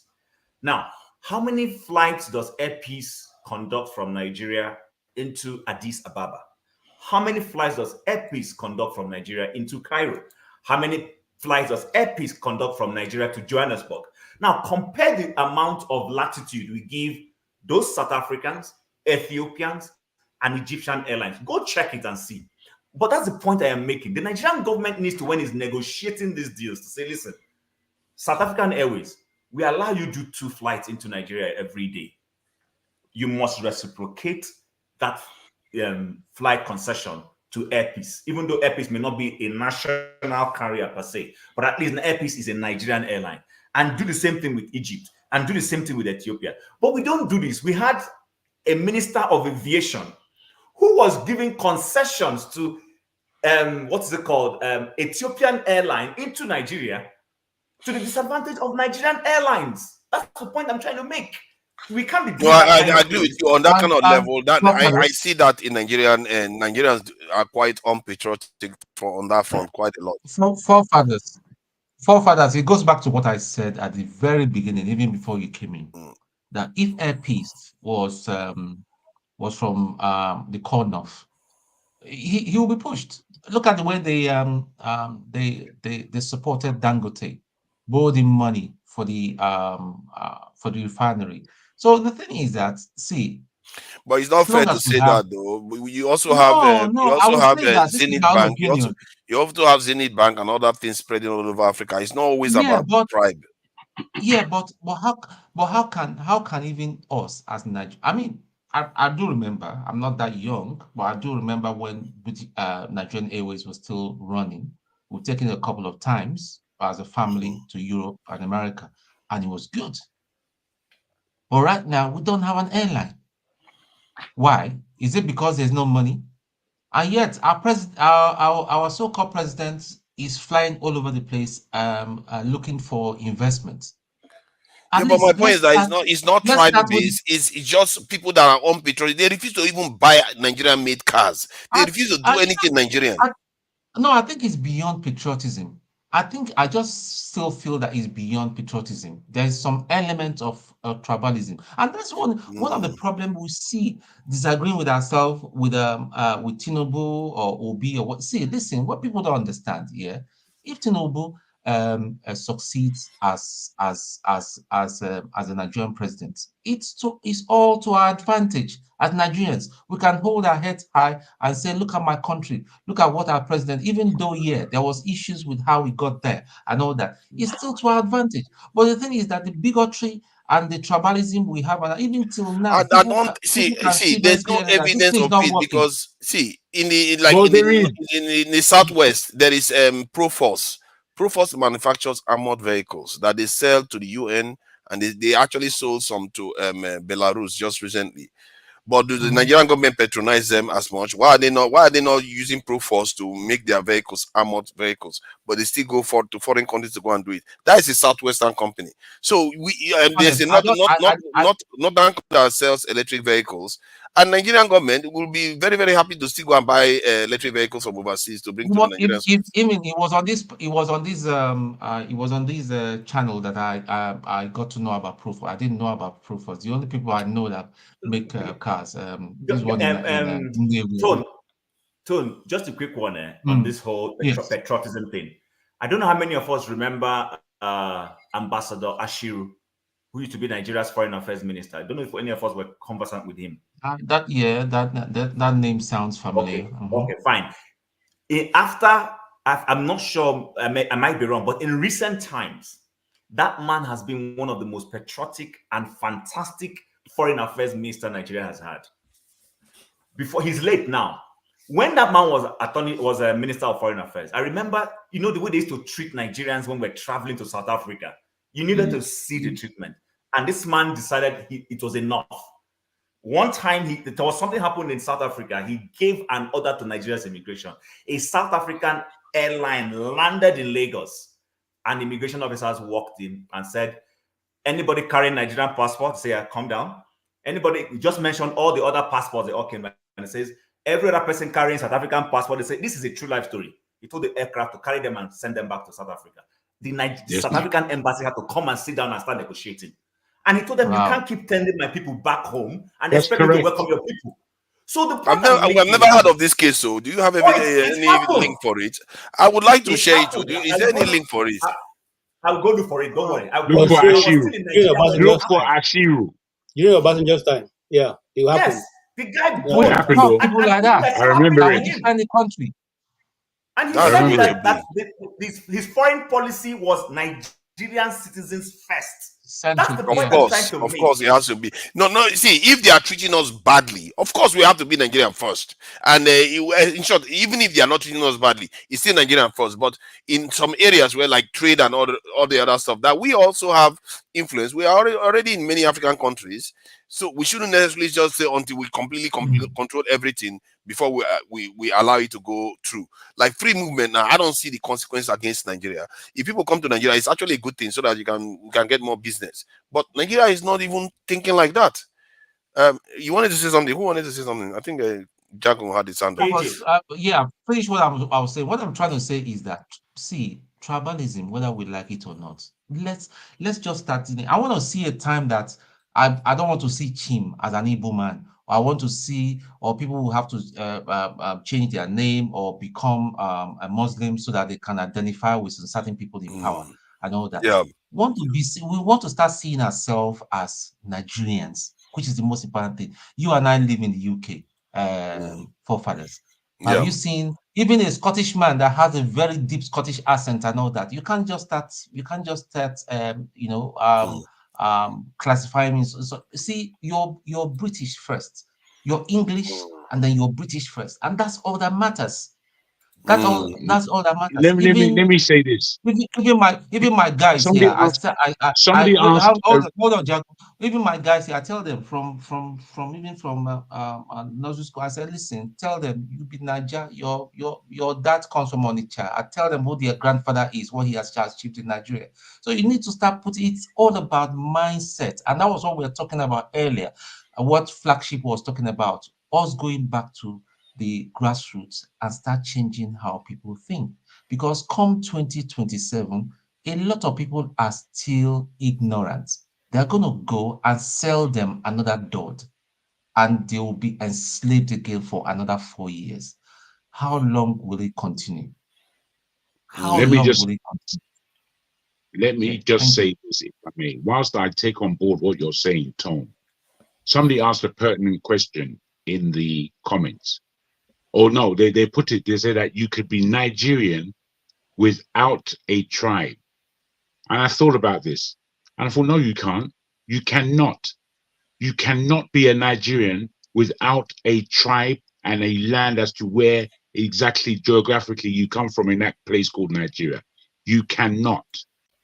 Nigerians, that geographical expression is a conglomerate of nations and different beings and peoples. And these different beings and peoples are not going to change unless they are swallowed up by another tribe or peoples. Now, if an Igbo man, a Yoruba man, and a Hausa man, and all in between of us, we collectively constitute Nigerians, but we come from somewhere. And that somewhere where you come from has a history. It's the lack of history that gives us these divorced minds as to who we are as a people, because the Europeans have come in and messed with that. They've messed with it. Now, it's not to say you're misunderstanding what I'm trying to say. I'm not misunderstanding. I know what you're saying, and it's no. Honestly, wait. Don't think. Wait.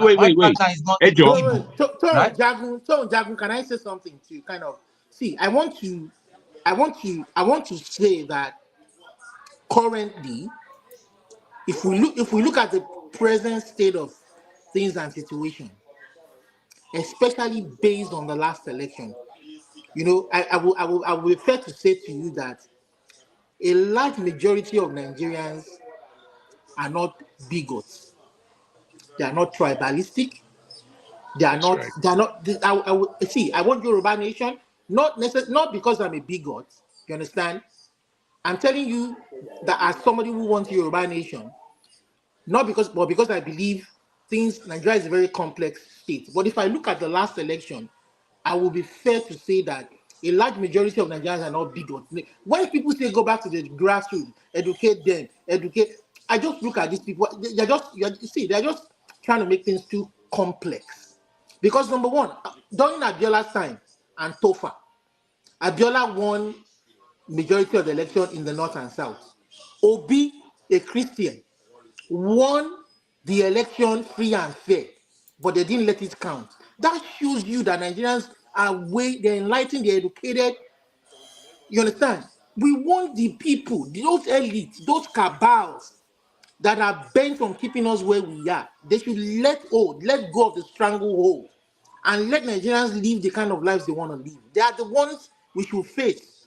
A large majority of Nigerians are not bigots. They are not that. Look at all of us on this platform.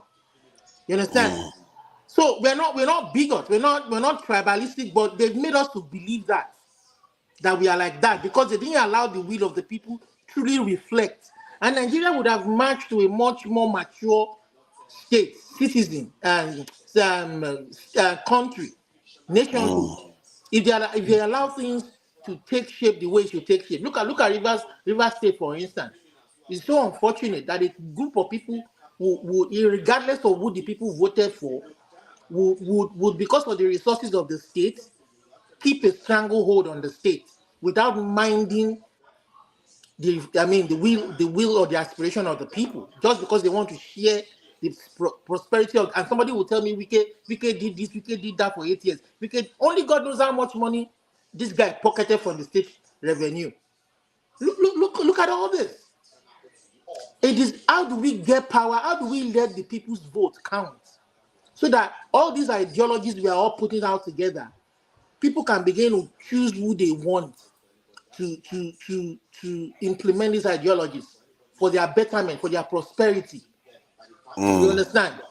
If you understand, so I think we kind of trivialize things when we say, oh, the people need to be educated at the grassroots. The people need to, as their vote being acknowledged in the first place. Thank you. I don't know if you want to say something, you do have the I think veto Chima has power to posted speak whenever you want to. Chima just posted the Yeah, I've seen it for 2012. Yeah, that's very fascinating that they actually did that. I wish they were doing that, with the recent behavior of South Africans. But you see that in Ghana about 2 years ago, they were making Nigerian traders to pay $1 million. I don't know how that went. I don't know whether Chim can shed light on that, whether they actually went on to pay $1 million, because it looks like they were trying to kind of group together so that they can be able to pay that $1 million to actually be able to trade in Ghana. Does anyone have any information about that? Chim, do you? I don't know if they paid the $1 million. I heard the story. I didn't fully follow to the end, but can you hear me? Your audio, your audio is a bit shaky. I think it's freezing for me. Yeah, going in and out. Yeah. Okay, this KJ is frozen too. Can you hear me? No, KJ is not frozen. He's just sitting very still. KJ, you need to stop it. Can you hear me now? Yeah, I can hear you, Chip. Can you hear me? Yes. But can you hear me? Yes, now. We can hear you. We can hear you. Oh. He can't hear us, but we can hear him. He can't hear us. Yeah. If you take over when he comes, yeah. Okay. We can hear you, but you cannot hear us. The money that traders in Nigeria was supposed to pay in Ghana. I can hear you guys. Can you hear me? The Buhari administration, yeah, we can hear you. Committee that tried to follow up, and they had several meetings. I think the money was later reduced, but I don't know whether even that reduction was paid. But I lost interest when the federal government was not coming boldly to take an action, in that regard. So I didn't follow to the end. But that's at the time I left it, they were supposed to be reducing the money to a particular number, because the argument was that if a Nigerian trader has $1 million to pay, why will he go to Ghana to go and trade in the first place? He can as well set up in Nigeria. Exactly, and it's supposed to be live on. But then it looks like then the argument is correct. Then that it looks like towards an election they use Nigeria as a whipping boy to say that we are tough on Nigerians, and that is a very very unhealthy dynamic that you see in Ghana. When they do that, then after the election, then everything just dies down again. Yeah, That's but why we don't hear black anything. people are always tough on other black people. That's what we have seen. They're always tough on other black people. Black nations are always tough on other black nations. They're not tough to the other people. In fact, if you are a white-skinned Filipino, you have more rights in Nigeria than Nigerian people. So I saw this. I don't know. Some people have heard of this lady Ichi Boots in Nigeria, going around in Nigeria, and she was talk crossing the about Nigerian it, bro. border. Talk about it. She was crossing the border. I don't think they bother even checking her papers because I don't know whether My she caught the brother, video, but it looked like they I just flagged became that through. hooked. I became very hooked on that lady. I became hooked, man. Yeah, I'm a bit concerned that they can just race through Nigeria. She's been coming from Senegal all the way across West Africa on that bike, and largely it's been easy until she got to Nigeria. Coming from Algeria. There you go. Now, when I caught her, she was in Ivory Coast before coming into Ghana. Now, when she came into Nigeria, bro, the change in the policing. I think the intel hit her hard. He hit her hard. No, there are checkpoints all over. There are checkpoints all over. There are wait, guys, their job, please. In Senegal. She got it in Senegal. Let me just run it through quickly from my point of view. You can say yours. You can say yours. You can say yours, my friend. When she came to Nigeria, the level of policing that was now taking place and checkpoints was at a completely different level. It just went high. She herself became sick of it. You understand? But what you did see is the people of Nigeria are beautiful, because the way she's been assisted and helped and liked and loved, a woman on her own on a bike crossing Nigeria or crossing West Africa, fantastic. When she got from the entered into Lagos now to Abuja, this one, it took 2 films of hers that I watched before she got to Abuja, and it was treacherous all the way, but it was extremely pretty in terms of the greenery of Nigeria. Yeah. When she got now to Abuja, she left Abuja in order to cross at Cameroon border. The beauty changed to another level. She was in the mountains, near the sky. The comments, I was reading the comments from English people and all people around the world. Oh, Nigeria is so beautiful. I had no idea that Nigeria would have this kind of look. What a beautiful countryside. Oh, if that child that child was so lovely. Oh, that man who helped you along the way, the guy who gave you the cookies, my brother.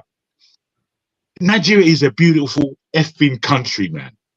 It's only us that aren't enjoying it. Anyone can go to Nigeria and have a great time. It's only us that are not enjoying that country. Let me tell you, only us. It's not correct. She actually only had that one little problem she had. Otherwise, to be fair to Nigeria, she had a clean passage. Absolutely, I salute you for underlining that, because that's the truth. She got it hard. Even when she got to the point where she was in the east, about to cross the border. She said, "Oh, they goes, how, madam? How you be? Are you enjoying your journey?"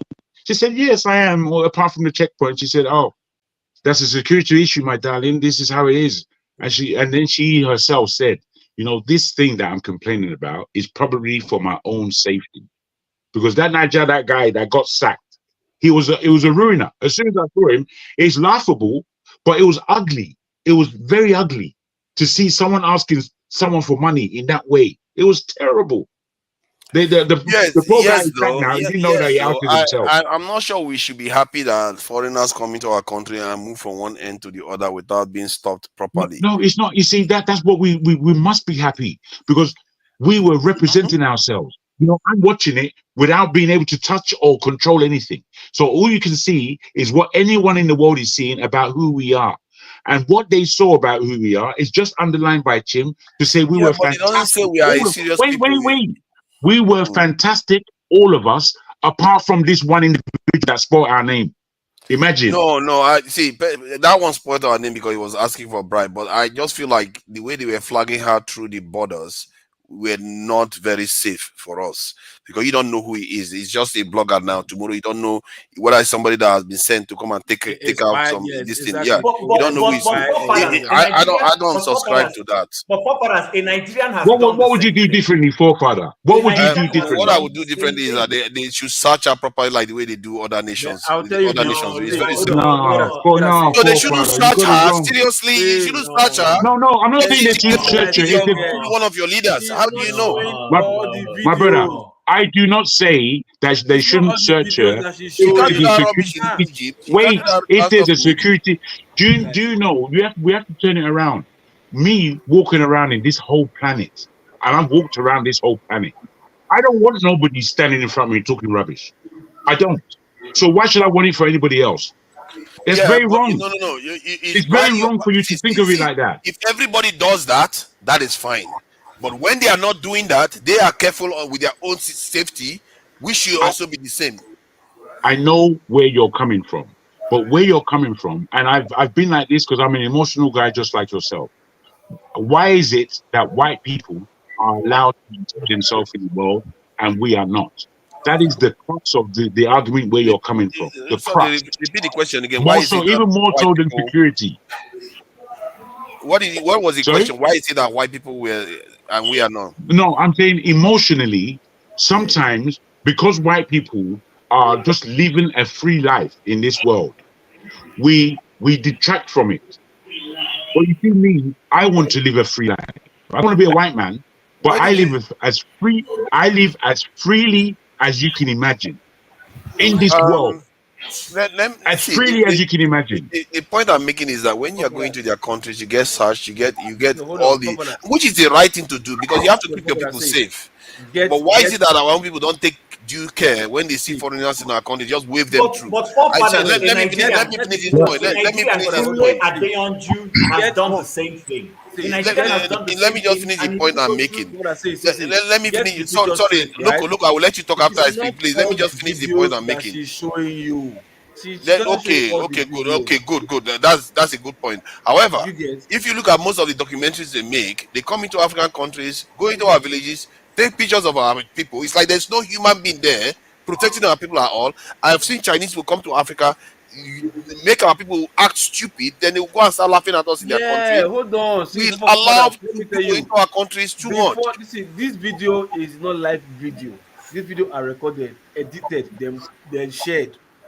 You understand? Fair so point. When they want to edit, we don't know what what they know will not favor them and put something else out there. You understand?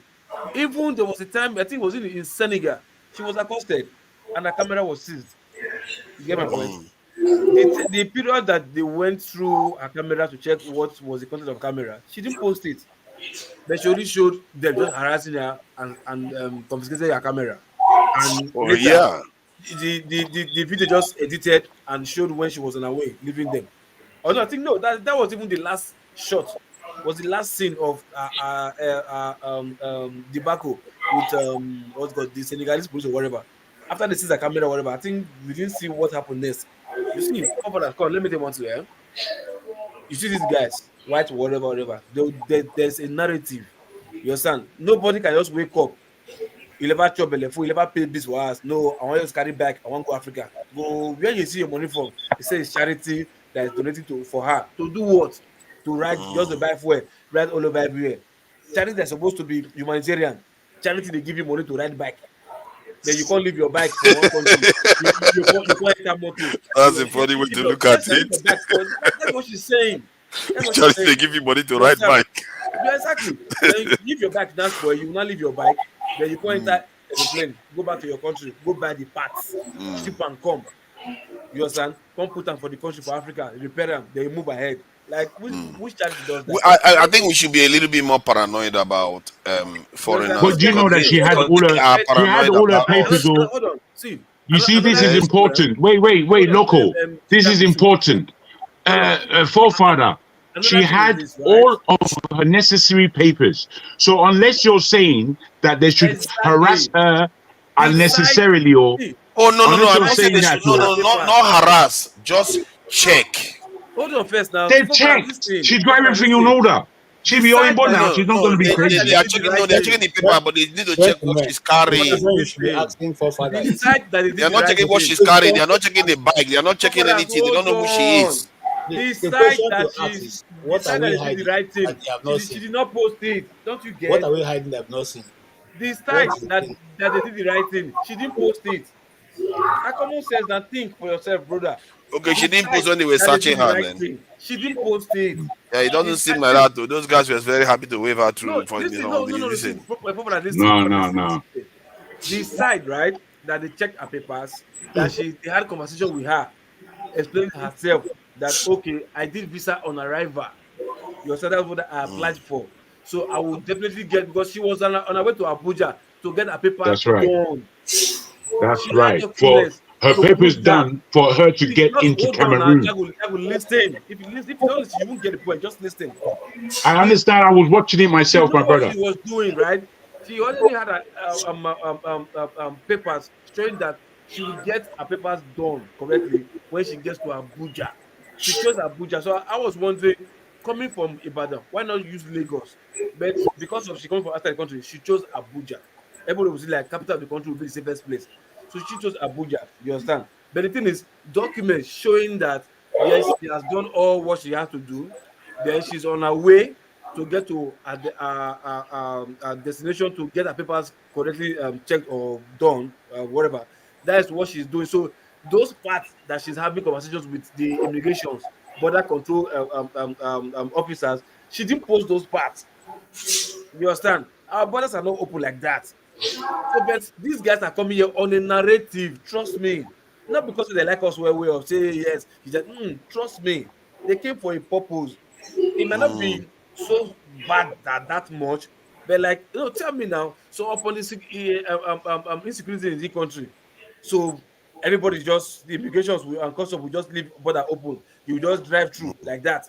What about the immigration officers at Benin Republic to check you first before crossing to Nigeria? Where are those ones? She didn't post those ones. The one in the side of Nigeria that will receive you before allowing you to go through, she didn't post those ones. Yeah, if she goes to Egypt like that, she will be stopped far more. Egyptians don't take nonsense. If she go to Egypt, she will still post it. No, she will. The Europeans that go to Egypt, like they do all this stuff. They post the video because the Egyptians don't take nonsense. Like, don't start videoing our structures like that because they don't trust. But guys, let me tell you. But the post that she will post, she will post it like as if they harassed her, something like that.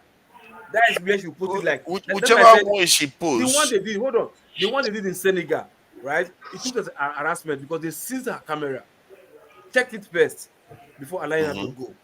But the one she posted was like, it seemed as if they were harassing her and they seized her camera. That was the narrative she posted. Do you get my point? About Nigeria? About Nigeria? No. Senegal. About Nigeria? Senegal. You get my point? She posted it as if they harassed her and seized the camera. That was the narrative she gave out there. You understand? But what happened when they gave her camera back? She didn't say it. Yeah, she's not going to say it now because what she wants to report is the fact that they took her camera. Like the one in this in Egypt, the guy took his camera. They didn't even let him bring cameras into. They held the camera at the airport. He had to use his phone to video. That one is airport. Okay, the land border. To be fair, it should be the same thing because these people. What you have to understand is that Egypt is an ally of the West. They give them billions every year, more than us, and yet they don't even trust them. Why are we the ones that should trust them? You didn't get the point. Look, if you listen to what I'm saying, it's not that we trusted them. The video you are watching is showing you as if we trusted them. We trust them on the way we behave. It's the video you are seeing. Our officers are willing to take 50 and forget about it. Yo, please. That's not correct. That's not correct. Okay, fair point. Because the way people were talking is that Jagun was saying it, that nobody stops them. They can come. They shouldn't even be stopped necessarily. It's the video you saw. It's a good thing. No, I didn't say that. I didn't say that. I was just giving you a picture of what happened across Nigeria and what Nigeria looks like, and the fact that we as a people don't really know Nigeria. We only know the regions that we're from and the nearest capital city. That's what we know of the country. Let's Unlike myself, economic conversation and forget that woman, please. You can sit it out now. Elder Chim, you can sit it out. When this stuff is done, we get back. Please go ahead. So, someone like me, I've traveled the West, the whole of the West. I've been to the East. I've been to the Port Harcourt. I've been to the North. I've been Central. And when you travel across Nigeria, you get a real understanding, one, of how big the country is, how massive it is, and two, and very most importantly, how beautiful our nation actually is. And I think sometimes, unless you have this viewpoint, you don't even begin to understand your patriotism. You don't know what you're fighting for. Yeah, Nigeria is beautiful, you know. That Eastern You have no Nigeria, idea. that Taraba, Cameroon, all of those areas, my all God. that there. It's a highland. You're right next to the sky. It's not no joke. And it's green as hell. I don't and know it's what different happened levels to of green. the southwest of Nigeria, the south, those areas. They are really those areas are beautiful as well. All of those areas are beautiful. They are very, very different from those other upland areas. No, it doesn't. If you go to, there are parts of Ibadan. If you go to Oyo State is a If Ondo State, but it's my very state, different, though. it's just magnificent. Ondo, Edo, and the Delta. These three states are, for me, the most green and the most productive states in that country in terms of the greenery and the timber that is there. We still have our forests. There are not a lot of states in Nigeria that can boast that they still have the forest. Most forests are cut down to the ground.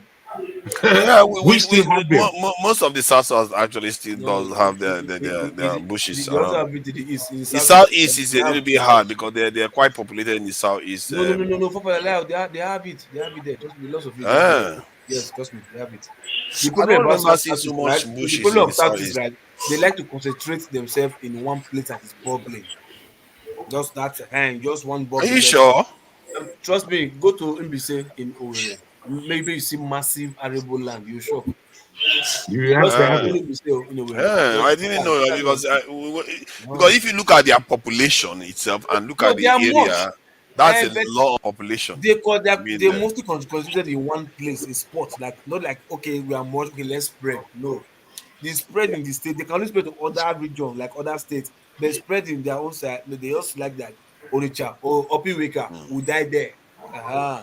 You know, there are two southeasterners at least here. Yeah, here talking as if. We have to be careful the way we talk about this one. If he's here, Chim is here. Tell me if I so you talk now. I don't know where you talk. Chim, I didn't say your state. I don't say Abia. Yeah, but at least I know of that. Enugu, Owerri.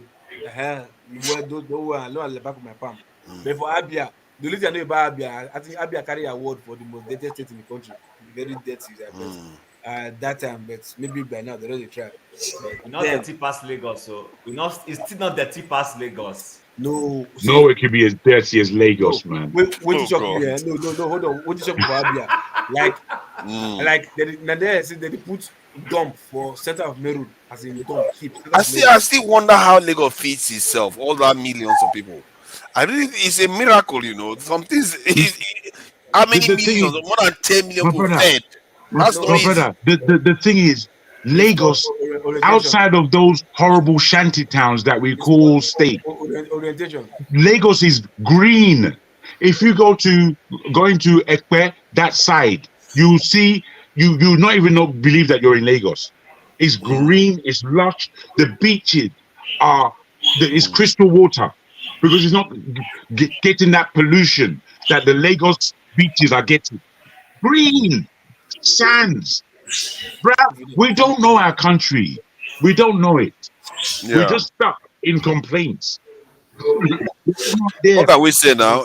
We will try to know it now. Well, you see, the problem is that we are so a kind of too busy trying to survive hardship, so we don't take care and explore. We don't even look at our environment much, and No, we don't, bro. that's why we don't. Because if you look at it, like you said, there are some parts of Nigeria that is just breathtaking.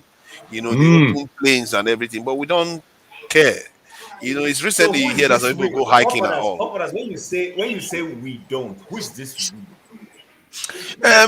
It's like me now. When I go to Nigeria, do I care about sightseeing? I'm going there for specific things, business. Who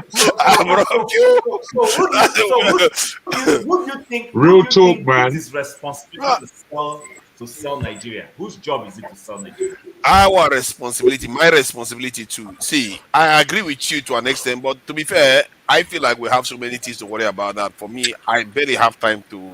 And we just really have to tell the truth. We have to tell the truth. Do more Nigeria. Because as I said, you see, the way when we were young, we used to go to Nigeria with our parents, and they will cosset us. Oh, don't do this, don't do that. I said, what the hell are we here for? Just to stay in the house? Is that why we're here? That's me as a child. So as I'm growing, I'm investigating. I'm investigating by myself. I'm not standing still. What for? There's a big country I'm in that I don't know enough about. So I travel by myself in car. You have to understand what I go on in your country. You know, me, I'm not. There was enough times that people wanted to rob me or do this, but I don't come from the school where I have to be afraid because I know what it is to be a human being and I know what you're after. I'm just not afraid. Now, it's not to say that things can't happen to you, but that you cannot use your life with that kind of mentality. Yeah. You can't.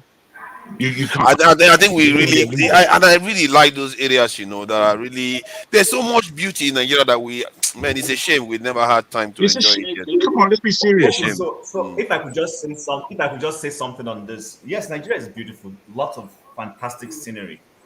Now, I was recently on LinkedIn watching an advert. They used this guy, wasn't it, Trevor Noah, to do it. And Trevor Noah was literally using the comical approach to sell South Africa.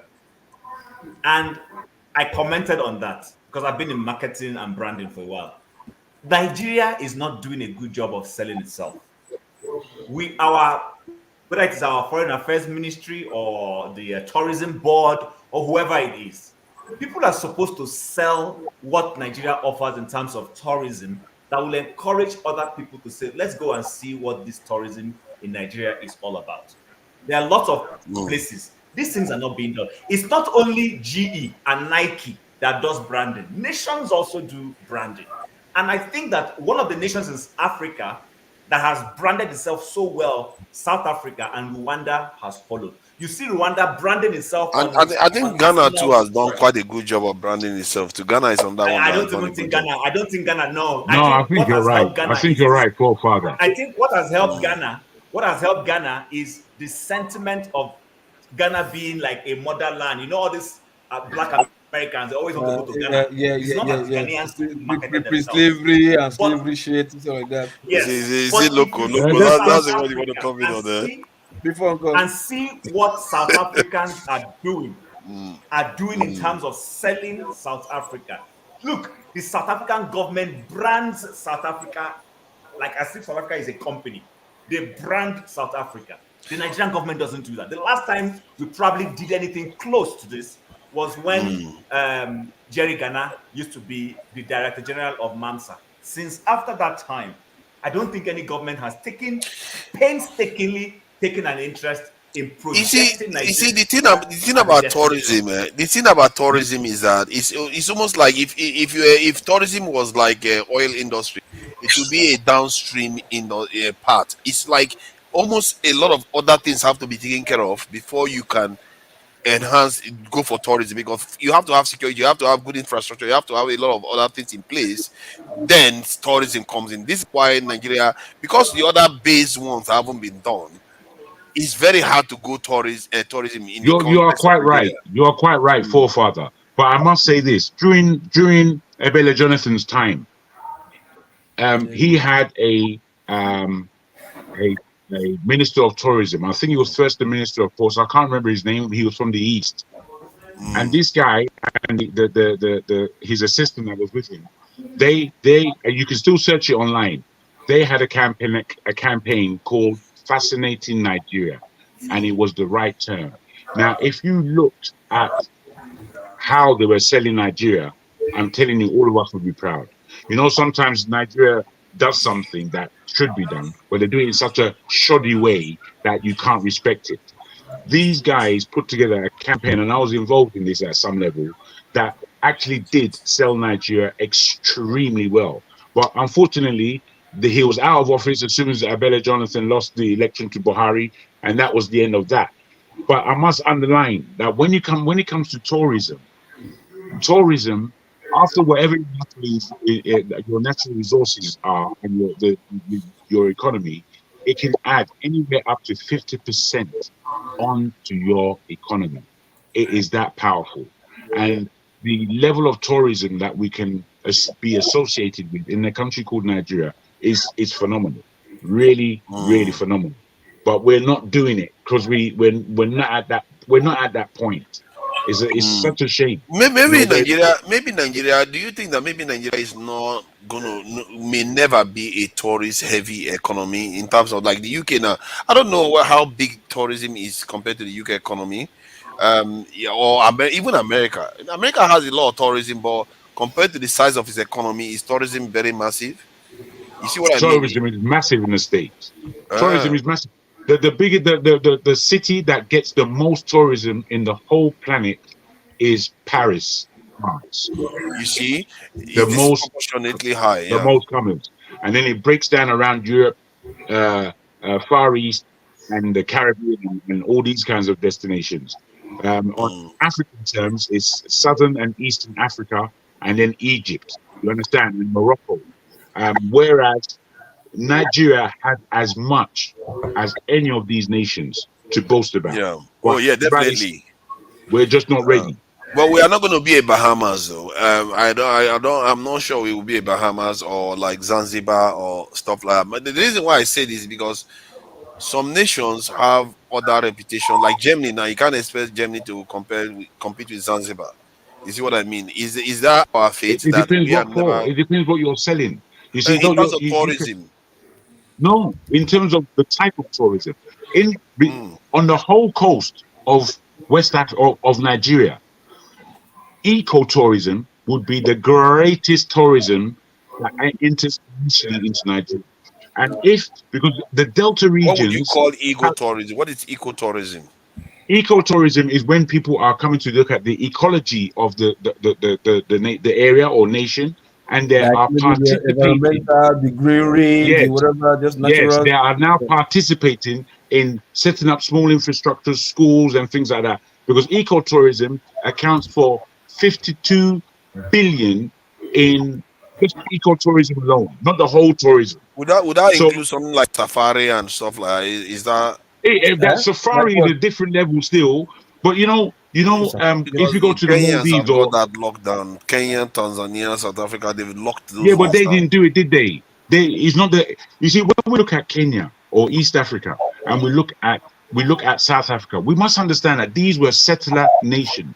So infrastructures were put in there because the Oyinbo was staying there for real, for real.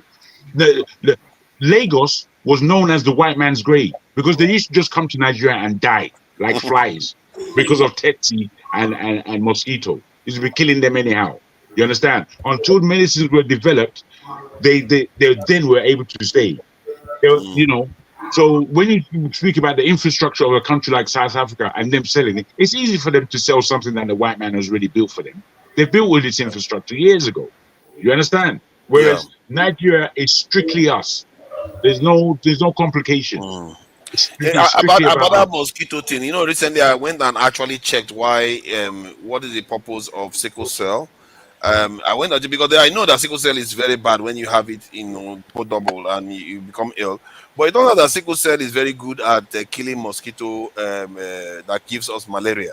So it means that there are parts of our population that are almost technically immune to malaria because No, it of doesn't kill. It doesn't kill the they recover mosquito. faster. What it is? The It mosquito. kills the this thing. What they call it, the stuff No, that no. gives us What the malaria. mosquito does? It's called Mosquito doesn't plasmodium. swallow bad Plasmodium. blood. Mosquitoes only swallow blood of a healthy host. So if somebody is not healthy, the mosquito would sense that and not bite them because they don't want poison in them in their No, malaria. but it's not about. I don't think it's about the biting. I think so. I think the people with No, this is a sickle fact. cell. Go and look it up. It's a fact what I'm saying. No. Hold on now. So the people who have sickle cell, when the plasma comes in, because of the nature of their blood, it doesn't stay to cause malaria. The system flushes it off. Flushes those it who are out. AA, Okay. those who are AA, you get this. Your blood is thick or whatever. I'm not a medical person, so pardon me. It holds it and stays in can sick and causes malaria. I sickness. don't know why. Yeah, they recover faster. The ones that have sickle cell can overcome it faster than the ones that don't have it. That with the sickle cell type, not the full blown sickle cell, but if you have the genes, you are more likely to recover from it. Hence, why we survived in this You region. don't even have malaria. Even sickle cell people hardly even have malaria. Yeah, now I begin to see why some people don't get malaria. And sometimes I will be like somewhere and I will be beating like crazy, but they will be with me. They don't have any spots on them. I was like, how does that even happen? Now I begin But to understand that let's people are not move different. away from the conversation. I think for me, the tourism issue about Nigeria is not so much about if Nigeria is a tourism destination, but let's sell the nation. Because when you sell it in a positive light, that's what tourism does. It gives room for investors to say, oh, this place is actually a nice place to go and invest. That's why, have you asked yourself why the typical Caucasian goes to Eastern Africa more than they come to West Africa? Okay, They go more to the eastern part of Africa. Jim, let me tell you I've one said simple that now. thing, Because they control that area now. Hold on. You don't Yeah, the even climate is different. Everything is different over there. Nigeria is too problematic. You don't even need to Beyond, sell so Nigeria. Simple. Okay, You beyond get it. problematic, You don't beyond problem. It's need. not okay. So, for instance, hello guys, let's be honest. Before Boko Haram started thriving in Nigeria, there was El Shabaab between Sudan, Kenya, Uganda. There was El Shabaab. I worked in East Africa for a while. There was El Shabaab ravaging that There place. still is. No, There it's still still is there. It's Al still there. Go there. No, the white people were there You already did. because of Have the you been to? environment. This is it. Have you been to these countries? Because you see, I've when been you go to North Africa, you go to Southern Africa, you go to Eastern Africa. It's clear why they're there. The air and the heat in East Africa is not what we're getting in West Africa. West Africa is far hotter, far wetter. You understand? It's muggy for the Oyinbo to be in West Africa. You have Whereas tsetse fly. You have yeah, mosquito. whereas to be in East All of them Africa, are. you're in a different. Guys, this is Why aren't you because listening? I hear you. Oh, I hear you. I agree with you. But see, what the point I'm making is this: these are human things that developmental indices can solve. If we clean up our environment, if the government was building good roads and good drainages, these things will vanish. Mosquito the UK. Mosquito the UK. Mosquito Day Canada. Mosquito Day Canada Exactly. here where I did. So what are we talking about? Mosquito that is in the UK don't have self-respect. They every time they come out, they are thinking, "What is the point? This place is too cold." Mosquito in Canada is unarmed. They don't get arms like the one Yes, for now. Nigeria. The one for Nigeria are They'll fully loaded. be dragging away with you in Nigeria like crazy. No, but see, like what I'm trying to say, selling Nigeria, you don't need effort. You don't need anything from the government to move to Nigeria. You understand? You do. But hold on first. Like you're thinking that okay, maybe you see social media, they like, or maybe like Turkey, they sell their destination, do adverts with like nice place, beach scene, good air, Turkish Airways. The same thing with Qatar Airways, this and that, Saudi Arabia, whatever. In Nigeria, no need. We don't even need that. Just first give us like I don't hold agree. on first. Just give us less 247 first, right? And still the investment it will attract. People start doing things, manufacturing things, producing things, right? And be selling. people will come, not in the country right now, right? But people are still going. You understand? The population is even the investment they're even banking on. You understand? They're not doing anything manufactured. They're only doing anything like they're only going there for consumable investment. Like there's a population there in Nigeria, so let's go there and sell consumable stuff. Then the population will Can give us I ask a question then? oh, hold on first. Before that, hold on. You understand? I'm talking about people, white people that flew into Nigeria right now. Pharmaceutical company are living right now, right? But people are not going there to sell goods that are consumables, not like drugs, like anything entertainment now, food, drinks, and whatever, what have you. Their test goes towards social life. You understand? But saying that we should come and start doing maybe adverts, you'll be seeing destination, go to Budukacho rant, this No, and no, that. no. We We just need it. We need the whole thing, bro. Don't no, hold give on. us You're still not getting don't my give. point. You see the So, level where they talk. see, The level. No, I'm no. complaining right now Local, because hold on. P. The level where they give us now. The level where go take us to Bushman level with that. See, We you're still want not to getting my do the point. correct You're still not one. getting my We don't want point. to do that sheep shab one way they talk. I just want to My say point also is that flagship. It's you great don't to allow see me you to talk. here at this See, midnight tour. I don't know where watching your wife allow you to stay up late tonight, no, too. hold on, my brother. See, what I'm trying to say is no. What I'm trying to say is this. See, look, companies are living in Nigeria right now, right? Why? Because man, the power generation right now is dwindling, and is getting into their pockets. You understand me? Before then, when we have the Dunlops, the Michelin, the Leventis, and all that stuff, how many adverts have you seen about Nigeria talking about greenery, mountain, Olumo Rock, whatever? It is not there. Ghana Pyramid, it's not there. But It's local, the but economy. local. The No, economy no. itself, because the economy was Can I booming, say something? Let me because the say economy something. was booming, people were coming. Loco, let me say, I apologize. I didn't mean to interrupt you. Come through, bro. Come through. Nigeria, tourism in Nigeria was very, very big at a certain point. But you haven't seen any adverts. There were adverts. No. There were adverts. I know what I'm talking about. There were lots of adverts, and that's why they flocked the areas. From Obudukado Ranch, Yankari Game Reserve, Lomo Rock, and recently they started running. Yankari. Right, Yankari Game Reserve. Yankari Game Reserve in the north. Yeah. All of these places were deserted once insecurity started creeping in, and largely due to poor management, which is Nigeria's biggest problem. Exactly, poor management. We are very bad at management. You could set it up for us, keep it running good. The moment you hand it over to us to manage, it goes down, it dies. Yeah. That's right. You know, and that's where we need help in. If we can have people with the right mindset of good management. Exactly. Right, That's I said, sorry, flagship. As I said, not the adverts, like you see, whatever. It's the management. Look at Obudukato Ranch. What ran it aground? The people there, people were coming to lodge in the place. They were taking the money, give to the government. The government were even owing the workers in that place. They didn't do adverts. I'm talking about Obudukato Ranch. No adverts. You understand? What about this other place in Calabar? Not Obudu. Oh, is it Obudukato Ranch? Obudu. You understand her? So like they complained. They were making money, giving to the government. The government were even owing them salary, using the money for something else.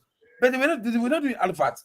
So like I said, when maintenance is going good, we are going well, people are coming, it will sell itself. That's what they say. They'll tell you good stuff sell itself. But you must understand the issues.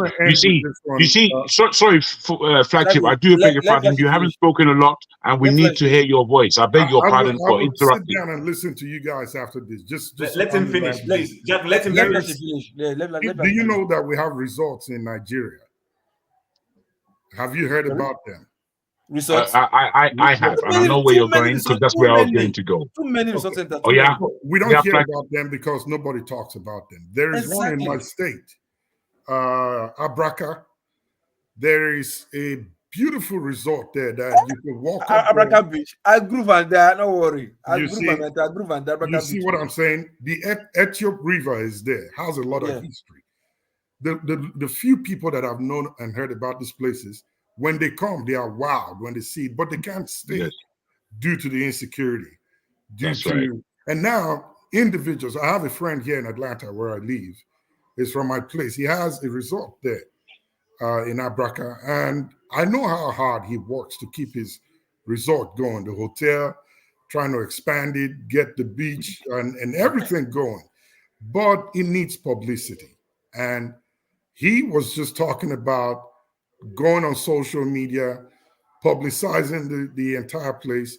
But the biggest concern, again, is security and being able to enjoy your time there. You see, 10, 15, maybe 20 years ago, it was great. It was good. But right now, it's not. I mean, you can't. Let me ask you one question. It was never great. It was never great, and neither was it even good. 90s. But it was there. If I can talk about this Abudu, because I just leading on from where flagship landed. Let me just local. Let me just quickly. No. There's no international. Let me quickly say this. It was the maintenance that took us there. Where's of the But month? can you imagine what it would look like when you put it out there? Sorry? Can you imagine what it would look like if you advertise it? No, but with our population at that time, it was still booming. You see, none of these things, these industries that we're speaking about can really work to the highest function. And it largely is because of what Flagship has said.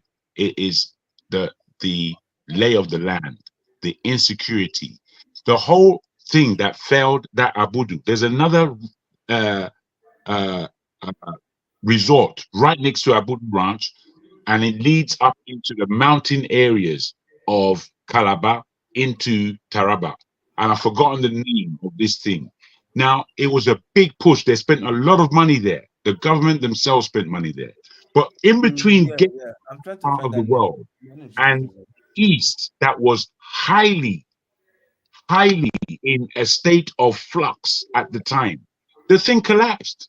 It wasn't never going to win because you have to go through that part in order to get to that territory, to Calabar State. Yes, Calabar State, because Calabar State is another most beautiful state. There's no Calabar State, though. You want that again? There's no Calabar State. What do you mean, my brother? Cross River. There's no Calabar State. I beg your pardon. Thank you. What's that again? The area. Thank you for that. You're quite right. In my mind, it was just Calabar. I know it began in Calabar, and that whole area of rivers, cross rivers, is just lush, really, really green, tropical green, with great beaches, and then a mountainous region, and then they've got this Nollywood film complex there that no film has been produced in. They spent a whole heap of money. You know, it doesn't matter where you're talking about in Nigeria. Every single state has the tourism effect. Every single state, for one reason or the other. We had the old Gongola State. I think that was where they had the Argungu Fishing Festival. And I remember some of our neighbors back then from the UK used to come fly in for that festival, that fishing festival, you know. But right now you can't move around Nigeria because everybody's scared of being kidnapped, you know, for ransom. So one point I want to make, you know, in addition to what Flagship said. So it's one thing to have those tourist centers. It's another thing to make local money from it. It's another thing to project those things for international patronage. Our problem is that we have stuff we don't develop to create the ambience that will make it appetizing for someone to visit. I wish Forefather could play this Trevor Noah's this thing. I mean, those of us who have been to South Africa or gone to Dubai. When I went to Dubai for the first time, I came back and I said, there is nothing in this UAE that is not in the northern part of Nigeria. There's absolutely nothing. There's nothing we can do in Africa. Eh? Nothing we cannot do in Africa. We can do it. Exactly. So the fact is, there's even more. Actually, there's even more in the country that you call Nigeria than that Dubai that they're talking about. That Dubai, I got there. Are simply deserts with buildings in them. But ours is not a complete desert. Listen, Jago, the desert, they made me go on a desert ride. And I Yes, told me somebody, too. I've done it all, bruh. this could have been I've done all that. Maiduguri. This could have been Yes, Maiduguri. those What am I doing here? those what's it called? Sand dunes. Exactly. It's just that sand dunes. Period. You know, Just so heap for one my sand point, enough. I think we still need to brand and sell the country. If we get the right heads who will put those things in the most attractive state that will make an international person want to visit. Okay, he's playing it. Let me let him play it. Yeah. But let me ask you this, and you can answer now or after. Do you think that right now Nigeria, it's like if you were in the Ministry of Tourism, they created that ministry. Would you know what you're doing in that ministry, given the state Nigeria is in right now? Okay, let me allow him play this thing, and then I will answer. Sure. If forefathers can play it for us. Hi, I'm Trevor Thank Noah. you, forefather. I'm South African. And because I'm South African, people from all over the world insist on asking me questions about South Africa. So I decided to make an ad to answer some of those fascinating questions. Like, how cold and snowy is your Christmas? Well, Tracy, unfortunately, we can't afford snow. Nah, I'm just playing. We're in the Southern Hemisphere, which means when it's freezing in Connecticut, it's fantastic in Cape Town. Klaus sent me this one. Can you play golf in South Africa? Well, Klaus, we actually have some of the finest golf courses in the world, but judging by your 37 handicap. Can you play golf? How many stars are your 5-star hotels? Brian wants to know, can I meet the lions? Well, I don't know if you want to meet them, but you can see them on safari. And get this, it's not just lions, Brian. We've got everything. There's elephants, there's rhinos, there's giraffes, there's buffaloes, there's leopards. Come on, man, expand your horizons. Ostriches.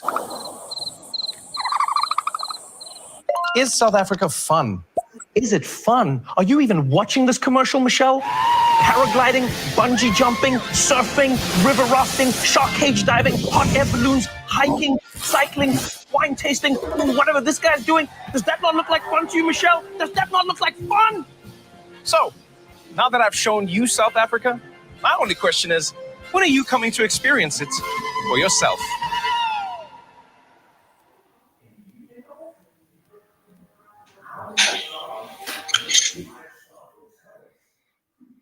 Where's Jago? Jago's gone. I'm here, bro. I'm here. Okay, so what was the question again, so that I don't assume I heard you properly? Okay, well done. Well done. I just wanted to ascertain from you, given the state that Nigeria is in, if a ministry of tourism was created and you were to head that ministry up in this time period that we're in, under Tinubu's government, how would you construct your ministry? Do you think you'll be able to? That's my question. Okay, so my number one answer is there is a ministry of tourism. There is actually a ministry of tourism. So it's not like that we're trying something we already have a ministry of tourism. That's one. Number two, absolutely. The job of the minister of tourism is not necessarily to be the one doing the legwork. Your job is to understand what are the best opportunities you have in your country that you can sell, and sit down with technocrats and people, and even cooperate with the private sector and see how you can position that sector to such a way that people can come in and spend money and patronize what you have. Now, it doesn't have to be everything. You can pick strategic ones and start with initially. For instance, like the Obudu Cattle Ranch, which is owned by the Cross River government. What I will do is to partner with them, see how we can clean up that place and create an enabling atmosphere for people to come in there and enjoy it, and we get the money from it. And there are other ones.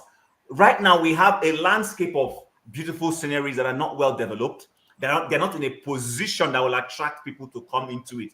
For instance, Yankari Game Reserve, I don't know how functional it is.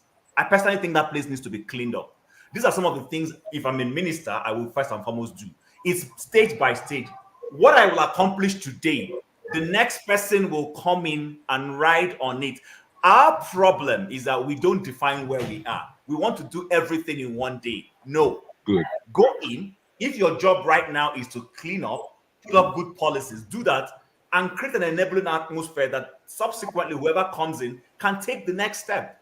That's the way government works. Government is a continuum. It doesn't end in one day. Fantastic. Let me. I think that was a good answer. Now, a really good answer actually. I would want to continue the question, given the area that you spoke about in terms of the Cross River region. I don't know if there is a direct flight, international flight to Cross River. I think not. How would you get over the fact that you have to go through a lot of the time if you're coming from Abuja or if you're coming from Lagos, as a holiday maker? Sorry. There's also Tinapa. I remember. Yes, Tinapa is the name. Tinapa, well said. Okay, so Jago. People come into Nigeria. Yes, it's good if we have multiple entry points. I'm one of those advocates of let's decongest Lagos. Fly in, maybe create Port Harcourt as a big international hub or whatever. But that being said, even if we have Lagos in only, it can still work. How? If you go into an agreement with a local airline to say they give you a flight that is specifically designated to take tourists from Lagos. Absolutely. To Calabar, Absolutely. That works. Yes. This South Africa we're talking about, I've visited South Africa several times. Okay. Cape Town is a big hub, but guess what? Majority of the flights, if I'm not wrong, almost perhaps 75% of flights to South Africa come into Johannesburg. And then there are connecting flights that are easy to make to Durban or to Cape Town. What we are doing in Nigeria is that we are shooting ourselves on the foot. I've said it. Perhaps, I don't want to go the route that Tone went when he tried to put ethnic issues around it.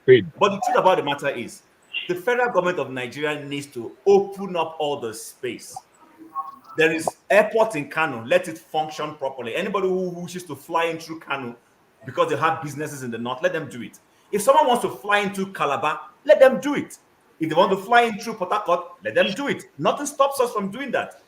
So fantastic, really fantastic ideas, and I concur with what you're saying. The crux of it now is: can you do this? What you speak about? Do you think you can do this? What you speak about in Tinubu's government? I don't want to serve in Tinubu's government. I'll be honest with you. There you go. No, there you go. Because that's where I am. I'm at the point where let me tell you why I don't want to serve in Tinubu's government. No. I'm the same. You don't have to tell me. I'm exactly the same. Okay. I'm in exactly the same mindset that I can't do it under this government, what I want to do. So therefore, we have to realize where it is that we are. With all these things that we can practically say, understand under this present dispensation that none of these things can ever be done. They can't be done. Not until we clean Nigerian politics up. Because Nigerian politics is disturbing everything. It's as filthy as rags. So this is the story. This is the point. Why you may see you may see an advert from South Africa and think, how wonderful. Why isn't Nigeria doing this? Because I have the same passions. I look at the Caribbean, I look at Southeast Asia, I see the resorts, I see what they're doing with terrain that is exactly the same as Nigeria. Why isn't it happening in Nigeria? Jago, I wanted to ask, what was, I think Chim wanted to say the reason why he doesn't think he will be able to serve in Tinubu's cabinet. I wanted to know why. Okay. Because let's say, let me give you a scenario. Tinubu says, everything you are saying now, I'll give you all the resources to be able to achieve it. Nobody's going to interfere with your ministry. You have free reign. If you have free reign, would you reject it? Okay. So, forefathers, what people tell you cannot be more than what their character has shown. Anybody, if the president is going to come in and tell me this guy, but the same, no, but it's the truth. It's the truth. I hear you, bro. I hear you, man. So someone who Okay, there is a conspiracy. I haven't confirmed that it is accurate on why GSK left Nigeria. Many of us may have heard. No. Answer forefathers' question, Oh, please. that's why I'm answering it. I'm answering it with this analogy. There is a Okay. conspiracy on why GSK left Nigeria. I don't know if it's accurate, so that's why I've used the word conspiracy. I hear that some people in this government wanted to start like a hostile takeover of GSK, and GSK said, "Hell no! If this is what you guys are going to do, we're already having crisis, and you guys want to come and take over our company." And they quietly just said, "Okay, we're done. We're leaving the country. You go screw yourself." Sorry to use that word. So my point is this: a government where someone is going to be telling me to give him 10%. I'm bringing investors to do something, and you are already positioning yourself to have shares in those things. I'm bringing someone to set up a hotel, and you want to literally be the one who is doing it. Listen, I've been in positions where good ideas are being brought in, and government functionaries, politicians are positioning themselves on what they will benefit. It cannot work. That's why I say I can't serve in that kind of environment. We want to serve in a place where the government is being not just saying they want to do something, but it's actually seen to be doing it, giving someone free hand to do what they want to do. Not the Yeah, but government that's where what I'm saying now. What if they give you a free hand? They give you all the but I assurances. don't trust that You don't that trust free it, hand okay? is true. It's not Okay. true. They can't give you, this man cannot give you free hand. It's not possible. Okay. The thing is, in trying to answer that question, and I do like the way you answered it as well, even though you were pretty skillful in answering it, especially at the beginning. What I would say is that these things basically can't happen, because I think we know the level. As if we were to head up the Ministry of Tourism, if I was to head up the Ministry of Tourism, I would know exactly what it is I'm going to do. And similarly to the good structural words of Chim just now on how these things are possible, and if you structure them, they can be done and achieved, and there is a need for them. And where the level of spend power when people come into your country, and what that does for whichever region is given that holiday effect, the money really does fall down, and tourism works like that all over the world. So given this position to do great things under this particular government, if I was to be given it, I don't think I'll be able to actually achieve anything. Just to help you, if I may. So you know that under Jonathan, Nigeria was almost going to succeed in terms of electricity. When Not only electricity, bruv, not only electricity. During the time of Jonathan, it was our most opportune time to be the Nigerians that we wanted to be. It was the most opportune. I actually want to speak on that electricity, because Professor Barton Naji, when he was trying to license the different categories, when they were unbundling the old NEPA. That's correct. Again, I will use the word conspiracy, because, just to be on the safer side. Many of these are big businessmen who have never run anything on energy, wanted to be licensed to have, whether it is Gencos or whatever, and all that. And the man said, no, you guys, you have not run any of these things. We have a crisis. We need to bring in people who know what they're doing so that we can salvage that sector. I can't give you. They went back to Jonathan to begin to solicit and say this guy is not giving them space. And Jonathan said, okay, come in. And we know one of these persons. I don't want to mention his name. And Jonathan, and the man said, you know what? If you're not going to give me a free hand to do this job very well, I hand over. Guess what? They wanted to get him out. They had to go and now accuse him that he was using his own private company to get contracts. So the man said, what are you guys talking about? I've owned this business before I became a minister. And I handed over the business properly to someone else and, did all the proper thing I need to do by recusing myself. So the point I'm trying to make is the Nigerian politician always wants to have a hand in every pie. That is a problem for me. Stay away It's from a big problem. Let professionals and technocrats run the deal. Then if you want to get involved, you can go and form your company later on and come and bid. But don't use the opportunity that you are a decision maker to want to get a pie. That's where I have a problem with trying to do business with this caliber of people in office. I can concur with everything you're saying. During Jonathan's time, I just came back from Japan at that time, and I was on my way to Russia. And I went into Russia in order for this particular technology that can dig up sludge and turn that sludge into its various parts, which is to extract water and oil and leave the mud alone. So the oil would be able to be refined and sold. Now, this I went going into Russia. From Russia they took us to Malaysia, where this refinery that they had that was taking up sludge was put under real term example for us as how it's working in the world. So when I saw this technology, I then put my whole thing together in order to put on Jonathan's table. It actually got onto Jonathan's table. And because I was talking about complete clear up of the Niger Delta region as far as the pollution is concerned, which for me, passionately, because I've seen it and I've seen the ills that it creates in our country. Jonathan, this is Jonathan's area, or this is where he's from. At that point, he wanted to do it. Everybody around him scuppered the deal and put it aside. And this is what happens.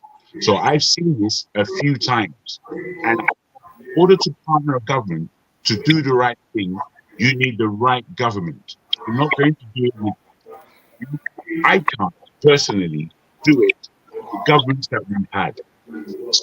So I agree with you as to not being able to work with Tinubu and this present government. And then I say to you that with all the lofty ideas that we have as to what Nigeria needs economically, we can't even begin that discussion. Tim, I Because want to that's not weigh. where I we want to are. weigh. Tim, I want to weigh on two things you talked about. The first one is the GSK one. I mean, learning of what you just said now about why they truly left. I mean, that is the reason why we say a country is the shadow. Because when investors don't have confidence because of particular scenarios or situations that happen, one, they bring in their dollars and millions of dollars to invest, to create jobs, and then they don't know what is going to happen. They want the confidence that they are able to recuperate their money, they're able to make profit, they're able to recuperate their money, or even if perhaps there's a litigation, they're able to go to court and get justice and lose fairly if they lose and win fairly if they win. But if they don't see that, perhaps they would have waited for that hostile takeover to happen. But I must Listen, say let though. me finish. Let me finish, Okay, Senator. okay. Perhaps they would have waited for that hostile takeover to happen and go to court. But these people knew that if you went to court, they knew the kind of system they were in. They won't get justice. That is what we call a shadow country. You understand? We do it to ourselves, we do it to foreign. And this guy went to India, and we know that the majority of people running that GSK company are from Indian origin. And you went to India to beg for investment. You don't think before you take actions. That's when we shoot ourselves in the foot. Then two, the issue of the Beth energy situation, from what you've explained to me, if they were true, just so we can all learn. I mean, for me, if I was in, even though he divested himself from the company and the rest of it, it was visually it was a conflict of interest. And even if listen, even if he meant well, ox that don't mean well will take advantage of that. You No, so understand? but Olumide, just to If he clarify had if he something, had if he had done his just to job, clarify something. Sorry, just to clarify something. This man was running a Aloji gas pipe or whatever. I don't know what they call it. Before he was invited to be special assistant on energy. Now, it was in the process of helping develop an energy plan that there was now moved to become minister. So when he was leaving that his private company, he did everything that needed to be done in terms of divesting himself, handing it over to someone else, and not being part and parcel of the day-to-day running. He didn't break any law. But you I see, know, as with but every other thing, those who did just not, he may those not. who, I agree that he didn't break any law, but I'm just saying for conflict of interest. so that people like this, when people don't, the enemies won't use things like that against him. If I was But him, they will use it you against you when understand? they are looking for something and you're not You know, yielding. they necessarily may not find anything. You understand? I mean, for me, I can say that for people like Dorak Akunyili, these people tried and tried and tried. They found nothing against this woman till he left. Okonjo Iweala, they are heroes today. There are people who were ready to do this job. You know, they were selling performance on their own individual rights. I mean, these are lessons we can learn. It's very hard, you know, when these millions of dollars are there and you also can have a chunk or fair bite at it. But while you are at the job, you know, people are still going to, even if you get it fairly, people are still going to think, you know what? That's why we have that ethic in ethics. We No, have no, that but don't conflict. worry, let's not belabor that. In his own case, it became messy, and the man just said, "You know what? I just have to walk away. Of I course. need to You know, walk away from this thing." people will do anything to when even when they know you are doing good, they will do anything to rope you to slur your name, and you understand. So I mean, I don't know. Do you know what I find interesting about the question? As far as they were looking at some level of espionage in order to take over the company. For me, you see, given again the level of Nigerians we have out there who are very professional, you know, across a wide range of professions, they have a great understanding of administration. I do look at the question of takeover, aggressive takeover of companies. And I don't even want to know if to say this on this platform because these are some of my deeper thoughts. The takeover of a company like Shell from Nigerians and for Nigerians actually to own Shell 100% worldwide. These are the strategic moves that Nigerians need to be making because we need serious access and we need to be in control of some level of global conglomerate that has tanks of money to assist what we're doing. Because the money that leaves Nigeria is more than the money that is managing Nigeria. And I sometimes I'm balked at what it is that we're thinking because we are under serious attack. We are in a war, and it's not a ballistic war, so to speak. It's a war of influence and power in this world. And as powerful as we are, we don't have nearly enough power.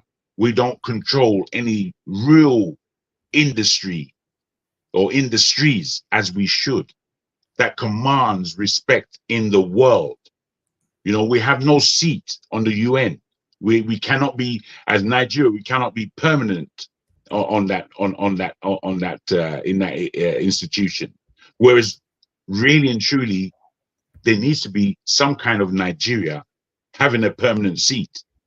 So the way we are thinking corporately is always very strange to me because I can't see the corporate thinking that we have in Nigeria to even begin to sell the country.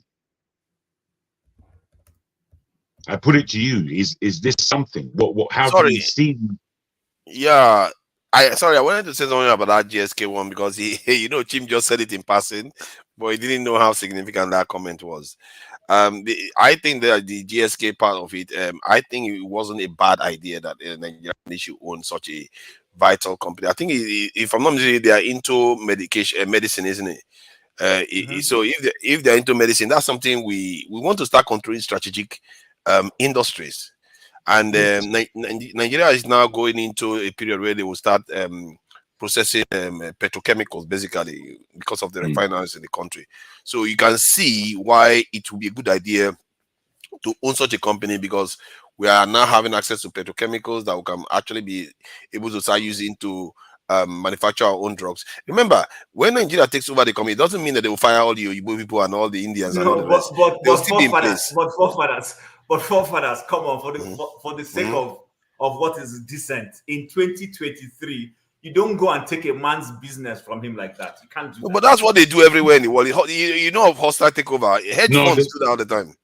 They do that all the time. But as my man said, not in that way. Not in that way. There are ways and ways of doing these things. There are ways, yeah. This is why I'm speaking about. Could it be that the way the reason why they don't want to hand this in concede to Nigeria is because black people will take over our company? How dare you? We will never surrender. Okay, forefathers, let's flip it a little bit. If genuine, let's say our government really means well in that sector, what stops the government from setting up a similar type of organization? Why do you want to take over that one? Because that one already has intellectual property rights. That one already has the hardware tested history and all the rest. It's very, very valuable. You see, this is what I was talking about before. You don't want to start from scratch because you know Nigerians struggle. But when you take it from midway, Chim, you must understand that there are many serious reasons why companies buy other companies and why they form conglomerate. There are serious reasons. This is what I'm thinking about: corporate understanding. How is it are we thinking corporately? Because the way we speak about so many industries and what Nigeria could be and the potential and all of these things, it really does need corporate thinking. And the way Europe and the rest of the bodies, they've nearly left the corporate atmosphere. They're going somewhere else now. We're not even thinking corporately to say that there are companies that are European and Western companies. There are European and Western companies that are organized in Africa that really, with Africans working in them and understanding the infrastructure and what's going on there. Are we thinking corporately as to how the buying of shares, the kind of corporate thinking that we're ascertaining in order to have ourselves as the head of this international conglomerate enough to manipulate, it's the wrong word to use, but to manipulate shares to our advantage? This is what I'm talking about. So for me personally, I think maybe even if the government's intentions are good, there's always a factor of timing. You don't, in an institution where the economy is already sliding, you now create more chaos to create more problems within that economy. People need to be more strategic. That's my perception. Now, the other thing is this. If you guys take note of most of these multinationals in Nigeria, you notice that we no longer have Nigerians heading those organizations. If you've taken note, like the Nigerian breweries, the Guinnesses, that's Diageo, and all those things. Go ask yourself why. Why all of a sudden we only have foreigners heading those things? There was a time when it looked like power was moving from Europeans or North Americans into the hands of Nigerians to run those places as CEO, as CFO, as chief technical officers, and all those things. All of a sudden, those gains were reversed. Do you know why those things were reversed? Okay. Do you know? Tell us. No, tell us. We're waiting for you to tell us now. Yeah, tell us, man. I don't know. This one is smiling as if he's got something. Go ahead, tell us. It's not rocket science. Bring a rabbit out of the hat. I have an idea what's going on. Listen, see, a lot of Nigerians have been handed those institutions and they've run them aground. Corruption becomes the order of the day. Yes, and then as a result of that, the parent companies, wherever they announce it, we don't want our brands to go into that, then they just pull the thing back from Nigerians. There was MTN, for instance, had a Nigerian CEO at some point, but there were problems with share these kinds of things, in-house trading and all those things, and they pulled it away because they didn't want the companies to be run aground. So there is some. We're not necessarily bad people. Don't make me. I don't want to make it look like Nigerians can't run institutions. No. What you say is obvious. Our corporate governance is poor. We need to correct our corporate governance if we are going to be taken serious. And this attitude of our corporate governance, it manifests itself when we get into political sphere.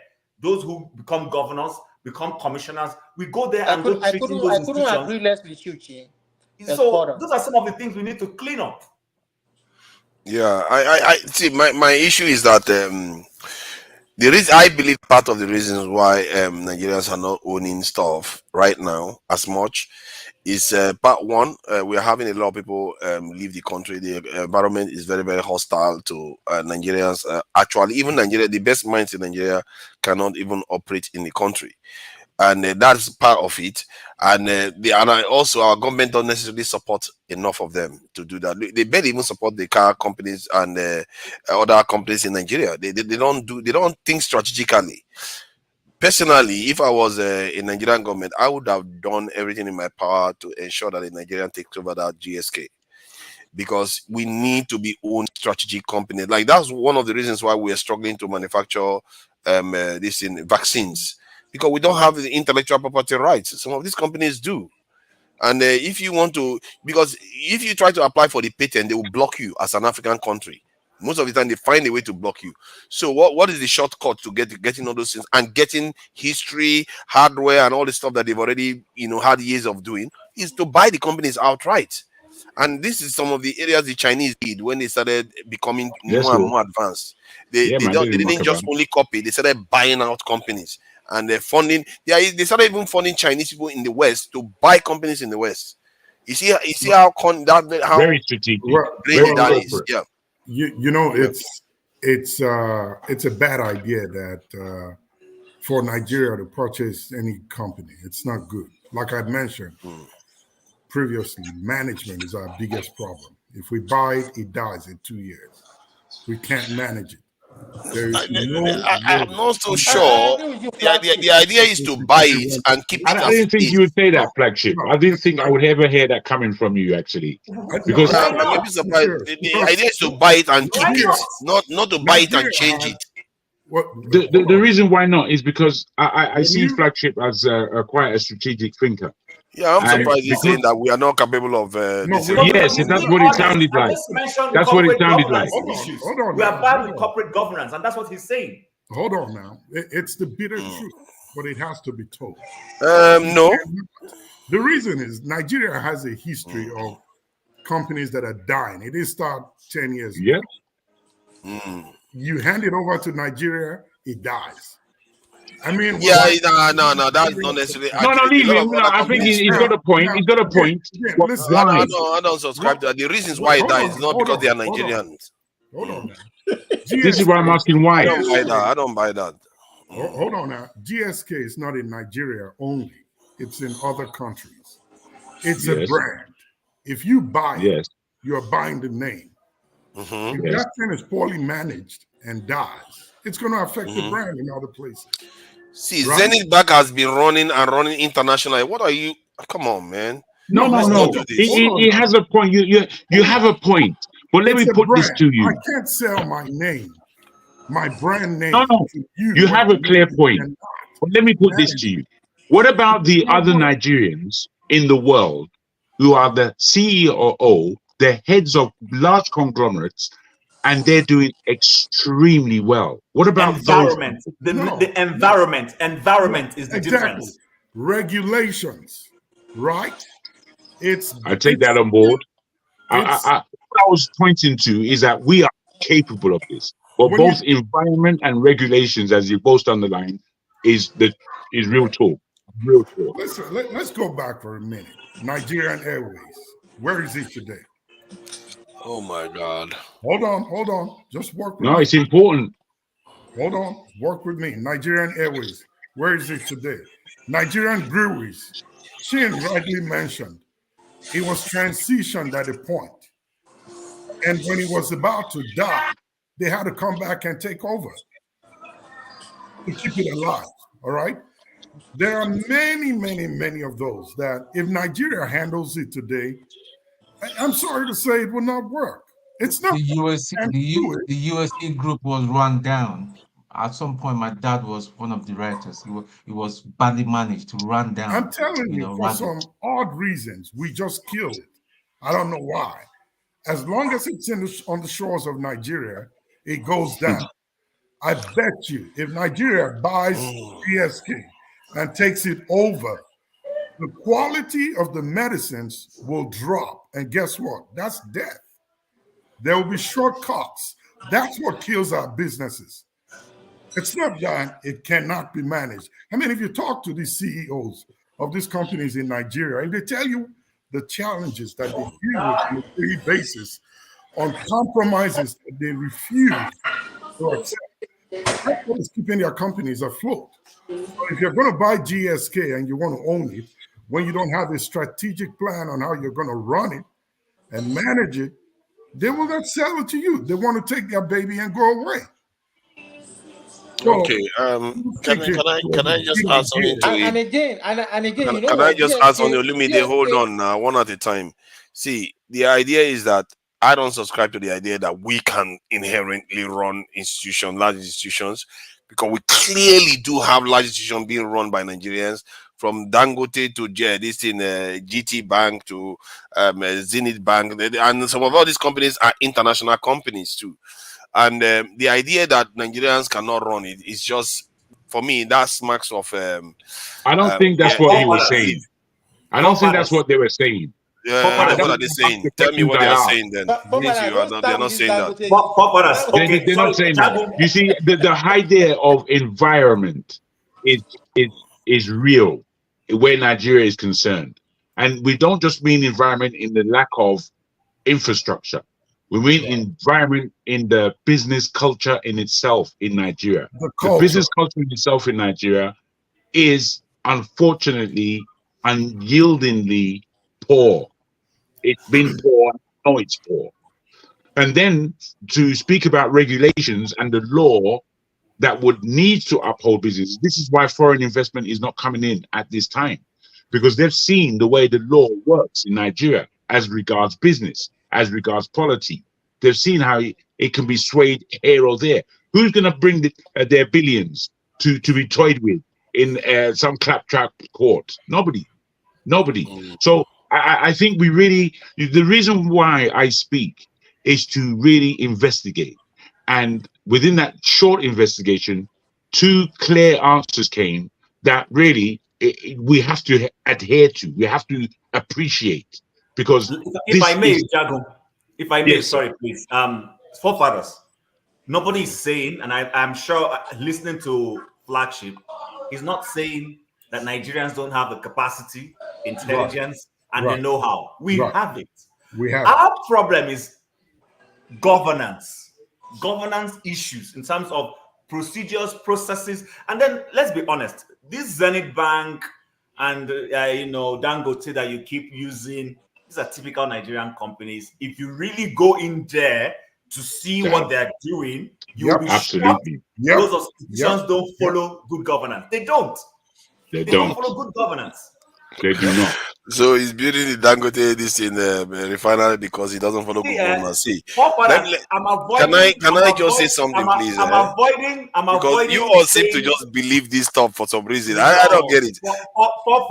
Forefathers. See, forefathers. I'm avoiding saying a lot.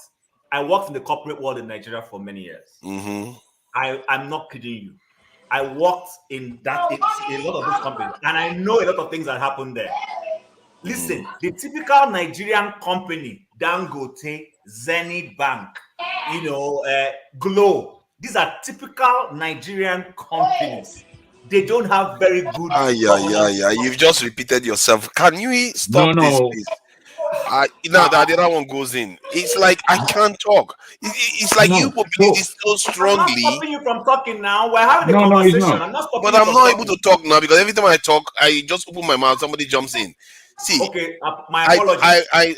I simply refuse to believe that just because of our. See, if you want to say, okay, maybe the company, if it's situated in Nigeria, maybe there's chances that it's not going to be able to be run well. But the company doesn't have to be headquartered in Nigeria. It's an international company. GSK is an international company. It can be based anywhere.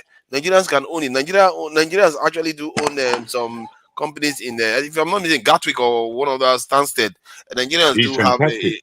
have He's that individual is fantastic. But again, environmentally, because you know that he came to Nigeria in order to run the Nigerian airport. It doesn't have the company doesn't have to be situated in Nigeria as a headquarter.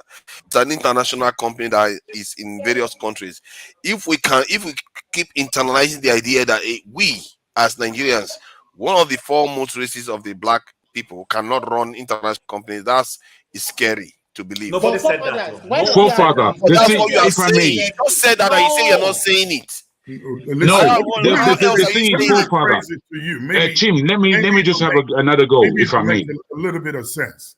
Nigerians have the intelligence, the brain capacity to run any business. Thank you. Long as it's not based in Nigeria. Okay, now you see, now you have now qualified it. If it is You in see, Nigeria, which yes. GSK can be too. Yes. GSK can And be that's outside why Nigeria. they spoke about environment and regulation. So I got it from that point. What I must tell you, what I must tell you though, forefather. Don't. Okay, bros. What I must tell you, forefather, is that when we speak about the typical companies in Nigeria, they are not run well. Don't think that they are. The environment is horrible. Wait. I've been in touch with Dangote, and I know exactly how they work in their office in this London. I know I've put deals in front of them, hardcore deals, and Dangote doesn't get to see half of the deals that he wants to look at, because there are sycophants around him who are looking for their own money all around him, which you will not get in a corporate company in the UK. Because corporate companies in the UK, I go straight to the managing director, the CEO's office, and we sit down and have conversations. So what this CEO has in front of him, he is the first really to understand that this is on the table, as opposed to all others knowing before him. And there is a serious thing about this, because there's a way business works in the West that's not how it's working in Nigeria.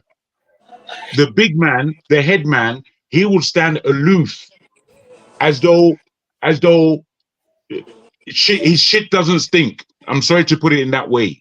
But he will stand so aloof that you're now meeting all kinds of minions that are just wasting your time and life.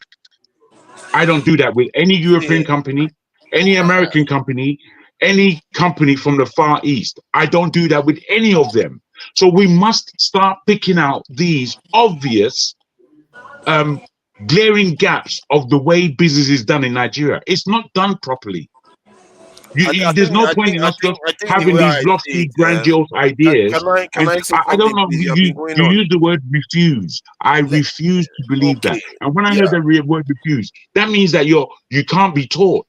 That means you're only going to be stuck in your ways. I can be taught, but you can't steamroll me to believe that our people can. No, none of us is steamrolling you now. Come on, stop using that inflammatory language. But I'm having a discussion. Okay, fine, but you're saying I cannot learn. That's the thing. I can learn if you give me. I didn't say that. I'm saying that you use the word refuse. I refuse. I say I refuse to believe that because evidence doesn't suggest it. If you give me I've just given you evidence. Can I just get a point through? See, when the flagship qualified the statement that if the company is not based in Nigeria, there's a good chance that it's going to function. He came to the argument that I was already making, that the company doesn't have to be based in Nigeria. I can understand why people say if the company is headquartered in Nigeria, there's a chance that things could go wrong because the environment is not very conducive to such practices. That said, many of the companies you refer to that you can walk into and talk to, the people that run those companies tend to be CEOs that are appointed CEOs, not necessarily the owners of the company that is worth billions upon billions. You are not likely to meet Microsoft anytime soon. That's Bill Gates. But you meet the CEO that is appointed. So that's all I need. That's the only person I need. Yeah, but I know how companies work. Dangote is not the same. That's my point. Dangote, the owner, the CEO is Dangote, and he's the owner too. There's a difference. So that's why.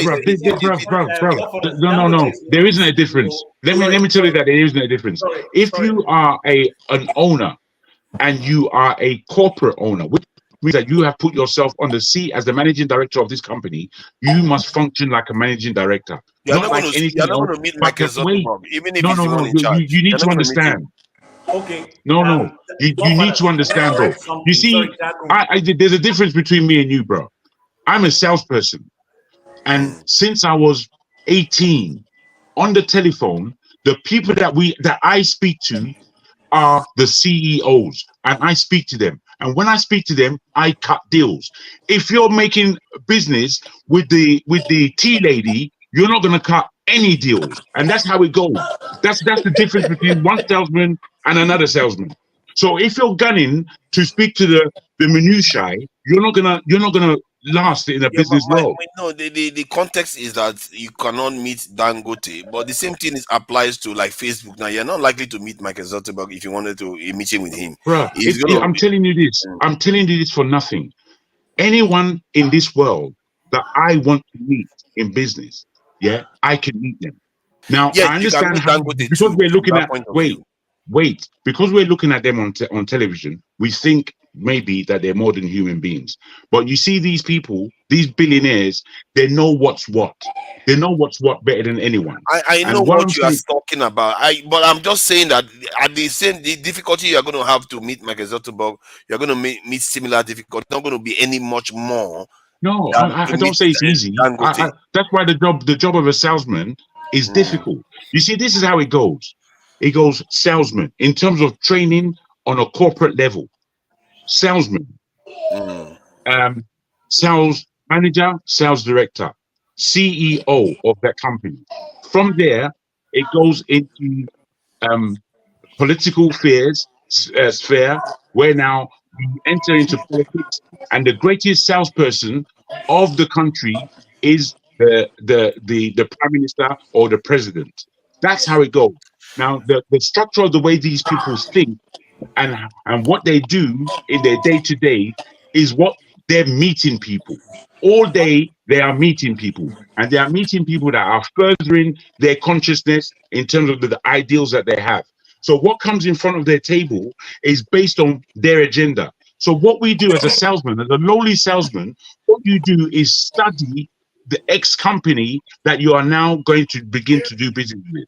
In studying this company, you get to find out so much about them and so much about what their processes are. Once you have that understanding, you go in. And where do you go into? You go into the CEO. If the CEO cannot speak to you, you go into his next man. Power, power, power. And you speak to them on the phone. You speak to them, and then the next minute is you're meeting them right in front of you. The next minute is you're cutting deals. I know how this is done. Deals. I'm giving you this process. Oh my! You're not letting people to add to the conversation. See, my own context is that when we say our people cannot do it, yes. Now, if you want to argue that in the context of the Nigerian environment, it cannot be done properly, fine. But in the end, we need to start taking over such companies, big companies, especially ones with intellectual property rights. Very, very important. This idea that we just invent banks and cement, cement doesn't have a lot of intellectual property rights there. You really want to have things that only you control, strategic stuff that only you control. Like if the world wants to use it, you are one of the few that can provide it around the world. That's what makes Taiwan so unique right now. You don't have to take over. You don't have to take over existing ones. Why don't you enable the environment so that your people creatively can set up their own? You can do both. You can do both. See, the reason why invention it takes longer to invent stuff than to just buy it off the shelf. You see what I mean? If it's already available, I would recommend we need more control over strategic stuff. If we have the cash, we should buy at least 3 to 4. That's a bad business. That's a bad business approach. Why is it a bad business? It's a bad business approach for many reasons. Okay, give just open the door. If a company is doing well and it's owned by a foreign entity, is in your country, and it's paying its taxes and everything that you require that it does, and you walk in the door and say, I want to buy it, I want to own it, when it's not up for sale, when it's not in distress, and nothing is happening to it, and you just want to take it over because you want to own it, you just open the door for the company to walk out and find someone. But that is not the context I'm talking from. I'm talking about that we need to be able to acquire this type of company. It doesn't matter whether they're distressed or not. Whenever you see them happen, whenever you see them being distressed, you can buy companies around the world that are distressed. My point, see, like there was a time the UK company that manufactures steel was distressed. Nigerian government should be incentivizing Nigerians to own those companies. If it's in I districts, agree if with it's the in two of you. districts, Yes, because you are going to get if it. it's doing well, I agree with forefather Even in if what it's he's doing, saying. what do you have? What is the issue you have with buying a company that is doing well? it's No, mine. let me It's say doing this, well. Why forefather. would I want to sell it to you? No, let me say this, both forefather and flagship. I agree Because they with think they are both going of to you. get a price that is worthy. No. I agree with both of you in this instant because Chim mentioned it is best to give an environment that allows business to take place, to flourish, in fact, because that way you do bring out the entrepreneurs in this world who can really bring action to the table in the African business world. Now, when you look at China, there are so many companies, yes, that they've bought out, but there's so much more companies that have sprung up organically, and they've gone through all of the levels of business until they're big. Me and you don't know the names of some of these companies, but they're bigger than most of the companies that we know in the Western world today. Much bigger in terms of uh, their finances and in terms of what they're doing in the business world, mainly in the Far East. So that's why we don't know about them, because they're not even operating in the West. They're operating over there. So given this, you see, it's not always sometimes this or that. I started this questioning based on what I deeply think about Shell of Nigeria. And the Shell in Nigeria, I know that Nigerians don't think corporately, because realistically, the way to clear up that whole Niger Delta situation, which is where our bread and butter is of that country, is to really take that company over worldwide. So I just back think wait, let me just land real quick. I back what yeah. you're saying, forefather, in terms of you can take over corporate entities that are happening in Nigeria, especially to satisfy us. But it is so much They more don't have to be in important. Nigeria. We can acquire them from overseas. Like you can go overseas, like China owns some companies that are actually in the West. You can acquire them. They can be making foreign profits for you while you transfer intellectual property rights and move branches to to Africa. And this has to be done. Like, it's almost an essential. We can't start from zero. If we start from zero, it's going to take ages for us to catch up. But You have to That is part of it. For me, that's part of the kind of strategy that I have for Africa's development includes what forefather just said. So I don't throw that away. However, again, it's simply most important that there is a business environment laid that is conducive to growth. And if we don't have that, we have nothing. That's right. We don't have the environment to support growth. And then, see, the forefathers, that example you were giving is what the country tried to do the other way around. They were trying to take over GSK from Nigeria, not GSK from abroad. They should have gone abroad to go. No. The idea is that if you are operating in Nigeria, they want to take the advantage that they have to take over the country. It doesn't mean that the country may not still leave Nigeria. You see, just because they take over the company in Nigeria doesn't mean they might still make a corporate decision to leave the country.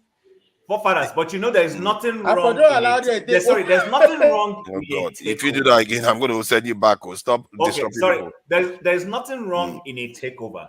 What is wrong in fact, even the hostile takeover in a certain environment, probably nothing wrong. But it's the manner in which you're going about it. If you're buying shares, you're encouraging your people to buy shares, to own the shareholding, that's a different thing altogether. But when you want to just flip the carpet off people's feet, they will resist you. People do hostile takeovers. Even Otedola has done hostile takeover in First Bank. We're all here when he bought all the shares in First Bank, and before you know it, and we all saw the war between Elumelu and the same Otedola when it came to, was that Transcorp or something? There are ways of doing these things, but it is not for the government to be fueling that takeover. When your government is fueling it, you frighten the investor. You frighten the investor and he's going to run. No. I see. If the investor is running, it's not like it's free. I get your point. If they are trying to cheat the investor in any way, that is not good.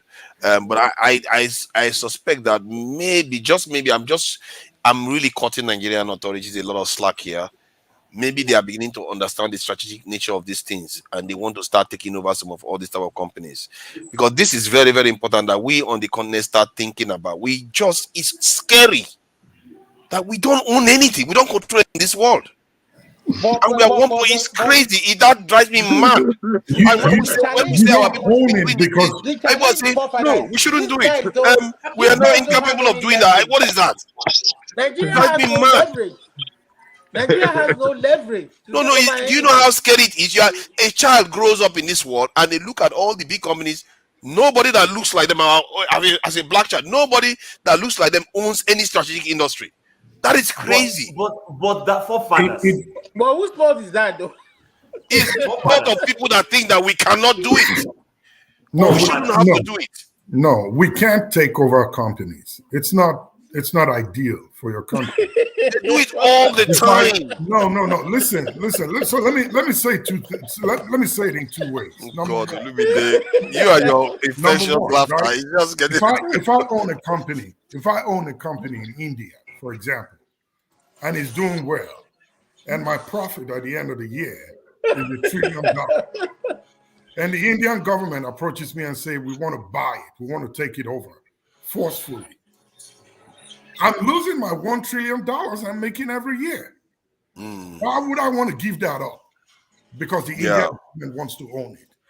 I will. No. I agree with you. It shouldn't have been like that if that was the case. I can set up the same company. Now, nothing stops the country from setting up its own.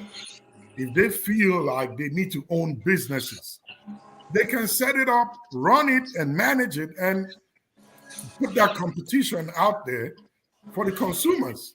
So it's not really coming to take over a company. It's like dictatorship. It's only dictators that will come to do that. You are missing an aspect. You see, strategic industries involve a lot of intellectual property rights. No, Godfather. He's talking about GSK particularly. And it does involve a lot. That company involves a lot of intellectual property rights. These are it's not that they don't. It's not that they don't. It's the way. We mustn't run roughshod. It's the way they try. I'm just saying the way they tried to do it in GSK's point was completely barbaric. It was like animal coming to eat. Oh, come on. So let's not. No, wait. I'm just putting it in a certain way. I'm not trying to insult. So you're going to say it's a black way we do it. It's like I'll put it like this. I put it like this. We're like barbaric. Jesus Christ. Heads are out there. They call their own. Hold on. You should allow me to make my point. All those words I used were simply those are words used called adjectives. They may not be suited to you, but that's all they are. Let me make my point. You know, you cannot bring a unsuited person to a black tie event. You're having a black tie event, and it's black tie rules. That's the rules that we're working in this environment. So if something that is untoward comes in the middle of this space, it's untoward. It doesn't belong in this space. There's a way you do things when you're doing a takeover, be it aggressive or agreed. The most times when companies are taken over is when they're performing poorly. That's what happens. A company performing at its height doesn't need to sell its company to you. What am I saying? Everything's in order. What do I need you for? Go and sit down somewhere, you idiot. Is the response? We can't run over that point.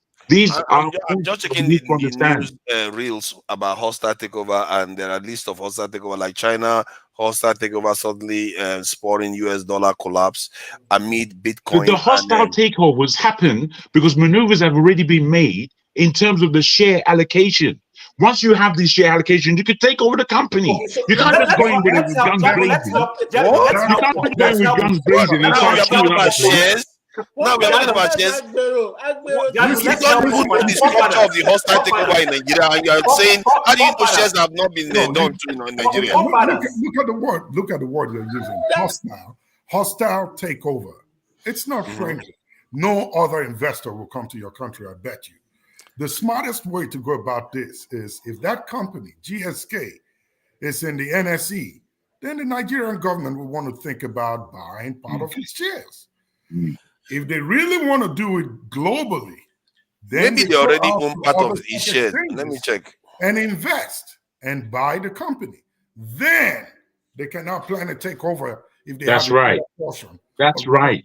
Let's stick to the rule. Thank you, Flagship. I was just going to tell forefathers that if the government really was interested, they could call forefathers and say, forefathers, we're going to give you this amount.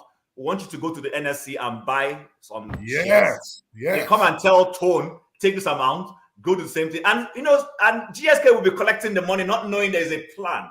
And after that's been done, you This is what we're talking about. and take lead and take ownership.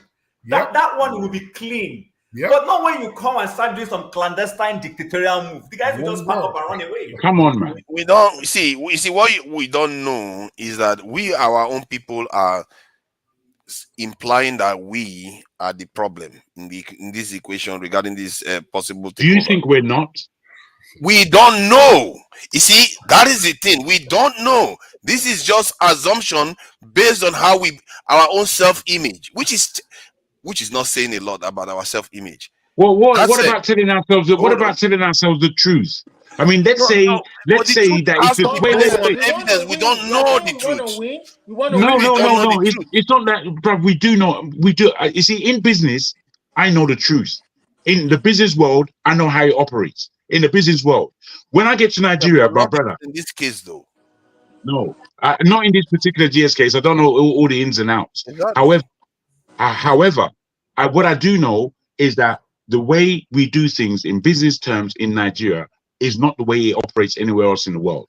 So for that in itself, we have to look at ourselves, because what you're almost trying to do is ignore all the bad practices that we have and say this black thing. It's not about that. It's about looking in the mirror and telling yourself the truth. It doesn't matter what is happening from anywhere else in the world or what shame you're feeling about being who you are as a black man. You have to look at the facts. Now, I don't know if a black man can't tell another black man that there's something wrong with the way we're practicing. Let's organize ourselves to do it better. If we don't come to that kind of conversation, then we're failing ourselves again. Yeah, we must have conversations. But that is not what is happening here. What is happening here is that we are making an assumption based on our self-image, not based on evidence. No, the evidence is the evidence that I've heard, because I don't know this GSK. I don't know this GSK situation, but the evidence that I've heard is that they were looking to take them over in a way that it's not done in the world. So when you look at that, that was my first thing that I saw. Then they spoke about these people. If you're listening, forefather, then they spoke about the way they entered into doing this takeover was in having no shares in actual fact, but in trying to be belligerent about how they go about taking over somebody's company. You don't do it like that, I'm afraid. Nowhere in the world. So in terms of evidence, belligerent is other Nigerians, you just mentioned it. I don't know how you people just believe other people before us. See, we have to afford ourselves a little bit of leeway. And this is the scary bit. Hold on, please. Let me just say this. It's scary. Hold on. Let me just say this. It's scary how Europeans are on code. They call it being on code. Like when something happens between a black person and a white person, they don't even have to think about it. So it's so weird. For me, when I see that, I say, you people are devils. Like they will not see the side of the black guy at all. They will just see it from their own point of view. It's scary how they do it. But us, do is the black guy is faulty already from the beginning. No, but them they don't see it. They always excuse their side. They'll say, oh, if a white person and a black person is carrying out fraud, they'll say the black guy is the one doing the fraud. Why the white person is just trying to? It's unfortunate. It's unfortunate. Know how to sanitize their own side, but we totally rubbish our own side like crazy. Whilst you have a point, I'm afraid you're still coming from an immature position. Maybe. Because we have to be adults. We really have to get to the bottom of certain things. Now, I'm not making a comparison necessarily between black and white. That's what I'm doing. I'm speaking particularly about Nigeria and the fact that we have such magnificence. Why are we failing? Because we know we have such magnificence. Now, if we're not trying to put the reasons as to why we are failing together and just look for an excuse to look at how the white man has done this or what the white man thinks or how the white man does his thing, then I'm afraid we're not going to get to the nub of solving any of our issues. We as brothers have to be able to discuss in a way where we because sometimes I think you look for but not when you afford other people sometimes benefit forefather, of it. I Now you think don't you look afford for us the such benefit of that. That's not accurate. But I don't believe in sometimes that. wait, forefather. the thing to Sometimes I realize too is believe, that if I can finish, I believe you look for such accuracy that can't really be found. So the most people work within averages, and within the averages of how business is done globally in the Western world, corporate business that leads to a nation as we need it in Nigeria. The corporate thinking, there are already rules laid down. If you are not complying to those rules, then you are not doing business. And looking for excuses as to the white man, it really does derail where it is that we're going. It's not really thinking strategically about how business is conducted and how business needs to be conducted in order to perform growth. Because you could be going to your business for the next 10 years. If you're not growing, you're wasting your time in business. You have to be growing. You're wasting your time otherwise. I that's mean, right. I shouldn't really solve things for no reason. We should only solve things when it's taking us forward.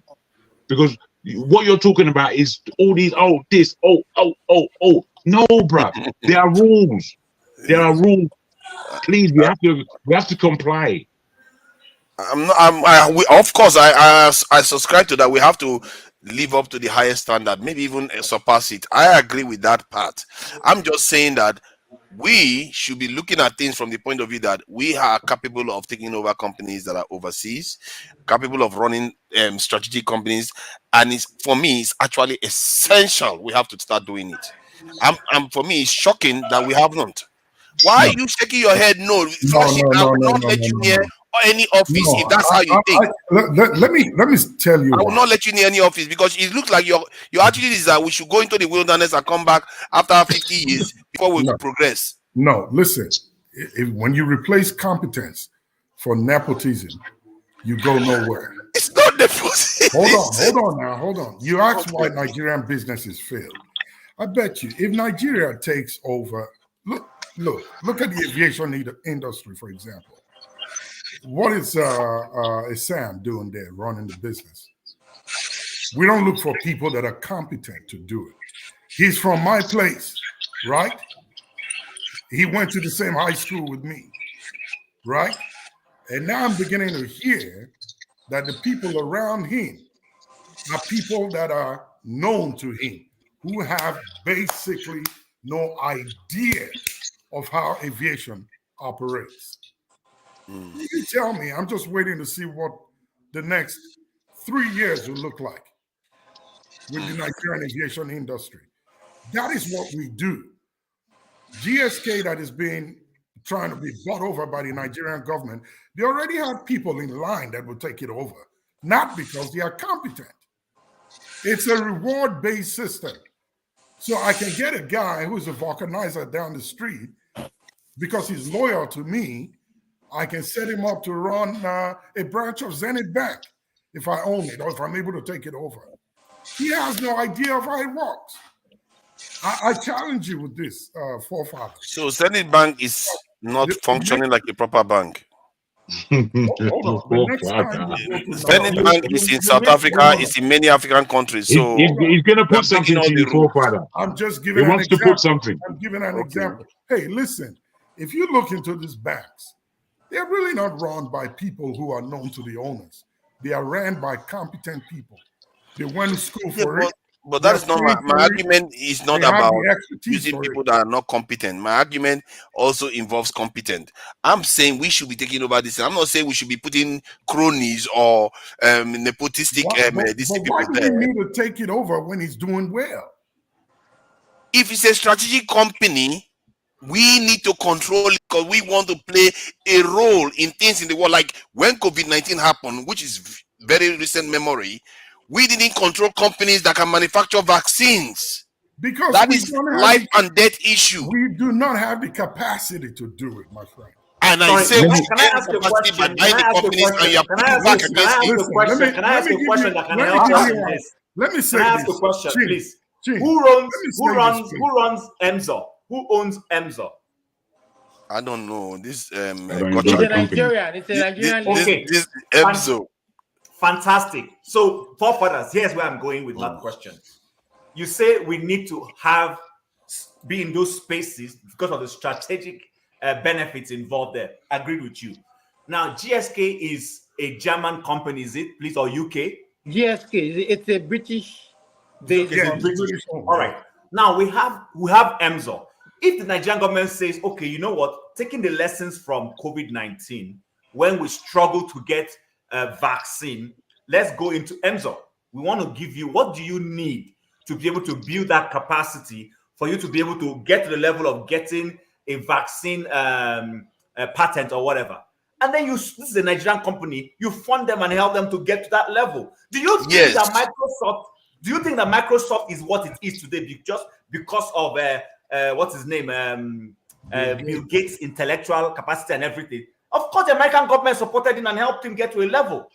No, I agree on that part. I've never disputed that part. I've always said that we should patronize our own products and encourage our companies to go. But it's the same thing. It's the same thing. What you are arguing now is just different ways of doing the same thing. I'm agreeing with you. I'm saying to accomplish that your idea, if we already have a Nigerian manufacturer that has the capacity, just help them get over the line. No. Get over a UK one. No, if you see, that's the calculation you have to do. If you want to make a calculation, you want to go into pharmaceutical space, and you see a company that in Nigeria that can do that stuff, and you find that the other this one is going to take forever, and based on the nature of that industry, where you have a lot of processes that can hold you down, or even sabotage, then maybe the route to go, maybe you go two-pronged route. You go to acquire one company that does it already, and you promote the one. You cannot have only one of those companies. You have to have two or three of them. And so let me put this. Guys, can I quickly just put this to forefather? Only one approach. Can I quickly put this to forefather? No, I didn't move the goalpost because I never said we should sponsor our companies. I never said that. Okay. I said if you want to speed it up, you want to acquire the ones that are already there. Let me put this to you, forefather, in my observation on what you are defending, because it's not to say that you're not wrong on some of the points that you're trying to put, but more, I think you're pushing the ideals not of business, but the ideals of participation. And the thing is, when you are those who are participating, they own that space. Now we have to own any space. You see, I'll give you this example. In England, there used to be big complaints about inclusion of the black faces on television, on adverts, on television programs, on this and that. Big complaints from the black community about this thing. Today, you can hardly see an advert without a black person in it. But it hasn't changed. It hasn't changed anything for us. Exactly. You see, we can't. No, I'm not. We don't control it. But I'm pushing this on you, sir, in that it's almost you're advocating for black people just to be there. No. So that why no, you? But I say almost. Wait. I want you to understand my point. But that's not what I'm doing. Why are you arguing in that direction when that's not what I'm doing? Wait, okay, it may not be that's what you're doing, but that's what I want control. See. No, listen to me. Control. Why are you even using China? What is the obsession about control? You know, you are giving me you guys, you gotta let me. I want to listen. I want you to understand my point. I need you guys to understand my point. To be honest, what I'm trying to drive at is that in this UK. The Indians never complain about they don't see enough Indians on television. The Chinese not once came out anywhere to say, I don't see enough Chinese people and I don't see a correct representation. We black people are fixated with this black and white thing and showing face. And I feel I'm not criticizing you for your deeper thoughts, that's what you're thinking. But I'm saying to you that you are looking at things only representationally. You're not looking at things in terms of how they really work. You just want to see. How can you make a straw man argument continuously for how many minutes? It's not straw, no, bro. I want you to really listen. That is not what I am doing. And you it may not be in that direction. What I do say, sir, therefore, what I have to therefore conclude is that you have no understanding of business. None. Okay. You see, you are making an argument that I didn't make. Hold on, please. The argument I'm making is that I'm sick and tired of just watching us be experts of music in movies and all the rest. We don't control anything strategic. 100% understand all of our lives. What I'm thinking about is understand control, not just participation. When I say participation, we have to be present there, controlling in that part of the industry. Different industries. Can I finish my point? No. Hold on now. Let me finish my point. In the case of Flagship, when he asked what is the purpose for control, I just gave you one example of the COVID-19. African leaders were so furious. South African leader, it's almost as if their backside has been exposed. How useless they've been all around the world. They don't have any company that does it, and then they go to the West and say, "Oh, you have to give us permission."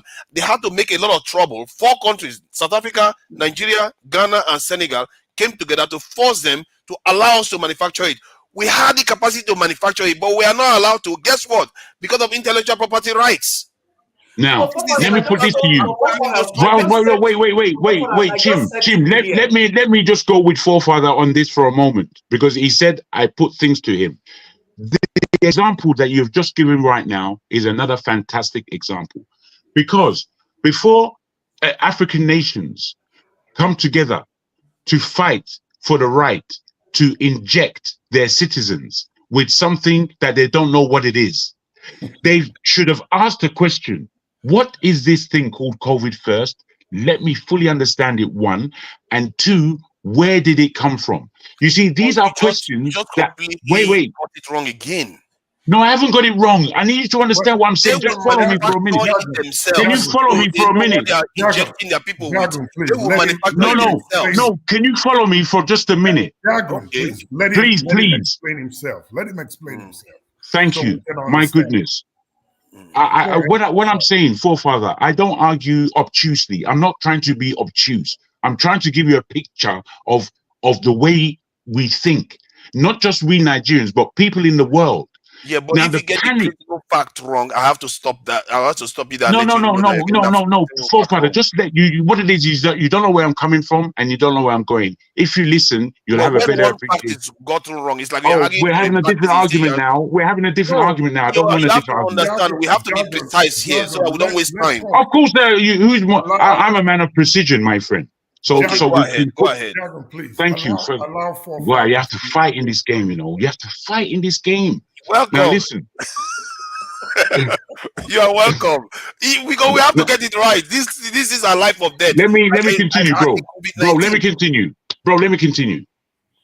The whole atmosphere over the COVID scenario was one of panic. The whole world went into panic, and the whole world wasn't asking many of the questions that needed to be asked. Nigeria, as one country, did not even need one person to have one vaccine in that Nigeria. Why? Because COVID weren't doing no good there. Why? Because we have malaria. What do we use for malaria? We use the thing that actually cuts COVID out, that cuts it out. What does the vaccine do? Nobody knows. But I can give you direct hardcore demographics of the amount of people killed by the vaccine. So when we can't just be there to be represented. We need to be there because we know what the hell we're doing. And we need, therefore, that knowing what the hell we're doing is merit. That's why I cited these things about where you are coming from. It seemed to me that where you are coming from was simply to be represented, which is why I used the advert thing. I use that as an example of where I believe you're coming from. You said that's not the case. I said, okay, I accept. Therefore, you know nothing about business. Now, I didn't mean to be rude about that.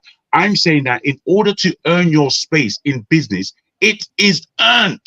There is nowhere else in this world, in the world of do's and don'ts, where you earn your space more than in business. Because if you are superfluous to needs, you are thrown off.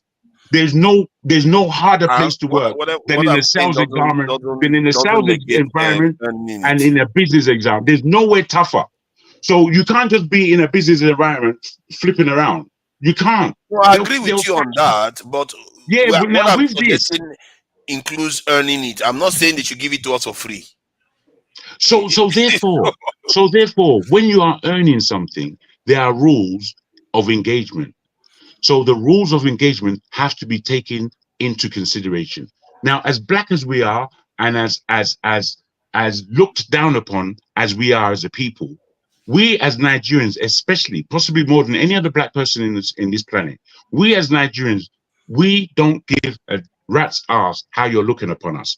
But we do know I'm going to get that. I'm going for it. And in that go-getter thing, in the world of business, there are rules. And we as Nigerians are playing to those rules as more than we are not, because we can speak about the criminology, but what goes on in the Nigerians world space is more of merit, especially outside of Nigeria, especially outside. As you and me both know, when you see a Nigerian, even as a waiter, as a cleaner, as this or that, bruh, they're not going to stay in a lowly position. They're going to rise within that company. And that's what generally happens in Europe and in America. Now, with this, we have to appreciate that we have hardcore knowledge.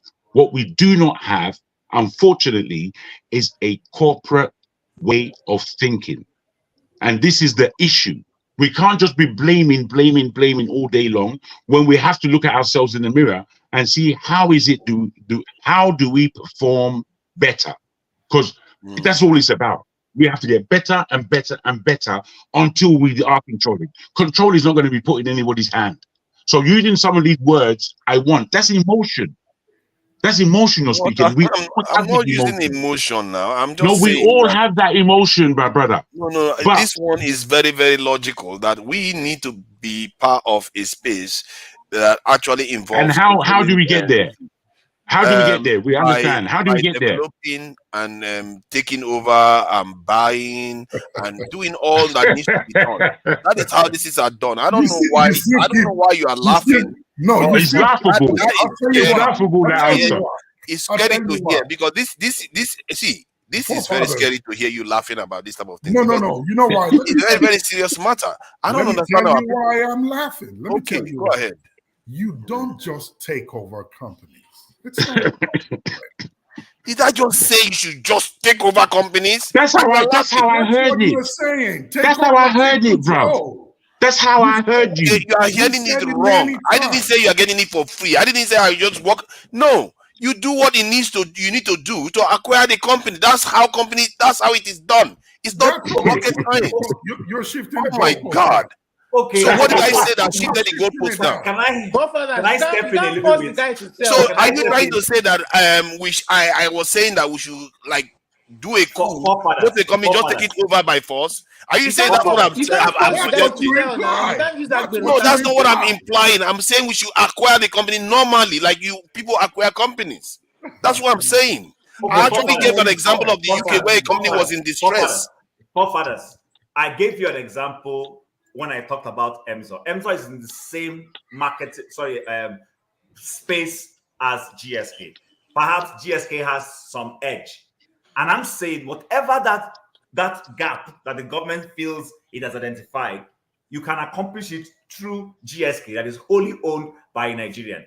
Now, remember, between 1999 and 2000, Obasanjo set up Transcorp.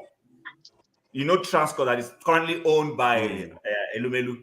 And the whole idea of a Transcorp was to be able to replicate what the Asians did with Samsung and all those companies in Asia. Unfortunately, at the end of the day, it boils down to this governance issue I was screaming. is what has made transport to be where it is and not accomplish the objectives that were set for it. So the government can still use local Nigerian companies if it means well, plan properly, and accomplish that scientific goal you're talking about.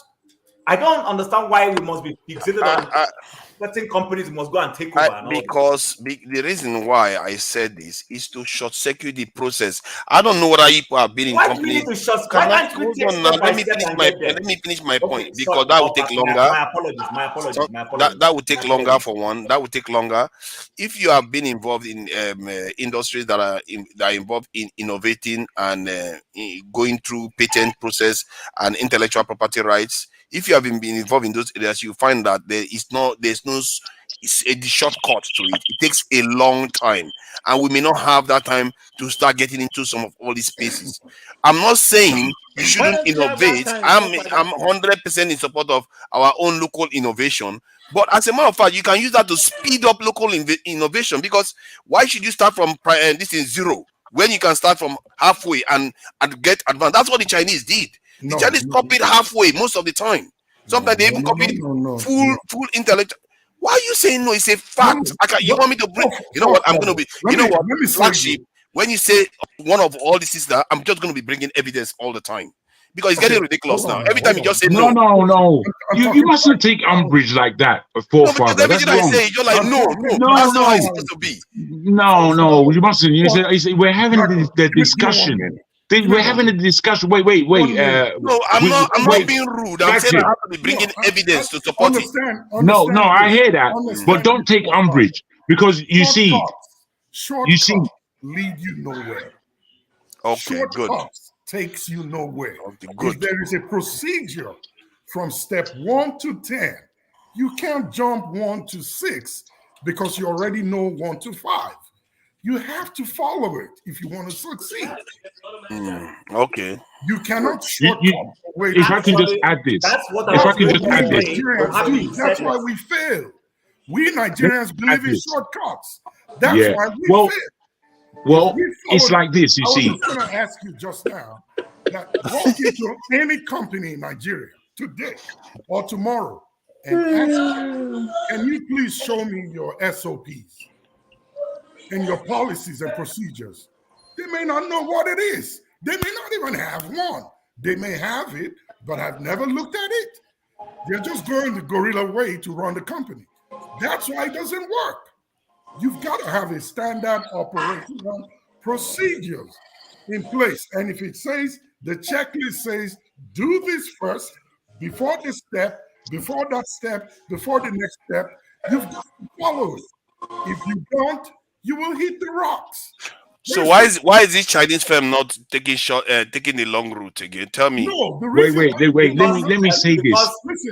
Guys, if I can, because I wanted to speak. Because it's not black, they are allowed to, but we are not. So willingly. They so willingly. What do you mean? Where do you get the idea that I'm saying that we should go and waylay people and take their business? I didn't say we should go and waylay them. I don't know what is this thing. It takes Nigerian taxpayers' money. Because this is one. You want me to start sharing more how Chinese companies are acquiring Western companies? No. Let me say this to you, forefather. Let me say this to you, forefather, based on what you've just said. Based on what, let me just tell forefather this, if I may. You see, guys, I need to go. I'll see you guys tomorrow. No, before you run, I need you to stay around for 5 seconds more, please, if you can. Especially, Ambra, please give me a shout. You have my details. I need a quick strategic word. You see, the way businesses work is with teams and organizations. And when you employ people, again, it's another strategic thing. If you bring, I can have a company that's a year old, and a year old is nothing in business, as we all know. But now I've employed an individual who has 56 years experience in the thing that our business is doing. And what I want to do in breakneck speed is take over my competition. That's what I want to do within the next 2 years. Now, having the expertise of this member of staff gives me a bit more potential and power to augment my strategy to take over my competitor. Now, we have to understand that businesses are dynamic. And in this dynamism, there are ways of getting things done. It doesn't always mean you win, because business is risk, and you are risking your very livelihood most of the time. So it's not playtime. It's the most cutthroat, hardcore, efficient level of organizing, one, how you earn money, and two, how you deliver services. So, or products, services or products. So within this dynamism, we have to really think how these things operate. See how someone will just be playing music when Don't I'm mind him. talking. Who else is it's Olumide again? You know, that guy just doesn't care. Yeah, so he just doesn't care. So the flagship, see, the way you analyze it is scary sometimes to me, because you are quite smart. You So didn't that listen to what I just said, bro. You didn't listen to what I I just said. completely missed it. I completely missed it. I'm sorry. I was busy trying to find more evidence to knock flagship with. Well, you see, that's what you see. What we must always search for the realities as they lie on the ground, not basically based on, I didn't like, not based on having a sword fence. I can't help saying it other It's ways. not a sword fence. It's they say iron sharpens iron. That's how it's supposed to be. Look at this Chinese firm. Hold on, please. Let me just say this because I have to use the term. This is more like waylaying. I'm not saying we should waylay them. China targeting German tech through backdoor with licenses. You see what I mean? Licenses. This when I keep saying this thing and I don't understand it. I like, why are you laughing? It's a serious matter. You're getting it wrong. Listen. I work with the Chinese. I work with a lot of nationalities, right? Mm-hmm. Before the Chinese ever takes over anything, they have studied it from the bottom to the top. I've explained all this. Wow. We've gotten the ground. I really have explained it. Information. So I should say that we should not. So we don't study it. We just want to take over. You are saying take it over. No, but the study. Take it over. You have to have the expertise to know what you need to do with it. That's why I know that you guys aren't listening to me. And that's why this conversation is stuck in this space for so much time. And you, forefather, are being extremely stuck in your ways at this point. Because I'm correct on this one. That's why. Honestly, bro. Honestly. Because I'm showing you evidence. Show me evidence. Wait. You see, the evidence I have is the evidence of the experience that I bring to the table as a businessman. And I'm telling you, you're wrong in so many ways. And it's quite unfortunate because a lot of what you are trying to put across is right. But how it happens is not in the way you are explaining. And those who have an idea of how it happens, you are objecting to everything they're saying. That's what's happening here. No. Because they are making, you know what tends to happen? They start making an argument that I didn't make. They start making argument against. We're searching for the reasons why. We're searching for the reasons why you're thinking the way you're thinking. Finish your thought process, then you allow me to finish mine.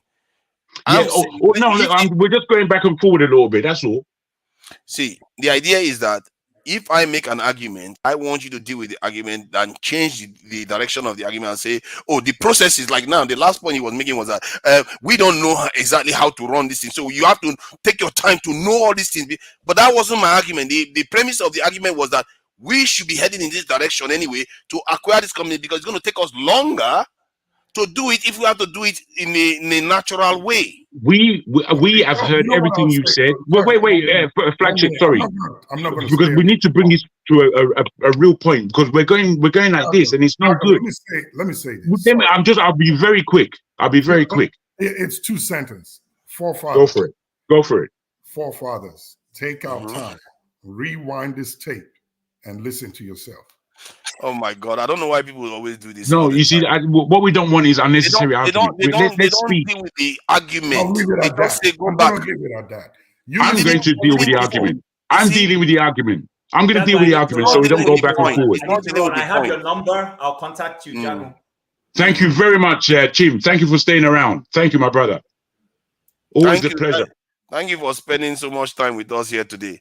See, the the if I argument, can go further, because I really need to put this to you, Steph, your device is not on, Steph. Yeah, no, Steph is backstage. Go ahead. So that we come to a point of agreement or disagreement. It means that we're not going to get anywhere. All I'm trying to say is businesses are dynamic. The dynamism within businesses include nearly everything from employment and who you employ and strategically who you can employ, from your ideals in this business and what you want to deliver in terms of goods and services. Now, once you have this and you begin to grow within your business, in order to either knock out competition or expand your business, you look to either different departments being built and having these mushroom from within, or you look strategically at what's in the marketplace in terms of other businesses that you can buy or take over. Now, within that, there are a lot of processes that go on. There's a lot of hard work. There's a lot of intelligence. I gave you the breakdown from a salesman to a politician in terms of all these people are salespeople. And there's a level of salesmanship at every level. That the CEO is the top salesman within his company. And when I say top salesman, he didn't even have to come from the sales department. But as far as you're the CEO, you are the face of that company, and you are showing that company as the marketing best, at his marketing best. This is where branding comes from. And now a brand would have a strong name and a strong culture and something to fight for, something of value within the marketplace. Given this dynamism, if you're looking to take over a company and you probably don't have the gravitas to do it as a company, you now look for an individual or individuals who can come into your company through employment in order to focus on this gamut. Then you are gunning for it. Now, at every step of the way is intelligence, and that intelligence is gathered, focused on your opponent, as it were. Once you focused on your opponent, it is then that you get the intelligence, the data that you need in order to perform whatever level of strategy that needs to take place. Now, unless you take these things, unless you have this understanding, you can then ask yourself, why are we not doing it? Or because that's where we are. Why are we not doing it in the global circumstances at a corporate level collectively? This is what you're getting at. And I have the same passions as you as to why we're not doing it, and we should be doing it. The actual fact is, this is where we are. Now, we can say it's for this reason or for that reason. But the bottom line in anybody's business, the businesses that I've run, some of them have failed. And as they have failed, do you know who's to blame? No one else but me. I can tell you that the white man didn't do this for me, and I didn't get the business that I needed. And I can bleed and cry, or no one gives a damn. No one gives a rat's ass why you can't do it. But what we both can agree upon is that there are people doing it in this world. So that's where we actually are. That's where we actually are. We shouldn't. So, but do you agree that if you can achieve something at a shorter time frame? Yes, I do agree. Doing it naturally, I agree that is possible. You should take the shorter route if you can acquire it. No, it's not that you should take the short route. You see, there are decisions to be made. You don't do things just because. You know, you may want to take over another company, but your actual present state of your company is in no position to take over anybody. You could be there.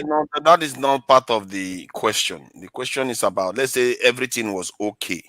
The scenario, you have the capacity to take another company, or you have the capacity to buy up for another company. Companies get bought all the time. I don't know why this is weird for us.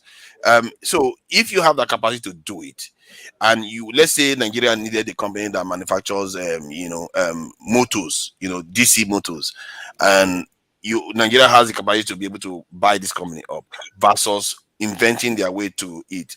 Knowing full well, let's say to invent their way to it is going to take them, their estimation is 6 years. But if they buy a company, it's going to take them 2 years. So they have to factor in that extra 4 years. Would we be using it to be making money instead of trying to develop our own? So if find that, so if you factor in that, if that 4 years you're going to be losing money because you are busy trying to develop your own, it makes sense to buy it outright. Now, good scenario. I think on this particular point quite a lot to do with motors. In Yoruba land, there have been many prototypes that they have created. And when I say created, the design, the engine, the mechanics in it, the electronics within this motor. And I've seen them design some fantastic cars. But again, like you, strategically, because I'm grown up in the UK manufacturing of motor cars has a fantastic history. There are so many cars that UK have that are more or less obsolete. They don't make them anymore. Now, these companies and their designs and their rights can actually be bought out. And as a Nigerian Yoruba man, I would think of buying out those kinds of companies, maybe 3 or 4 of them, and bring them to be manufactured into Nigeria.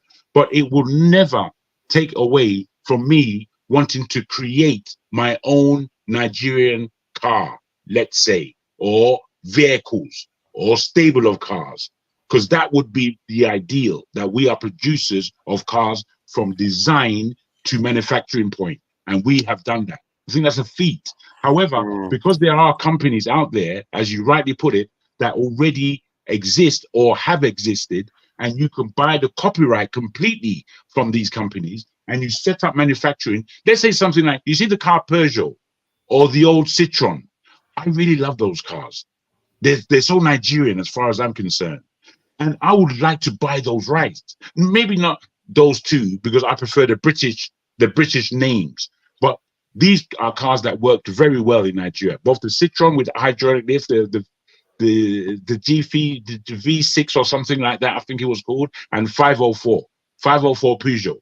These cars, they actually look beautiful when you look at them kind of brand new, real made, and you just look at the magnificence of the car alone without being beaten up. These cars can be manufactured. I just give this as an example, but brought to a different level, up to date, to 2003 spec. Yeah. These are things that you could do with motor cars. So I'm not saying that you can't take over, but to everything, there must be strategy. That's why it always has to be based on strategy. I'm not saying we just walk in blindly and visit the CEO at night and say, you know what, you better give it to us or you get one. That's not what I'm saying here. I'm saying that we have to plan it and say, okay, these are the strategic things we need in our country. We have this expertise. As a matter of fact, I will even encourage if I was the one advising, I will encourage the Nigerian government to bring back some great entrepreneurs or industrialists that are Nigerian based in the West, sponsor them to come back here so that they can strategize and acquire specific companies that are actually going to benefit the Nigerian economy. And the truth is, this is this kind of stuff the Taiwanese did. The Taiwanese, they were in the diaspora and they returned home, and strategically they used the knowledge they gained from the West to start developing their chip industry. They stole, copied whatever they needed to do to get to where they need to get to. And that's the same thing the Chinese did. That's the same thing the Israelis did. And in some strategic cases where government to government, like in the case of China was literally given the heads up, the leg up to develop their own nuclear technology. They didn't start from ground. Soviet Union gave it to them to start. Because if they had said, oh, let me start from ground zero, it would have taken China a lot longer to do that. So why would they start from ground zero on technology? You don't do that with technology. But isn't that what we are saying about ourselves? It's not. No, it's not. No, it's not. You're again getting what wrong are we end of the saying? stick. Okay, what are we saying about our own then? When you have technology, there's a technology that's brought on board in the world, be it software or hardware. And as you have this technology, there's no point in going backwards. What you do is build upon that technology as it is. You build from that point. It's quite a different aspect you speak about. You see, you don't do that. If you're trying to originate something, it doesn't matter where you are in the world, you can originate that thing. There are so many things that we can originate there's so many things that we do originate in Nigeria. Now, if we're originating a brand new technology that nobody has ever seen, then that will be the platform that everybody copies from in order to investigate this new technology. So as you have brought the original, wherever it is you're from, you now begin to build and capitalize. But business is a vehicle in order for products and services to come through. That's what we must understand. That's its initial purpose. When you grow in your business and you become somewhat of a conglomerate, a heavyweight, then you begin to spy around and see what other things you might be able to get yourselves involved with. Largely, from an entrepreneurial mind, it will be because of money. It will be based on a good return of money. But that's not what drives any. That's wait. That's not what drives any business person. What drives business people is the idea and ideals, and this has to be understood. You don't start. I feel bad because I feel so lonely at this position where I am, because it's scary how people see things Oh, very bro, differently. you are going to be lonely, there. I'm like Mr. Lonely at this place, because the truth is that in this scenario, I don't see business as just business. I don't know why we just buy the business is not just business. Even in the West, they know that. This is why sometimes when their companies want to fail, the government step in to save them.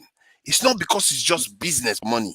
But they understand again, strategic interest of certain businesses. you still would have to answer the question as to why we, as Nigerians or black people, aren't doing it on the same level. Because that is what I'm saying. We need to change. We need to change that, because before now, look at now you're getting somewhere. That's what I'm saying. We need to change. We need to change to the point whereby we need to start acquiring these things. I say this to my African American people. I said, you have been in country for centuries, and you are dominating the movie and not even movie, the music and sports arena, but there's nothing you truly control in the country. You don't own any strategic industries. And they acknowledge it. That this thing about I like about African American, they don't fib around. They know, and they said they know they don't have it. I said, then you guys need to start moving in that direction, because if you don't control anything, and all you control is art and this thing, is flim flam, as Jago says. It's not going to get you anywhere. So because when the day of reckoning comes, you don't control anything, and they can do away with you as they see please. And these people know, they are not stupid. The Europeans are so clever. There are some of them, man, I can't believe these guys are geniuses. They don't play around with strategic industries. They really don't play around with them. Do you think that you are the first black man to come to that point of view? That I think that we are not in control of anything as a black people around the world. The one I think I'm one of the few that is talking about it is about acquiring companies. In terms of you are not one of the few. Leapfrogging us. My claim is that most of us always talk about innovating, but not necessarily acquiring to leapfrog us. We talk about leapfrogging, but we don't talk about acquiring companies to leapfrog us. Whilst it may be me almost looking like I'm giving an excuse to black people to understand, when we talk about America, the most inventions that have actually been made that suits the mankind have been from black America and not white America. And you know that's the truth. And I can tell you for why. You see, because we were slaves, apart from the skills that we brought from Africa initially, right, they brought the best rice, the best people that knew how to cultivate rice. They brought the strongest Africans. They knew who they were bringing over in order to make America's growth work. Now, because they were slaves, things like the iron, the washing machine, the heater, the fridge, lights. Do you know that all these things were invented by slaves? All of them. You'll be shocked at what we've done in this world. I know that slaves invented a lot, but if you count the number of inventions that have happened, I don't think. Now, what we have to understand is in terms of Black America, apart from the mentality that was beaten out of them as to who they are and how to win back their dignity, which they have tried to do in so many ways, they have been manipulated in the business world to the point of every level, to the point of, as soon as a black man gets money, he's out of the area and he's not looking back because he doesn't want to be seen as black or he doesn't want to see him as ghetto or whatever connotation, identity that they have, identity crisis that they have. But they have been through all these things. But I am saying the animal of Nigeria and Nigerians, especially of our generation, we are a forced as individuals, we are a force to be reckoned with globally. There's nowhere you can't go. The issue is the environment in that country called Nigeria and what is learned there. We are learning more and more wrong things. It's only that there are strong individuals that are making things stand up. If there were no strong individuals in Nigeria, that country, we couldn't even look at it. It's so, unfortunately, it's not corporate that's taking it to a stage. It's individuals. That one good teacher, that one good lecturer that I had, that one good person that was able to do this for me, that one good man who was able to bring his money and have a farm, that one good individual that set this company up, that was able to now provide us with the product that we need. One. No corporatization. This lady is saying that it looks like you are talking more than your fair share of turn. Let's Hey, allow let her Flagship shut to up talk. and go to hell, man. I'm not. Flagship, don't start another fight. What she has to do is ask if I'm speaking rubbish. If she don't want to listen, let her fuck off. Simple. Hey, let's keep the language a bit clean. We don't No, know. why do I have to? I don't necessarily. I don't trust. I don't really look at the comment section. But when the comment section is looking at me, I'm giving them back what they're giving me. No, they gave it to me now. They insulted me. The other one called me. When they're ready to come with their rubbish, me, I'll come with my rubbish. Where is McKennelly? He said I'm a little bit sick. Face to face that we I do don't here. know why they do these things. They just insult you. Now, but it's face okay. to face. The flagship. You see, she's not learning. Let her go to hell. Jagun, please now. Let us talk to now. Thank you. The flagship, don't start another one. No, don't do sideways argument here. So I'm not saying we should go and waylay them at night and take over companies. Okay. I'm saying that if you can get it faster, if you can get from A to B faster by acquiring companies, don't you think we should do that? Well, if we go the right way, which we talked about initially. Yeah, the right way. Yes, the right way. By investing in the company, buy the shares, buy into but never to own it. Company. That's the best way to go. Never to own it.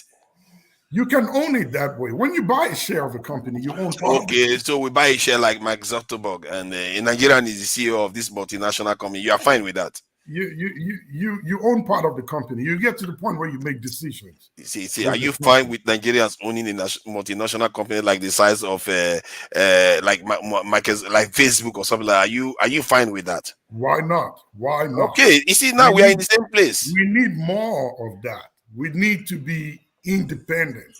Then what is all this argument for then? No, the argument is when you say go take control, take over. Yeah, but that's what it means by being in charge of the company. That's what taking control is. If you, Mark Zuckerberg is in charge of Facebook, isn't it? He has taken control. That's what it is. That's what I mean. So Bill Gates cannot go there and say, or the American government cannot come and say they want to buy it and take it over from Zuckerberg. Oh, I think maybe you are thinking I'm talking about the Nigerian government taking control. Not the Nigerian government. Nigerian government incentivizing and supporting Nigerian these institutions and companies, private enterprises to go and take control of this thing. That's how America does it. Okay, if that's what you're saying, then it's what we've been trying to say. So I want to argue on that. If Nigeria incentivizes its citizens to buy into companies and thereby owning them and strategically selling it back to the Nigerian government, it makes sense. But if it is the Nigerian government coming to say, GSK, I'm taking you over, that's a bad no. I don't think they will ever want to do that. Even they will not go in that direction. But they may, to be fair, they may want to because they feel like maybe Nigeria should own a pharmaceutical company. Nigeria as a state should own one because it might come in handy. But you see, this is exactly the point I was making before. I've not even seen this, but I'm also into tech. It's not like I'm into technology, so I know what it takes to acquire intellectual property rights, and it's so easy to block African countries. Like let's say a company in Nigeria invents something, and when you invent it, they say, oh, there's another technology that is similar to that company. You can't own it. What are you going to do? You take them to WHO. trip protocol, how is Nigeria going to compete with Western companies then? You are in trouble. You can't win. And when you apply for and own the rights. If you developed it, yeah, but you see, they see now. You see, that's what forced me to start thinking like this, because when you go there, they have the money. The organization, they basically control these organizations. You will not win. Nigeria will not win against them. Their GDP is so high compared to Nigeria. Is not going to invest that money, risking it for one Thai company's this in intellectual property rights. So we are more likely to give way. They will say, okay, if you invented this stuff, just to make sure we don't develop, they say they will buy it. They will just give you a little bit of money, take the technology, or if you refuse, they fight you in WTO. You won't win. So from that point of view, the best way to circumvent that is to buy a company that has already got that right. Well, if you're buying the company, that's if they are willing to sell the rights to you. That's right. You have to scavenge for the ones that are willing to sell it. Yeah, that's the whole point. You scavenge for those ones. Well, you cannot operate a company already in existence with another rights and buy another one and add it to it or replace it with it. No, it doesn't work that way. No, I don't know. What was the point you made just now? Huh? I don't know. What was that point about rights? I didn't get that. So if you want to buy a company that has a right and a patent to a product, yes. If you are buying the company, you are buying the rights to own full, to have full all the rights of that company to everything. Yes, you're buying it all. But if they're not willing to sell that right to you, no, it's not by force now. Then you're not buying it. Now you see the idea is to acquire the ones that are willing to give it up. Yeah, if they're in distress, yes, you can acquire them and take them. They don't have to be in distress. What's up? They don't have to be in distress necessarily. Exactly. It's just negotiation. It's simple negotiation. If they are not in distress and they are willing to sell, you can buy. But if they are not willing to sell, you can force them. Well, who says you need to force them? Sometimes you make it look like I said we should find a way to force them. Start pulling out their fingernails and make sure. Again, you see, guys. The only thing I would say, the reason why I was thinking about Shell, because it's in Nigeria, and Shell is doing a lot of mess, and it would be good for us to own a company like that. You see, what you're talking about can happen in the Western world with any Nigerian company. You understand? It can happen. It's not like it can't happen, but you have to be. We're even in global businesses in the world, we're still not at those positions where we're really taking over at that level. We're not doing that because we're not on that level. We're actually not on that level. Do you understand? There may be millionaires and billionaires. Don't get me wrong. There are those. But again, corporately, we're not on that level. Unless Nigeria is a $2 trillion economy, we're not on that level. I think that's where Dangote and Zenith Bank, all these big institutions, that's where they come in. You don't have to go and get a gigantic company. You can even get smaller ones because Nigerians, in terms of technological advancement, we are really, really, hemmed in. You can go and get acquire smaller ones that are looking for the money. Sometimes maybe if the company is worth, let's say $100, you are willing to pay $120 to incentivize them to sell because it's more valuable. Give me an example. Give me an example of a company in Nigeria that operates out of Nigeria that is quite small within itself. I'm not talking about these because you're right. You're right in some of saying, but it's quite glib. Give me an example of a company that operates inside Nigeria that is not Dangote and these people. And even if it is them, you still have to have the understanding of what it is you're doing. But give me an example of one company that can buy any company anywhere else in the world with the kind of technology that it may require, that is not bigger than that company in Nigeria. Sorry, repeat that. Okay, repeat the question. I didn't get that fully. Sorry. I beg your pardon. I'm saying, if you can give me an example of any one company that is not necessarily Dangote and that level, but a company that it starts itself, it feeds itself, it's a good company, and they are into technology, they're into that world. Give me an example of a company like that in Nigeria that can buy a small company outside Nigeria that is not bigger than that company in Nigeria. Okay, I see. For example, is that of let's say Proforce is not very big, is into technology, doing armored vehicles, and they want to go into UAVs. So we know that there are multiple UAV companies in China, so that they can go to and say, you know what, You know, there's a lot of competition here, and you're not making a lot of money. I can offer you this. You sell your intellectual property rights to me. We know your drones can fly. They have optical flow. They have this and so. So you take all the technology, you bring it into Nigeria. To them, it's not worth that much because they have 1,000 companies that do it. But to us, we don't have one company that manufactures from ground up. You see what I mean? You can do something like that, and it speeds the process up. So that's an example. It's an example, but it's not an answer to my question. But I take you on board again. I do understand your ideals where this is coming from. I don't think it's practical or possible because I don't think that most Nigerian companies operating in Nigeria are at the level where they can buy anything. That company has done all by itself. The guy came from the West. I took him about 10 or so years to build the company to a point whereby, you know, UN is buying their vehicles and international clients are buying their vehicles. So they have the rigorous innovative the capability. So if that company wanted to advance, the Nigerian government should aid them to acquire those companies. Because why? Because when a Chinese company sells that stuff to a Nigerian company, they are selling to one company. But what they don't fully grasp is that for the point of view of Nigeria, it's far more valuable because if Nigeria starts manufacturing those things, Nigeria can sell it not only to Nigeria, to the sub-region of Nigeria, which can be as large as 1 billion in population. We are not talking about North Africa.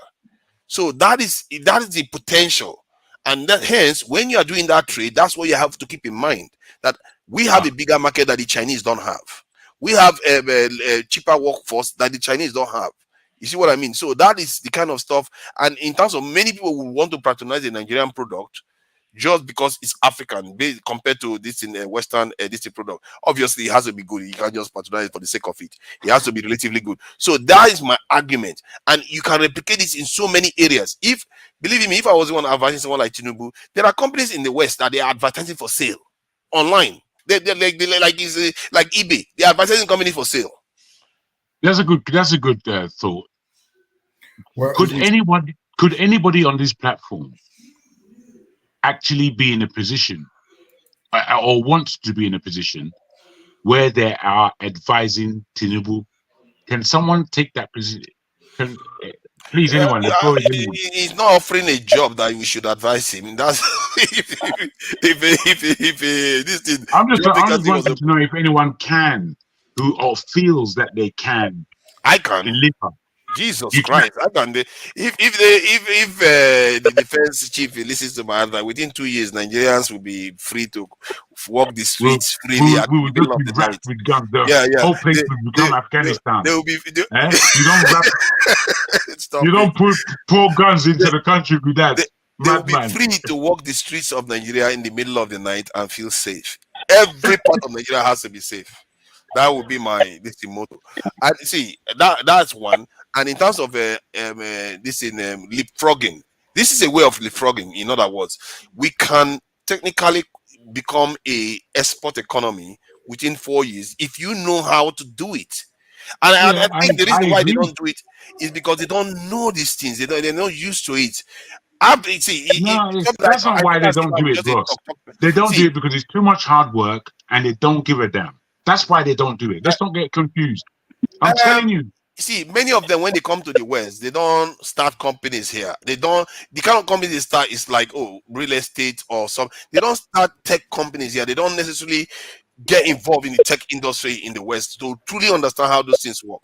If they did, they will be thinking like this. They'll be thinking, okay, clearly we saw what the other people are doing, and we know that you can. They will understand the nuances of intellectual property rights and all those things, how to get around it, and they will be looking to leapfrog Nigeria. That is one of these things.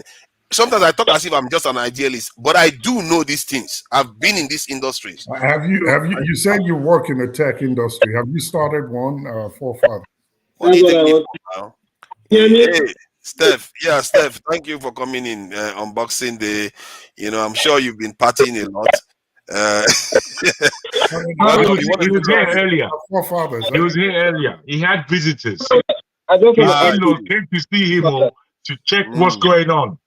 I don't know forefathers why he like to float the kind of arguments he floats sometimes. I didn't start it. Oh, somebody, I think it was somebody else started this GSK talk. Don't blame me now. Oh, Father. Come on, bro.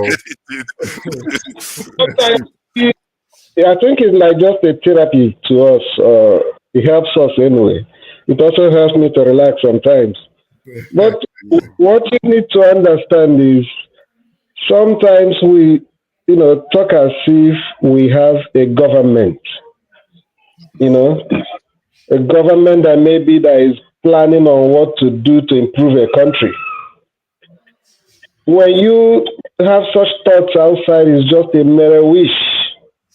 And that's why most of us keep arguing that the most important thing that we need, the first thing, the foundation that we need is a government. A true government of the people.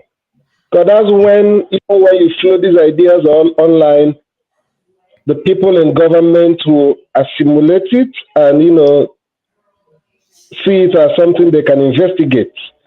But you don't have a government that have that line of thought. So when you begin to float it, it doesn't even make sense.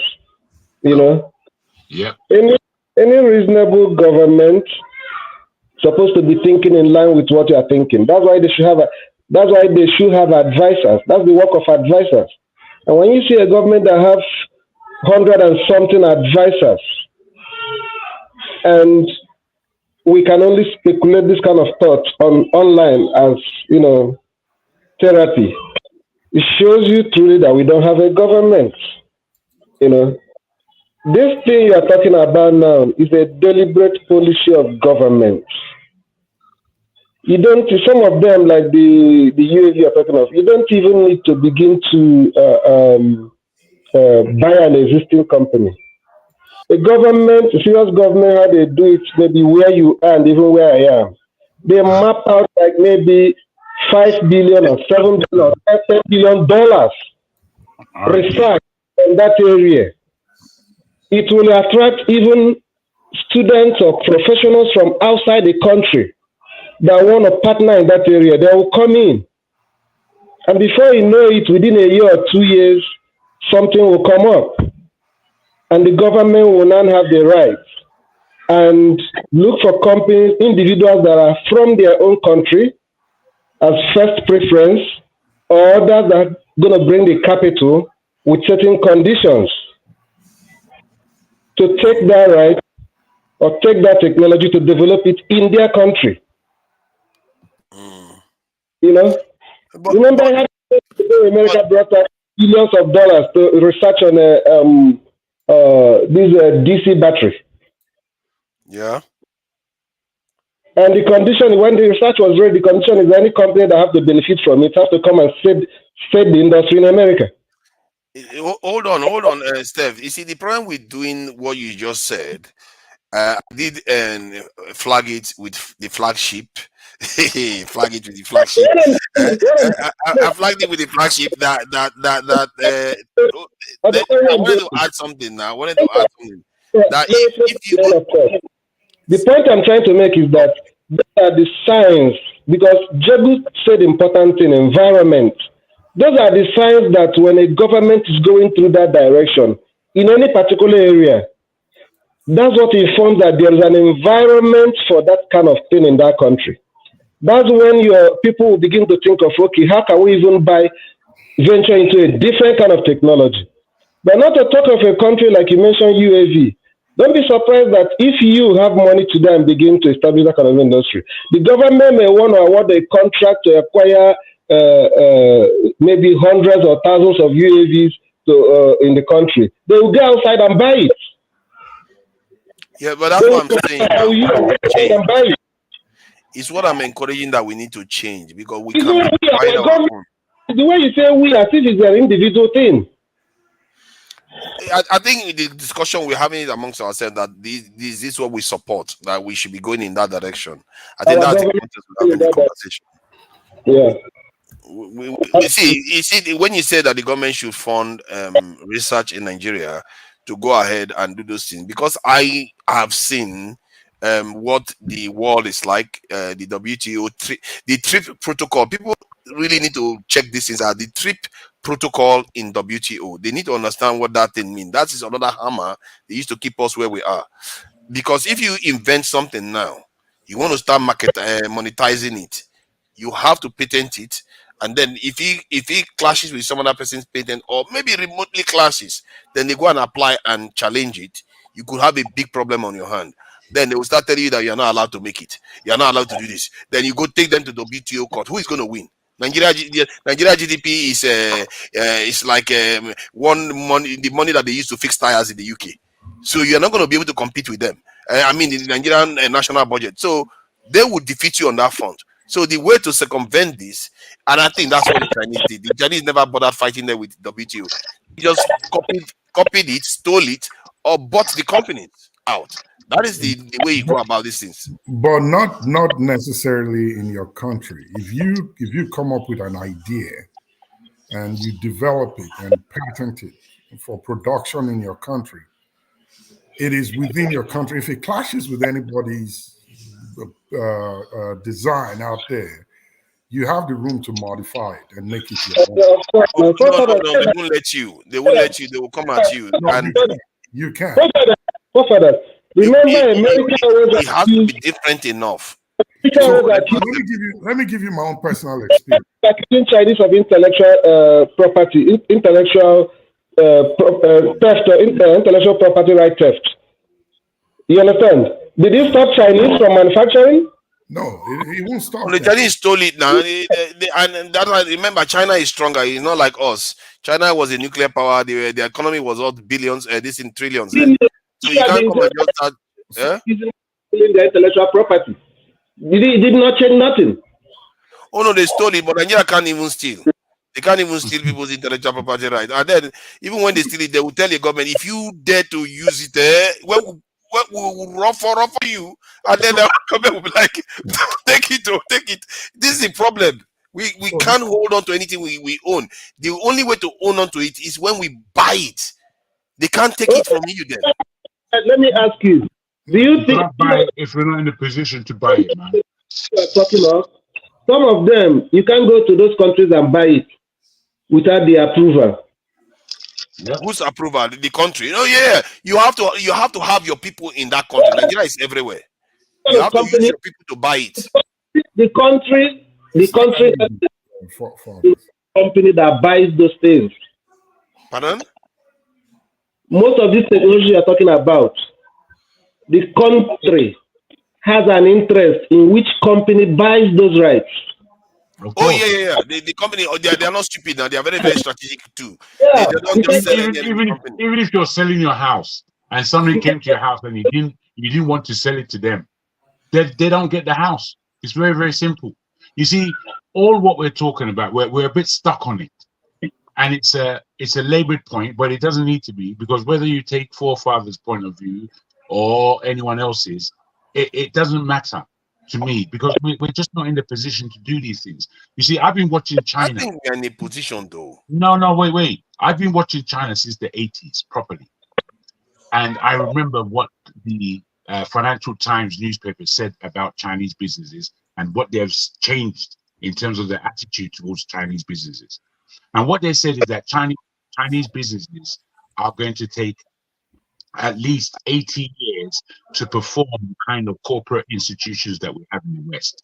But right now, they're small to medium-sized businesses as they were, but they didn't, between 50 and 100 million at a time, it changed. That's their limit, that they cannot go beyond that. And truly, during the 80s, the companies were at that level. Now, all of a sudden, the 90s, they exploded way before the time mentioned in the Financial Times. Now,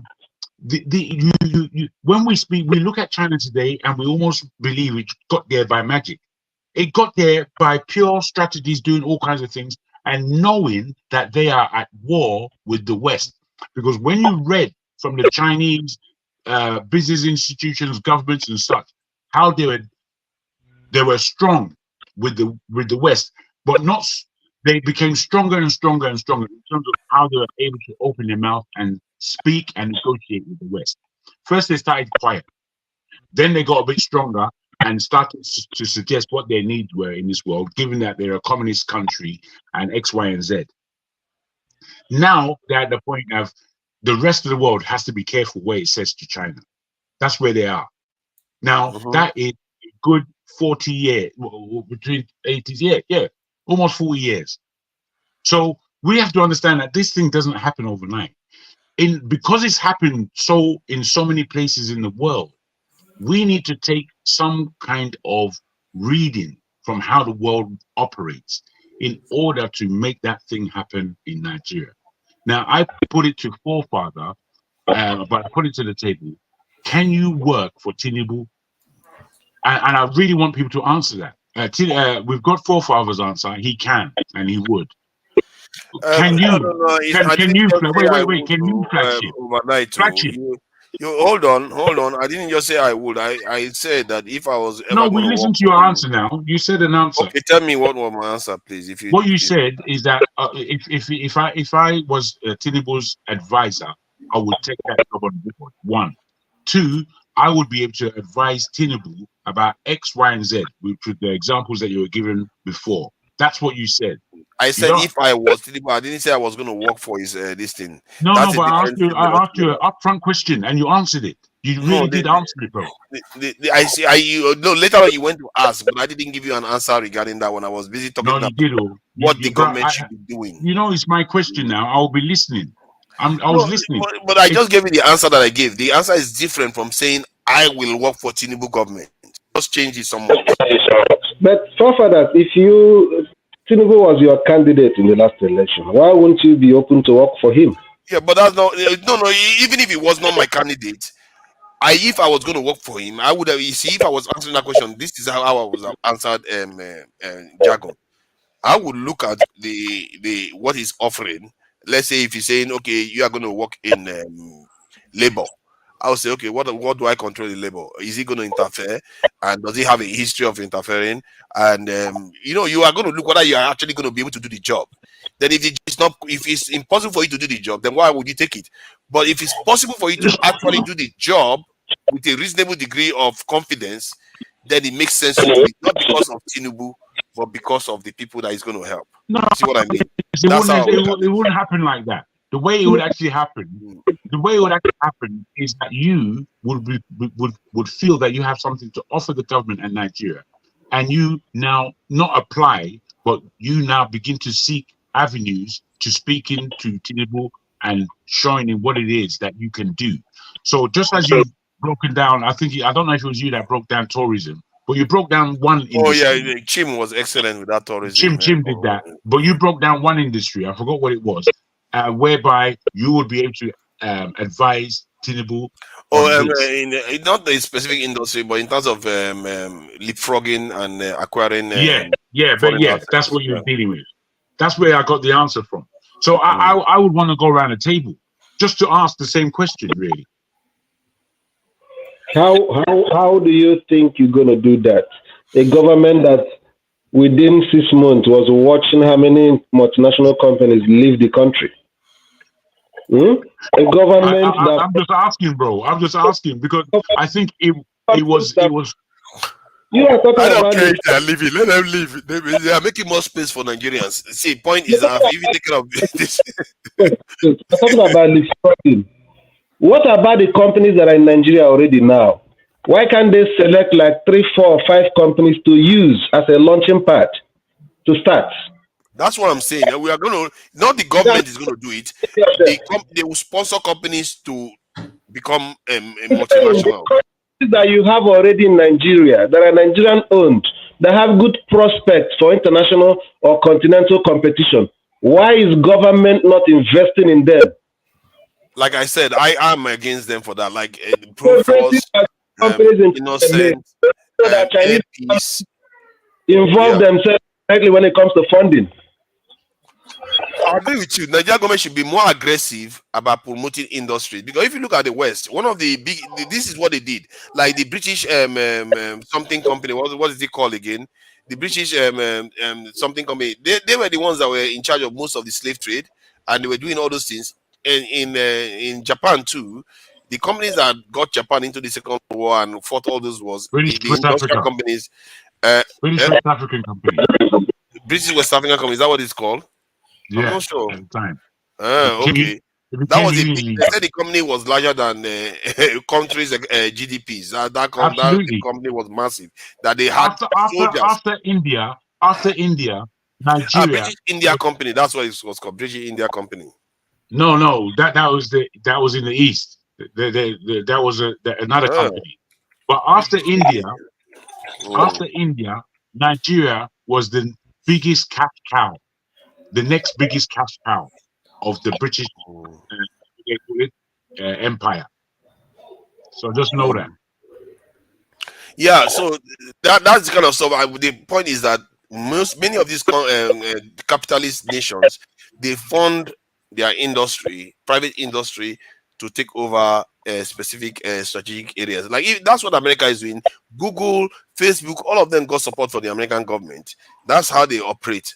So we are in Nigeria, and our government should be doing more of that. To an extent, they are doing it. That's why our banks are in so many African countries. I'm sure the Nigerian government is involved, but they should be doing it on the technology, especially. I really don't understand why there's so much gap our people have from technologies. Like, are we allergic to it or something? We should be like nose deep, neck deep in technology. I don't think Nigerian government did anything for the banks that you said were. Is it not during the capitalization era of Soludo that started launching the banks? Where did Soludo come into this one? I think Flagship wanted to say something. What was that you wanted to say? They capitalized under Soludo. That's when they started divesting to outside the country. As the bank, as the head of only those that the government will invest to bail out. Yeah, as the head of the central bank. Oh, that's when it took place. You know, in terms of technology, go ahead, forefathers. I think. No. You wanted to say something. Sorry, I didn't want to. I don't have much to say anyway. Oh, okay. No, I was saying that you asked the question why Nigeria is not so much vested in technology. The truth is, they do not have an idea of what it's involved. We are still in the stone age, if you allow me to use that word. Nigeria started developing technology many years ago. I remember when I go to school back in the day, the university, there's this toll gate that was constructed just right as you're entering Benin. And this express road that was made, there was this kid from Ogara, it's a town just right outside of Sapele, that designed an airplane and put, only God knows what and how he did it. He was able to make it move on a wheelbarrow, right? Design a plane with wings. And it made the news. I remember NTA then, Benin, carried it, interviewed the child. You would expect that the government haven't seen that, or someone haven't seen that, will pull that child and want to develop that inquisitiveness and that technology that child had without going to school. Secondly, you remember, was it 2015 or 2017? Mark Zuckerberg was in Nigeria. Remember that? And the reason why he came to Nigeria was not because he was coming for fanfare. It was reported to Facebook that there were a group of people that they have discovered and have mapped it down to Yaba, just outside of Yaba Tech, that were causing Facebook problems. And it was posing a big challenge to Facebook. So Zuckerberg wanted to see who these people were. And he took a trip to Nigeria, stopped in Abuja to say hello, and went to Yaba in Lagos and found out these boys who were using this, what do you call that phone that's, is it Touchlight? Nokia 33 something. That's what they were using to write programs that they were using for Facebook. Wow. Imagine the intelligence. Guess what? That's right. 8 of those boys left with Mark Zuckerberg a couple of months later. He came back and got them out. The best of them. Nigeria lost. The governor of Lagos was there when he came. He escorted him to Yaba. He followed him to where those boys were. It made the news. 8 of them left Nigeria. They are wherever they are today. So this is what we mean. We see them, we call them Yahoo boys. We call them, what's the other word they use for them? But these are people without no formal education of IT, or maybe just something they ran into on the internet, practiced on it, and are able to develop something else from it. A Nigerian designed a map, a sort of Google map that was an alternative to Google Map itself. I use the word Google Map, but his own was different. But it was a big competition for Google itself. Guess what? Google bought it from him. You see? That's the smart thing to do. You see, Google didn't decide to invent it, or they bought it. What he invented it, they bought it from him. That's the name of the game. That is a smart thing to do. It's the name of the game when you got the money, bruv. We have enough money. We have enough money. See, we have enough money to have a big market in Africa. That's what we forget. We are not like other people. Let me just follow on from Flagship then. And I'm going to send this link to you so you can see it for yourself. In Nigeria, I'll repeat it because I've said it before. In Nigeria, there is a tech hub that is bigger than anywhere else in Africa. Yeah. And all of the investments that come into that are from 80%. No, 80% from other Nigerian entrepreneurs. That's what's happening. To the tune of $100 million raised as startup. It's not playtime. They're out there. We are out there. I have to send you a thing. I watched it 2 days ago. Marvelous. Let me explain what is going on with the Africa. The startup we are talking about is generally tech, which involves just basically software and apps, which is not the key of where we need to be heading. We need to be making hardware. In terms of those tech that you are referring to, what tends to happen is that, yes, they will make profit and they will create those companies, just like Facebook bought off the Google kind of map that the young man made. That's how they come. They will come into this in Nigeria, and when they see a promising company, they just buy them off, and that is the name of the game. And we are developing stuff to a certain point. Then they do the value-added manufacture, and then we start consuming it later on. What is the difference between that and what we are doing with our natural resources? You see, the name of the game still remains the same. We need to change the equation and start producing stuff to actually start acquiring this thing. They have to be buying from us. Then you know that work, not the other way around. Let me pull you back a little bit. Sorry to interrupt you. No, it's okay, of course. You understand what Silicon Valley is, right? That's right.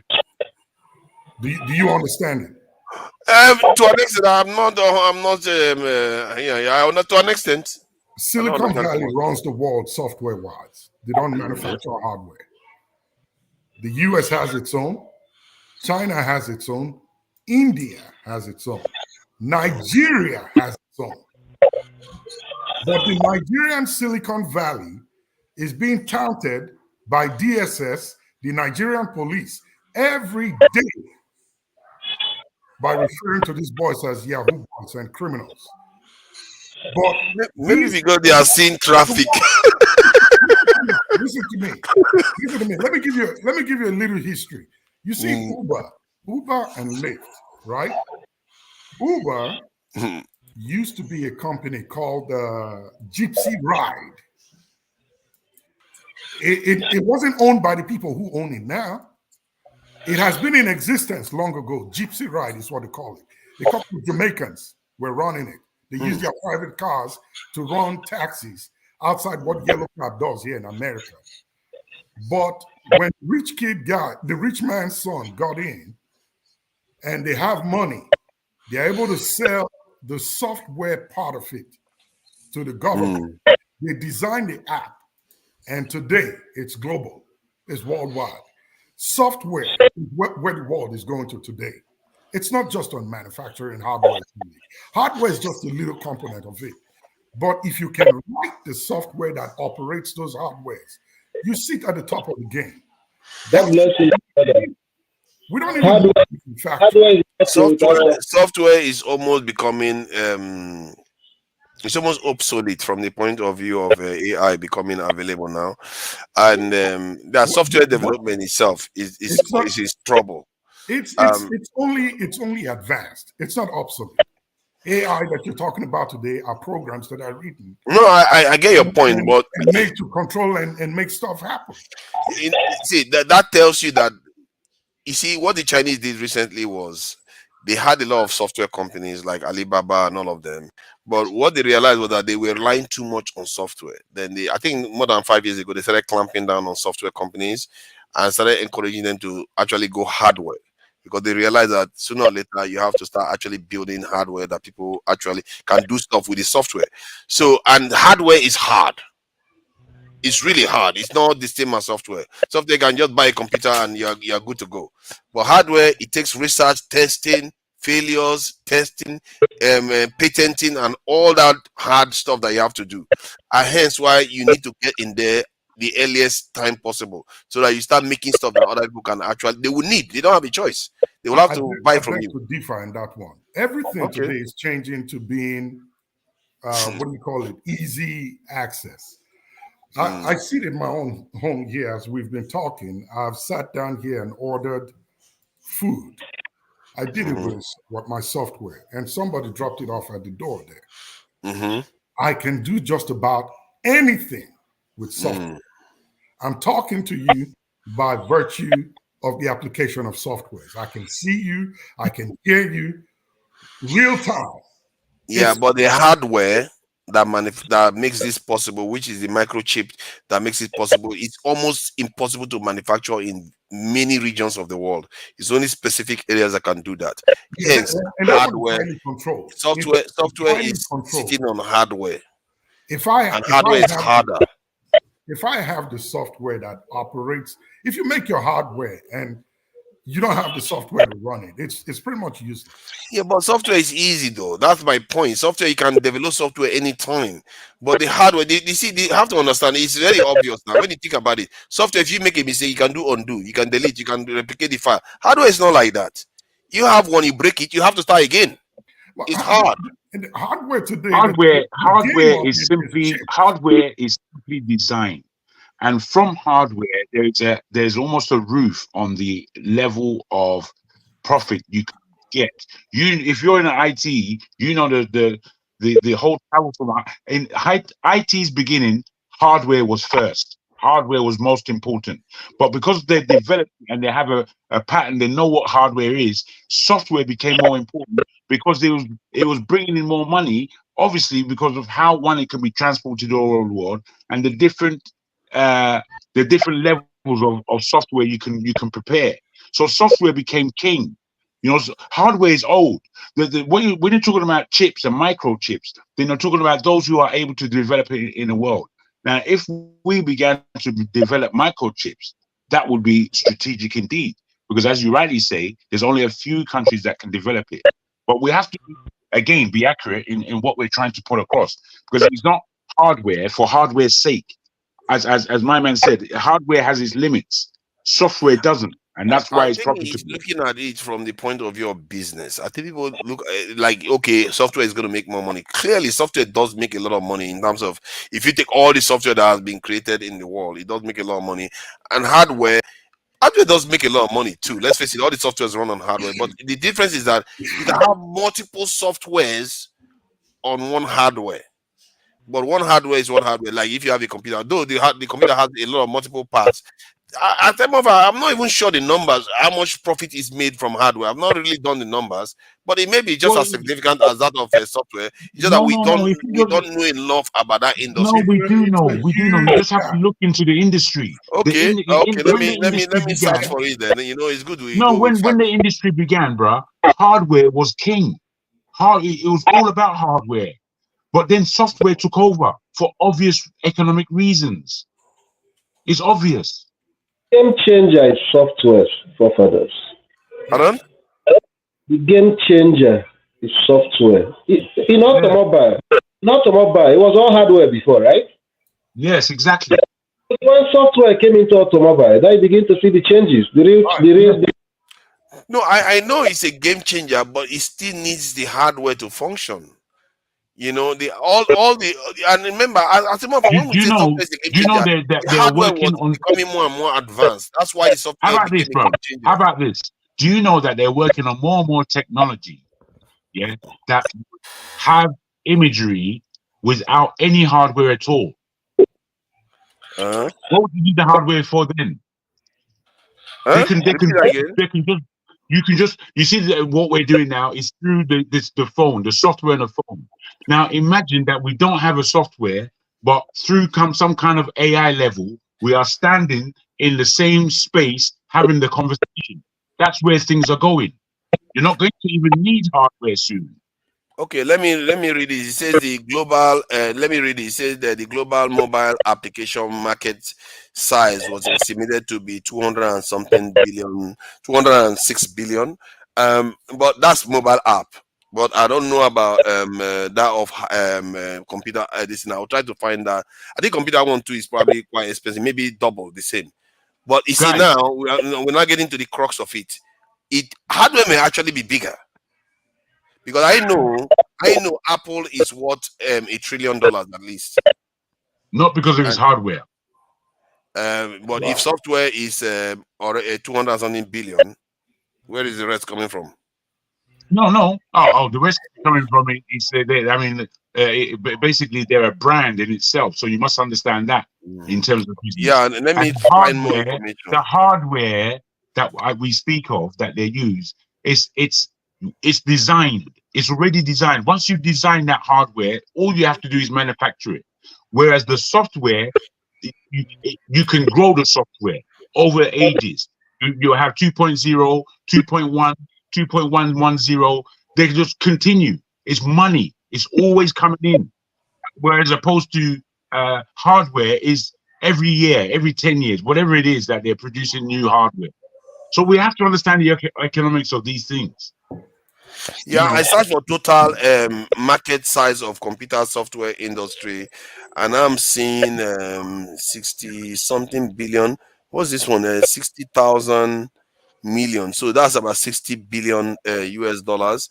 It's not. I'm not sure this is as big as we think it is. So I'm seeing another one that says something about projected by 2030 to be worth 474 billion US dollars. So even in that number, you still see that a $1 trillion company, that is not it. The hardware is at the core of it. I'm not making it up. I don't get that from what you read. I don't get what you said. I don't get your conclusion. Okay, let me get the page out so that we can all see it. I don't know what we're comparing. If you pieces a computer today, most of the parts in the computer is just generic. Anybody can manufacture it. That's right. What? Did you just say that? It's generic true. parts. That's what I'm talking about. Did you just say? Hold on. Did you say the parts in the computer can easily be manufactured? No, hold on. No, I'm just trying to clarify. Maybe I'm getting it wrong. Did you just say the parts in the computer can easily be manufactured? Bro, who produces Apple? Do you know who produces Apple hardware at the moment? Do you know who does that? Somewhere in Vietnam, isn't it? They moved to Vietnam. It's China.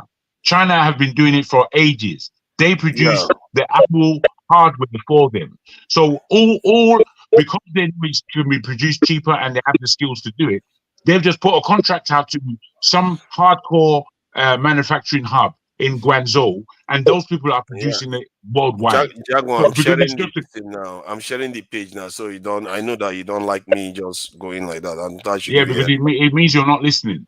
No, I'm listening. No, I know. I was listening.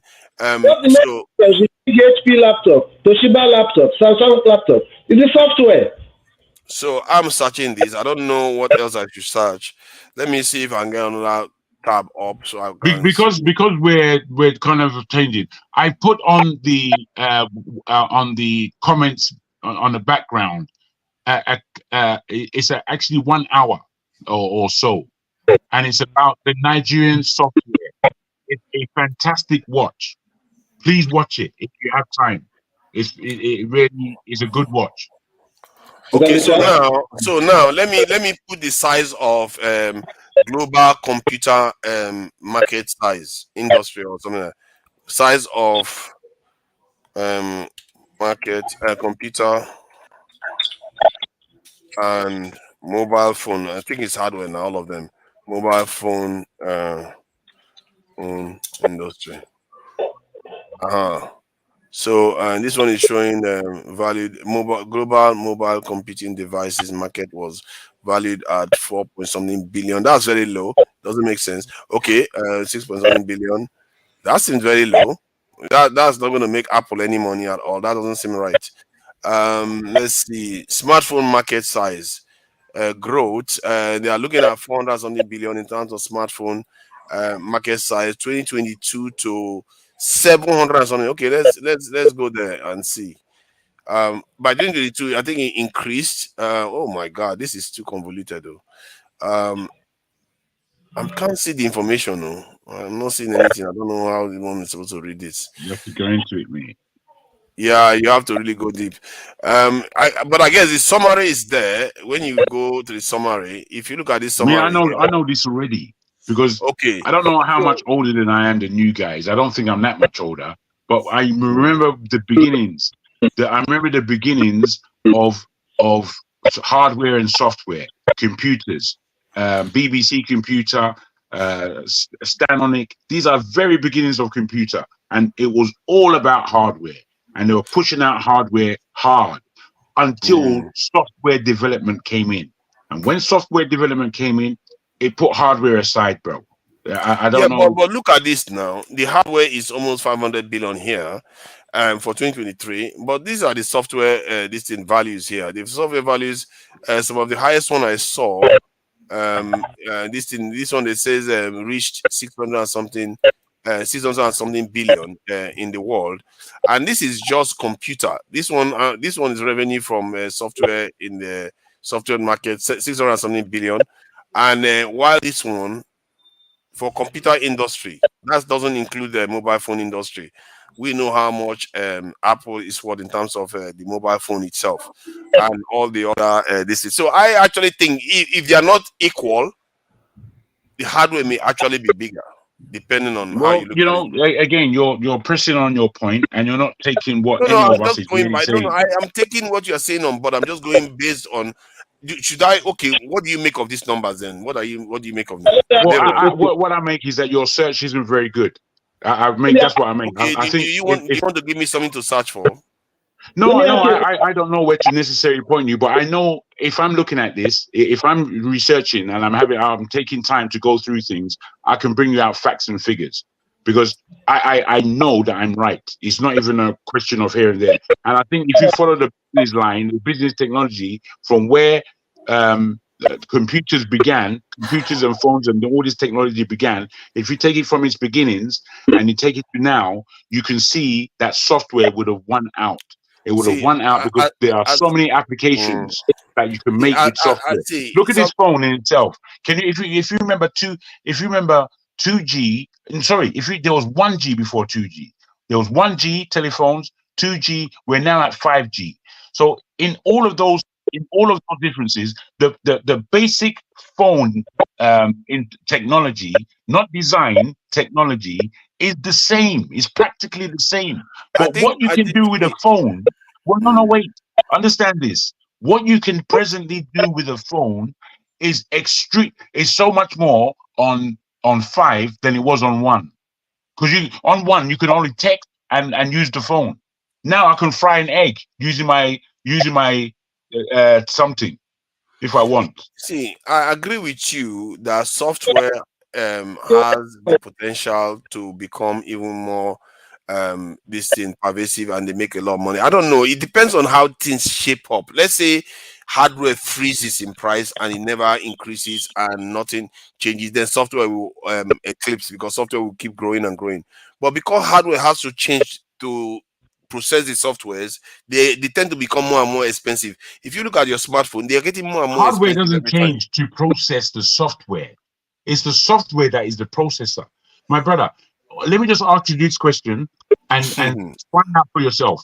in the future, as we're going into the future, where do you perceive the technological industry to be? Let's say in 10, 15 years from now, with your knowledge, do you think you actually use or need a physical phone given where technology is going? Answer that for me, please. You're probably not going to need a physical phone as it is. Phone is going to go obsolete sooner or later. And why do you think that is? And why do you think that is? That's the question. That's the thing I'm asking. That there will be back-end software. It may be obsolete from the point of view you carrying it, but it may be pervasive everywhere. Hardware may be pervasive everywhere. Let's say you become the hardware, so they don't have to produce no more hardware. All they need is software. Wait. Yes, now all they would need is a software that is biological as well as electronic that can enter into your body, and then you have all what Google has inside of you. Why would I now? Yeah, then you will have to probably. I'm asking a serious question. It's a serious question. That's why I'm thinking about it. But to do that, the technology that you have to infuse into the human body to allow that to happen will be astronomically complicated and astronomically sensitive. And do you not believe that they are already doing that? Because I can give you proof. Yeah, but it still doesn't make it cheaper. It's still going to be very, very sophisticated and expensive. No, I can point you in the direction where this research can be seen, where we are going with technology, and soon a human being would become a computer because of the chip that a human being receives, and that chip, which is electronic, is also biological, so it can fit in with your very what can I call it, DNA. In order for you to transmit information. Let me say this. I'm beginning to see if you can project into the future to an extent. Let me give you an idea. Like AI becomes extremely intelligent to the point whereby they can easily write any software that they want. All you have to prompt it to do this software, and the software starts functioning. So you can have a situation whereby software becomes extremely cheap because AI can do it easily, while the hardware still needs to be made because it involves getting raw materials from the actual world and processing it. You see what I mean? So hardware will still remain reasonably expensive, while software becomes ubiquitous and cheap to make. If AI can do it, why would you need software? Hardware anymore? No, because what did you just say? AI can't exist without hardware. AI has to exist in hardware. You must understand, though, Paul Father. You must understand, Paul Father. Hardware is simply where the technology is held. It's just a house. Audio is not coming through, Steph. Oh. You were saying a jargon or something in house. Thank you. What you must understand is hardware is just hardware. It's like a wardrobe. You know, a wardrobe is fantastic technology in the 5th century. Today, it's just a wardrobe that holds clothes. Soon, there are so many houses in the world that they'll put a rail and they don't have no roller. They have their clothes out. They don't need a wardrobe. So the hardware you speak of is exactly the same as a wardrobe. The software, however, is intelligence. It's the intelligence. Yeah, but it has to run on something. No, bro. If they can put technology inside your body, if they can put technology inside your body, then that's what's housing that technology. No, I want to believe that maybe forefathers, to be able to put inside your body. That's my point. The hardware that you're talking of, maybe you are referring to because there's aspects of hardware, if that qualifies as hardware, that I know that may conform with what you are saying. If you're talking of semiconductors, you understand? Yes. Chips, but outside those ones, what Jagu is saying is the right thing.